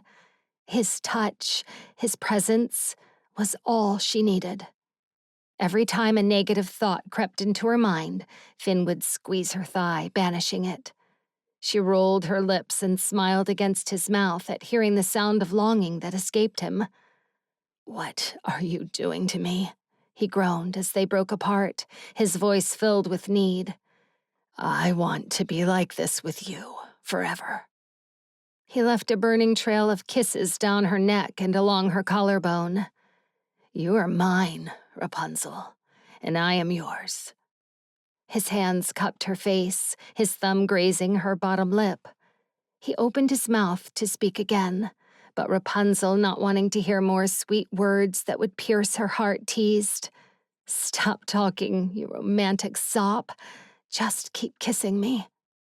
Her mouth covered his again, but with an added roll of her hips, he moaned, wrapping his arms tight around her. She kissed him deeply. With their bodies connected, it was like the clouds in her mind cleared, bringing a sudden clarity. Finn set her body and soul on fire. His hands soothed her troubles away, and his lips healed her scars. He was her antidote, always right there in front of her, and she hadn't seen it until now. Finn's hand slipped under her shirt, rubbing tender circles along her lower back. He held her firmly in place with one hand, while the other roamed about. His calloused fingers on her skin sent waves of pleasure through her entire body. She let him explore her, giving him more than she knew she should. Every inch of her skin touched by him was now burning with desire. His kindness, the deep rumble of his voice as he murmured into her ear, his gentle touches, they chipped away at the hardness inside her, leaving her soft and vulnerable. If he let her go, she thought she'd disappear entirely. Only his embrace was keeping her together. When he was done worshiping her, she was tingling and lightheaded. They swam lazily for a long time before heading back to the shoreline. "George must be wondering where we are," Finn said, chuckling as they washed their clothes in the cool, clear water. Rapunzel glanced up at the sunny sky. A dragon swooped by in the distance, and her face grew hot as she hugged her knees. "I have a feeling George knows exactly where we are, and probably what we've been doing." She pointed up. "He doesn't seem in a hurry to land." Finn followed her gaze, squinting. "Is he giving us privacy?" "Seems so." Finn smiled. "He's a good friend." They hung their clothes to dry on a nearby branch and lay in each other's arms, watching the dragon's silhouette high in the sky. I needed this, Rapunzel mused aloud as Finn caressed her back. I need a happy memory to hold on to before I face a group of fools who will undoubtedly test my patience. Finn snorted, but to Rapunzel's surprise, he didn't argue. Instead, he held her closer, and they lay there soaking in the warmth of the sun and the comfort of each other's presence. Everything will work out, he said, pressing a kiss to the top of her head. Trust me. Finn. The shore's castle sprawled elegantly across the horizon, its turrets reaching skyward like the outstretched fingers of a giant. Finn followed Rapunzel's lead cautiously through the manicured gardens, the scent of roses and freshly cut grass filling the air. She moved with a familiarity that made him wonder how often she'd been there, watching from afar. Ella had worked for the King of Shores before he died, so it made sense, but the thought still gnawed at him. Rapunzel walked beside him silently, her eyes distant as the castle loomed closer. Memories seemed to swirl around her, and Finn wondered if she was thinking about a time when staying away from her sister was her only option, when suffering in silence was her daily routine, when everything she needed had been so close, yet so far away, always just out of reach. He took her hand and gave it a gentle squeeze. She turned to him with a curious look, but he didn't say anything. He just wanted her to feel that those days were over. She didn't have to keep people at arm's length anymore. He was there, with her, willing and ready to give her anything she wanted. She'd made so many sacrifices. It was time someone rewarded her. She deserved it. If you're having second thoughts, now is the time, she said, half kidding. We can still turn around. I'm not, he replied, not taking his eyes off her as they walked. She looked beautiful with her long golden braid draped over one shoulder, her face more relaxed. She looked happy. What's that look? She asked, narrowing her eyes. What look? She scrunched her nose. I don't like not being able to read you. You don't have to, he said, brushing his thumb over the back of her hand. Just ask, and I'll tell you anything you want to know. She cocked her head. That easy. He flashed her a smile. Guard down, remember? A naughty smirk sliced her lips. I do. Her tone was so sensual it made it clear she remembered everything that had happened before she'd said those exact words to him only a few nights ago.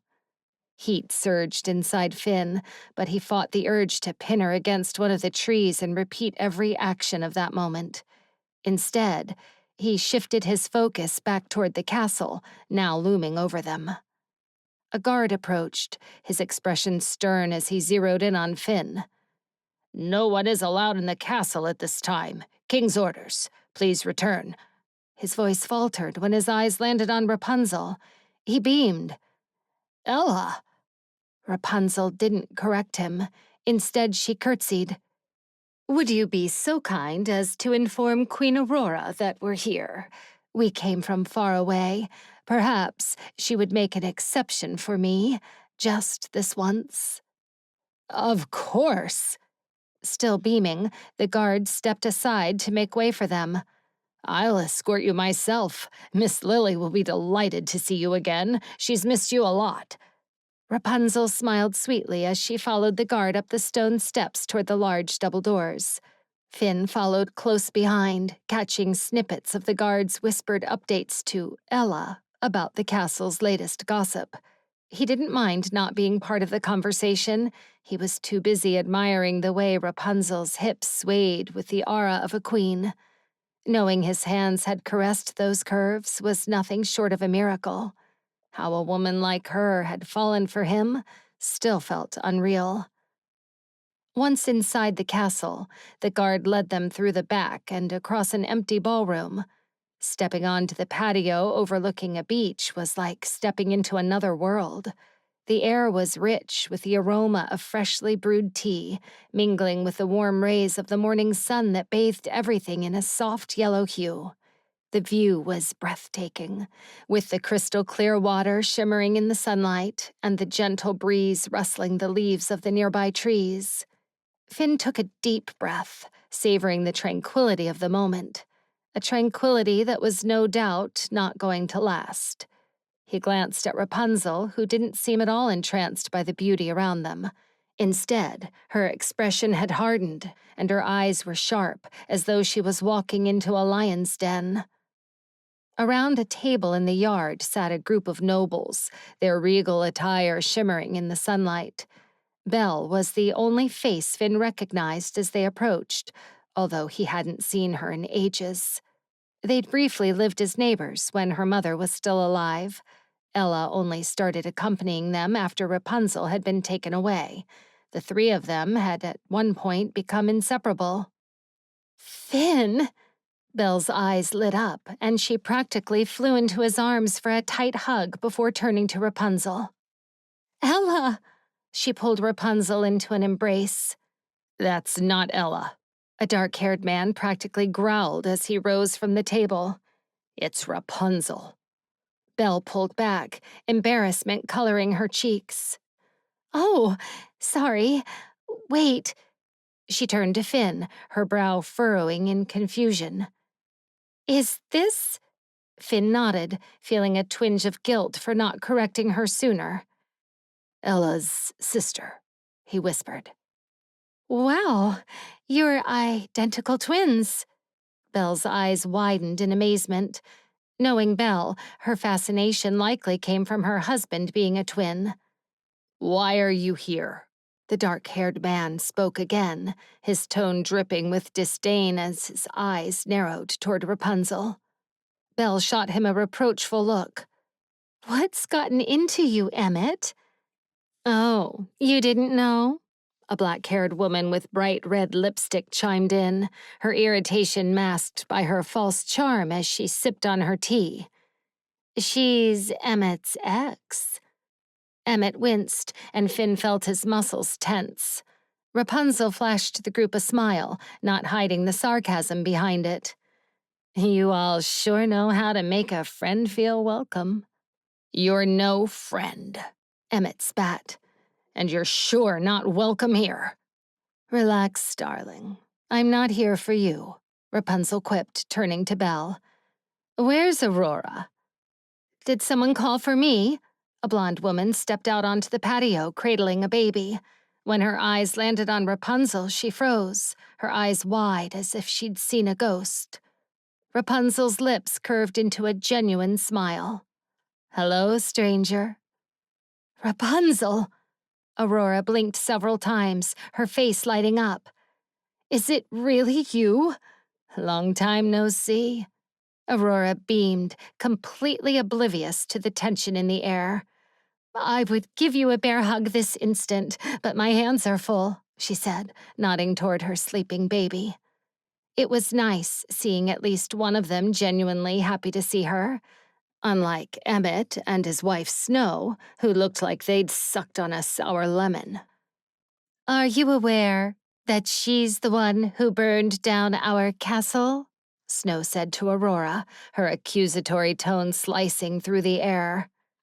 Are you aware that Rumple was going after your baby to collect a debt your husband never paid? Rapunzel countered bitterly.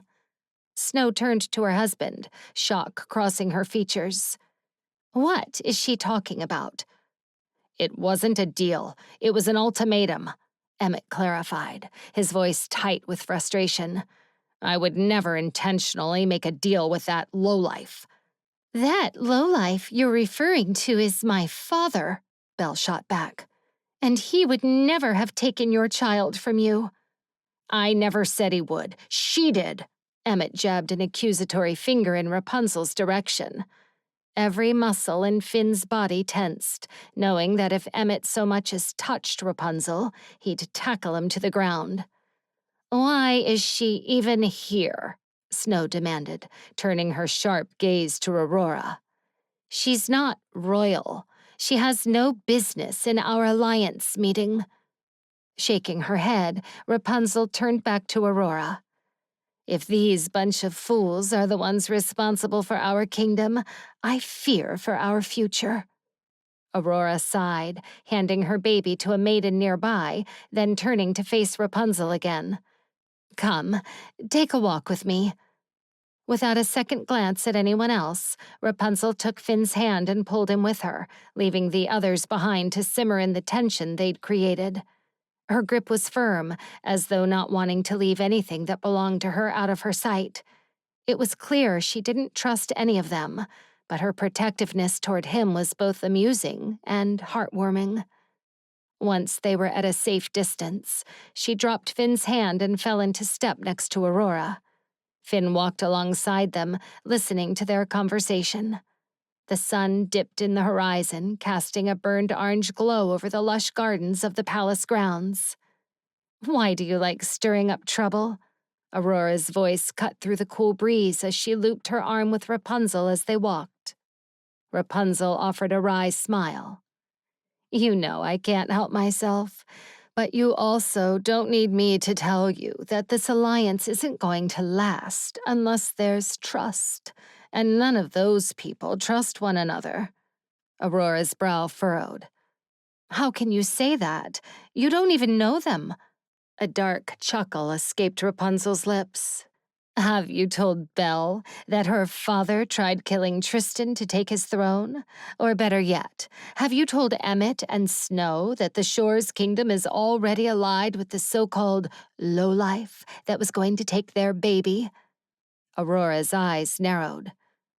First of all, Tristan is fine, so why would I sabotage a perfectly good alliance over an empty threat that no longer exists? Rapunzel leaned in closer.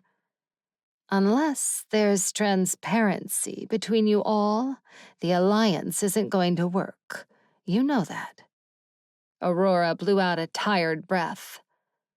Unlike them, I am genuinely happy to see you, so don't take my question the wrong way, but why are you really here, Rapunzel? She gestured toward the private garden near the beach. I'm in need of a sundrop flower. I must return to the Dreamworld. Aurora recoiled, horror twisting her features as a strangled cry escaped her lips. Have you lost your mind? What could you possibly want from that wretched place? Finn shifted in place, watching Rapunzel, trying to decipher the message behind her eyes. She didn't need a flower to go into the Dreamworld. She could simply close her eyes and wake up there. So what was she planning? I wouldn't be asking if it wasn't important. You know that, Rapunzel replied. She stood resolute under Aurora's demanding stare. When it became clear that Rapunzel was not giving up any more information, Aurora pinched the bridge of her nose and shut her eyes. Fine, but you'll stay the night so we can make sure you return safely, she said, rolling her shoulders back and giving Rapunzel a hard look as if to dare her to argue. I heard you're having an alliance ball tonight. Will that be a problem? Rapunzel asked, motioning toward the bickering group still sitting around the table. Aurora waved a hand. No problem at all. You are my guests. If you would like to attend the ball, you're more than welcome to. I can have a gown delivered to your room. If not, you may simply stay in your room and I'll have food brought to you. Whatever you prefer. A flicker of gratitude flashed in Rapunzel's eyes, and she reached for her friend's hands. Thank you. Finally, Aurora's features softened. Of course. We promised to always look after each other, remember? Which then begs the question. She glanced at Finn before turning back to Rapunzel. Should I arrange for separate rooms? Heat rose to Rapunzel's cheeks, but with the confidence of a goddess, she didn't even miss a beat. One room will be fine. Aurora's brows lifted as she smirked, and for a moment, Finn thought the woman was about to squeal. But then her shoulders sagged slightly, weariness evident in the lines of her face. She let out a small sigh, her steps faltering. "Are you all right?" Rapunzel asked, gently placing a hand on Aurora's arm. Aurora offered a tired smile, though it didn't quite reach her eyes. "I'm fine, just a bit exhausted." She glanced down at her feet, almost as if they were foreign to her. "I've just had a baby, you know, and it was a difficult birth. The doctor says I should be in bed for another week." Rapunzel frowned with concern. "Why are you on your feet, then?" Aurora waved her dismissive hand, though her smile grew a bit warmer. "There are more important things at hand, and besides, I couldn't miss seeing you after all this time." Rapunzel shook her head and linked her arm with Aurora's. "Please, let me help you back to your room. You need to rest." Aurora's gaze softened and she nodded. "I suppose I could use a little rest." Finn stepped forward, ready to offer his arm as support, but before they could even turn around, two maidens were already rushing toward Aurora. "I'll have a room prepared for you," Aurora said.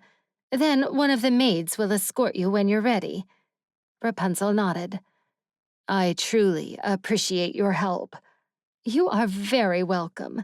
Just please," she gave Rapunzel a pleading look, "stay out of trouble." Rapunzel suppressed a laugh as she watched her friend walk back into the castle. Finn drew closer to Rapunzel and lowered his voice. "What was that all about?" he asked. "We both know you don't need the sundrop flower to enter the Dreamworld." Rapunzel met his gaze. "True, but that will buy us time." Finn's eyes narrowed as he studied her, a tinge of unease creeping up his spine. "I thought we came here to tell them what was happening." He glanced back at the bickering group, their voices rising and falling as they continued to discuss something Finn didn't care to entertain. "Do you honestly think they will listen to anything we say right now?" Rapunzel asked. "Without their trust, they won't believe us, and you saw how they reacted toward me." "Then how do we gain their trust?" he asked. "We need to get to each of them individually, but for that to happen, I needed to create tension between them," she explained, her tone matter-of-fact. "A temporary distrust for now." "Isn't that the opposite of what we're trying to accomplish?" Finn pressed, his gaze searching hers for answers. She shrugged. "Sometimes, for a bone to heal properly, you have to break it." Finn narrowed his eyes, startled at how such a beautiful woman could equally be so ruthless and dark, and the fact that it made her all the more attractive disturbed him. "What do you have in mind?" he asked. "To get to Belle, I'll need to isolate her from the others," Rapunzel said, her eyes scanning the group. "By the way, have you seen her husband anywhere?" Finn scanned the throng of nobles milling about. "Not yet, but I can see her brother, Will. I'm assuming that is his wife with him." Rapunzel followed Finn's gaze to the beach, where Will and Red were locked in a passionate embrace while lying on the sand. "I wonder why Belle brought them here," Rapunzel murmured, her brow creasing. "Maybe they just tagged along for the beach," Finn replied. She shook her head, a dawning realization flickering in her eyes. "This is an alliance meeting. She doesn't need her brother, but he is a wolf shifter, which makes me think he's here as protection. The question is, why?" The shuffling of feet came from behind them, and they turned around to see a maid approaching. "Your room is ready," she said politely. "If you would come with me."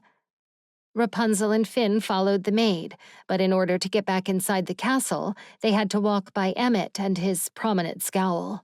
He was the only one left at the table. "What's your endgame, Rapunzel?" Emmett pressed as they walked past. She smiled, a glint of mischief dancing in her eyes as she looked over her shoulder at him. "Isn't it obvious? I'm playing to win. Rapunzel. The royal ball was in full swing with guests from every corner of the kingdom enjoying the festivities. It was a grand affair, a symbol of the peace and unity their rulers promised. The air was filled with laughter and the clinking of glasses, drowning out Rapunzel's mutterings as she kept refusing to dance with insistent men who didn't even bother looking away from her bulging cleavage. The gown was plush pink, and the whalebone corset constricted her breathing so much she was forced to take shallow breaths. But the corset did create an impressive outline to her frame. Her small breasts were pushed up to look bigger than they were, and her waist was eye-wateringly tiny when she turned to the side. Aurora's handmaidens braided her long blonde hair and pinned it at the top of her head to form a crown of curls. Everyone addressed her with regal smiles and a curtsy. There was not one murmur in that ballroom. Seemingly, it was true. The kingdoms had indeed come together in peace. But the looming threat of the Dreamworld cast a dark shadow over the revelry, a peace that would crumble if it took control. With a heavy heart, Rapunzel slipped away from the ball, a tray of food balanced in her hands. The music and laughter faded as she pushed open the door to her room, only to find Finn on the balcony.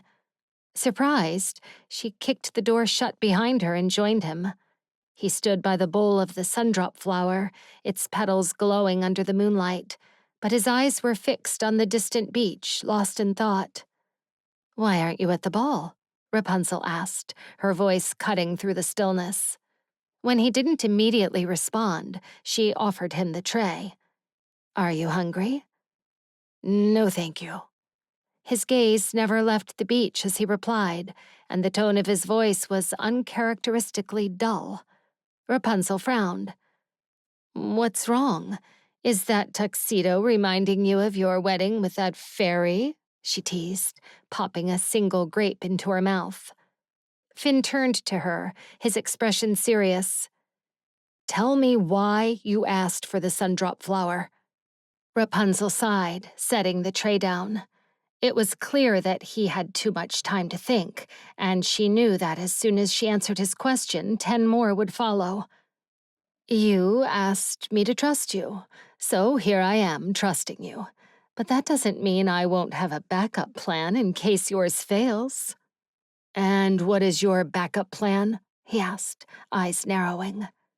Rapunzel hesitated, but only for a moment. "Midas." "Midas?" Finn's brow furrowed. "Why would you want to go anywhere near him?" "Belle might be Rumpel's weakness, but Midas, he's a threat to Rumpel's throne. To destroy Rumpel completely, we need to use every advantage we have." Finn fell silent, his gaze returning to the waves crashing against the shore. "I don't like this side of you," he said softly, catching Rapunzel off guard. Though the words were uttered like a whisper, they struck her like a punch to the gut. She jerked back. "Excuse me?" "What do you plan to do to Belle?" he demanded, his eyes flashing dangerously. Rapunzel didn't like the accusatory tone in his voice. "I won't harm her, if that's what you're worried about." His left brow cocked as he gave her a discerning look. "You don't make it sound that way." Rapunzel took a deep breath, trying to steady her emotions. "Belle did for my sister what I never could. After I was taken away, she took Ella under her wing and looked after her. Until my mother died and my father moved away, Ella wasn't alone. She was the big sister that I should have been. For that reason, I will never harm her, regardless of how much I would love to crush Rumpel." Finn's expression softened. "Why do you keep that caring side of you so guarded?" he asked. "I love that side of you." Rapunzel shook her head. "It's not that easy for me." "Why not?" She looked into his soulful eyes, wishing he could understand. "When you remove your armor, that's when you get stabbed." "Is that what happened with Emmett?" Rapunzel's brows shot to her hairline. What does Emmett have to do with this? But then, understanding dawned on her. Are you jealous? Finn let out a bitter chuckle and picked up a grape. Of course not. Rapunzel rested a hand on his shoulder. Finn, what Emmett and I had, none of it was real. He shrugged. You don't have to spare my feelings. I'm a grown man. I can handle you having a past. Rapunzel smiled at the jealous tone in his voice. What I mean is, everything that ever happened between me and Emmett was nothing more than an illusion. I was never physically with him. It was only in his mind. It was never real. Does he know that? Finn asked. I told him eventually. He didn't take it very well. Emmett's very prideful. That's why I like rattling his cage. Finn's face paled as he seemed to think about it. What about us? The bonfire, the waterfall. Was any of that real? Rapunzel sucked in a shaky breath, biting her lip at the memory. Yes, that was the most I've ever done with anyone, she admitted. The night air was cool, and the sound of the waves crashing against the shore filled the silence between them. The silver moonlight bathed the balcony, and the scent of the sundrop flower mixed with the salty sea breeze. It made Rapunzel vulnerable, yet oddly at peace. Finn's hand found hers, and he gave it a reassuring squeeze. Thank you for trusting me, he said softly. I promise to never hurt you. Rapunzel bit her lip as she lost herself in his eyes, but then Finn's gaze started to her mouth, and he made a primal noise. Suddenly, his hands were on her waist, and she was pulled back inside their room. Rapunzel squealed as he swiveled her around, and they both crashed onto the four-poster bed. The world tilted, and she found herself beneath him, his lips pressed against hers. She tentatively explored his mouth with her tongue. He tasted like red wine, dark and bitter. The weight of his body on hers sent her mind into a spin. She couldn't decide if she was suffocating or dissolving into pure bliss. Either way, she didn't want the intimacy to end. She rolled atop him, straddling his lap, and watched as his eyes darkened once they landed on her cleavage. He tore the pins from her hair, letting soft curls cascade over her shoulders. He fisted the hair at the back of her head. Rapunzel, he murmured against her lips.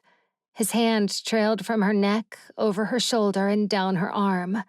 He found her hand and pressed it to his chest. She could feel his heart racing, thumping wildly against her palm. Look what you do to me, he growled, then kissed her again, taking her tongue and sucking it into his mouth. Rapunzel panted, hating the way the corset had her body in a vice. She imagined ordering Finn to tear it open with his teeth, but thought better of it. That would lead to an awkward conversation with Aurora when she'd inevitably ask for her dress back. But then, Finn rolled on top of her again, nibbling her ear, and all her thoughts evaporated. He settled between her legs, and she arched her back, gasping as a flood of pleasure rippled through her. She hated the huge dress that stood in the way of their bodies. She wanted to feel him bare, all of him.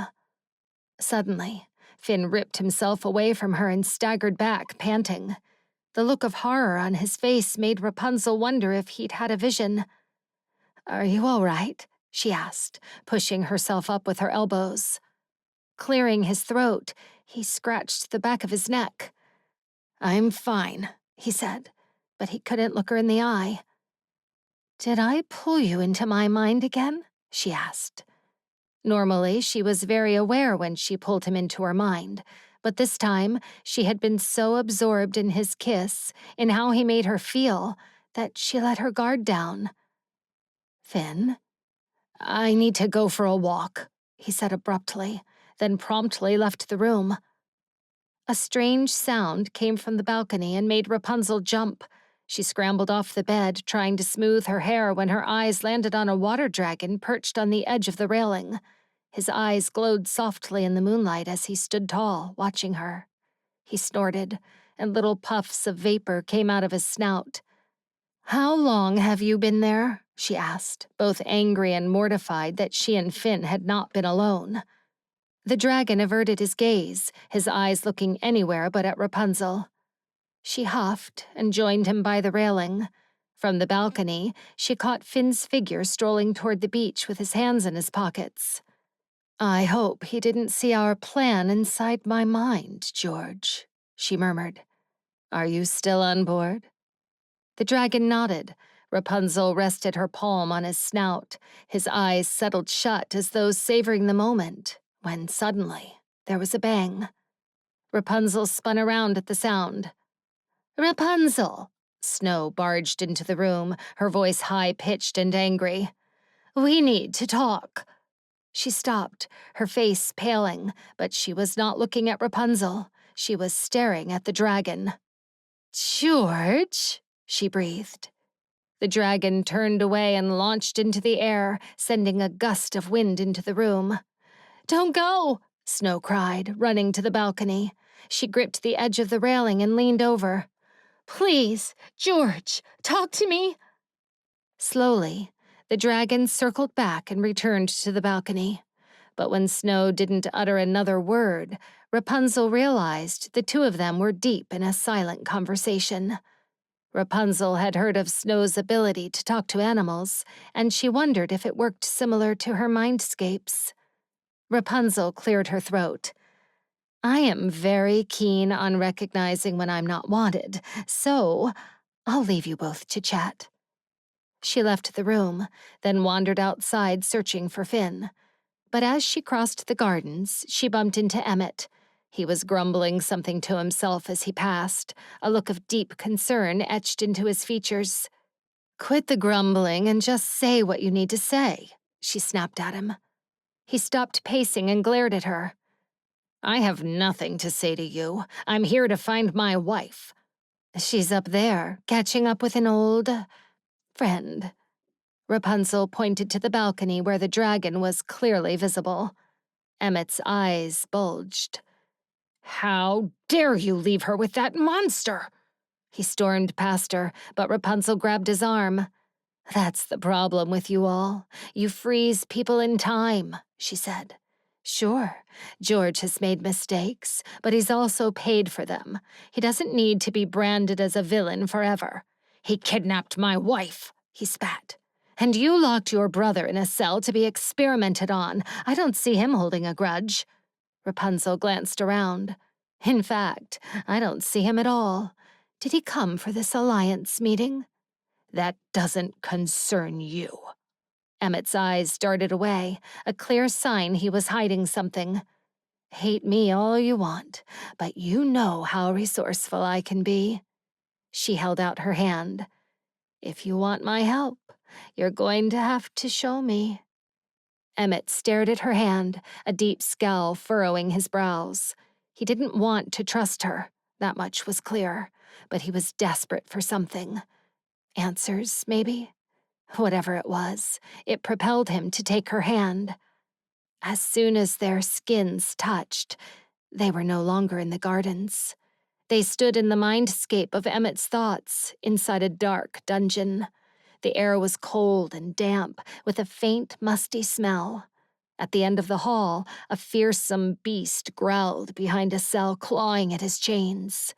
The scratching sound echoed through the stone walls, making Rapunzel's heart thump. An illusion of Belle stood in front of the cell, desperately clutching the bars. "Nathaniel, please, it's me." The salivating creature let out a menacing growl. Belle leaned her head against the bars, tears streaming down her face. "My brother has been blacking out again," Emmett confessed, standing next to Rapunzel in the dark hallway. "Rumpel gave us a cure, and Belle convinced Nathaniel to take it, but it didn't work. It's only made things worse. She's been trying to experiment with herbs, but nothing is working." "So she's been keeping him locked up?" Rapunzel asked, her eyes never leaving the tormented figure in the cell. Only at night, he admitted. Now I see why Belle brought her brother, Rapunzel murmured. He's the only one who can tame a beast like this, if the need arises. We're hoping it doesn't have to come to that, Emmett said, his eyes filled with desperation. Would you know where I can find an antidote? Rapunzel pressed a finger to her lips and hummed in thought. Your brother isn't a regular shifter, which means the serums used on him were most likely from the Dreamworld, she explained. Dreamworld? Where is that? Emmett asked, and a pang of jealousy struck Rapunzel at his lack of knowledge. You don't want to know. Then what are you saying? Emmett pressed, exasperated. I'm saying her plan just got a whole lot more complicated. I might know a way to help. Let me guess. There's a catch? Emmett's features darkened as Rapunzel nodded. Yes, and you're not going to like it. Finn wandered down to the beach, the cool sand crunching under his feet as he walked. The laughter and music grew quieter, the distant murmur of the ball a mere whisper. Finn's mind raced with a jumble of thoughts, and although the rhythmic crash of the waves was soothing, his mind was anything but calm. He couldn't shake the glimpse he had into Rapunzel's mind during their kiss. He had seen her with a dagger in hand, stabbing Rumple in the chest. His life drained from his eyes and a chill took over Finn. He had always known Rapunzel was capable of killing, but seeing it so vividly disconcerted him. It was a stark reminder of how far she was willing to go.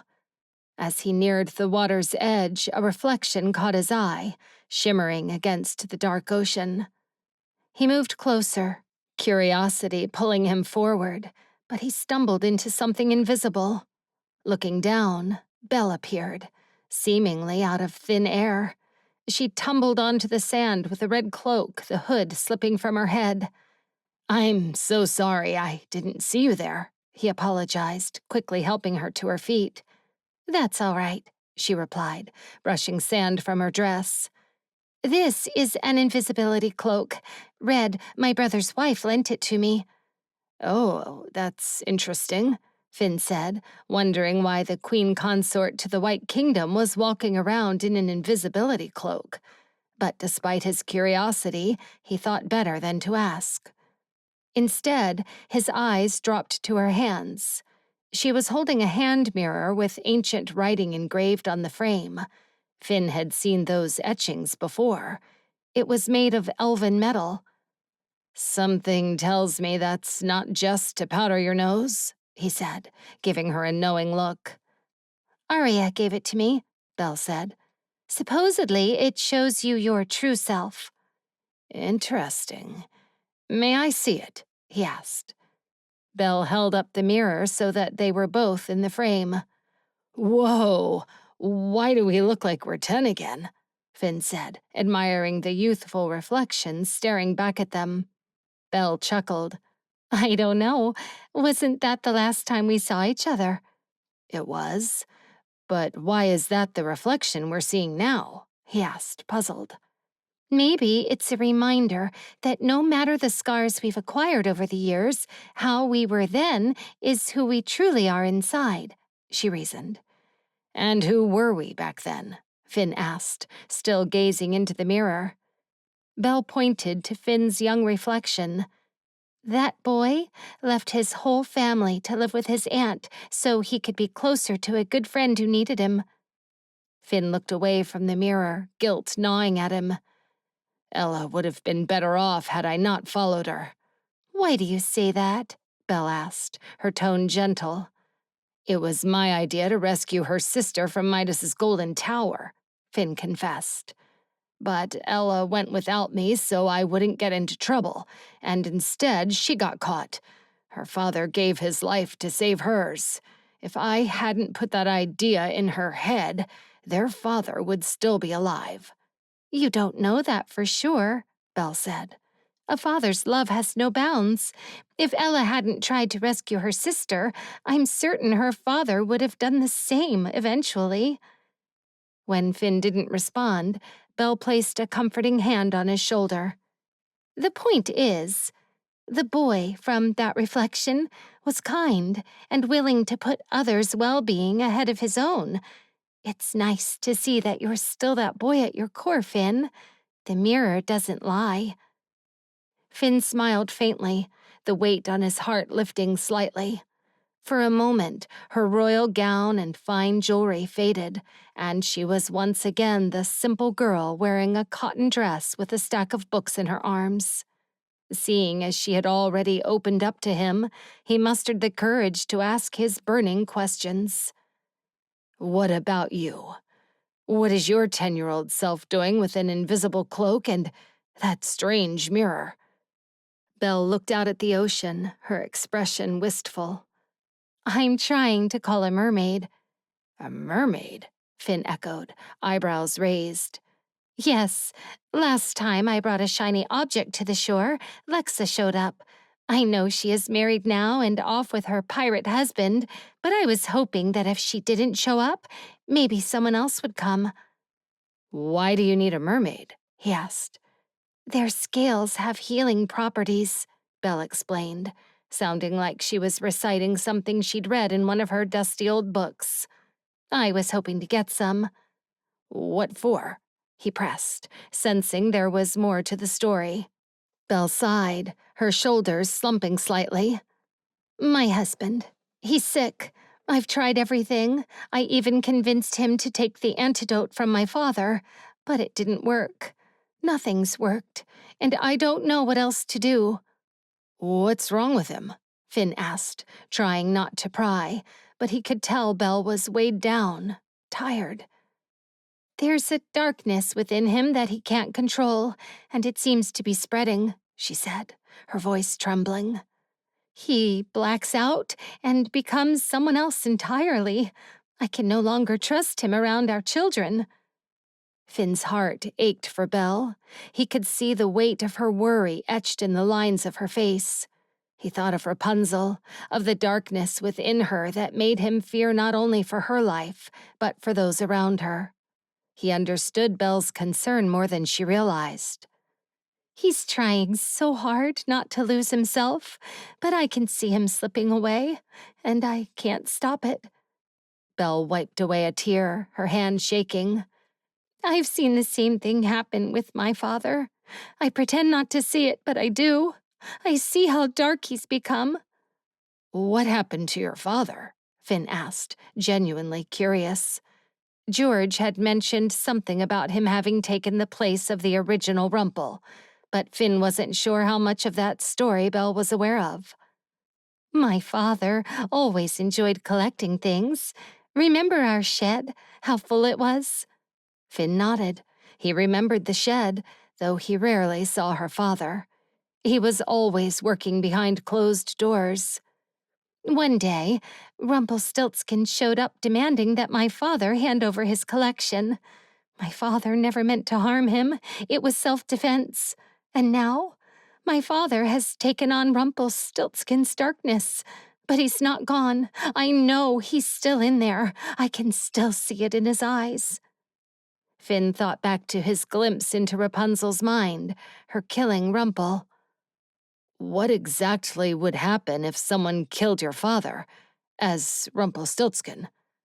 If someone kills him, they will take on his darkness. Finn shivered at the thought of Rapunzel taking on Rumple's darkness. Was that her backup plan? What good would that do? Belle? A man's voice interrupted their conversation. Finn turned to see King Nathaniel approaching in his royal garments. Belle quickly shoved the hand mirror behind Finn's back, and he discreetly took it from her hand. Darling, Belle greeted, clasping her now empty hands together. I was just about to head inside. Why are you out here? Nathaniel's eyes moved from Belle to Finn, then back to Belle. Who is this? This is Finn, she said.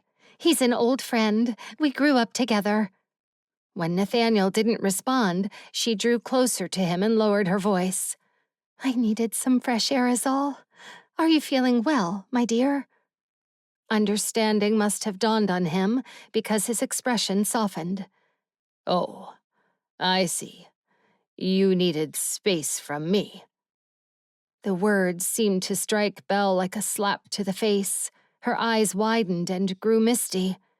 What? No, sweetheart, no.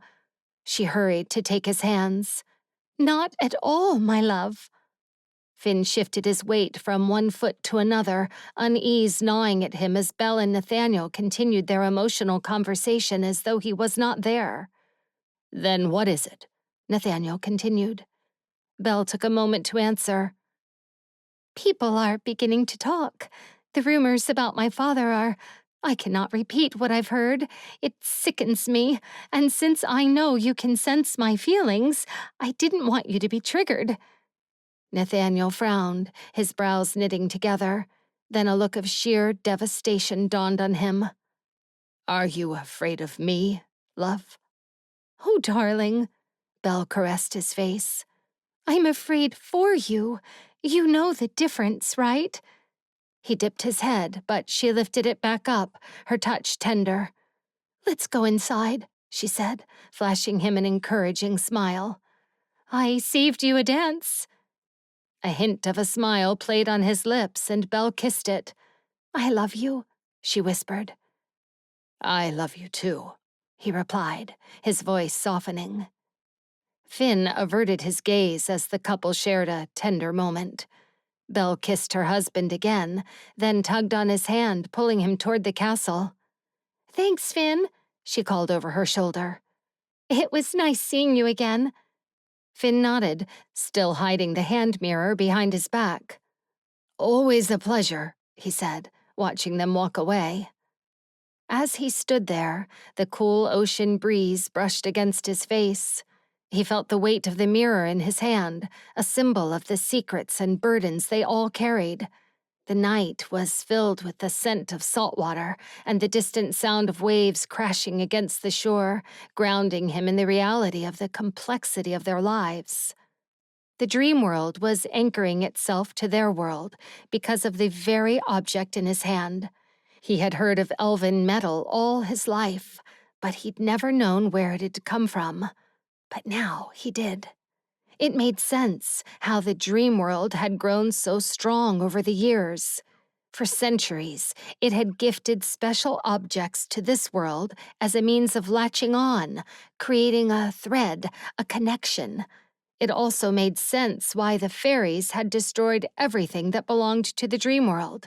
They wanted to weaken that connection. They knew about it all along. But so did Rapunzel. That's why she didn't want to leave the lantern at Ella's house. She knew about the connection, the threat. She was part of it. She was a host, and so was Rumple. And George. Could that have been the reason she wanted Rumple dead? If she killed him and took on his darkness, she and George would be the only hosts left. But that still didn't explain her plan, or how Midas was involved in any of it. Once Belle and Nathaniel disappeared from view, Finn looked into the mirror again. But the reflection staring back at him was no longer his own. It was Rumple's. His eyes were wide with shock, and when Finn looked down, a dagger had been pierced into his chest. He was heaving and gasping for air. Finn turned the mirror away quickly, his heart racing. Finn, is it? Finn turned to find Red approaching with Will by her side. He had to blink several times to get his heart to calm down. Have you seen Belle? Red asked. She went back inside, he said, still shaken up about what he'd just seen. Here, give this back to her, will you? He handed Red the hand mirror without any explanation, then turned around and headed toward the castle with one thought in mind. He could not let Rapunzel take Rumple's darkness. Finn. As Finn walked back toward the castle, the moonlight cast long shadows, playing tricks on his mind, making him see hints of movement where there were none. He shook his head, wondering if going in and out of Rapunzel's mind was messing with his discernment between reality and illusion. Or perhaps it was the thought of her absorbing even more darkness that twisted his stomach into knots. He had to find a way to reach her, to make her see that there was another way. The idea of darkness overtaking the woman he loved was unfathomable, but Rapunzel was smart. Perhaps there was more to her plan. He needed to know everything she was planning, to piece together how Midas fit into all of this. Finn's mind spun as he tried to make the pieces of information fit in a way that did not make his stomach churn. The urgency of it all quickened his steps, the cool night air brushing against his face like a silent reminder of the ticking clock. On reaching the grand ballroom, Finn's mind raced with a jumble of thoughts. The image of Rumple in the mirror was still vivid in his mind. He walked through the sea of people, determined to find Rapunzel, to find a way to stop this madness before it was too late. Laughter, music, and the clinking of glasses filled the air, but Finn's eyes searched for the most beautiful woman present, his heart pounding. Finally, he spotted her across the room. She had fixed her hair again. It no longer hung in waves over her elegant frame. Instead, her golden braid was pinned back to a crown of curls atop her head, and her face was a mask of calm amidst the agitation in the room. He made his way toward her, weaving through the crowd. As he approached, Rapunzel didn't turn. Instead, her eyes remained fixed on the couples dancing. Her expression was distant, her gaze fixed on something far away. He winced, remembering what he'd done. He leaned closer to whisper in her ear. "I'm sorry about earlier," he said. "I didn't mean to leave the room that way." "But you did," she replied, finally turning to meet his eyes. "Why?" There was a sharpness to her gaze, an ember of anger that seemed to take all her self-control to contain. Her eyes were like burning coals, and he could feel the intensity of her emotions. "You did pull me into your mind," he said, looking around to make sure no one was paying attention to them. "And I saw something that unsettled me." "Unsettled you?" She crossed her arms, and he could see her armor was back on, more tightly than ever. "And how do you feel now?" Finn glanced around the ballroom again before turning his attention back to her. "Can we talk somewhere else?" Before she could respond, a man approached, wearing fine royal blue clothes with a family crest pinned to his jacket. He had a magnetic smile that drew in the surrounding ladies who watched him with bashful smiles while they ignored their dancing partners. He bowed in front of Rapunzel. "May I have a dance, my lady?" Rapunzel curtsied, then elegantly reached out her hand to place atop the man's. But Finn quickly took her hand in his, giving the man a hard look. "Sorry, but she'll be dancing with me." Without waiting for her protest, he guided her to the dance floor. The candlelit chandeliers above cast a soft glow on the room, and the scent of roses from the centerpieces filled the air. She followed his lead gracefully, but he could feel the resistance in her body when he pulled her close. Her muscles were tense, her movements precise, but guarded. He leaned in, his voice a whisper against her ear. "Rapunzel, please, I need to explain." Her eyes flashed as she looked up at him. "Explain what? That you're scared of what you saw?" "I didn't say that," he muttered, his jaw tensing. Rapunzel gave him a sharp look. "That you don't trust me, then?" Finn's heart pounded in his chest. He could feel the heat of her body against his, the softness of her hair brushing his cheek. "I do trust you. It's just that I am suddenly aware of the danger you are in." "And you think I don't know that?" she snapped, her voice low but firm. "I live with this danger every day." He tightened his grip on her waist, trying to anchor them both. I know you do, and I want to help you, but I need you not to be reckless." Her gaze softened slightly, but the tension didn't leave her body. "Careful isn't going to cut it, Finn. We're dealing with forces beyond our control." "I understand that." He nodded, swallowing hard. "But I can't lose you. We need to figure this out together." For a moment, she seemed to waver, her eyes searching his. The music swelled around them and the couples moved in time with the rhythm. The world felt like it had shrunk down to just the two of them. "Together, huh?" Her voice splintered, and for a moment he thought she was going to cry. But she cleared her throat and looked away from him, recomposing herself. He narrowed his eyes, studying her features. "Is something else bothering you?" Finally, she sighed, her body relaxing just a fraction. "Fine. We'll talk, but not here." He nodded, relief washing over him. "Thank you." Emmett turned and collided with Rapunzel, causing the contents of his goblet to spill onto her gown. The liquid soaked into the silk, forming a stain that resembled blood. Emmett regarded the stain with a detached amusement. "It lends a certain character to the fabric, does it not?" "Very mature, Emmett," Rapunzel snapped, her voice icy. Emmett leaned closer with a mocking smile. "The word you seek is petty, I believe, and indeed, I am well versed in it." Finn's fists clenched involuntarily as a bolt of anger surged through him, but Rapunzel tugged at his arm, her touch grounding him. "Do not waste your energy. He's not worth it." "Act your age, Emmett," Belle said, stepping forward with Nathaniel by her side. "Emmett," Nathaniel implored in a hushed, firm tone, "please, do not cause a scene." Emmett placed a hand on Nathaniel's shoulder, his demeanor softening unexpectedly. "Are you well, brother?" "Merely trying to enjoy a pleasant evening is all," Nathaniel replied. "Please, don't let your night be ruined on our account," Rapunzel said, tugging on Finn's arm again. "We were just leaving." Reluctantly, Finn allowed Rapunzel to pull him away. "We shouldn't have to leave because of him," Finn grumbled pridefully. "It works to our advantage," Rapunzel said. "Now, no one will wonder why we're missing. Come on, this way." Instead of heading back to their room, Rapunzel led the way toward a different part of the castle.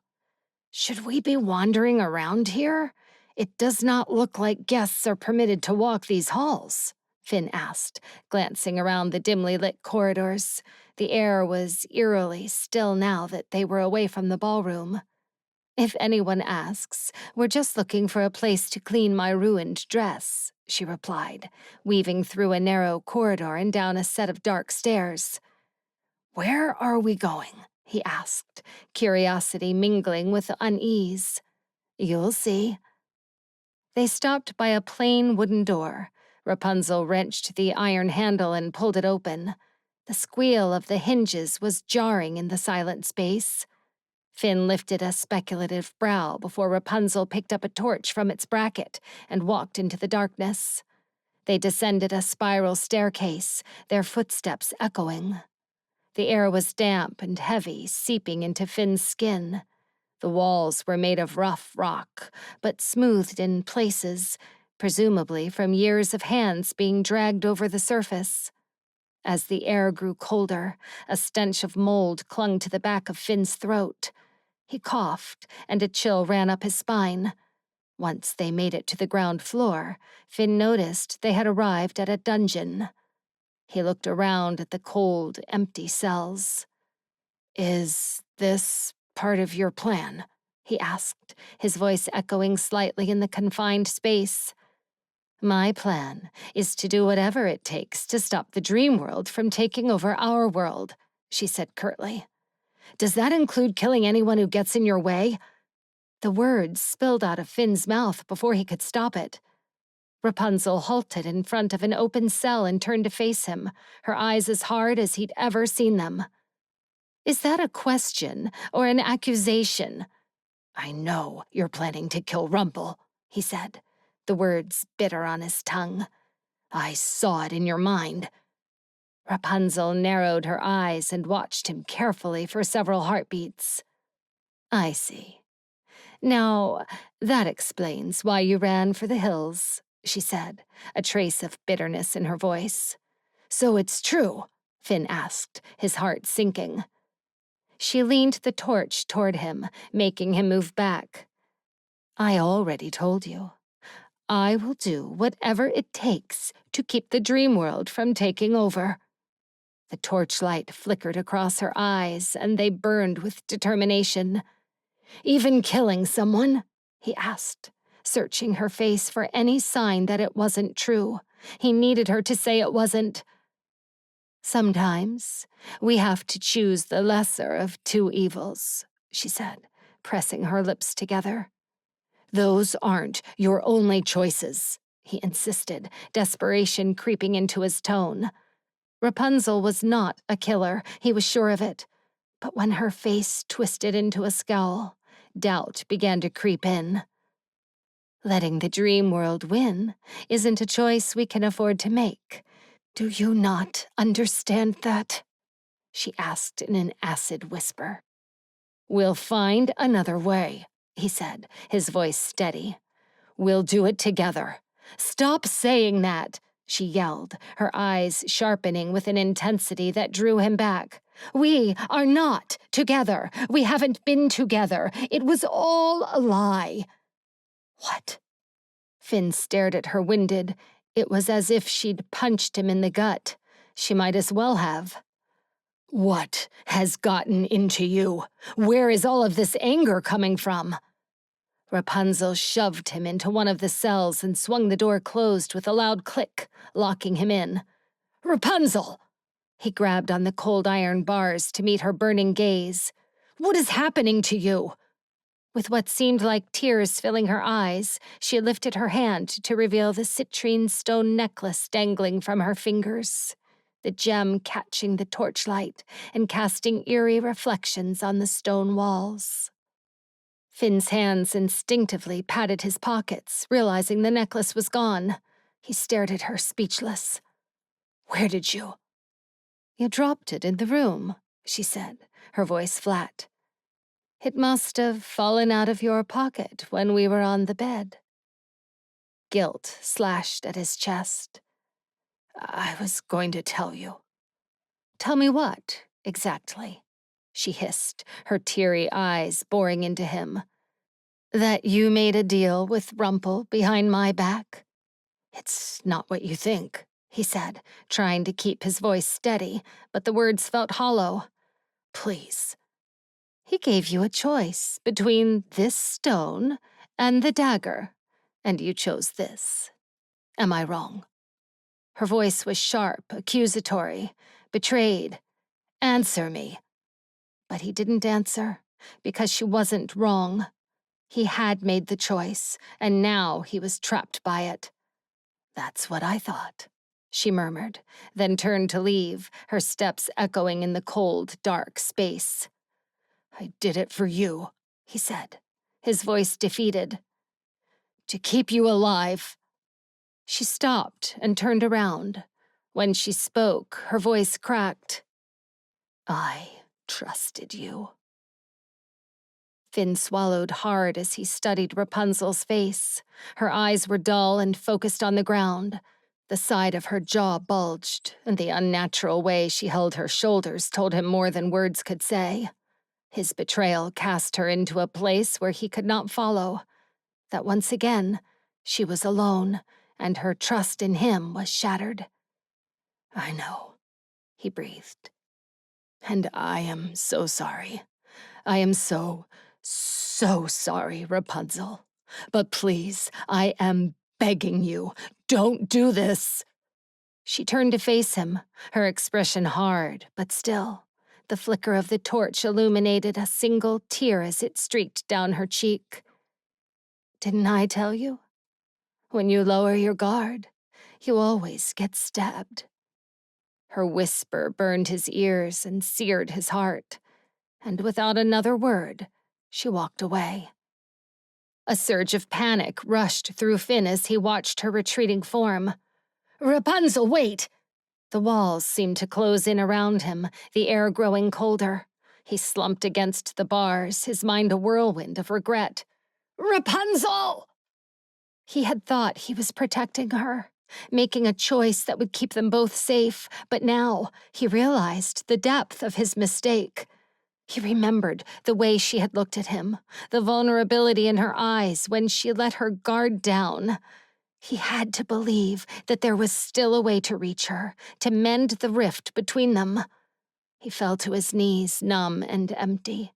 He had to find a way out, to make things right with her, before she executed her plan to kill Rumple and became lost in that darkness forever. Rapunzel. Rapunzel staggered up the stairs, each step a monumental effort. The torch weighed heavy in her hand as her emotions teetered on the edge. Finn had chosen the necklace over the dagger and lied about it.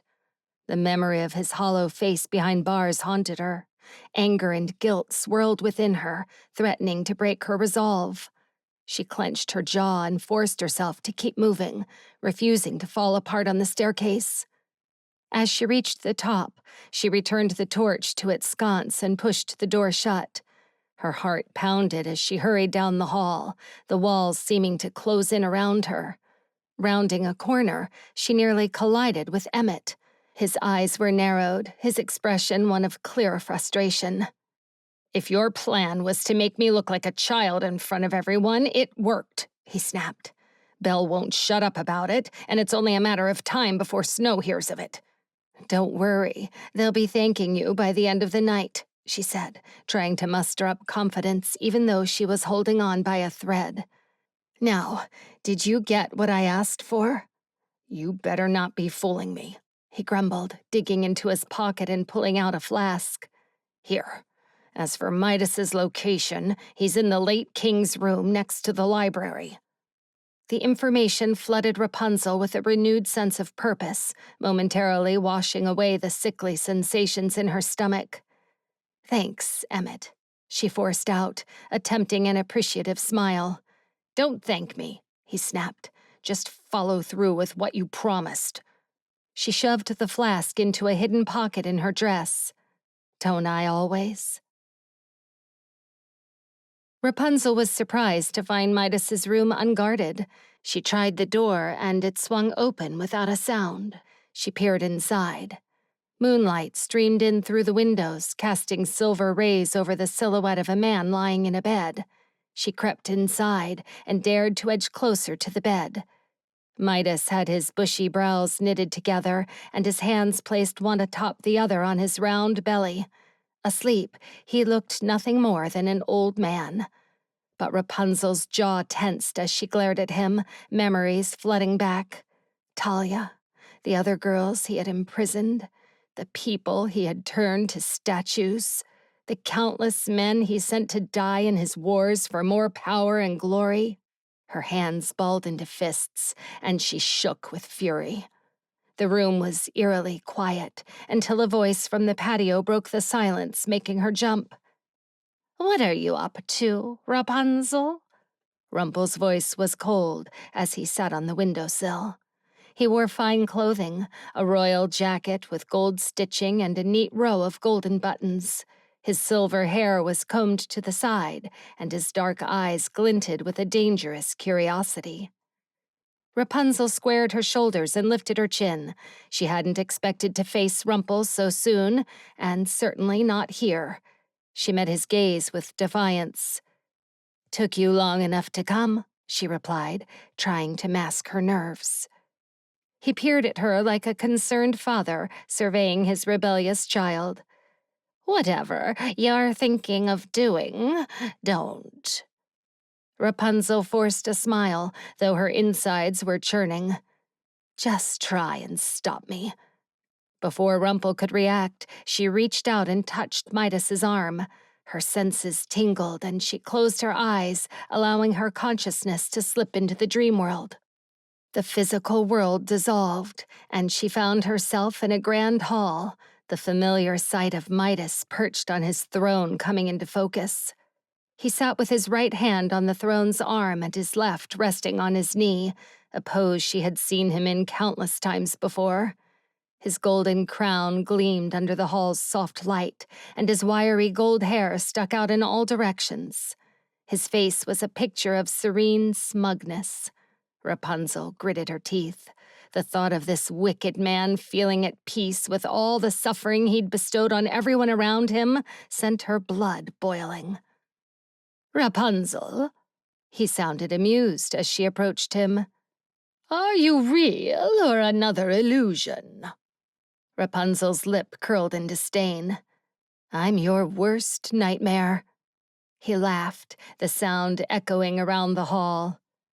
"Of all the people I expected to come looking for me, you were not one of them," he said, as though delighted by a pleasant surprise.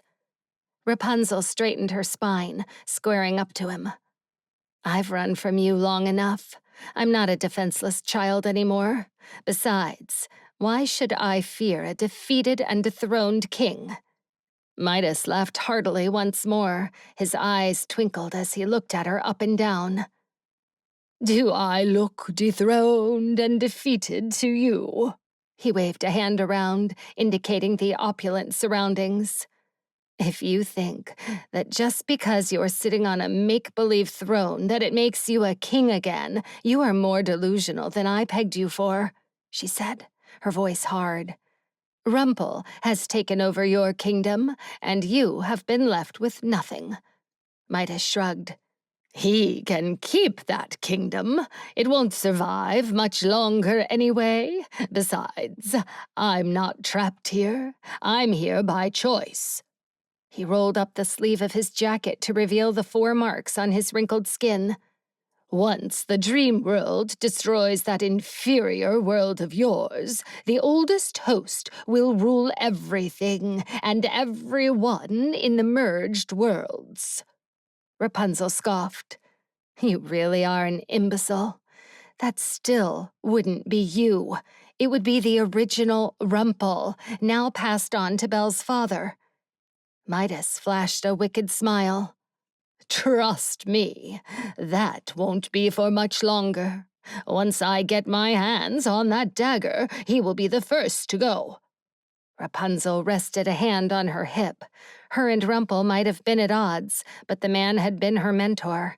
He was the one who taught her how to survive through the darkness and how to stop living in fear. He was the one who introduced her to Bertha. He was, in a twisted sort of way, the only family she had while in isolation. And if Midas thought she would stand by and watch him take yet another life for his own gain and glory, he was deeply mistaken. "You truly think you can outsmart Rumple?" "He's no match for me," Midas said, his eyes flashing dangerously. "The fact that he loves his daughter makes him weak." Rapunzel swallowed against a lump in her throat. Midas's favorite tactic was to kidnap daughters to hurt his foes. She wondered if the man had ever even possessed a heart. "Are you saying you plan on locking his daughter up like you did with all those other women?" "I heard my daughter set them free. But make no mistake, I will collect all the women that belong to me. However, the tower of this castle is being reserved, especially for you, my dear." He pointed a stubby finger at Rapunzel, and she bit back a grimace. The thought of being back in the tower wrapped around her neck like invisible hands, suffocating her. "I am not your property anymore."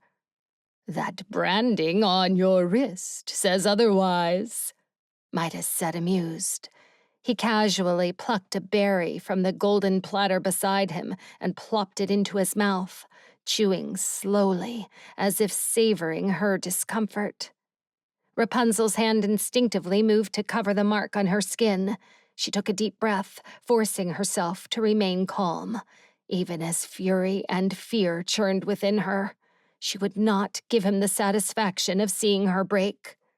Why are you so obsessed with us? I don't share what is mine. You of all people should know that. And she did. Her father had taken one flower from Midas's garden and paid a high price for it. Rapunzel's imprisonment. The memory of her father's anguished face as he watched the guards take her was seared into her mind. Why put us through that again? She asked, trying to keep the tremor from her voice. You'll be the ruler over everything. You don't need us.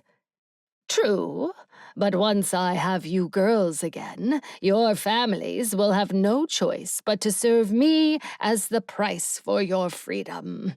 Leverage is the strongest weapon, you see.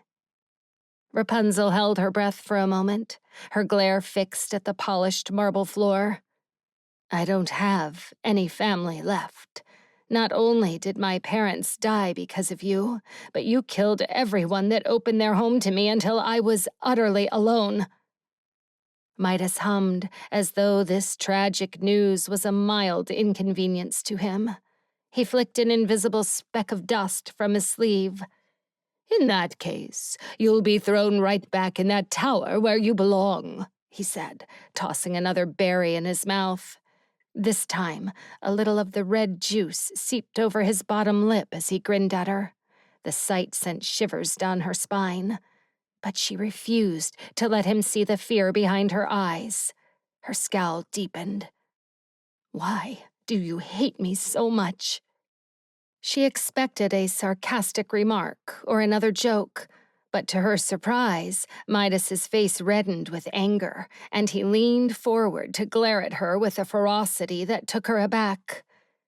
You led my daughter astray, he said in a whisper that hit her like a thunderclap. Rapunzel dug her nails into the palms of her hands. I set her free. Call it what you will. Either way, you will pay for destroying my life. I will take great delight in ensuring you never see the light of day again. Rapunzel shuddered, but she masked her fear. What will you do with Belle? Don't worry about that measly ruler's daughter, Midas said with wicked amusement. I have something very special planned for her. Rapunzel took a steadying breath while Midas turned his attention to the fruit platter once more. Then a flurry of movement behind his throne caught her eye. In that moment, Rapunzel's eyes locked with Rumple's, who had just stepped out from behind the throne. His eyes flashed red as he pulled out the dagger from under his cloak. Rapunzel nodded a fraction of an inch, as though granting him permission, then shifted her attention back to Midas. Any other empty threats? Or should I say, last words? Midas smirked when he tossed another berry in his mouth. What do you...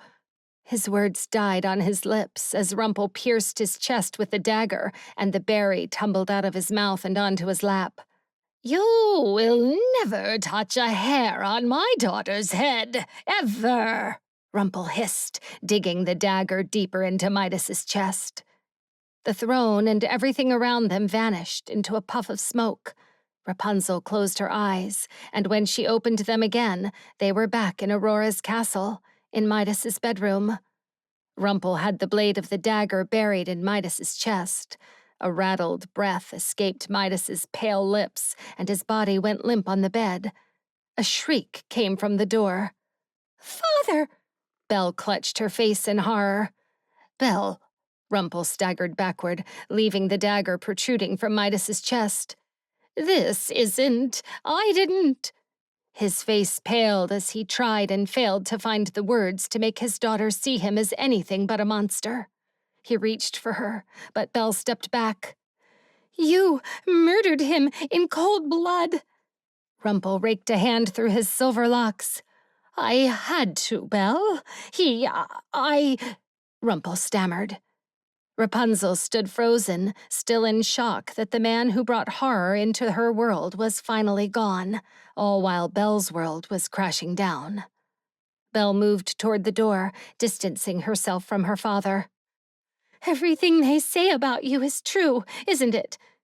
Rumple followed her, shoving Rapunzel aside. "Sweetheart, please." He was on the verge of breaking down. "It's me. You know me." He clamped his hands over the top of her arms as if to shake some reason into her, but instead, the movement sent 2 tears sliding down her face. "Whoever you are not my father," she whispered, her lips trembling. Rapunzel heard a floorboard creak. Just then, a rumbling earthquake shook the castle, and Rumple stumbled onto a chair. Rapunzel staggered forward and pulled the dagger from Midas's chest. Then she grabbed Belle from behind and pressed the dagger to her neck, Midas's blood still dripping from its blade. Belle stiffened and let out a hitched breath. Rumple's eyes widened as he held onto the armchair like his life depended on it. "Rapunzel, what are you doing?" Rapunzel grabbed the flask from her gown and tossed it to Rumple. Another earthquake shook the room. "Drink," she barked. "What is it?" Rumple asked, his voice rising above the roar, shaking the walls. Rapunzel inclined her head. "Don't worry, it's not poison, it's sundrop flower. If you want me in the Dreamworld, why not take me there yourself like you did a minute ago?" Rumple said, giving her a puzzled look. "Because I may not be around to bring you back. Now drink." She pressed the blade of the dagger against Belle's skin. "Rapunzel, please, let my daughter go. She has nothing to do with this. Besides, I just freed you from an eternal prison at the clutches of this wicked man, and this is how you thank me." Rapunzel clenched her jaw so tightly it hurt. All the while, the ground beneath her feet continued to tremble. "I'm not sentimental. Now drink." With shaky hands, Rumple took the flask. He gulped the liquid down, then collapsed onto the bed next to Midas. Finally, the earthquake stopped. The tremors subsided, and the room fell eerily silent. "Father!" Belle's shriek pierced the quiet. She whipped around to look at Rapunzel with horror as she touched the cut on her neck. "What did you do?" "Shh." Rapunzel lifted a finger. A beastly roar erupted outside, making the walls tremble once more. Ear-splitting screams followed, coming from the ballroom. Rapunzel sucked in a breath and met Belle's terrified gaze again. "I think we might have triggered your husband," Rapunzel said. Belle placed a trembling hand over her heart, her eyes falling upon her father's limp body on the floor. "He can sense my emotions," she replied. Rapunzel's eyes hardened as she lifted the knife, motioning toward the open patio. "Then get on that dragon," she demanded. "You're coming with me." Finn yanked at the cell door, each pull straining his already sore fingers. His chest tightened with each breath, the mildew in the air burning his nostrils. Despite his desperate efforts, the iron bars remained unyielding, their coarse surface rubbing his skin raw. He let out a frustrated grunt as the door refused to budge. "Someone let me out!" he shouted, his voice bouncing off the cold, damp walls. He knew it was likely futile. Who would hear him down in the dungeon? But then, a loud roar echoed through the stone walls, causing Finn to jolt back in alarm. His heart pounded against his ribcage as he peered into the dark hallway, trying to make sense of the commotion. Whatever it was, it couldn't be good. A low growl rumbled from the darkness, and Finn stepped back from the bars. He squinted into the darkness, trying to locate the source of the sound. For the first time, he thanked the lucky stars that he was locked up. From the shadows emerged a hulking figure, its dark fur bristling like a storm cloud ready to unleash its fury. Finn's breath caught in his throat as he took in the sight. The creature's eyes glowed with a menacing light, and its massive form seemed to fill the entire corridor. The creature was half primate, half wolf, with a sinewy frame hunched and ready to strike. Its face was a contorted mask of evil, framed by sharp ears twitching at every movement. Eyes glowing red like hot coals fixed on him with a predator's cold, calculating gaze. As it snarled, a terrifying display of razor-sharp teeth gleamed, chilling the air with an aura of dread and unchallenged dominance. Finn swallowed hard, not daring to move a muscle. His eyes remained fixed on the beast, every instinct telling him to stay as still as possible. The silence stretched on, broken only by the creature's heavy breathing and the distant drip of water echoing through the dungeon. The creature stood on its hind legs and grabbed the bars as though it was about to rip them from their place. But then, a giant wolf with glowing topaz eyes rammed into the beast's side, throwing it further into the dungeon. Finn rushed to the bars, his pulse racing, and watched as the wolf repeatedly rammed into the beast until it fell inside one of the cells. The cell door shut, seemingly on its own, and locked. The beast grabbed the bars and yanked on them, making the entire dungeon shake. The sound of a key turning filled Finn's cell, and he stepped back, bewildered by how a key even made it into his lock when no one was there. Red came into view, the hood of her cloak falling from her head. "We have to get you out of here," she said hurriedly. "What is that thing?" Finn asked. "And why is it coming after me?" "That's Nathaniel," Red said, finally unlocking the cell and pulling it open. "Rapunzel took Belle, and I'm pretty sure he wants to use you to lure Rapunzel back. Come on, we have to find them before he does." Red spoke so fast, Finn's mind spun, but there was no time to ask questions. Finn followed Red from the dungeon into an underground tunnel, clutching a fire torch. The terrifying roars grew louder, and the tunnel walls shook as the beast rammed the bars. Finn's stomach lurched with each impact. "How are those bars holding?" he asked, struggling to keep up with Red. "They're made of elven metal," she replied, her breathing ragged, "but I doubt they will be able to hold him much longer." Finn clenched his fists, frustration bubbling inside him. If he had known, he wouldn't have wasted so much energy trying to break free. Everyone in the kingdom knew elven metal was the most formidable. "Belle mentioned her husband was unwell. I had no idea this is what she meant," he said. Before Red could respond, a louder growl ripped through the tunnel, followed by the deafening clang of metal hitting the stone floor. They exchanged horrified looks. "He's out," she whispered in a shaky voice. "Run!" They sprinted as fast as they could. The ground trembled as the beast ran after them. Finn pushed his legs harder, trying not to lose his footing.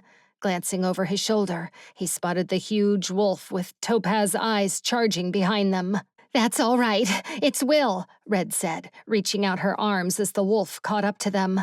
She grabbed a fistful of his fur and hopped on his back. Then she extended her hand to Finn. "Hurry! Get on!"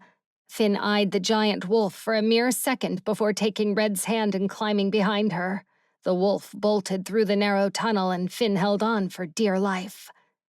They emerged from the tunnel into the dark forest, moving at an incredible speed. The wind howled around them. "Where is he going?" Finn shouted. "He's following Belle's scent," Red called back, her voice barely audible over the rushing wind. The forest blurred around them, shadows and moonlight playing tricks on Finn's eyes. His stomach churned, and he swallowed hard against the rising nausea. The scent of pine and earth filled his senses, and he took steadying breaths, grounding himself. As Will's paws pounded against the forest floor, Finn's thoughts turned to Rapunzel. Had his betrayal caused her to break? How could she threaten Belle after promising him that she'd come to no harm? As the forest stretched on, the rhythmic pounding of the wolf's paws became almost soothing. Finn closed his eyes for a moment, silently promising Rapunzel that he would find her, save her, and bring her back. They had faced impossible odds before, and they would do it again, together. On arriving at the charred remnants of Midas's burnt castle, a skeleton of scorched stone and twisted metal, Finn's eyes were immediately drawn to the top of the tower. George, in his dragon form, was perched on the edge, his massive wings folded neatly against his sides. He looked like a gargoyle, patiently waiting. Inside, by the window, Rapunzel stood, holding a knife to Belle's neck. "No one comes up here," she yelled, her voice echoing through the ruins, "or she dies."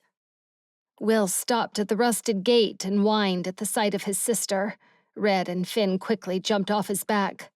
"Why is she doing this?" Red asked, confused. "I'm not sure," Finn replied. "But you both need to hide. Once the beast shows up, he'll tear apart anyone in sight." "What are you going to do?" Red asked, her eyes wide. "I have a plan," Finn said, holding out his hand. "But I'll need your cloak." Red quickly removed her cloak and handed it to him. He put it on and dashed inside. As he raced up the staircase, he heard the beastly roar outside. Glancing out a window, Finn watched as the creature scaled the castle walls with terrifying speed. He hurried up the stairs, the echoes of his footsteps blending with the distant roars and the fluttering of Red's cloak behind him. The air was thick with the smell of ash. When he reached the top of the tower, he paused to catch his breath, pressing his back against the cold stone wall. Peering around the corner, Finn saw the beast crawling through the window, its massive form casting a long shadow across the room. Belle stood across from him, her back pressed against the wall, her eyes wide with terror. "Nathaniel," she whispered, her voice trembling. Finn scanned the room for Rapunzel, but Belle was alone. The beast, now fully inside, let out a low, menacing growl.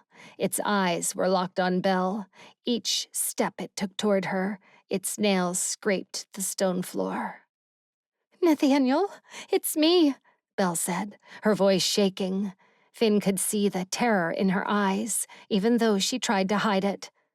"It's me, Belle, your wife."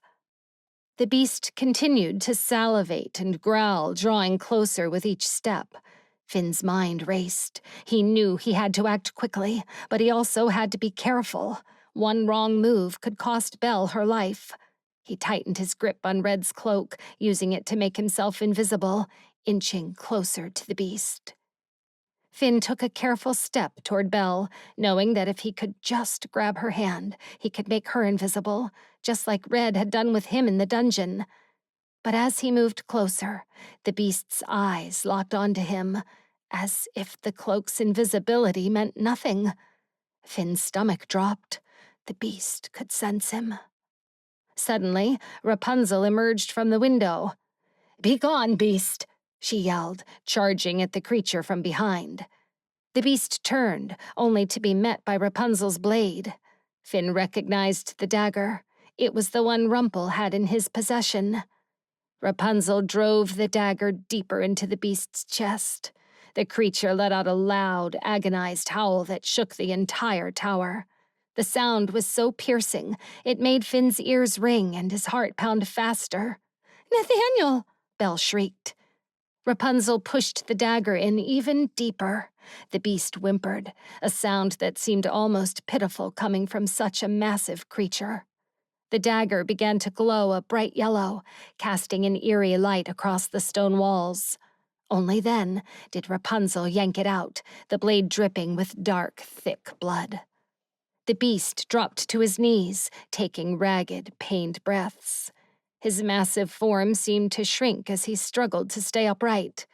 Rapunzel stepped back, her eyes never leaving the creature as blood dripped from her blade, splattering onto the stone floor.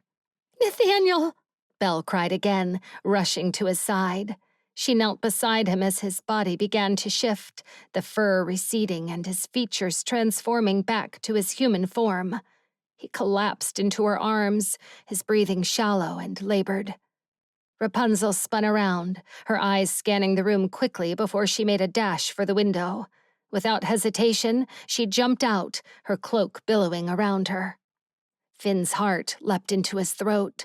He rushed to the window just in time to see George, in his dragon form, swoop down and catch Rapunzel in midair. The dragon's wings flapped powerfully, creating gusts of wind that sent debris swirling around the castle ruins. As Finn watched, George and Rapunzel suddenly disappeared, vanishing into thin air. A chill ran down Finn's spine as he realized she had gone into the Dreamworld.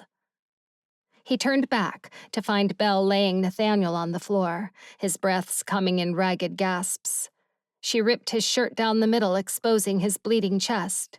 Finn removed the hood of his cloak. "Belle!" He hurried to her side. "What can I do?" "Belle!" Red barged in with Will at her side, still in his wolf form. Her eyes were wide with panic. Belle reached between her breasts and pulled out a vial filled with an iridescent liquid. Her hands were shaking as she tried to open it. "What is that?" Red asked, her voice cracking at the sight of Nathaniel bleeding in front of her. "Medicine derived from mermaid healing properties," Belle explained, struggling to pop the cork with one hand while supporting Nathaniel's head with the other. Finn grabbed the vial, popped the cork, and handed it back to her. "I thought the mermaid never came." "She didn't, but Rapunzel gave it to me," Belle said, gently placing the vial to Nathaniel's lips. "Drink, my love, drink." Nathaniel coughed as he tried to swallow. Will whined and lay next to Red, his glowing eyes pained. "Rapunzel said this would work," Belle whispered, holding her breath as she watched Nathaniel closely. "She said what?" Finn's words were cut off as Nathaniel's wound began to close. The raw edges of the gash knitted together before their eyes. Nathaniel gasped for air, finally able to breathe. "Oh, my love!" Belle scooped him into her arms and began to sob. "It worked! I can't believe it worked!" Finn stared at them, piecing together what had just happened. George's words echoed in his mind. "The dagger absorbs any power that belongs to the Dreamworld." Rapunzel hadn't harmed Nathaniel. She had used the dagger to remove his beastly curse. She cured him. "Why did she bring you all the way here?" Finn asked, still trying to understand the full extent of Rapunzel's plan. Belle looked up, her eyes puffy from crying. "We had to lure Nathaniel away from the ball so he didn't harm anyone," she said, sniffling. "It was Rapunzel's idea." "Did you ask Rapunzel to do this?" Finn asked. Belle shook her head. "No, she simply said that she plans to destroy the Dreamworld, and if we didn't remove the beast from inside Nathaniel, he would die along with the world once it vanishes." Finn watched Nathaniel's chest rise and fall steadily, the fear in the room slowly dissipating. Rapunzel's actions, initially so alarming, now seemed deeply strategic and caring. His thoughts swirled with the realization that Rapunzel had been one step ahead all along, navigating the dangers of their world and the Dreamworld with a wisdom and bravery he hadn't fully appreciated until now. "Belle?" Nathaniel whispered. His voice was weak, but there was relief in it. Then his eyes rolled back and he passed out. Belle gently laid his head onto her lap, her fingers combing through his hair with tenderness. "Is he resting?" she replied, a tired sigh escaping her lips. "He always passes out after shifting back." She looked exhausted. "Now I just have to wait for my father." "Your father?" Finn echoed, the tension creeping back into his voice. "Where is he?" "He's back at the Shore's castle. He drank from the sundrop flower," Belle said. "Rapunzel said when he awakens, he'll no longer have the darkness within him, although I have no idea how she's going to pull that off." The image of Rapunzel stabbing Rumple flashed in Finn's mind. Suddenly, the fog of questions in his mind began to clear. He paused, staring at the floor as the pieces started to fit together. "She's going to stab him with a dagger like she did to Nathaniel," Finn murmured, glancing down at the unconscious man. "That will remove his darkness from him." Belle looked at Finn, concern deepening the lines on her face. "But won't that darkness be transferred to her?" "Yes, it will, but it won't matter." "What do you mean, it won't matter?" Belle's voice trembled. Rapunzel's plan was becoming more and more apparent in Finn's mind. He stood and began pacing, the pieces falling into place with each step. "George has a protection," Finn said, his voice steady despite his mind spinning. "Anyone who kills him dies." Belle shook her head, looking up at him with a puzzled look. "What are you saying?" The memory of Rapunzel's determination, the fire in her eyes, replayed in his thoughts. She had always been fiercely protective, willing to sacrifice anything for those she cared about. But this was different. This was a plan that would end her life. The thought of losing her, of not having her stubborn strength by his side, tore at his heart. "She is planning an ultimate sacrifice," Finn muttered, more to himself than to Belle. "To save us all." "What?" Belle's eyes filled with tears as she looked down at Nathaniel, then back at Finn. "How?" Finn raked a hand through his hair, the weight of his realization crushing him. "After she absorbs Rumple's darkness, she is going to kill George, putting an end to all of the remaining Dreamworld hosts and severing their connection once and for all." Belle's face paled, her hands trembling as she held on to Nathaniel. "But that means—" "Yes," Finn said, his voice breaking. "It means none of them will survive." Rapunzel. In the Dreamworld, Rapunzel found Rumple sitting on the edge of a cliff, gazing out over a beautiful meadow. The scene was serene and peaceful, a stark contrast to the chaos she'd just left behind. George, still in dragon form, swooped down and she jumped off his back. She tumbled over, patting herself down as she got back to her feet. Waving up at the dragon as he ascended back into the clouds, she took a steadying breath.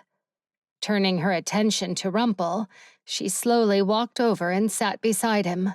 He sighed, his shoulders sagging as if they bore the weight of the world. "You knew that if my daughter ever saw my darkness, I'd want to get rid of it," he murmured, his voice barely audible. "If it worked, then there's hope for you after all," Rapunzel replied, trying to inject some optimism into her voice. "And don't worry, Belle's safe. The beast has been tamed." "How did you do it?" he asked, curiosity and desperation mingling in his eyes. Rapunzel pulled out the dagger and wiped Nathaniel's blood on her cloak. "My mentor once said, 'Act first, regret later.'" Rumple's brows twitched as he glanced at the knife, then he gave her a discerning stare. "That is terrible advice." "I know, I had a terrible mentor," she quipped back. Rumple's lips curved up for a moment, but then he sighed again, pinching the bridge of his nose with a grimace. "She'll never forgive me." "I'm certain she already has," Rapunzel said, placing a hand on his shoulder. "She understands you can't always control the darkness within you." "My darkness didn't kill Midas. The father in me did," he admitted. "The way he threatened my Belle, I lost it." "No need to harbor guilt over it," Rapunzel said. "There was no hope for him, and the world is better without him in it." "How are we any different?" Rumple asked, the question hitting Rapunzel hard. She sucked in a sharp breath and thought about Ella. "I believe our love for our family has kept us from losing ourselves completely," she said softly. Rumple hummed in agreement. "My sweet Belle was my anchor," he confessed. "My sister was mine," Rapunzel whispered, her voice thick as she suppressed her emotions. That was not the time for her to be thinking about her sister, or any other reason to live. "And Finn?" Rumple asked. "What was he?" Hearing Finn's name aloud flooded Rapunzel with more pain than she could bear. Her throat constricted and she couldn't talk even if she wanted to. "He didn't betray you, you know." Rumple dipped his head to give her a piercing stare. Rapunzel released a breath, and the anguish loosened its grip on her for a moment. I don't blame him. I know how persuasive you can be. She nudged Rumple playfully. He chuckled. True, but do you want to know how I got him to give in? I would rather not.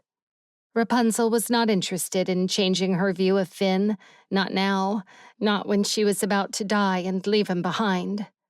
Believing that he betrayed her for selfish reasons would make it easier to let him go. Well, I'm going to tell you anyway, Rumple said. I convinced him that he could save you from the dark part of yourself. Rapunzel shot him a glare. There is no saving me, Rumple. Prickled, she got to her feet and turned away. Enough small talk. It's time to finish this. After all, your daughter is waiting for you.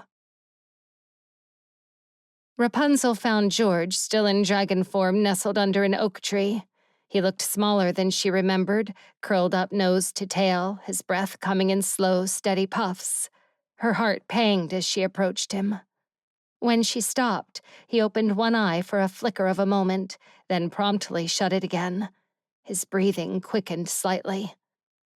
Rapunzel clutched the handle of the dagger hidden in her cloak, trying to summon the courage to do the unthinkable. But as she looked at the dragon, so peaceful and defenseless, her resolve crumbled. She huffed, removing her cloak. I need you to shift. I won't be able to do it while you're looking like that. She covered his body. George shifted to his human form, slowly wrapping himself in the cloak as he shuffled to his knees. Strays of dark hair fell over his brow, and his eyes, hollow and weary, met hers. May I ask a favor? He rasped. Can you make it snow? The memory of Snow White talking to George on the balcony flashed through Rapunzel's mind, tightening her chest. She gave a quick nod before turning away to wipe a tear rolling down her cheek. When she turned back, Rumple was standing next to George, his brows knitted together. Are you sure this is the only way? He asked.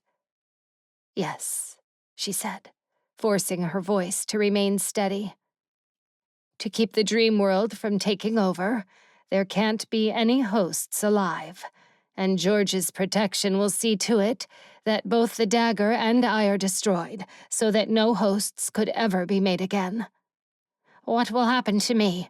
Rumple asked, kneeling on the ground. Emmett is with your physical body as we speak, Rapunzel explained. Once I remove your darkness, he will do his best to save you. Rumple shook his head. How? A small smile curved Rapunzel's lips. Remember those vials of mermaid remedy you gave me as payment instead of the plant? It will find its use after all. Also, I promised Belle I would return her father to her. Rumple's eyes filled with tears. But you will take on my darkness. Rapunzel nodded. Then, clearing her throat, she shifted her attention back to George. Are you ready? George turned to Rumple with a frown. Since you'll survive, may you deliver a message for me? He asked, his voice shaking.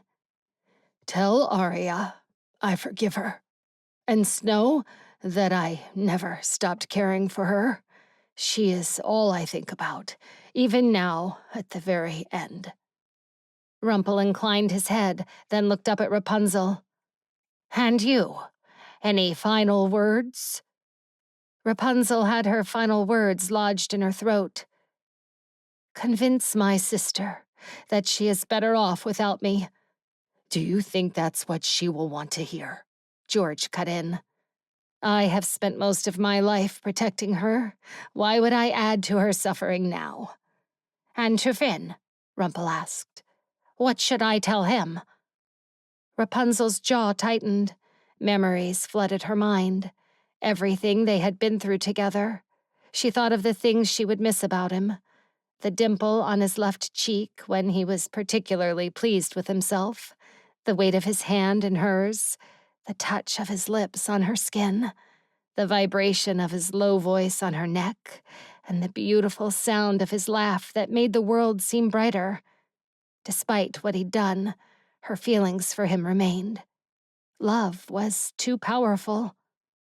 Her stomach knotted as the word love echoed in her mind. She stared at the blood-stained dagger in her hands, blinking away tears. Tell him that reality has brought me nothing but pain and suffering. I only saw the world in black and white. But with him, I saw the beauty of the world. A caring family who took me in as their own. The vibrant colors of nature, and the majestic awe of a waterfall. He showed me that lowering my guard can mean letting in the light. His light. She sniffed and looked up at the eclipse. Millions of delicate snowflakes fell, landing on her nose and cheeks. She shut her eyes, breathing in the winter air, letting the illusion take hold. To Finn. Her voice cracked, and she cleared her throat. Tell him. Thank you. She opened her eyes and turned to Rumple, the dagger firm in her hand. It hovered close to his heart. Her grip on it was unwavering, her resolve carved in stone. There was no going back now. As she prepared to deliver the fatal strike, her eyes fixed on Rumple, who chose to close his own. But then, a forceful collision sent Rapunzel tumbling to the ground, and the dagger slipped from her grasp. Bewilderment etched across the faces of both Rumple and George as they looked at her. Neither of them had moved an inch. Rapunzel frantically patted the ground, searching for the dagger. She spotted it, a couple of feet away, and reached for it, but it slid away, lifting itself from the ground as if guided by an invisible hand. She watched in disbelief as the dagger's blade pivoted toward Rumple. Before she could intervene, it flew straight into his chest, piercing him to his core. A grunt escaped his lips, and he choked, coughing up blood. His eyes, once pools of natural brown, transformed into an abyss. Ink-black tears streamed down his stunned face. The ink flowed from Rumple onto the dagger, snaking its way along the weapon's handle. A spectral dance unfolded in the air, forming a figure concealed by a cloak. With dread coursing through her, Rapunzel witnessed the dark ink enveloping this enigmatic presence. The hood of the cloak fell, revealing a sight that chilled her to the core. She gasped in horror, her voice barely a whisper. Finn. The inky tendrils wound through Finn's form, his eyes succumbing to the encroaching darkness. The whites turned black, then vanished entirely. From the corner of her eye, she saw Rumple crumple to the ground, his body disappearing into thin air. Yet she couldn't look away from Finn, his pitch-black eyes locking onto her soul. What have you done? She breathed, horror choking her words. With an eerie calmness, Finn tossed the dagger at her feet. There, take it, he said. Now, finish what you started. Have you lost your mind? She jumped to her feet. How are you here? Rumple's doorknob. He had it in the door at the top of the tower. It opens into any realm, including the Dreamworld. It led me right to this very spot, Finn said. This is where Rumple brought me when he offered me the citrine stone. Do you have any idea what you've just done? She yelled, dragging her hands through her hair with horror. Meanwhile, Finn stood calmer than she'd ever seen him. Yes, I took on Rumple's darkness, Finn said, as if he had just taken his turn in a game of cards. You also became a host of the Dreamworld. Rapunzel's voice shook with fury. And the only way to keep the Dreamworld from taking over our world is to destroy all of the hosts. I figured that was your plan, Finn said, nonchalant. Rapunzel gaped at him, then glanced at George, still on his knees, too shocked to move. She looked back at Finn, her mind racing. Then why did you do it? You say you're not sentimental, so prove it, He grabbed the dagger from the ground and placed it in her hand. To end your life, you'll need to end mine first. Fury and heartache overwhelmed Rapunzel as she glared at Finn.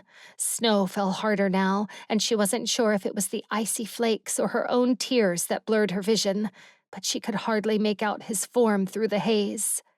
She raised the dagger and aimed at his chest, but as she edged closer, the wind howled, pushing her hand away. Tears fell freely, burning her cheeks as the icy air slapped her face. The question of how Finn could be so selfish echoed in her mind, but she tried to hold on to the thought that this needed to be done. She held the dagger over Finn's heart. A bead of Rumple's fresh blood dropped, marking the snowy ground with red spots. She pictured herself driving the knife into Finn's heart, his blood joining Rumple's on the blade. The dagger slipped from her grasp and fell to the ground with a dull thud. "Oh, Finn," she exclaimed, collapsing to her knees. "What have you done?" He knelt before her and gently lifted her chin. "You left me no choice. You would not allow me to save you otherwise." Despite the darkness in him, his touch sent a wash of warmth through Rapunzel. The wind stilled and the snow fell like silent whispers of ash. "How did you know I wouldn't kill you?" she whispered, leaning into his chest as he cradled her. His embrace was soothing, and exhaustion washed over her. Finn brushed his fingers through her hair, gently pushing it away from her face. "I didn't. But what good is a life without you?" His black eyes flickered blue, and she realized that he was still in there. The darkness hadn't completely taken over. He was her anchor, and she was his, and if that was true, it meant that he loved her too. She buried her face in his chest and sobbed. "I don't want to kill you, Finn," she wailed, her voice muffled. "I'm sure there is another way to destroy the Dreamworld," he said. "There must be something we haven't considered." Rapunzel pulled away from him, wiping her tears. Even now, with darkness in his veins, he was hopeful. "There isn't. The Dreamworld's hold on our world is too strong. Even with the artifacts I've destroyed, it wasn't enough to stop the earthquakes. There's nothing else we can do." She rested a hand over his heart. Its steady thump against her palm brought her comfort. "We're not strong enough to fight against such massive force," George chimed in, staggering to his feet. Finn rose with him, offering Rapunzel his hand. "Then we'll just have to die fighting, together." Rapunzel's breath hitched as she looked up at Finn, processing his words. She knew she would never be able to kill him, so he left her no choice other than to follow his lead. But the idea of not facing the battle alone did lift Rapunzel's spirits a little. She took Finn's hand and allowed him to pull her up. Finally, she smiled.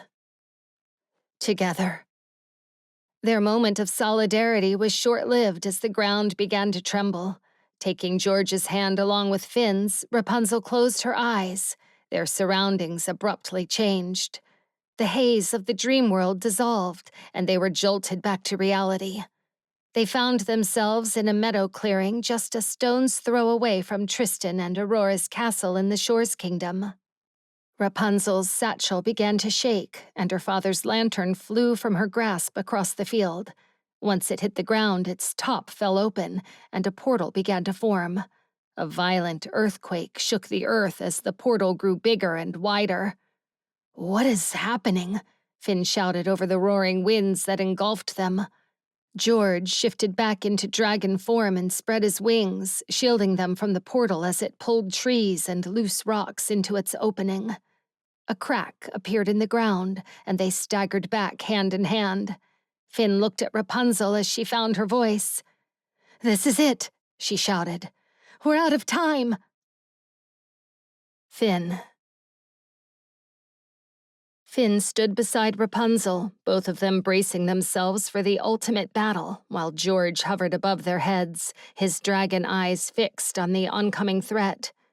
The portal loomed before them, growing larger and wider like a massive, ominous wall. Dark figures emerged on the other side of the portal, their golden armor glistening with the glow of the portal's edges. Scores of soldiers marched in formation. The heavy thud of their footsteps rang in Finn's ears like war drums. As the army formed a line, they split down the middle, revealing a man wearing a golden crown. When he stepped out of the shadows, Midas's face came into view, and he flashed Rapunzel a wicked smirk. "You're not real," Rapunzel said, her voice steady but eyes sharp. "No, but I am your illusion, which means I'm your worst nightmare," Midas replied, drawing his sword. "And I can kill you just the same." The army behind him multiplied, but before they could advance, the ground and everything around them began to turn to ice. Clouds shrouded the sunlight, and a blizzard appeared out of nowhere. The icy wind slapped Finn's cheeks, and he squinted through the falling snow at the disoriented soldiers. The portal froze into a solid wall of ice, stopping the enemies from coming through. "How are you doing that?" Finn shouted, his breath puffing with the sudden cold. "I'm not," Rapunzel said, her eyes wide. "That would be us." A calm voice came from behind them. Finn spun around to find Jack and Arya approaching, their arms outstretched as if pushing against an invisible barrier. They wore navy blue cloaks that billowed out. Jack's silver-white hair whipped around in the storm, but his expression was focused and cool. Arya's eyes blazed with determination, and she had a slight smirk on her lips, as though it was therapeutic to freeze Midas's army. Rapunzel looked at Finn in disbelief. "You brought them?" Finn gave her a crooked smile. "Snow sent her owl to deliver the message, but yes, it was my idea. I told you we are stronger together." Jack and Arya moved gracefully to stand beside Rapunzel. "We've come to help," Jack said. "And we're not alone," Arya added. At that, Will in his wolf form stepped into view, followed by his pack, teeth bared and eyes glowing. Above them, perched in the trees, were Red and Robin Hood, their bows poised and arrows ready to strike. King Tristan emerged from the forest, mounted on a black stallion with his regal attire. With a gesture of his hand, his army marched forward, stepping into the light, their silver armor shimmering with the reflection of the moon. A white horse galloped into view next to him. Snow held the reins, her red lips pressed together. Somewhere above Finn's head, he heard a strangled sound, but he wasn't sure if George was happy or devastated to see her on the battlefield. Emmett tossed a sword to Finn, who caught it mid-air, then dismounted from behind Snow. When she raised her right arm, a snowy owl swooped down from the trees and perched on her shoulder. That was when all manner of animals emerged from the blizzard. Horses, bears, oxen, and hyenas bound forward, stopping just behind Snow. They looked at her as though she was the setting sun, and the skies darkened as endless scores of birds flew overhead. It was an impressive sight, one that filled Finn with a renewed sense of hope. "Let them through, Arya!" Robin called out from the tree, pulling back his arrow. "Ready, my love?" Arya asked, her eyes sparkling at Jack. "Whenever you are, darling," he replied, his smile matching hers. The corner of Arya's lips lifted into a confident grin. "This is going to be fun." She thrust her arms down, and the ice wall shattered with a deafening crash. Midas and his army stormed through the portal with a war cry that sent shivers down Finn's spine. The clash of metal on metal erupted around him as the battle began. Rapunzel charged at Midas, her dagger flashing in the moonlight. She slashed at him, and he vanished into a puff of dark smoke. Her breath came in sharp bursts as she spun around to strike all the soldiers that had been around him. The battlefield was a chaotic blur of motion and noise. The clang of swords, the whistling of arrows, and the roars of the creatures filled the air. Finn swung his sword, cutting down soldiers left and right, making them disappear. The whistling of arrows filled the air, each one finding its mark and thinning the enemy's ranks. As he fought, Finn's mind spun. Every time he glanced in Rapunzel's direction, his heart pounded harder. She was a whirlwind of motion, her dagger flashing as she took down soldier after soldier. She fought with a grace and ferocity that took his breath away, but he couldn't shake the fear that something would happen to her. Suddenly, a sharp pain shot through his arm. An enemy soldier had managed to cut him, the blade slicing through his sleeve and into his flesh. Finn hissed in pain, feeling the sting as blood began to slide down his arm. The cut burned. Gritting his teeth, Finn parried a blow and drove his sword into the chest of an advancing soldier. He twisted the blade and pulled it free. The soldier vanished like mist. The cold wind bit at Finn's face, and the snow crunched under his boots as he moved. Jack and Arya stood back to back, their eyes blazing. Jack's hands moved in fluid motions, directing the icy wind to whip around the enemy, disorienting them. Arya's hands glowed with a faint blue light as she created shards of ice, hurling them at the soldiers. Each shard pierced their armor and weakened their defenses. Will and his pack leaped into the chaos. They moved with a predatory grace, their powerful bodies taking down soldiers with ease. The wolves' growls and the soldiers' screams filled the air. Red and Robin struck their targets from above, their aim unerring. Every arrow hit its mark, each one a small victory. Snow, still on her horse, signaled with her hand, her eyes sharp and focused. The animals around her seemed to move as one, responding to her commands. Horses charged, their hooves thundering on the ground. Bears swiped with their massive paws, sending soldiers flying. Oxen lowered their heads and charged, their horns tearing through armor. The hyenas' laughter was chilling, their jaws snapping at the soldiers. The snowy owl on her shoulder took off, swooping down to distract a soldier long enough for an ox to ram him. Snow's command over the animals was nothing short of impressive. The air rushed above their heads as the dragon swooped down. Then jets of water shot from his open mouth, which crystallized into ice and pierced the soldiers in his path.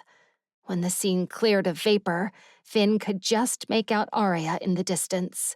Her focus was on the water dragon, and when another burst of water appeared, she outstretched her hand and turned it into blades of ice. Finn thought he'd never see the day that George and Arya would work together. "Is that all you've got?" Rapunzel's voice cut through the noise, drawing Finn's attention back to her. The illusion of Midas had returned, his golden crown glinting in the portal's light. He raised his sword, and the two clashed, the sound ringing out across the field. Rapunzel moved with a dancer's grace, her dagger flashing as she blocked and countered each of Midas's attacks. But then, his blade sliced the flesh on her arm, taking a streak of her blood with it. Finn's stomach dropped. "Rapunzel!" he yelled, his fear propelling him forward. He charged toward her, but more soldiers blocked his path. He slashed at them with blinded fury, his blade finding openings in their armor before they vanished from sight. But more kept coming, keeping him from reaching Rapunzel. Each swing of his sword was driven by fear for her safety. He fought them off, all the while watching her every move. Scarlet trails of blood ran down her arm, but she seemed undeterred by her injury. She fought like a warrior, with the grace of a queen. A soldier lunged at him from the side. Finn reacted on instinct, sidestepping and bringing his sword down in a sweeping arc. The cry of pain told him he had struck true, and then the pressure vanished. He pressed on, his senses on high alert, every nerve in his body tuned to the danger. His eyes darted toward Rapunzel once more. But out of the corner of his eye, he saw a large sword slashing at Emmett from behind. Blood spattered, and Emmett grunted in excruciating pain, collapsing to the ground with a thud. "Emmett!" A woman's screech cut through the battlefield. Finn raced forward as the soldier marched toward Emmett, blood still dripping from his blade as he lifted it in the air, aiming at Emmett's chest. Just as the blade came down, Finn slid across the snowy ground on his knees and blocked the blow with his sword. Without hesitation, he pierced at the soldier's exposed stomach. The illusion vanished, dropping Emmet's sword. Finn immediately searched for Rapunzel again, his heart beating at his throat. She was still fighting Midas, sweat dripping down her face, blood gushing down her arm. Her pinched brows and ashen gray face told him she was tiring, but her jaw jutted out and her shoulders remained squared, telling him she was not giving up. The gnawing worry in Finn's gut was relentless, but he knew he had to trust her. She was strong, stronger than anyone he had ever known. He couldn't let his concern for her cost someone else's life. Finn helped Emmet to his feet as he groaned in pain. A woman with brown curly hair rushed to their side with a protective wolf next to her, biting off limbs from every soldier that came near her. "Help me get him to that tree. Red and Robin will cover us," she said, swinging Emmet's other arm over her shoulder and helping Finn drag him away from the center of the field. "You shouldn't be here, Marion," Emmet grunted as he collapsed at the foot of the tree. "I will not allow my sister to be on a battlefield. It's too dangerous." She crouched in front of him with a mock scowl. "And yet, I'm not the one bleeding to death. Now stop talking and lie face down." Finn suppressed a chuckle, remembering his own sisters. Emmet rolled over with a grumble. Before he was even fully flat on the ground, Marion reached the top of his shirt and ripped it down his back, exposing his raw flesh. "This is going to hurt," she murmured. "You hold him down." It took Finn's brain a few seconds to process that she was talking to him. His stomach churned, but he did as he was told. Marion rummaged through her satchel and pulled out a vial with an iridescent liquid inside. It was the same liquid Belle had given to Nathaniel. Drenching a cloth with the liquid, Marion placed it on Emmet's open wound. He stifled a scream, his body contorting in pain. Finn's muscles strained as he held Emmet down by his shoulders. "What on earth is that?" Emmet barked. "My back is on fire." "It's a medicine derived from mermaid scales," Marion said, clearly wishing she could be gentler, but there was no time to waste. "It will numb before it heals. Where is Lexa? I need more medicine." "Here," Belle shouted, running and dropping to her knees next to Marion. "Take these for now. Lexa and Reich are bringing more." "How is Nathaniel?" Marion asked as she poured more liquid straight at Emmet's wound. It bubbled a white foam and Emmet grimaced under Finn's grip. "My father is with him at the castle," Belle replied, frowning at Emmet's back. "Can I help?" "Will!" Red's scream pierced the chaos from above the tree. Belle jolted up from the ground, almost toppling over as her eyes frantically scanned the field. The relentless whistle of arrows slicing through the air cut through Finn's thoughts. "Go, Belle," Marion shouted. "I've got Emmet. Go!" Finn watched Belle stagger to her feet, ready to run, but then she hesitated, apparently unable to find a clear path through the battlefield. Finn tightened his grip on the hilt of his sword and glanced at Emmet. "Are you good?" Emmet glanced over his shoulder, sweat dripping down his pale face. "I'll be fine. Go." "Belle, I'll cover you," Finn shouted, leaping up and pulling Red's cloak over his head, making himself invisible. He stepped in front of Belle. "Grab onto the cloak." As soon as her hand touched the fabric, she too disappeared. Finn forged ahead, striking at every soldier in their way. Belle followed closely, her breath ragged and quick behind him. The wind whipped around them, a cold, biting force that seemed to stiffen his muscles. They neared the injured wolf with piercing topaz eyes. Despite the deep crimson staining the snow beneath him, Will, in his wolf form, continued to fight, baring his teeth and snapping at any soldier that dared to approach Belle. Finn continued to fend off attackers, his sword a blur of movement. "Hold on, Will," Belle pleaded, her voice soft yet urgent as she wrapped a cloth around his bleeding leg. The raw courage in the wolf's eyes propelled Finn forward. He touched Will's shoulder, making both the wolf and Belle, who was touching Will's leg, invisible. The soldiers attacking them whipped around in confusion, unable to see where they'd gone. Two other wolves leaped in front of Will, distracting the soldiers and giving Belle a chance to bandage his leg. Will's eyes were half closed, but he licked Belle's hand in gratitude, a low whine escaping his throat. Standing guard, Finn scanned the battlefield. The ground was churned up with snow, mud, and blood. The soldiers stumbled, struggling to keep a sure footing. The once pristine white landscape was now marred with the evidence of battle. The wind howled, carrying with it the acrid smell of smoke and blood.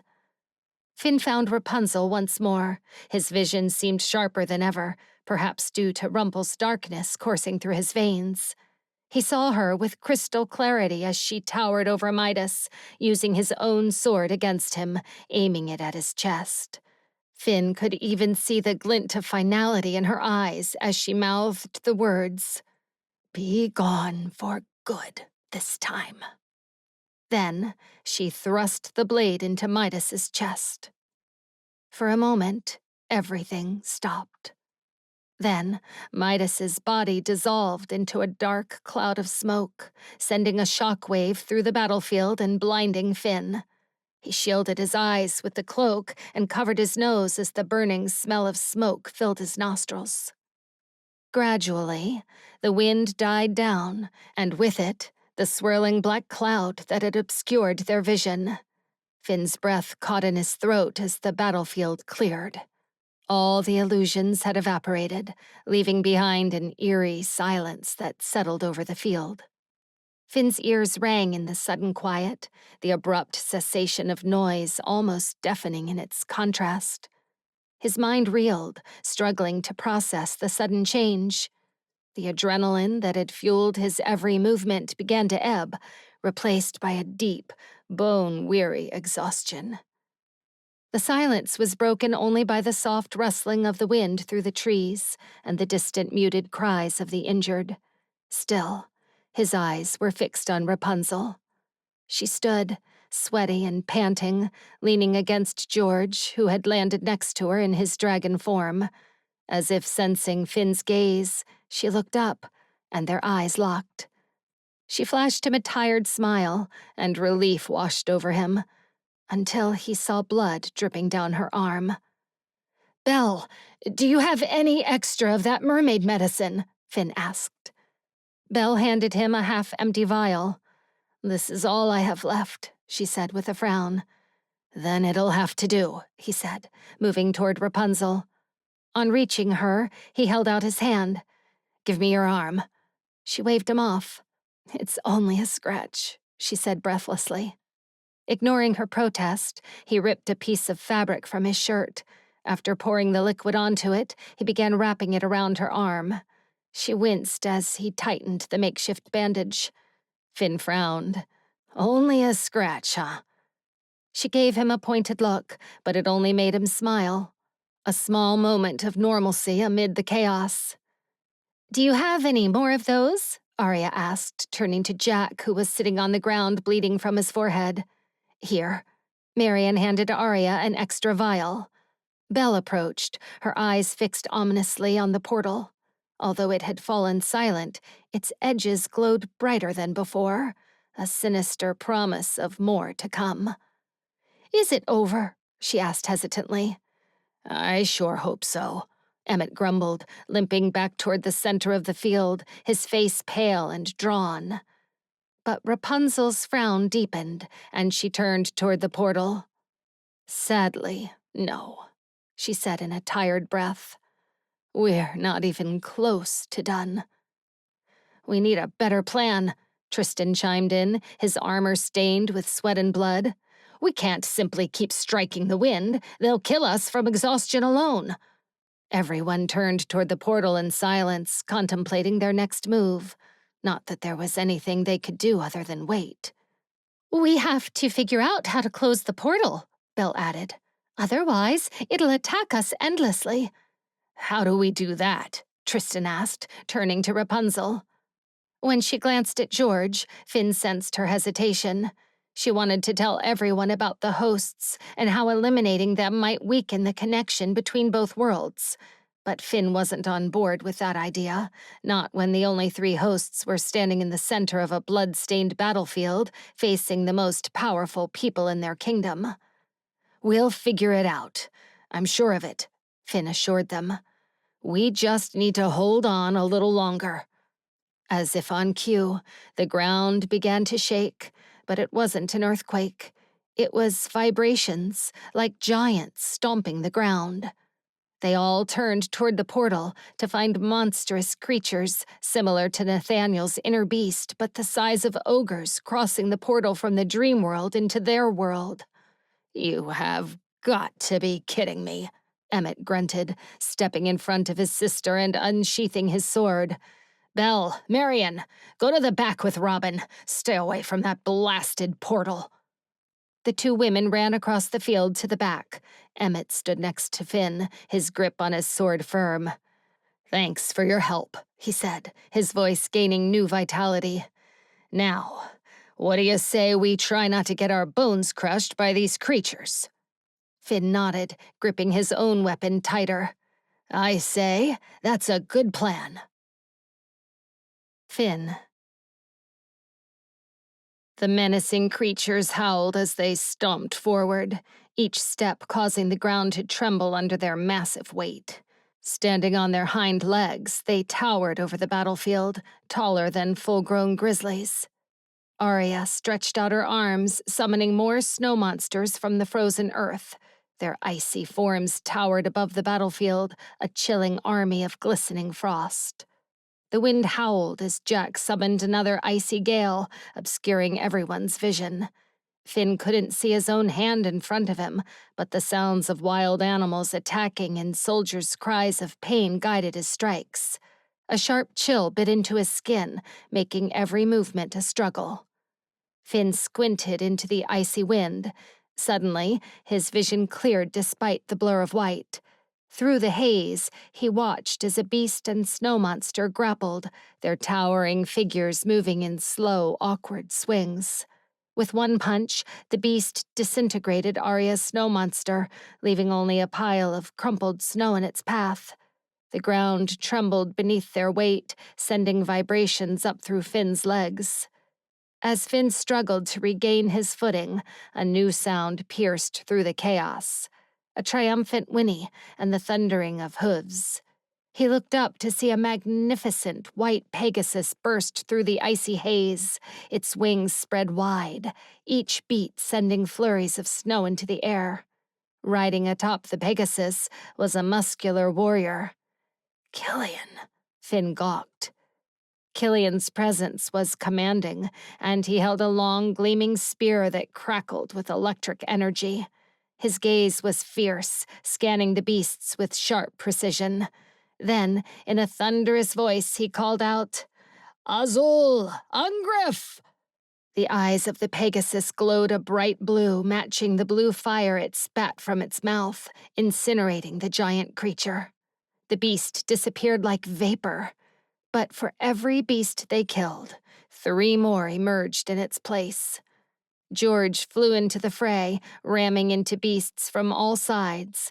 Arya and Jack summoned their own ice dragons and joined George in the aerial assault. More arrows swished overhead, striking the monsters' faces and causing them to vanish. But more kept coming through the portal. Wolves leapt through the air, their jaws clamping onto the creatures' throats. One menacing beast rammed a giant wolf to the ground, and they slid through the snow headed toward Rapunzel. Finn lunged and tackled her down, moving her out of the way in the nick of time. They fell onto a soft pile of snow. "Are you all right?" he hurried to ask, his eyes scanning what he could see of her body as she lay atop him. But then, his eyes landed on her face as her lips curved into a smirk. "Fortunately for you, I like it rough." An unexpected laugh burst out of him. She had to be the only woman on Earth who could joke at a time like this, and he loved her for it. Grabbing her face, he pressed his lips to hers, hard and passionate, then pulled back to meet her shocked eyes. "When all of this is over, I'll remember that," he said. A piercing screech came from high up in the sky. Rapunzel swirled around, falling off Finn as she looked up toward the sound. A large black dragon that wasn't there before encircled George, trapping him with thick chains. George wailed as the chains tightened around him. The black dragon flew back into the portal, dragging George with him. "George!" Snow cried out. Arya waved her hand, and an ice dragon materialized before her. She jumped on and took to the air. When she charged toward the portal after George, a giant beast stepped in her path and smashed the dragon with one punch. The ice dragon shattered into a million shards of ice, and Arya fell like a rock straight into Jack's arms. George let out a cry so loud it sent chills through Finn's bones. Everyone stopped fighting for a split second. Then, a furious shriek flooded the air. Arya marched with purpose and unbridled anger as she shot ice daggers from her bare hands, piercing several monsters at once. They collapsed with a heavy thud before vanishing into the wind. Rapunzel charged toward the portal, her dagger flashing as she slashed at every monster in her path. Finn gripped his sword with both hands and swung with all his might as he slashed at the creature's legs, distracting them from clawing at Rapunzel as she darted toward the portal. Finn could see by her agile movements the desperation to save George. "Rapunzel, wait!" Finn sprinted after her, crossing the portal into the Dreamworld without hesitation. The dark forest closed in around him, the twisted trees casting eerie shadows on the ground. His heart pounded as he followed the sound of Rapunzel's footsteps. The black dragon landed not far ahead, confirming Finn's suspicion that its sole purpose was to lure Rapunzel back into the Dreamworld. According to Rapunzel, the Dreamworld only needed one host to maintain its grip on the real world. Any other hosts were expendable. George was back in his human form, bound to a tree in thick chains. Rapunzel bolted forward, her shoulders high and dagger raised, but the black dragon had its dangerous eyes focused on her, its body tense and eerily still, waiting for her to come closer. "Rapunzel, stop!" Finn shouted. In the clearing, Rapunzel stood defiant, the dagger glinting in her hand. "Let him go," she demanded. Finn sheathed his sword and sucked in a breath. He looked down, noticing he was still wearing Red's invisibility cloak, and it sparked an idea. He threw the hood over his head before carefully approaching Rapunzel from behind. Suddenly, the black dragon began to shrink, morphing into a human form. A woman with long red hair stood before them. Everything about her was dark. Her hair, her eyes, even her nails were a deep crimson. Only her lips were a brighter shade of red. "Why, hello, Rapunzel," the woman greeted with a menacing smile. "Long time no see." "You again," Rapunzel spoke through gritted teeth. "You don't seem pleased to see me," she said in a mocking tone. "How unfortunate. I have been looking forward to this day for a long time. You may not realize this about me, but I was quite formidable in my day." "Mother?" George's shaky voice came from where he was chained. The woman glanced over her shoulder, waving a dismissive hand. "Not now, Georgie. Mama's got work to do." "You're the evil queen," Rapunzel breathed. "I thought you were dead." "Me? Dead?" The woman threw her head back with a laugh. "Oh, you puny little humans are so gullible and weak. If Jack hadn't killed my host body, I wouldn't have needed any of you. I would have been my own anchor. But now that my world is finally taking over yours, I won't need any of you anymore. Only my George will remain as host, making him the most powerful being our new world will ever see." Finn had heard stories of the evil queen from his Aunt Mara. He knew the woman had been deranged, but he had no idea she was so powerful. Never, in all his years, had he ever heard of someone being able to embody a force, a world. "Wait," Rapunzel said, shaking her head in disbelief. "You created the Dreamworld? The evil queen spread her arms. Honey, I am the Dreamworld, and now your world will also be mine. Finn used the cloak's invisibility to sneak closer to the tree that George was tied to. He glanced over his shoulder, checking that the evil queen was still distracted by Rapunzel. Then he shuffled closer to George. "Stay still," he whispered. George's eyes widened as he watched the chain rattle seemingly on its own. While still invisible, Finn began to work on the chains, his fingers moving swiftly but carefully. "Here, take this." As the last chain fell away, Finn shrugged off the cloak and thrust it into George's hands. "Now run, and don't look back."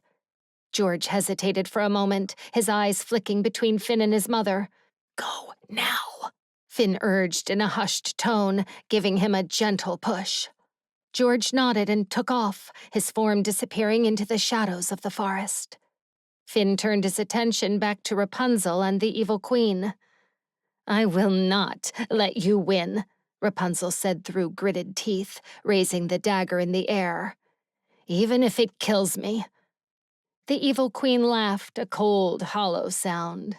"You and what army? Those pathetic friends of yours? They're fighting against the wind. No matter how many of my illusions they destroy, I will create more until they collapse from exhaustion. Then I will finish them off one by one, starting with your precious beloved."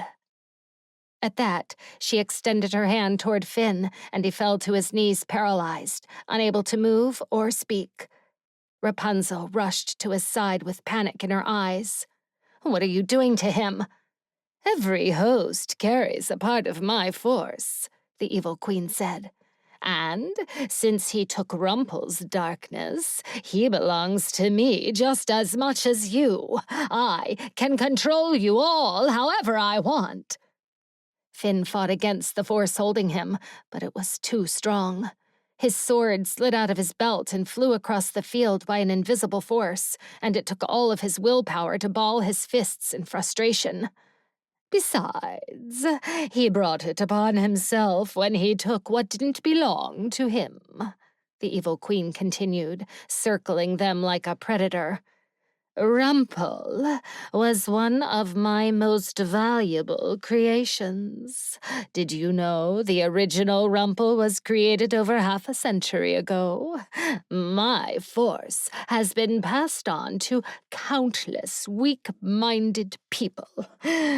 Until now." With a flick of her wrist, Finn's chest began to burn, but he couldn't scream. He could barely breathe. Rapunzel jumped to her feet, the dagger's blade glistening under the pale light of the solar eclipse. "Release him at once," she demanded. "Not until you surrender to me," the evil queen said. "Drop your defenses and embrace the darkness within you, Rapunzel." Finn pushed through the pain, his voice barely a whisper. "Don't do it." With another flick of her wrist, Finn doubled over in agony. "Stop," Rapunzel begged, dropping to her knees at his side. "I'll do anything. Just please stop hurting him." The evil queen tapped a thoughtful finger to her lips. "I'm still not quite convinced. Your mind is too strong. I might need to weaken you a bit more." With a flick of her wrist, a loud buzzing filled the air. Rapunzel's eyes widened in horror as a swarm of bees headed straight for her. Finn struggled to move, to scream for her to run, but he was paralyzed. His words were lodged in his throat, his body unresponsive, imprisoned. The bees swirled around Rapunzel like a mini tornado. She curled into a ball, eyes shut tight, hands clamped over her ears to block out the sound. The dagger slipped from her grasp, but before it hit the ground, the bees caught it and carried it to the evil queen. She took it with a triumphant smirk. "Finn!" Rapunzel screamed from inside the funnel of bees. His heart ached as he focused on her. He had taken on Rumple's darkness to save her, to protect her from any harm. She was his anchor, and he would do whatever it took to save her. He pressed his eyes shut and focused on the words the evil queen had uttered mere moments ago. My force has been passed on to countless weak-minded people until now.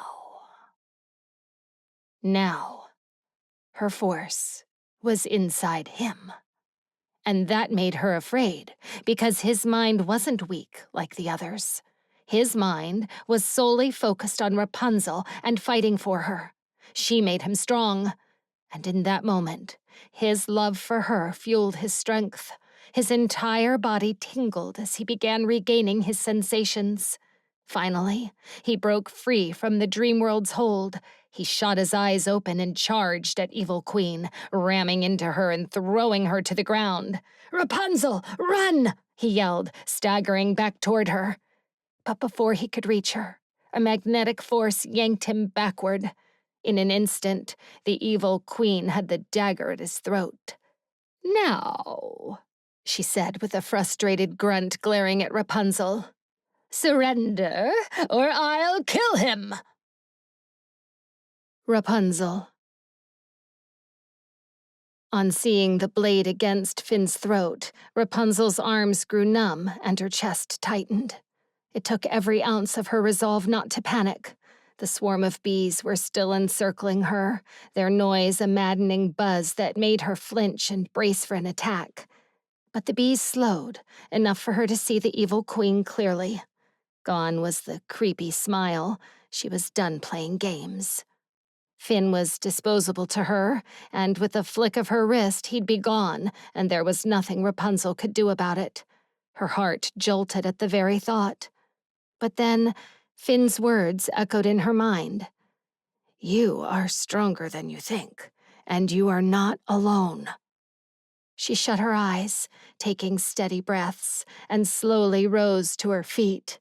Each pounding of her heart pushed the buzzing noise farther and farther away. "I am not afraid. I am not afraid. I am not afraid!" Her scream was so loud it echoed through the forest. When she opened her eyes again, the bees were gone, and all she could hear was the sound of their breathing. Rapunzel picked up Finn's fallen sword and pointed it at the Evil Queen. "Let him go, and join me in a fair fight." "A fair fight?"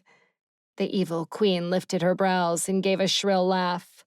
"Fine, but to be truly fair, I'll need to see to it that he stays out of my way." And with that, she stabbed Finn in the stomach with the dagger. "No!" Rapunzel lunged forward, reaching out for Finn but unable to move fast enough. The dagger glowed, and Finn's pitch-black eyes turned blue again. Finally, the Evil Queen yanked the dagger back out and took a deep breath. Finn stumbled to the ground, his face hollow and hands clamped over his wound. Blood soaked the fabric of his shirt. "That darkness was never his to take," the Evil Queen said, tutting at him. Something inside of Rapunzel snapped. She charged for the Evil Queen, holding Finn's sword with both hands. Their blades clashed, and Rapunzel attacked with all her strength. Finn knelt to the side, bleeding all over the ground. Rapunzel slashed and jabbed at the Evil Queen, but she seemed to anticipate every move, staying one step ahead, ever ready for Rapunzel's next blow.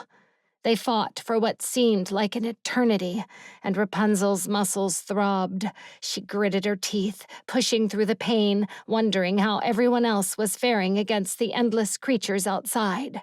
With whatever was left of her strength, Rapunzel finally found an opening in the Evil Queen's defense, and she pierced her right in the heart.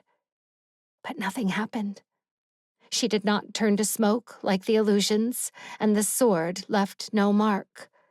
The Evil Queen laughed as she pushed Rapunzel off of her.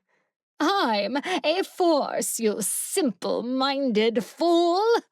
She removed the sword from her own chest and tossed it at Rapunzel's feet with a wicked grin.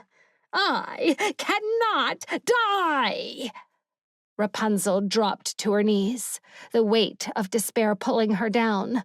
No matter how long she fought, the evil queen would never tire. It was an impossible battle. A terrible sense of doom flooded Rapunzel's body. I was hoping you would surrender to my side, the evil queen said, tilting her head to give Rapunzel a disappointed look. But now you've become more trouble than you're worth. Rapunzel's eyes locked with Finn's. His blue eyes, usually so vibrant, were now a pale shadow of their former self. His face was as white as snow. He was barely clinging to life, and his shirt was soaked in crimson. The evil queen stepped in Rapunzel's line of sight, the tip of the dagger aimed at her chest. Rapunzel was numb, a strange calm settling over her. She had prepared for death for so long now that she was surprised at her courage. She held the evil queen's gaze, determined not to close her eyes while the dagger came down. The air shifted as the dagger flew toward her, but instead of feeling the expected pain, there was a sudden, terrible crunch of metal against bone. Rapunzel frowned, patting herself in confusion. The blade had stopped inches away from her. A grunt echoed in her ears, and the evil queen's smile twisted into confusion. Rapunzel sensed hot breath on her cheeks. With a shaky hand, she reached out, and soft material brushed the tips of her fingers. The hood of Red's cloak fell away, revealing George's face, pale and strained. He gave a sheepish look before coughing up blood. Rapunzel's eyes widened as she saw the blade sticking out of his chest. The evil queen gasped, her face a mask of horror. No! No! No! What have you done? I have protection too, Mother. George's voice was barely a whisper. His breath labored. Whoever kills me dies. No! The evil queen screamed like a banshee, her voice echoing through the clearing before she vanished into a puff of smoke. Once she was gone, the dagger disappeared, and George collapsed to the ground. Rapunzel rushed to him, pulling him into her lap. Fresh tears blurred her vision. Oh, George, what did you do? He looked up at her, his breathing labored. Don't give me that look, he said, managing a weak smile. You would have done the same thing for me. She gently caressed his hair, her tears falling onto his face. You're a fool. You know that? She sniffed. A foolish friend with the most beautiful heart. Her voice broke as she began to sob. I thought we were allies, not friends, he said, his voice strained. Rapunzel suppressed her sobs, blinking the tears from her eyes. Once, twice, until she could see him clearly again. We're more than friends, George. She pressed her lips to his forehead. We're family. George shut his eyes, a single tear escaping. Good. I've always vowed to keep my family safe. You saved us all, and everyone will know it, she cried, her voice breaking. George smiled, his face peaceful. You have to go now, he whispered, opening his eyes to give her a weak but pointed look. Rapunzel shook her head, more tears falling. Not yet. You're running out of time, he insisted. Rapunzel frowned at him, her heart aching. I said not yet. At that, Snowflakes began to fall from the dark sky, turning the clearing around them white. George's eyes gleamed with the last remnants of life. "I love snow," he whispered. Rapunzel cried harder, her voice a choked whisper. "You can rest in peace now." George's smile softened, and he closed his eyes. A rattled breath escaped his lips, and a faint puff of cold air marked his final breath. Rapunzel's cries turned to sobs again, her body shaking furiously. She held George tightly, feeling his warmth slip away. Gradually, his body began to fade, turning to ash and scattering with the wind. Her arms, once full, were now empty and trembling. She bowed her head, letting her tears fall onto the ground where George had been, the snowflakes melting with the heat of her tears. When a violent earthquake shook the ground, Rapunzel caught sight of Finn pushing himself to his feet. He had ripped his shirt and managed to stop the bleeding, but he grimaced in pain as he walked. "The Dreamworld is collapsing. We have to go now," he spoke through a grimace. Rapunzel hurried to wrap an arm around him. They stumbled over the trembling ground as they headed for the portal. The world around them crumbled, the tremors growing more violent with every step. Before they could reach the portal, Finn collapsed, causing Rapunzel to fall beside him. Go on without me." "I won't leave you," Rapunzel shouted back, caressing his face. "Don't you see? This portal is closing and this place is dying. Go, Rapunzel, go!" Finn demanded, his voice strained. Rapunzel looked up at the portal, its edges shrinking, the glow dimming. Finn would never make it in time. Still, she stayed crouched at his side. "I will not leave you, Rapunzel." Finn's voice was weak, barely a whisper now. She pressed her forehead to his and closed her eyes, feeling his breath against her skin. "I love you, Finn. I cannot leave you. I won't." Suddenly, a giant wolf leapt in front of them, howling before crouching to the ground. "Will!" Rapunzel gasped, scrambling to help Finn to his feet.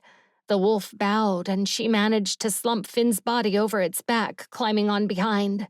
The ground rumbled and shook with ferocity as Will bounded forward, leaping through the portal. Finn and Rapunzel tumbled to the ground on the other side, rolling on the grass and crashing against a tree. Red jumped down the tree and staggered to Will's side. Together, they watched with anticipation, but the portal remained open like a doorway, its glowing edges electric. "Wasn't it supposed to close?" Finn asked, grunting as he kept pressure on his wound. "It was." Rapunzel looked around.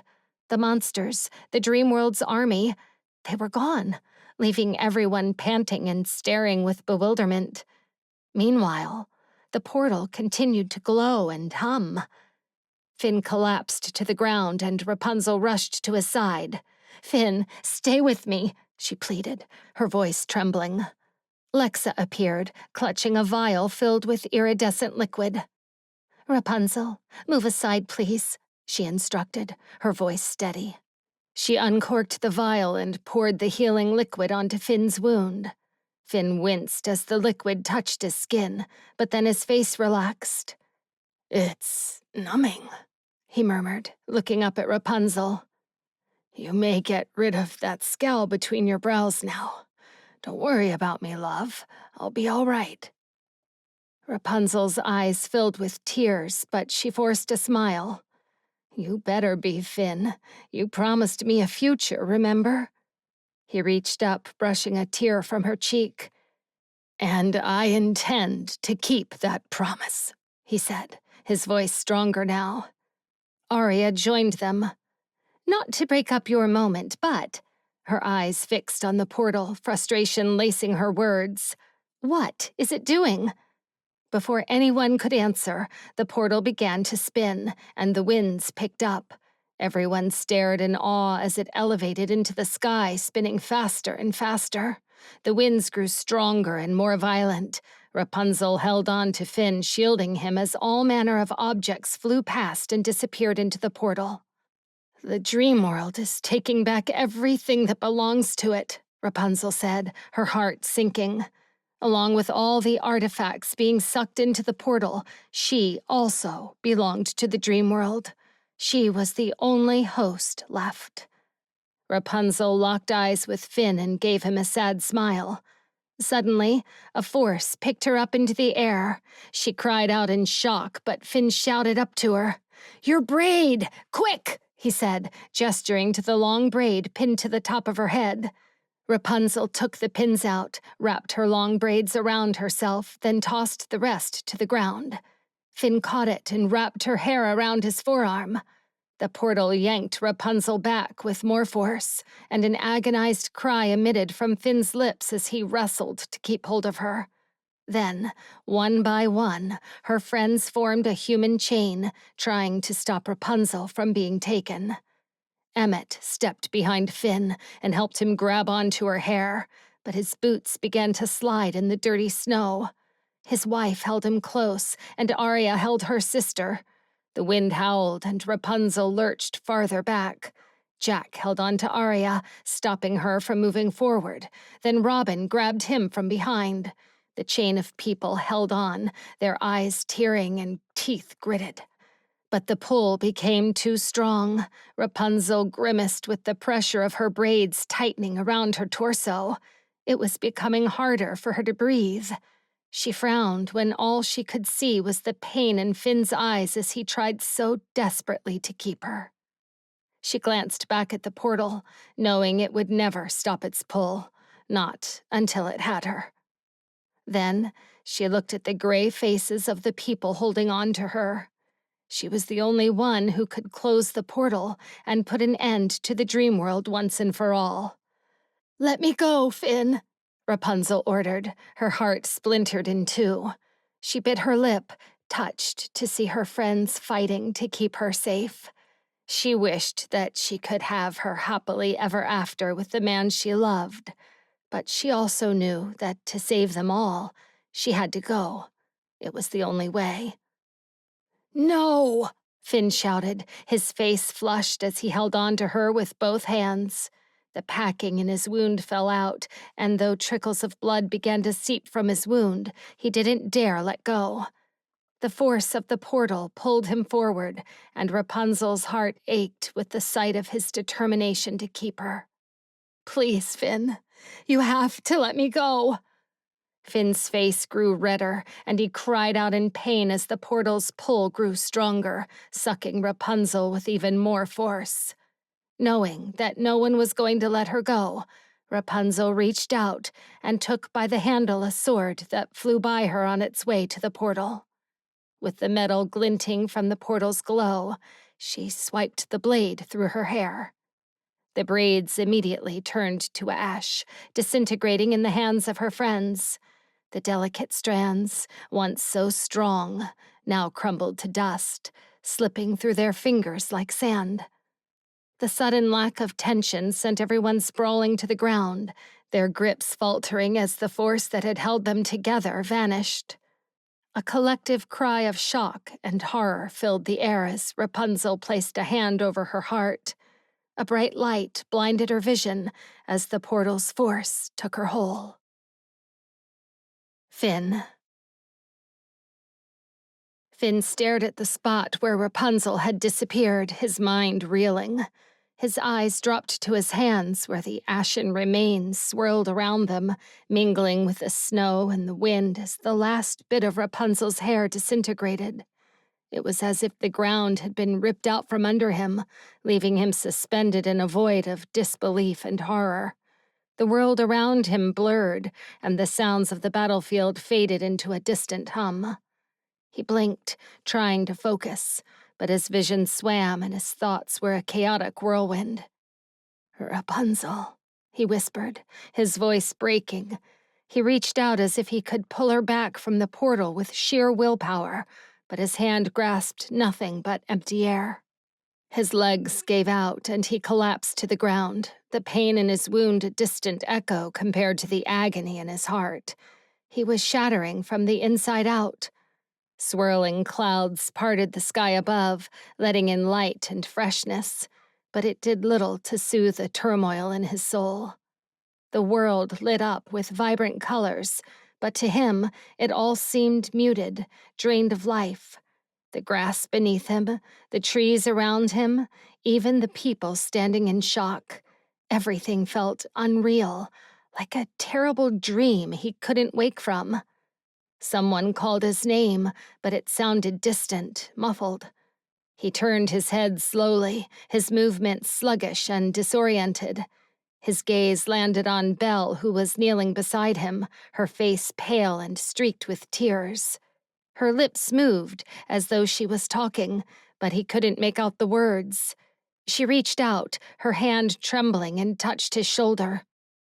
"Finn, please," she said, her voice finally breaking through the ringing in his ears. "You're hurt." Hurt? The word seemed meaningless.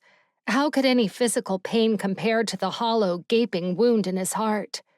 He looked down at his blood-soaked shirt, the crimson stain spreading. It should have alarmed him, but all he could think about was Rapunzel. Gone. Forever. Red was at his side. She sank her face into Will's chest and sobbed. Finn's heart throbbed as Will pulled her tight against him, his face etched with shock. Belle grunted as she helped Finn stand. She urged him to walk, but his legs were like lead. Every time he closed his eyes, he saw Rapunzel's face, her determined eyes, the sad smile she had given him before she cut her braid. The memory replayed on a cruel loop that tightened his chest with every repetition. "Finn." "No." He pushed her hands away, his chest burning. "She can't be gone. She can't." Arya looked away as he passed her, tears glistening in her eyes. Jack gripped her hand, his gaze turned to Finn only to quickly avert. The sympathetic looks from everyone hurt Finn more than the aching wound in his chest. Their sad eyes were painful reminders of what he refused to believe had actually happened. Rapunzel was sucked into the portal. The vision was not a figment of his imagination. They had seen it too. The weight of grief, coupled with the weakness from losing so much blood, had Finn tumbling to the ground again. Belle crouched at Finn's side with a deep frown. "Are the medical tents ready?" she called out to someone behind Finn as she pressed her palms over his stab wound. "Finn, I need you to stay still so I can bandage your wound." Though her voice was calm, her eyes gave away her concern. But Finn pushed her hands away again. "How?" he murmured, meeting Belle's eyes. "How could she be gone? It doesn't make sense." He looked around, his eyes darting from one spot to another.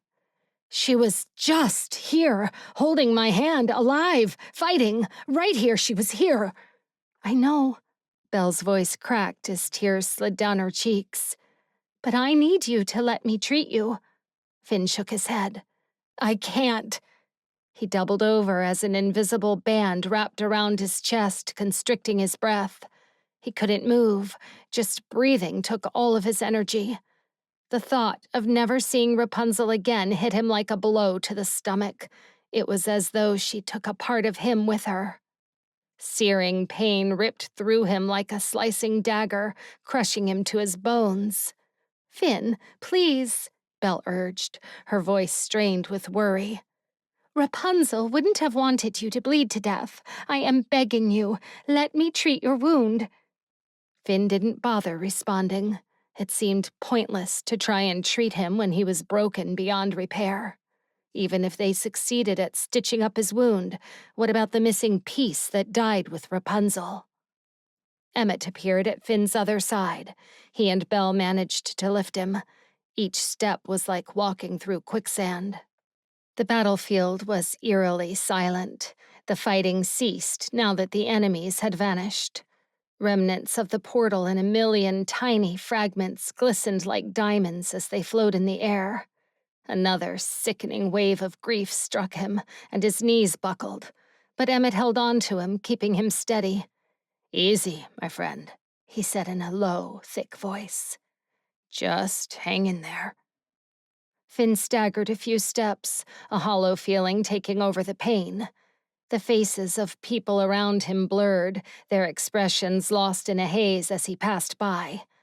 When they reached a tent, Robin took over from Belle, carefully holding Finn up as Belle rushed ahead. Inside the tent, shapes and shadows moved around him. Belle's figure loomed over scattered medical supplies on a sheet on the ground. A simple cot seemed to float in the center of the tent as his mind spun. Robin and Emmett guided Finn onto it. "Lay him here. Careful now," Belle said softly, her voice a distant echo. She rummaged in her satchel, the clinking of bottles blending with the background murmur. Once they eased him down, he shut his eyes and took a shuddering breath. "Emmett, take this needle to the fire." The air shifted with movement, followed by a light breeze rushing into the tent. Then everything fell still again. "Robin, lift up his shirt," Belle said. Finn hissed as Robin peeled the cotton from his wound. Robin's face blurred as a strange coldness spread through Finn's body. He turned his head away, his eyes landing on Belle as she worked. She pulled a vial from her satchel and poured the iridescent liquid onto a rag before pressing it to his wound. The pain was distant, a minor irritation compared to the storm raging in his heart. Emmett reappeared, handing Belle something small, a needle. She sighed with relief, then turned to Finn. Her mouth was moving, but Finn could only make out certain words. "Stitched in no time. Keep the wound clean. Heal quickly." Finn closed his eyes. He couldn't focus, nor could he think about his own injuries. All he could think about was Rapunzel. The way she had looked at him with such courage, such love, even as she was being torn away from him. His mind continued to spin, a dizzying whirlpool of thoughts and emotions. He groaned. Belle's face came into view, but it was blurred, her features melting into the background. The people around him were spinning. The earth itself seemed to be moving. Nausea churned in his stomach, rising like a wave. "It's all right, Finn. The medicine is kicking in." Belle's words barely registered in his foggy mind. The dizziness intensified, and the ground seemed as though it was pulling him down. His vision darkened at the edges, slowly consuming the little light that remained. Finn's breaths grew shallow, each one a struggle as his consciousness slipped away. The last thing he sensed was the faint, comforting pressure of Belle's hand on his shoulder, before everything went black, plunging him into a void of nothingness. Finn woke up slowly, his senses gradually coming back to him. The room around him seemed familiar, and as his eyes adjusted, he noticed the intricate designs of waves and shells on the ceiling. He was back in the Shore's castle. He sat up on the bed, the orange glow of the setting sun filtering through the thin curtains on the windows. The warm light cast long shadows across the room. He looked down at the blood-stained bandages on his arm and stomach. He shook his head, trying to clear the fog that was no doubt caused by the medicine. With deliberate slowness, he began to remove the bandages. The wounds had closed, leaving behind numb scars. Belle was right. He had healed quickly. He wondered how long it had taken. How long had he been unconscious? He blinked several times, expecting to feel something, anything, but instead, he was simply numb, inside and out. Voices from outside the bedroom reached his ears, a low murmur of activity that seemed distant. He rose to his feet, still unsteady, and stumbled toward the door. His legs were weak, and he had to hold on to the wall as he moved closer. Opening the door, he made his way to the railing overlooking the lower floor. Below, soldiers sat on the floor, their own bandages also showing dried blood. He looked out the tall, stained-glass windows. The sun had begun to set, casting a warm glow through the castle. Scanning the room, he saw Belle, Marion, and Lexa moving around, tending to the soldiers' wounds with practiced care. Red sat in a corner, leaning against Will, who was back in his human form with a bandage around his calf. Will's eyes were closed as he held Red in his arms. Pain surged in Finn's chest as thoughts of Rapunzel surfaced. He winced, gripping the wooden railing for balance. His heart ached with the memory of her, and a lump rose in his throat. He shook his head, trying to push the thoughts away, trying to keep the pain from tearing through him. He sucked in a deep breath, but the air was thick, making it hard to breathe. Staggering down the staircase, Finn gripped the railing, his knuckles white with strain. Servants hurried past him, balancing trays of food and pitchers of water, handing them out to everyone around him. The room was packed, bodies pressed close together, the air thick with the scent of sweat and medicine. Every breath Finn took was heavy, the oxygen refusing to reach his lungs. He glanced around, seeing the weary faces of soldiers and their families. The sheer number of people made Finn's chest tighten, his pulse quicken. He tried to push through the throng, but the crush of bodies only added to his rising panic. His vision started to blur, the walls seeming to close in on him. The noise of chattering, clinking dishes became a distant hum, drowned out by the pounding of his heart in his ears. Finn's breath came in short, shallow gasps as he made his way toward the double doors. Someone called his name, a distant sound he barely registered. All he knew was that he needed to get out, to escape the stifling crowd, to be alone. He shoved through the doors, emerging into the cool evening air. He took a deep, shaky breath, his lungs finally filling with much-needed oxygen. The open space and the fresh breeze offered a small relief from the suffocating sensation that had gripped him. Outside, tents were scattered across the grounds, filled with more soldiers. Some sat on stools or on the ground, their faces weary as they tended to their wounds or ate their rations. Lanterns hung from tent poles.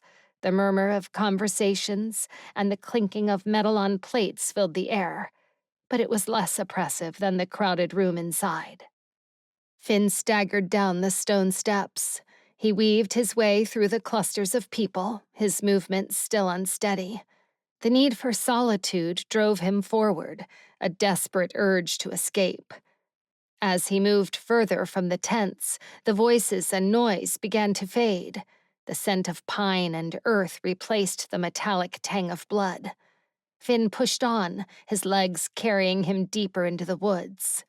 The trees closed in around him, the rustle of leaves and the occasional call of a bird were the only sounds. He walked until he could no longer hear the noise of the camp, his breath coming easier with each step. The solitude of the forest enveloped him, the familiar ache of loss and exhaustion settling in as he finally allowed himself to pay attention to the weight of everything that had happened. Finally, Finn reached a lake, its surface reflecting the light of the setting sun. Across the water lay the ruined meadow where the battle had raged, where he had last seen Rapunzel. His legs gave out, and he collapsed by the water's edge. He buried his face in his hands, unable to hold back the sobs that racked his body. The world around him blurred through his tears, each breath a struggle as the pain tore him apart from the inside. "I can't," he choked out. "I can't live without you." As grief consumed him, the world seemed to close in around him. The forest sounds became distant and muffled. His vision blurred, making his surroundings look like a hazy dream. Through the blur of his tears, Finn caught a flicker of movement by the trees across the meadow. Blinking, he turned toward the movement, feeling a strange, sudden shift in the air. In the distance, a figure with long golden hair emerged from within the trees. Finn's breath caught, and his heart stood still, suspended in a moment of pure, disbelieving shock. Then, his heart pounded in his chest, each beat echoing like a drum in his ears. He struggled to his feet, his legs trembling as he stumbled forward. "Rapunzel?" Finn choked out. The figure turned toward him, and he wiped at his eyes, convinced it was a trick of the light, a cruel mirage created by his desperate mind. But then her eyes locked onto his, and his legs threatened to give out beneath him once more. Was she real? Finn took another step forward, hope and disbelief warring within him. He couldn't take his eyes off her, afraid that if he looked away, she would disappear. He needed to touch her, to breathe in her floral scent. The distance between them seemed endless, and his body was sluggish, as if wading through water. Still, he pushed himself forward, his muscles screaming in protest. She began to move toward him, her steps quickening. The wind picked up, carrying the scent of wildflowers, and for a moment, he wondered if his mind was simply conjuring it from memory. As he got closer, he could see the familiar sparkle in her eyes, the way her blonde hair caught the fading light. His heart ached with the overwhelming rush of emotions. Relief, love, and a lingering fear that this might all be a dream. "Rapunzel," he cried with a gasp. "Finn," she replied, her voice a balm to his tortured soul. With a burst of strength, Finn closed the remaining distance between them, his arms outstretched. They finally collided, and he wrapped her in a fierce embrace, burying his face in her hair. Her familiar scent of wildflowers and rain filled his senses, grounding him in the reality of the moment. Her arms tightened around his neck, and he wasn't sure if he was not breathing because she was squeezing the air out of him, or if he was too afraid that a mere breath would cause her to vanish. "Are you real?" he rasped. "Please, tell me you're real and not a cruel illusion." "I am real, my love," she whispered in his ear. "I don't know how, but I think it was because of this." It took all of Finn's strength to loosen his grip around her, but he needed to see her face. When he did, she was glancing down at something in her hand. A small, burnt orange-colored gem rested on her open palm. Finn's breath got caught in his throat as he recognized it. "The citrine stone," he breathed. "Or what was left of it." "It duplicated your body. That means you didn't—" He couldn't even bring himself to say the word die. A breath of relief and joy escaped him, and he tightened his embrace around her. "I thought I had lost you." He buried his face in her hair again. "I truly thought I'd lost you, Rapunzel." "I'm here," she said, though she sounded just as shocked as he was about the fact. "I will never leave you ever again, I promise." The reality of her words sank in, and his lips found hers in a kiss that was desperate and relieved. It took his breath away. The world tilted on its axis. Her lips were soft and warm against his, a perfect match to his own. The taste of her was like honey, sweet and intoxicating. His heart swelled with love, a feeling he thought he would never experience again. He pulled back and rested his forehead to hers. "I can't believe you're real. I'm holding you, yet I'm having trouble believing it." "I am." She took his hand and placed it over her beating heart. The light thump against his palm was the most delightful feeling in the world. "You always said there would be a way. You've saved me, Finn." Finn cradled her face in his hands and caressed her cheeks with his thumbs. "No, love. You're the one who saved us all," he said, offering her a tender smile before tucking a strand of her blonde curl behind her ear. "It was cruel of you to keep me in the dark. The grief almost killed me. Why didn't you tell me what you were planning?" Rapunzel frowned. I had not planned for this, she confessed. I had no idea the stone could duplicate a human body. I thought it had been you. Finn shook his head slowly, wrapping a loose strand of her hair around his finger. He stared at its length, perplexed.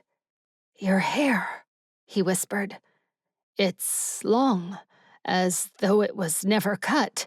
And your arms. His eyes looked over her.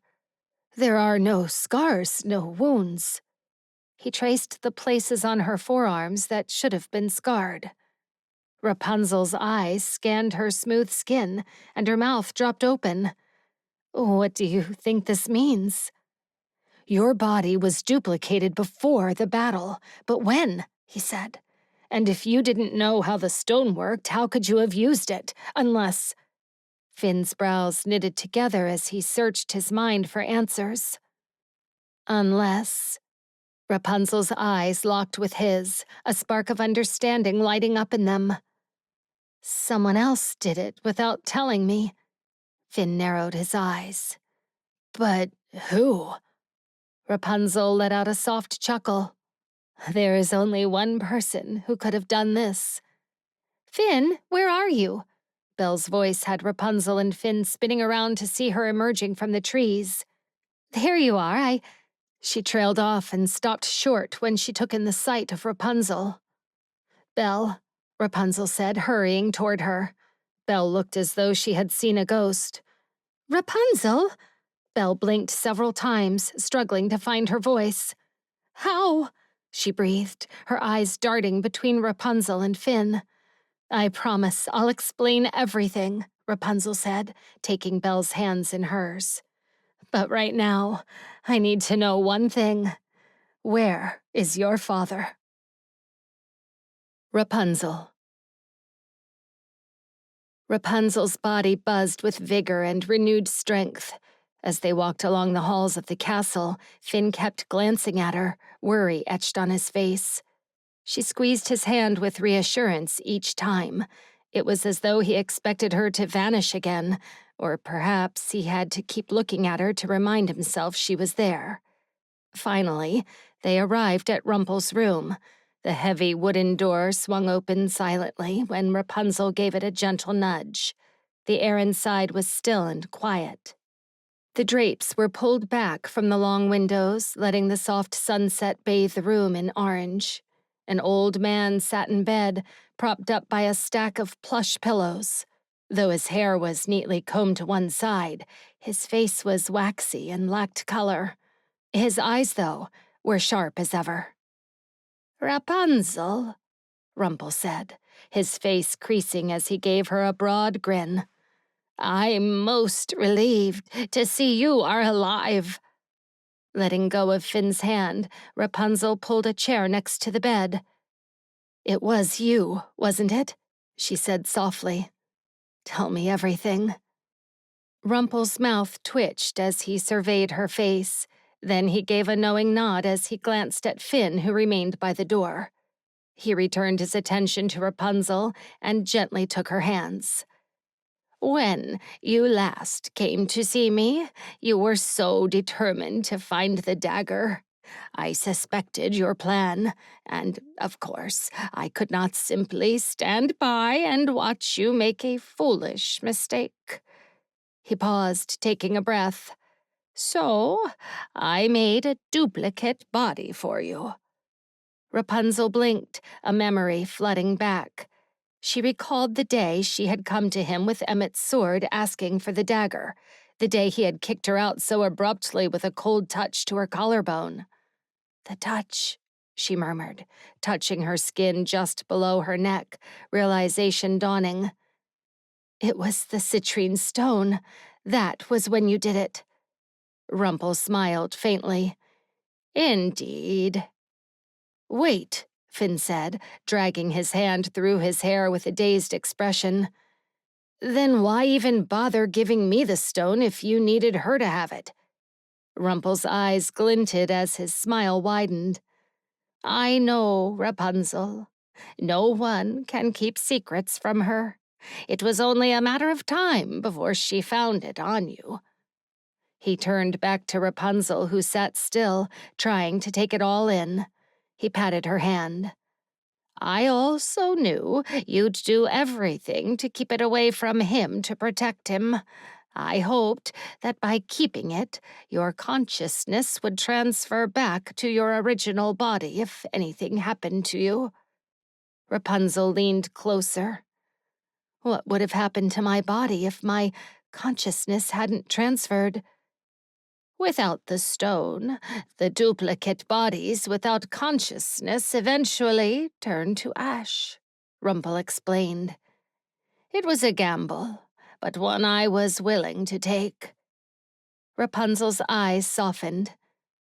Thank you for saving my life, Rumple. He chuckled, a sound that was both familiar and comforting. Despite our complicated relationship, I've grown to care for you. Your courage and strength have always made me proud. Besides, he added with a wink, you saved my life, too. We're even now. At that moment, there was a soft knock.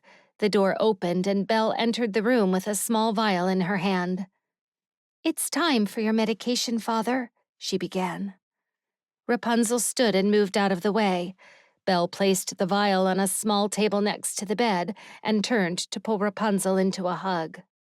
The fragrance of warm spices surrounded Rapunzel as Belle embraced her tightly. Belle's voice, soft and muffled against Rapunzel's hair, reached her ears in a tender murmur. I shall never find the words to express my gratitude for all that you have done. You saved my father. You saved my husband. You saved my family. I am forever in your debt. Rapunzel returned the hug. She wanted to argue that Belle owed her nothing, but the surge of emotions formed a lump in her throat, and she couldn't seem to find the words. When they gently pulled apart, Rapunzel managed to whisper, I was happy to do it. Once Belle turned to attend to her father, Finn placed a gentle hand on Rapunzel's shoulder and murmured in her ear, We should give them some privacy. Rapunzel nodded, giving Rumple's hand one final squeeze before stepping away. Take care of yourself, Rumple. Rumple smiled briefly, then his attention shifted entirely toward his daughter as she smoothed down his blanket. He watched her as though she was his greatest treasure, his entire world. It was as though there had never been any darkness in his heart. They were a loving father and daughter once more. She was his happy ending. Smiling, Rapunzel took Finn's hand and let him lead her out the door. Once outside the room, Finn gently guided Rapunzel down the grand staircase and toward the setting sun. As they stepped onto the patio, the breathtaking view of the beach stretched out before them, bathed in the warm, fading light of day. Rapunzel paused, taking in the serene beauty. The ocean shimmered under the soft rays of the sun, waves gently rolling onto the shore as if the world itself was exhaling a sigh of relief. The air carried the scent of salt and the promise of peace. The battles they had fought and the fears they had faced slowly faded to the back of her mind. She closed her eyes, letting the breeze sweep over her, carrying away the weight of the past. Finn's arms encircled her from behind, and she leaned back into his embrace, drawing strength from his presence. The warmth of his body, the steady beat of his heart against her back, reassured her that this was real, that they had made it through to the other side. The sun dipped lower on the horizon, casting long shadows on the sand, and for a moment, everything felt perfectly still. She turned in his arms to face him, her eyes searching his. I can't believe it's finally over, she whispered. The tears she had been holding back finally spilled over. We did it, Finn. Finn gazed down at her, his expression tender as he wiped away her tears with gentle fingers. We did, love, he replied softly, as if the words themselves held the power to heal. He studied her face as though he were memorizing every detail. The curve of her lips, the light in her eyes, the way her hair caught the last rays of sunlight. "Together," he added. "We made it, together." His touch was warm as his fingers brushed her damp cheek, lingering as though he needed the contact to ground himself in this moment. "And I will never let you go, Rapunzel," he vowed. "Never again." The last of Rapunzel's fears and doubts melted away under the intensity of his gaze. She smiled through her tears, her heart swelling with a love so profound it took her breath away. Leaning in, she kissed him softly, pouring all her love and relief into that single, tender moment. The sunset wrapped them in a cocoon of warmth and light as they held each other close. The world around them seemed to fade, leaving only the two of them standing on the brink of a new beginning. Rapunzel knew that this was the start of their new life, a life filled with love, laughter, and the promise of a future they had fought so hard to secure. A future they would finally enjoy together.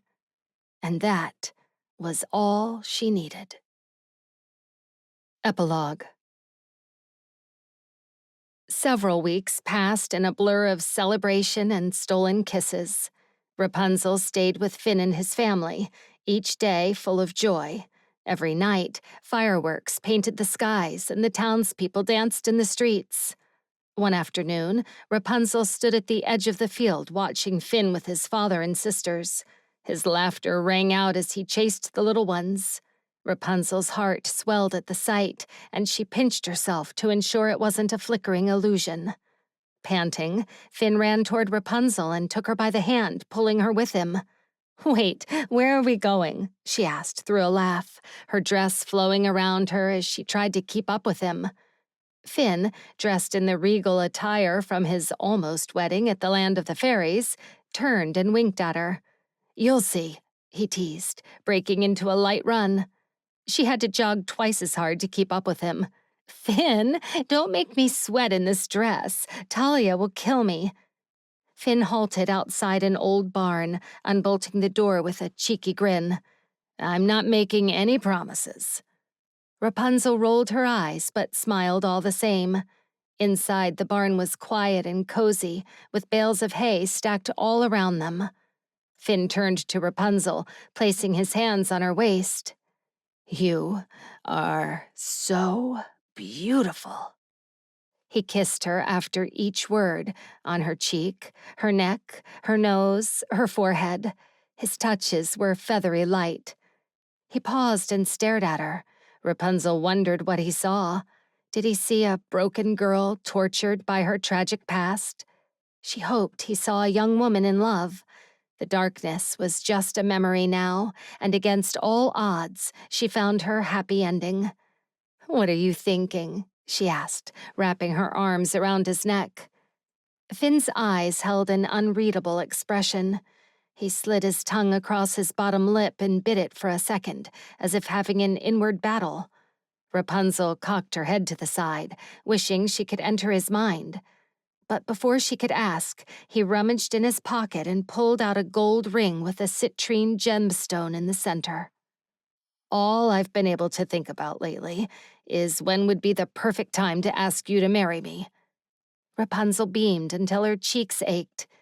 "Well, it's like the old saying, there is no time like the present." Finn chuckled softly, holding the ring up to her nose. "Is that a yes? Is that a proposal?" she asked, snorting. Finn took her left hand, grazing his thumb over her wedding finger. "Will you be mine?" Rapunzel's throat tightened as a flood of emotion swirled within her. She nodded, unable to speak, and Finn slipped the ring onto her finger.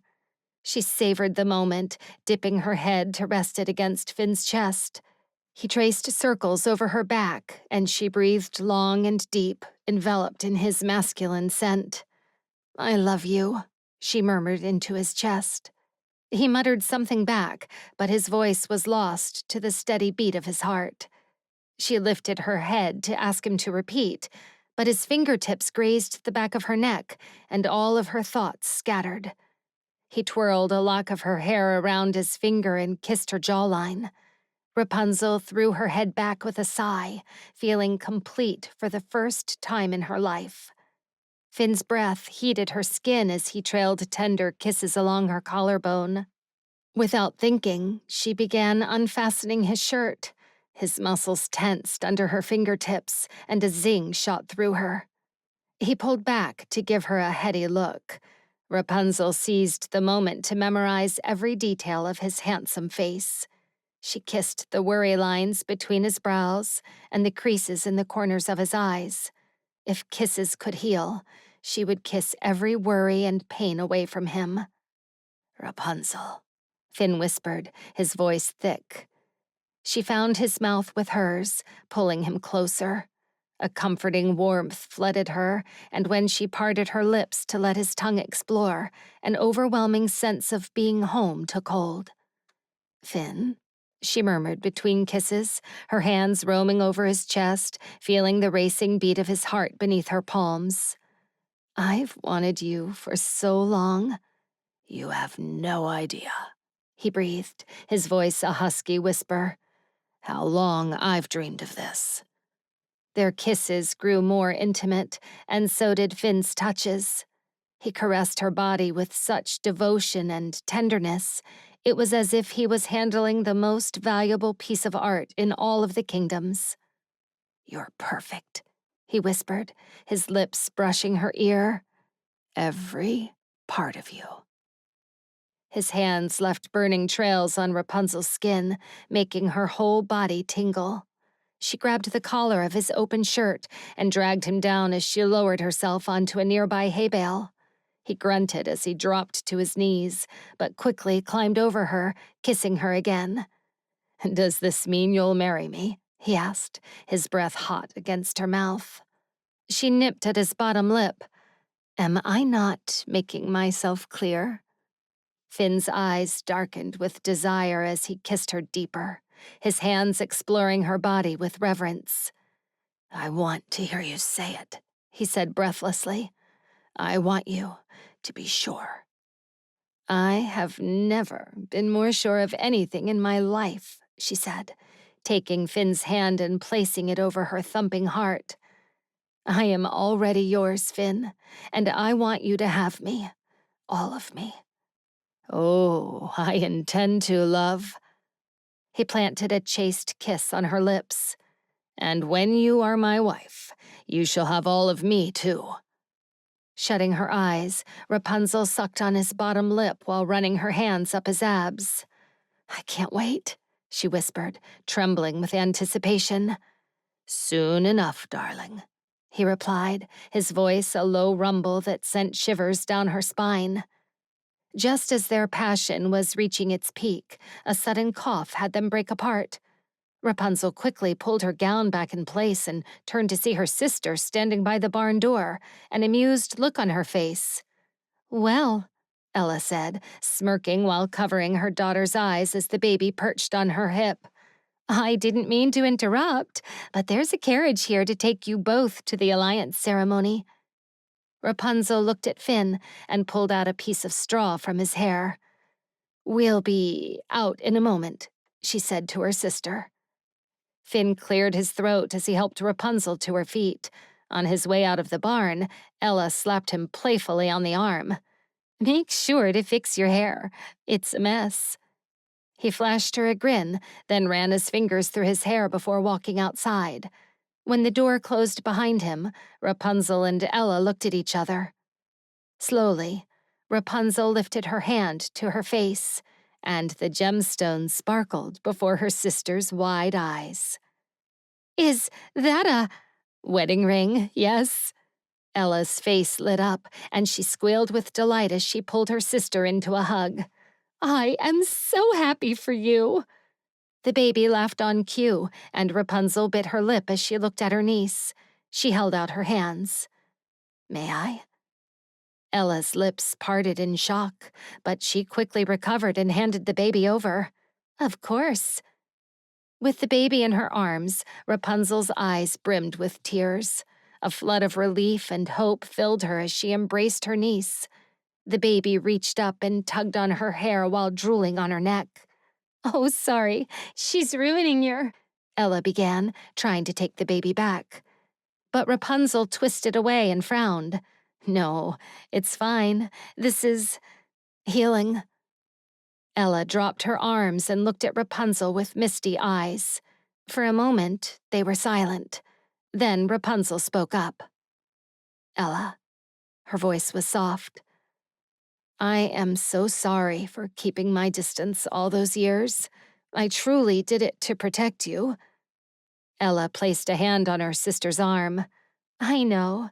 I forgave you a long time ago. Ever since Killian told me you were alive, I've been happy knowing you were no longer in that tower. And now, I'm happy you're here. I missed you terribly, and being here now, holding your daughter." Rapunzel's heart swelled as she cooed at the baby. "It means everything to me." Ella smiled warmly, her eyes shining with fresh tears. "You're here now, and that's all that matters. We have time to make new memories and to be there for each other." Rapunzel looked down at her niece, who was gurgling happily in her arms. "I'm so grateful for being given a second chance," she whispered, kissing the baby's forehead. Ella wrapped her arms around Rapunzel in a gentle hug. "I'm just glad we all get to be a family again." The word tugged at Rapunzel's heart. Family. Despite all of the loss and tragedy, the years of torment and pushing people out, Rapunzel was finally able to let her guard down and embrace the people she loved. "Oh, I almost forgot." Ella rummaged through her satchel and pulled out a batch of herbs. Rapunzel recognized it immediately. It was the nocturnia plant Millie had given her. "This fell out of your satchel while you were playing with the kids." Rapunzel took what was left of the plant with a smile, remembering what it took to get it. "What is it?" Ella asked. "It's a tea I used to need in order to sleep," Rapunzel explained. "But I don't need it anymore." She moved toward a basket in the corner and tossed the plant into it. The darkness was gone, and her attachment to the Dreamworld along with it. For the first time in her life, she had hope that she could have a life filled with normal, mundane worries.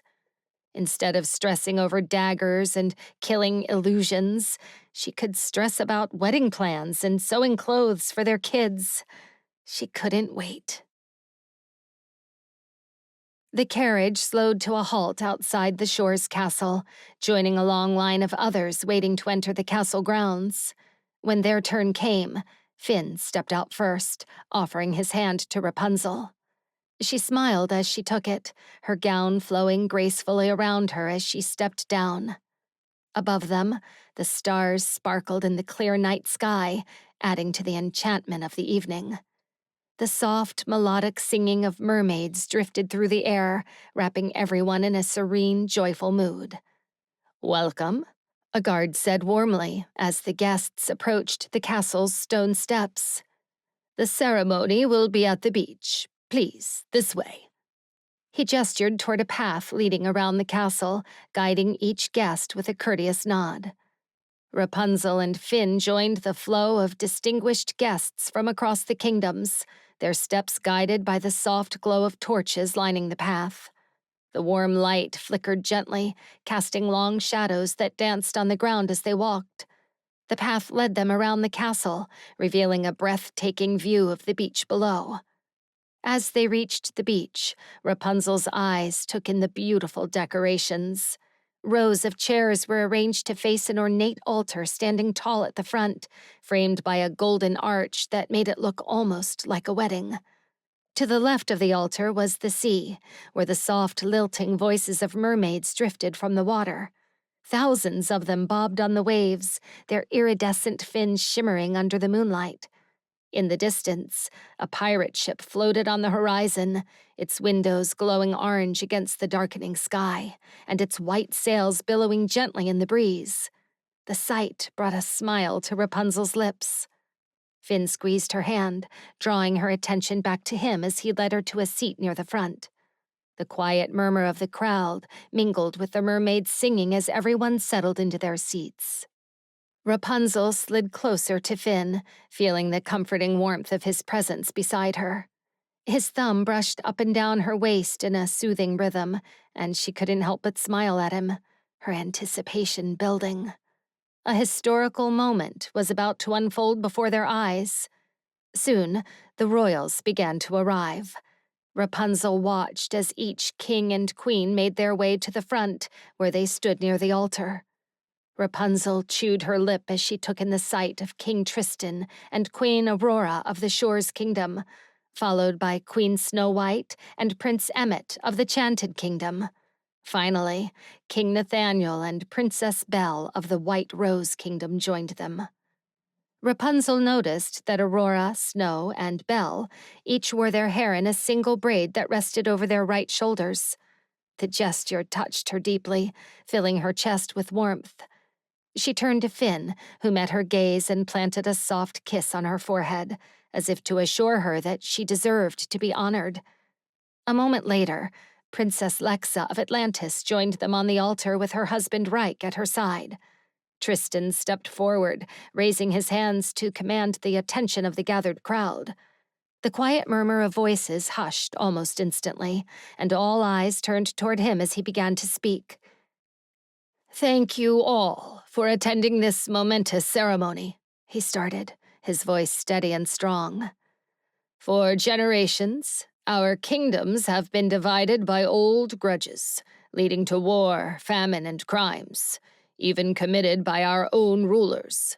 Today, we end that cycle." A wave of applause broke out, the crowd cheering in agreement. Tristan paused, a warm smile on his face as he glanced at Aurora beside him. Then, with a gentle wave of his hand, he quieted the crowd once more.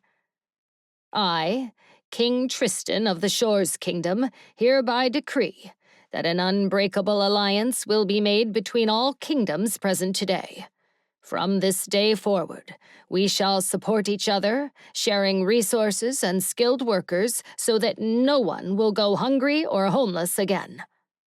He looked around at the other royals, his gaze filled with pride. "I am honored to call these people my friends and—" He suddenly paused, his eyes catching on something in the distance. A swift movement caught Rapunzel's attention, and she leaned forward, trying to see what had distracted him. "Sorry, we're late," a voice called out, breaking the silence. Heads turned as everyone tried to catch a glimpse of the newcomers. Rapunzel craned her neck, peering around the seated guests until she saw 3 figures slowly making their way to the front. Jack and Arya were helping an old man, his steps labored and slow. Belle gasped and hurried forward. "Father, you should be at home resting." Rapunzel's heart clenched as she recognized Rumple. The once formidable figure now seemed diminished, his body frail and his face lined with age. It was as if the darkness that had plagued him for so long had finally lifted, leaving behind a man who had aged 20 years in the span of a few days. A hush fell over the crowd as Rumple reached the front, supported by Jack and Arya. Everyone watched in silence. "King Rumpelstiltskin of the Golden Kingdom," Tristan announced, his voice carrying over the crowd. "Now, with his presence, the kingdoms can—" A cough from Rumple interrupted him, and he paused, his eyes flicking to Jack, who leaned in to whisper something in his ear. Tristan's brows furrowed, and after a moment he nodded with a serious expression. "There has been a slight change," Tristan announced, gesturing to Arya and Jack. "For the first time in history, the Ice Mountains wish to join us in forming an alliance." Gasps rippled through the crowd, and Rapunzel heard whispers of disbelief. Some women clutched their necklaces, exchanging worried glances with their husbands, while a few men shook their heads. Rapunzel overheard a group of men seated behind her. "You call those mountain men civilized? How are we to trust them? And what will that mean for us? Are we to share our food with ice monsters now?" She glanced over at Arya, who was standing beside Jack. Arya's eyes flashed with anger, her hands twitching as though she wanted to freeze the naysayers on the spot. Jack squeezed her hand and spoke up, his voice calm but firm. "If I may say a few words, King Tristan." Tristan nodded and stepped back, allowing Jack to address the crowd. "Many of you do not know me," Jack began, his voice carrying over the assembled guests. "My name is Jack Frost, and my mother was the leader of the Ice Mountains. I understand that trust must be earned, and I promise to offer our protection against the elements and any future threats to our lands. You need not fear the people of the mountains. They are as committed to peace as you are." Another wave of murmurs swept through the crowd, and Rapunzel caught a woman's voice behind her. "What about his wife? Does he expect us to trust the Snow Queen after all she's done?"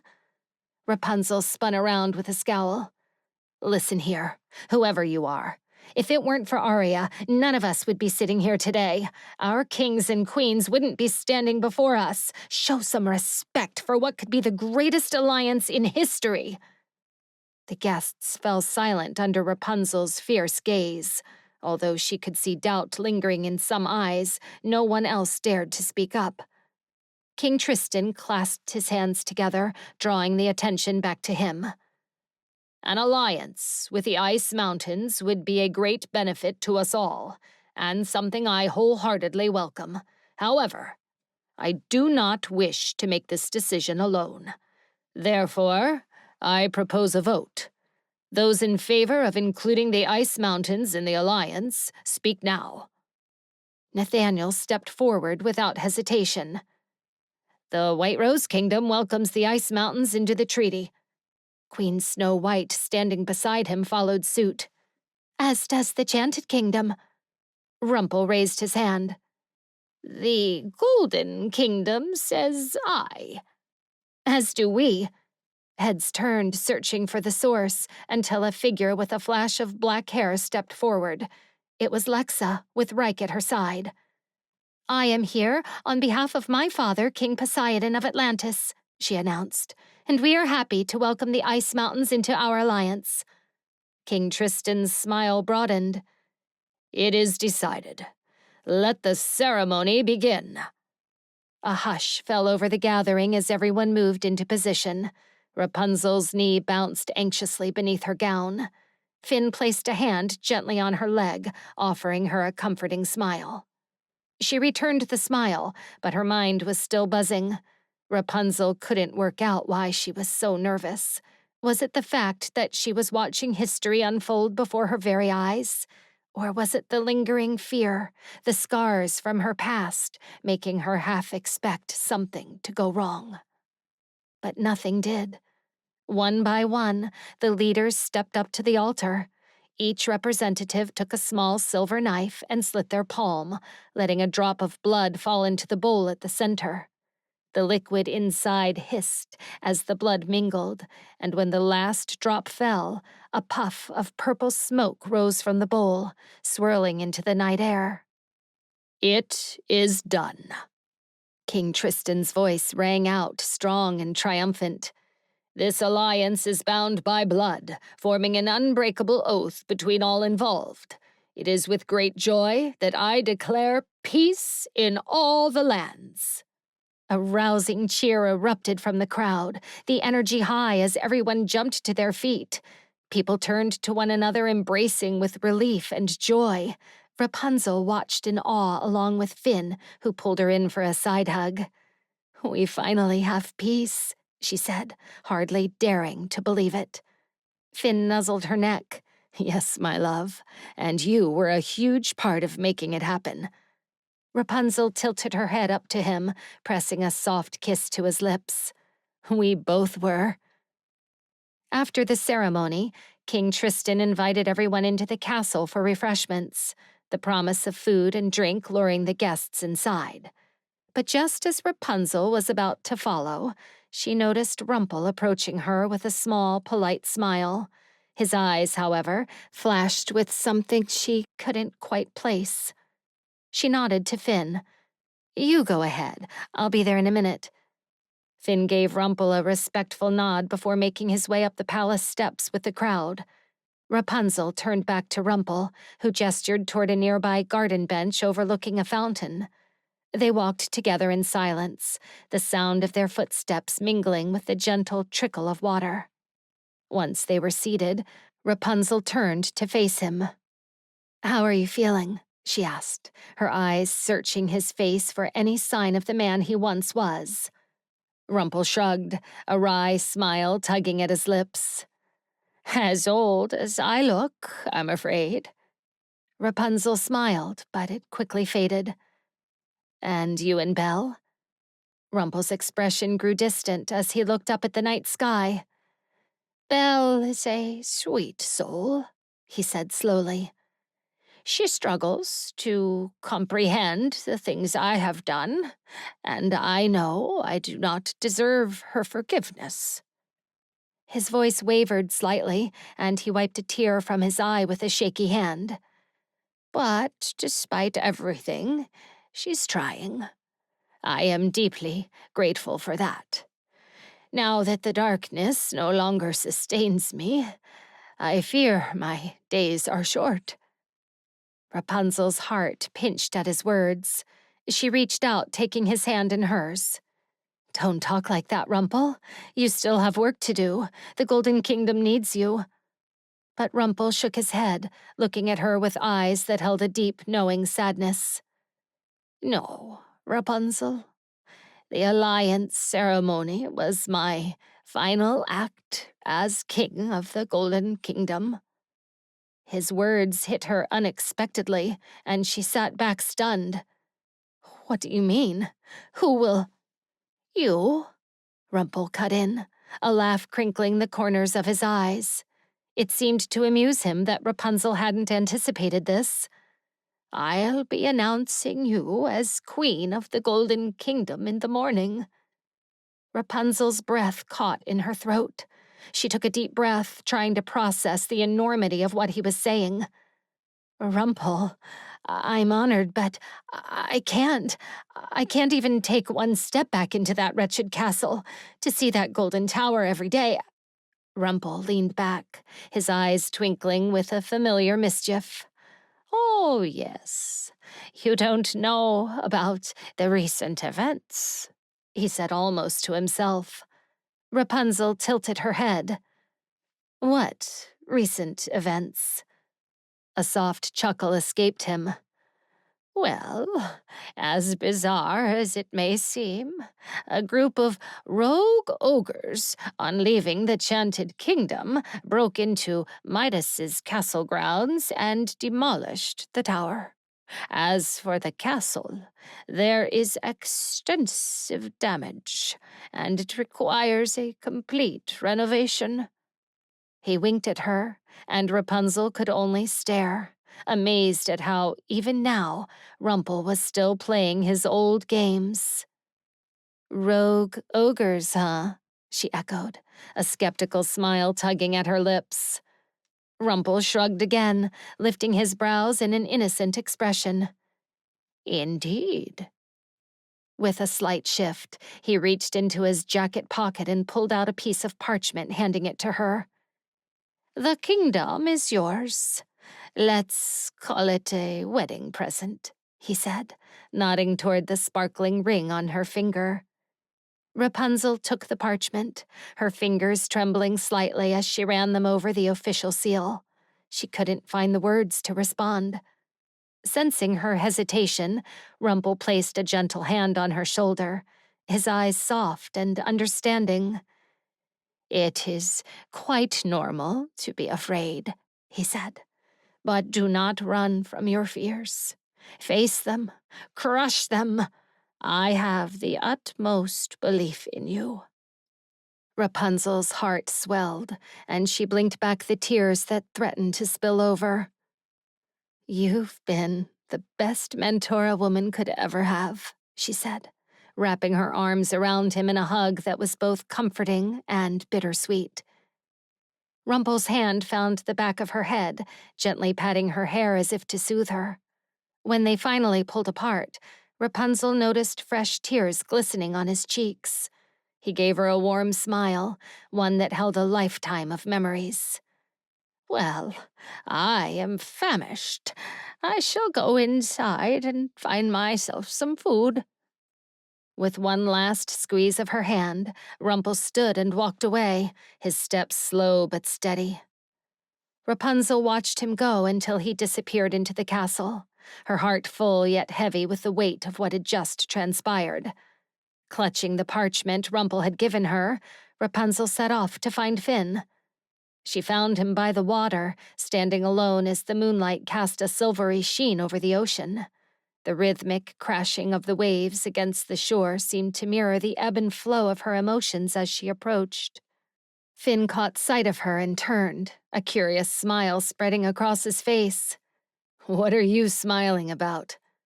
Without a word, Rapunzel handed him the parchment. "You're not going to believe this," she said.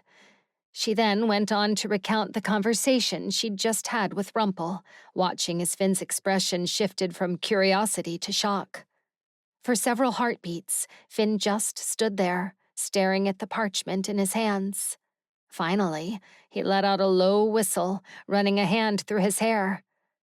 "Wow, all those years worrying about keeping my family fed. Now I'm going to be worrying about an entire kingdom." Rapunzel let out a light laugh, the sound easing some of the tension in her chest. "So, you're not scared off by this? I half expected you to want the ring back." Finn's expression turned serious as he stepped closer, gently cradling her face in his hands. "I told you, I would never leave you, Rapunzel. Wherever you go, I go. We're in this together, no matter what." He glanced down at the parchment, then back at her. "If that means we're taking on a kingdom, then so be it. The Golden Kingdom is lucky to have you as their queen." Rapunzel felt a warmth spread through her, a sense of security and love that made everything seem possible. She pressed her forehead against his. "Not as lucky as I am to have you. When we're together, it feels like we accomplish the impossible." Finn's grin returned, and he leaned in, capturing her lips in a kiss so filled with passion and promise that it sent tingles down to her very toes. He deepened the kiss, his hands tangling in her hair, pulling her closer. She responded with equal fervor, her fingers tracing the lines of his jaw, sending shivers down his spine. The world around them faded away, leaving only the two of them in a bubble of their own making. She could feel his heart beat against her chest, a steady rhythm that matched her own. Their kiss was a promise, a vow, and a declaration all rolled into one. She kissed him with all the love she had, pouring her soul into the act, hoping to convey just how much he meant to her. He was her anchor, her light, and her reason for living. Her senses were overwhelmed by him, the scent of his skin, the taste of his lips, the feel of his body pressed against her. It was all too much, and yet not enough. She wanted to memorize every detail, to etch this moment into her mind so she could recall it in perfect clarity for the rest of her life. The way his breath hitched when she pulled him closer, the way his fingers tightened in her hair, the way he whispered her name between kisses. It was all perfect. "I love you so much," she spoke against his lips. Finn's heart seemed to soar at her words. Still, their kiss slowed, becoming gentle and tender. Finn pulled back just enough to look into her eyes. "My love for you has no bounds," he whispered back. "I will love you until my last dying breath." She kissed him again, softly this time, savoring the feel of his lips against hers. And in that moment, she knew she would spend the rest of her life reveling in the taste of his lips. Later that night, after most of the guests from the ceremony had gone home, the royals and their families joined Finn and Rapunzel at the beach. They all stood in a close-knit group, talking in hushed tones. Rapunzel took Finn's hand and interlocked her fingers with his, taking a deep breath. The breeze carried the salty scent of the ocean. It soothed her soul. Tristan and Reich appeared, carrying a large crate. They set it down on the sand, and the children quickly gathered around, their eyes wide with awe as Aurora opened the lid to reveal the rest of the lanterns, already lit and ready to be released. "It's time," Snow said softly, taking one of the white paper lanterns from the crate and handing it to Rapunzel. The flickering flame inside cast a soft, warm glow on their faces. Rapunzel stared down at it, her fingers tracing the delicate image of a dragon on the side. A tightness formed in her chest, and she caught Finn looking at her with a sad smile. "Are you?" he began, but she stopped him with a gentle hand to his chest. "I'm fine," she said, though her voice trembled slightly.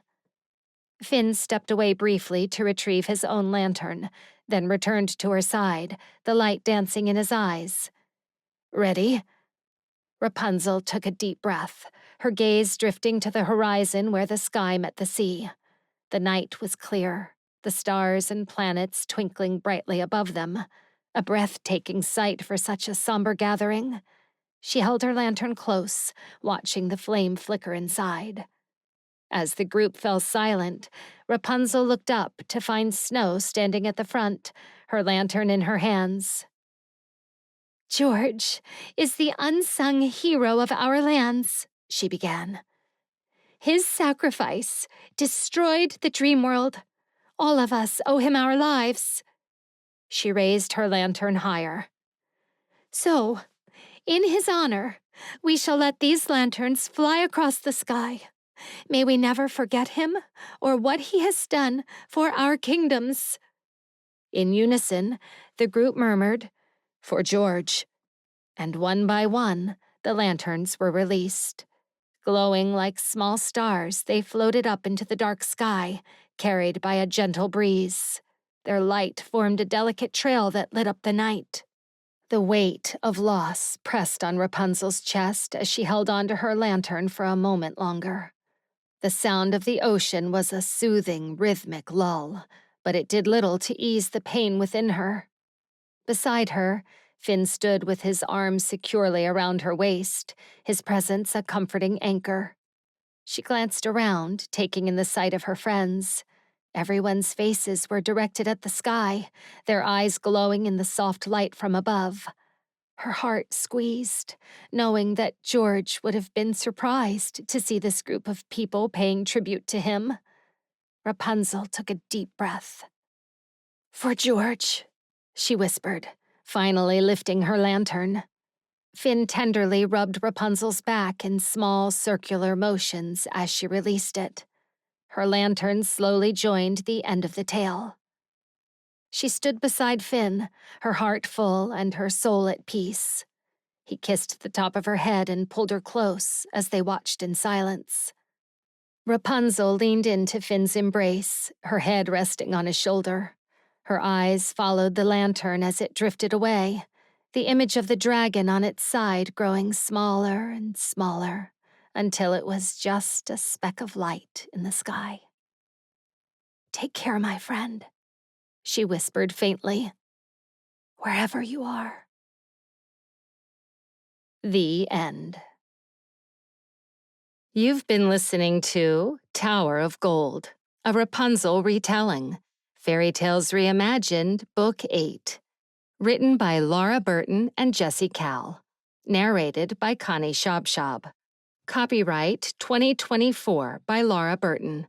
Production copyright by Laura Burton.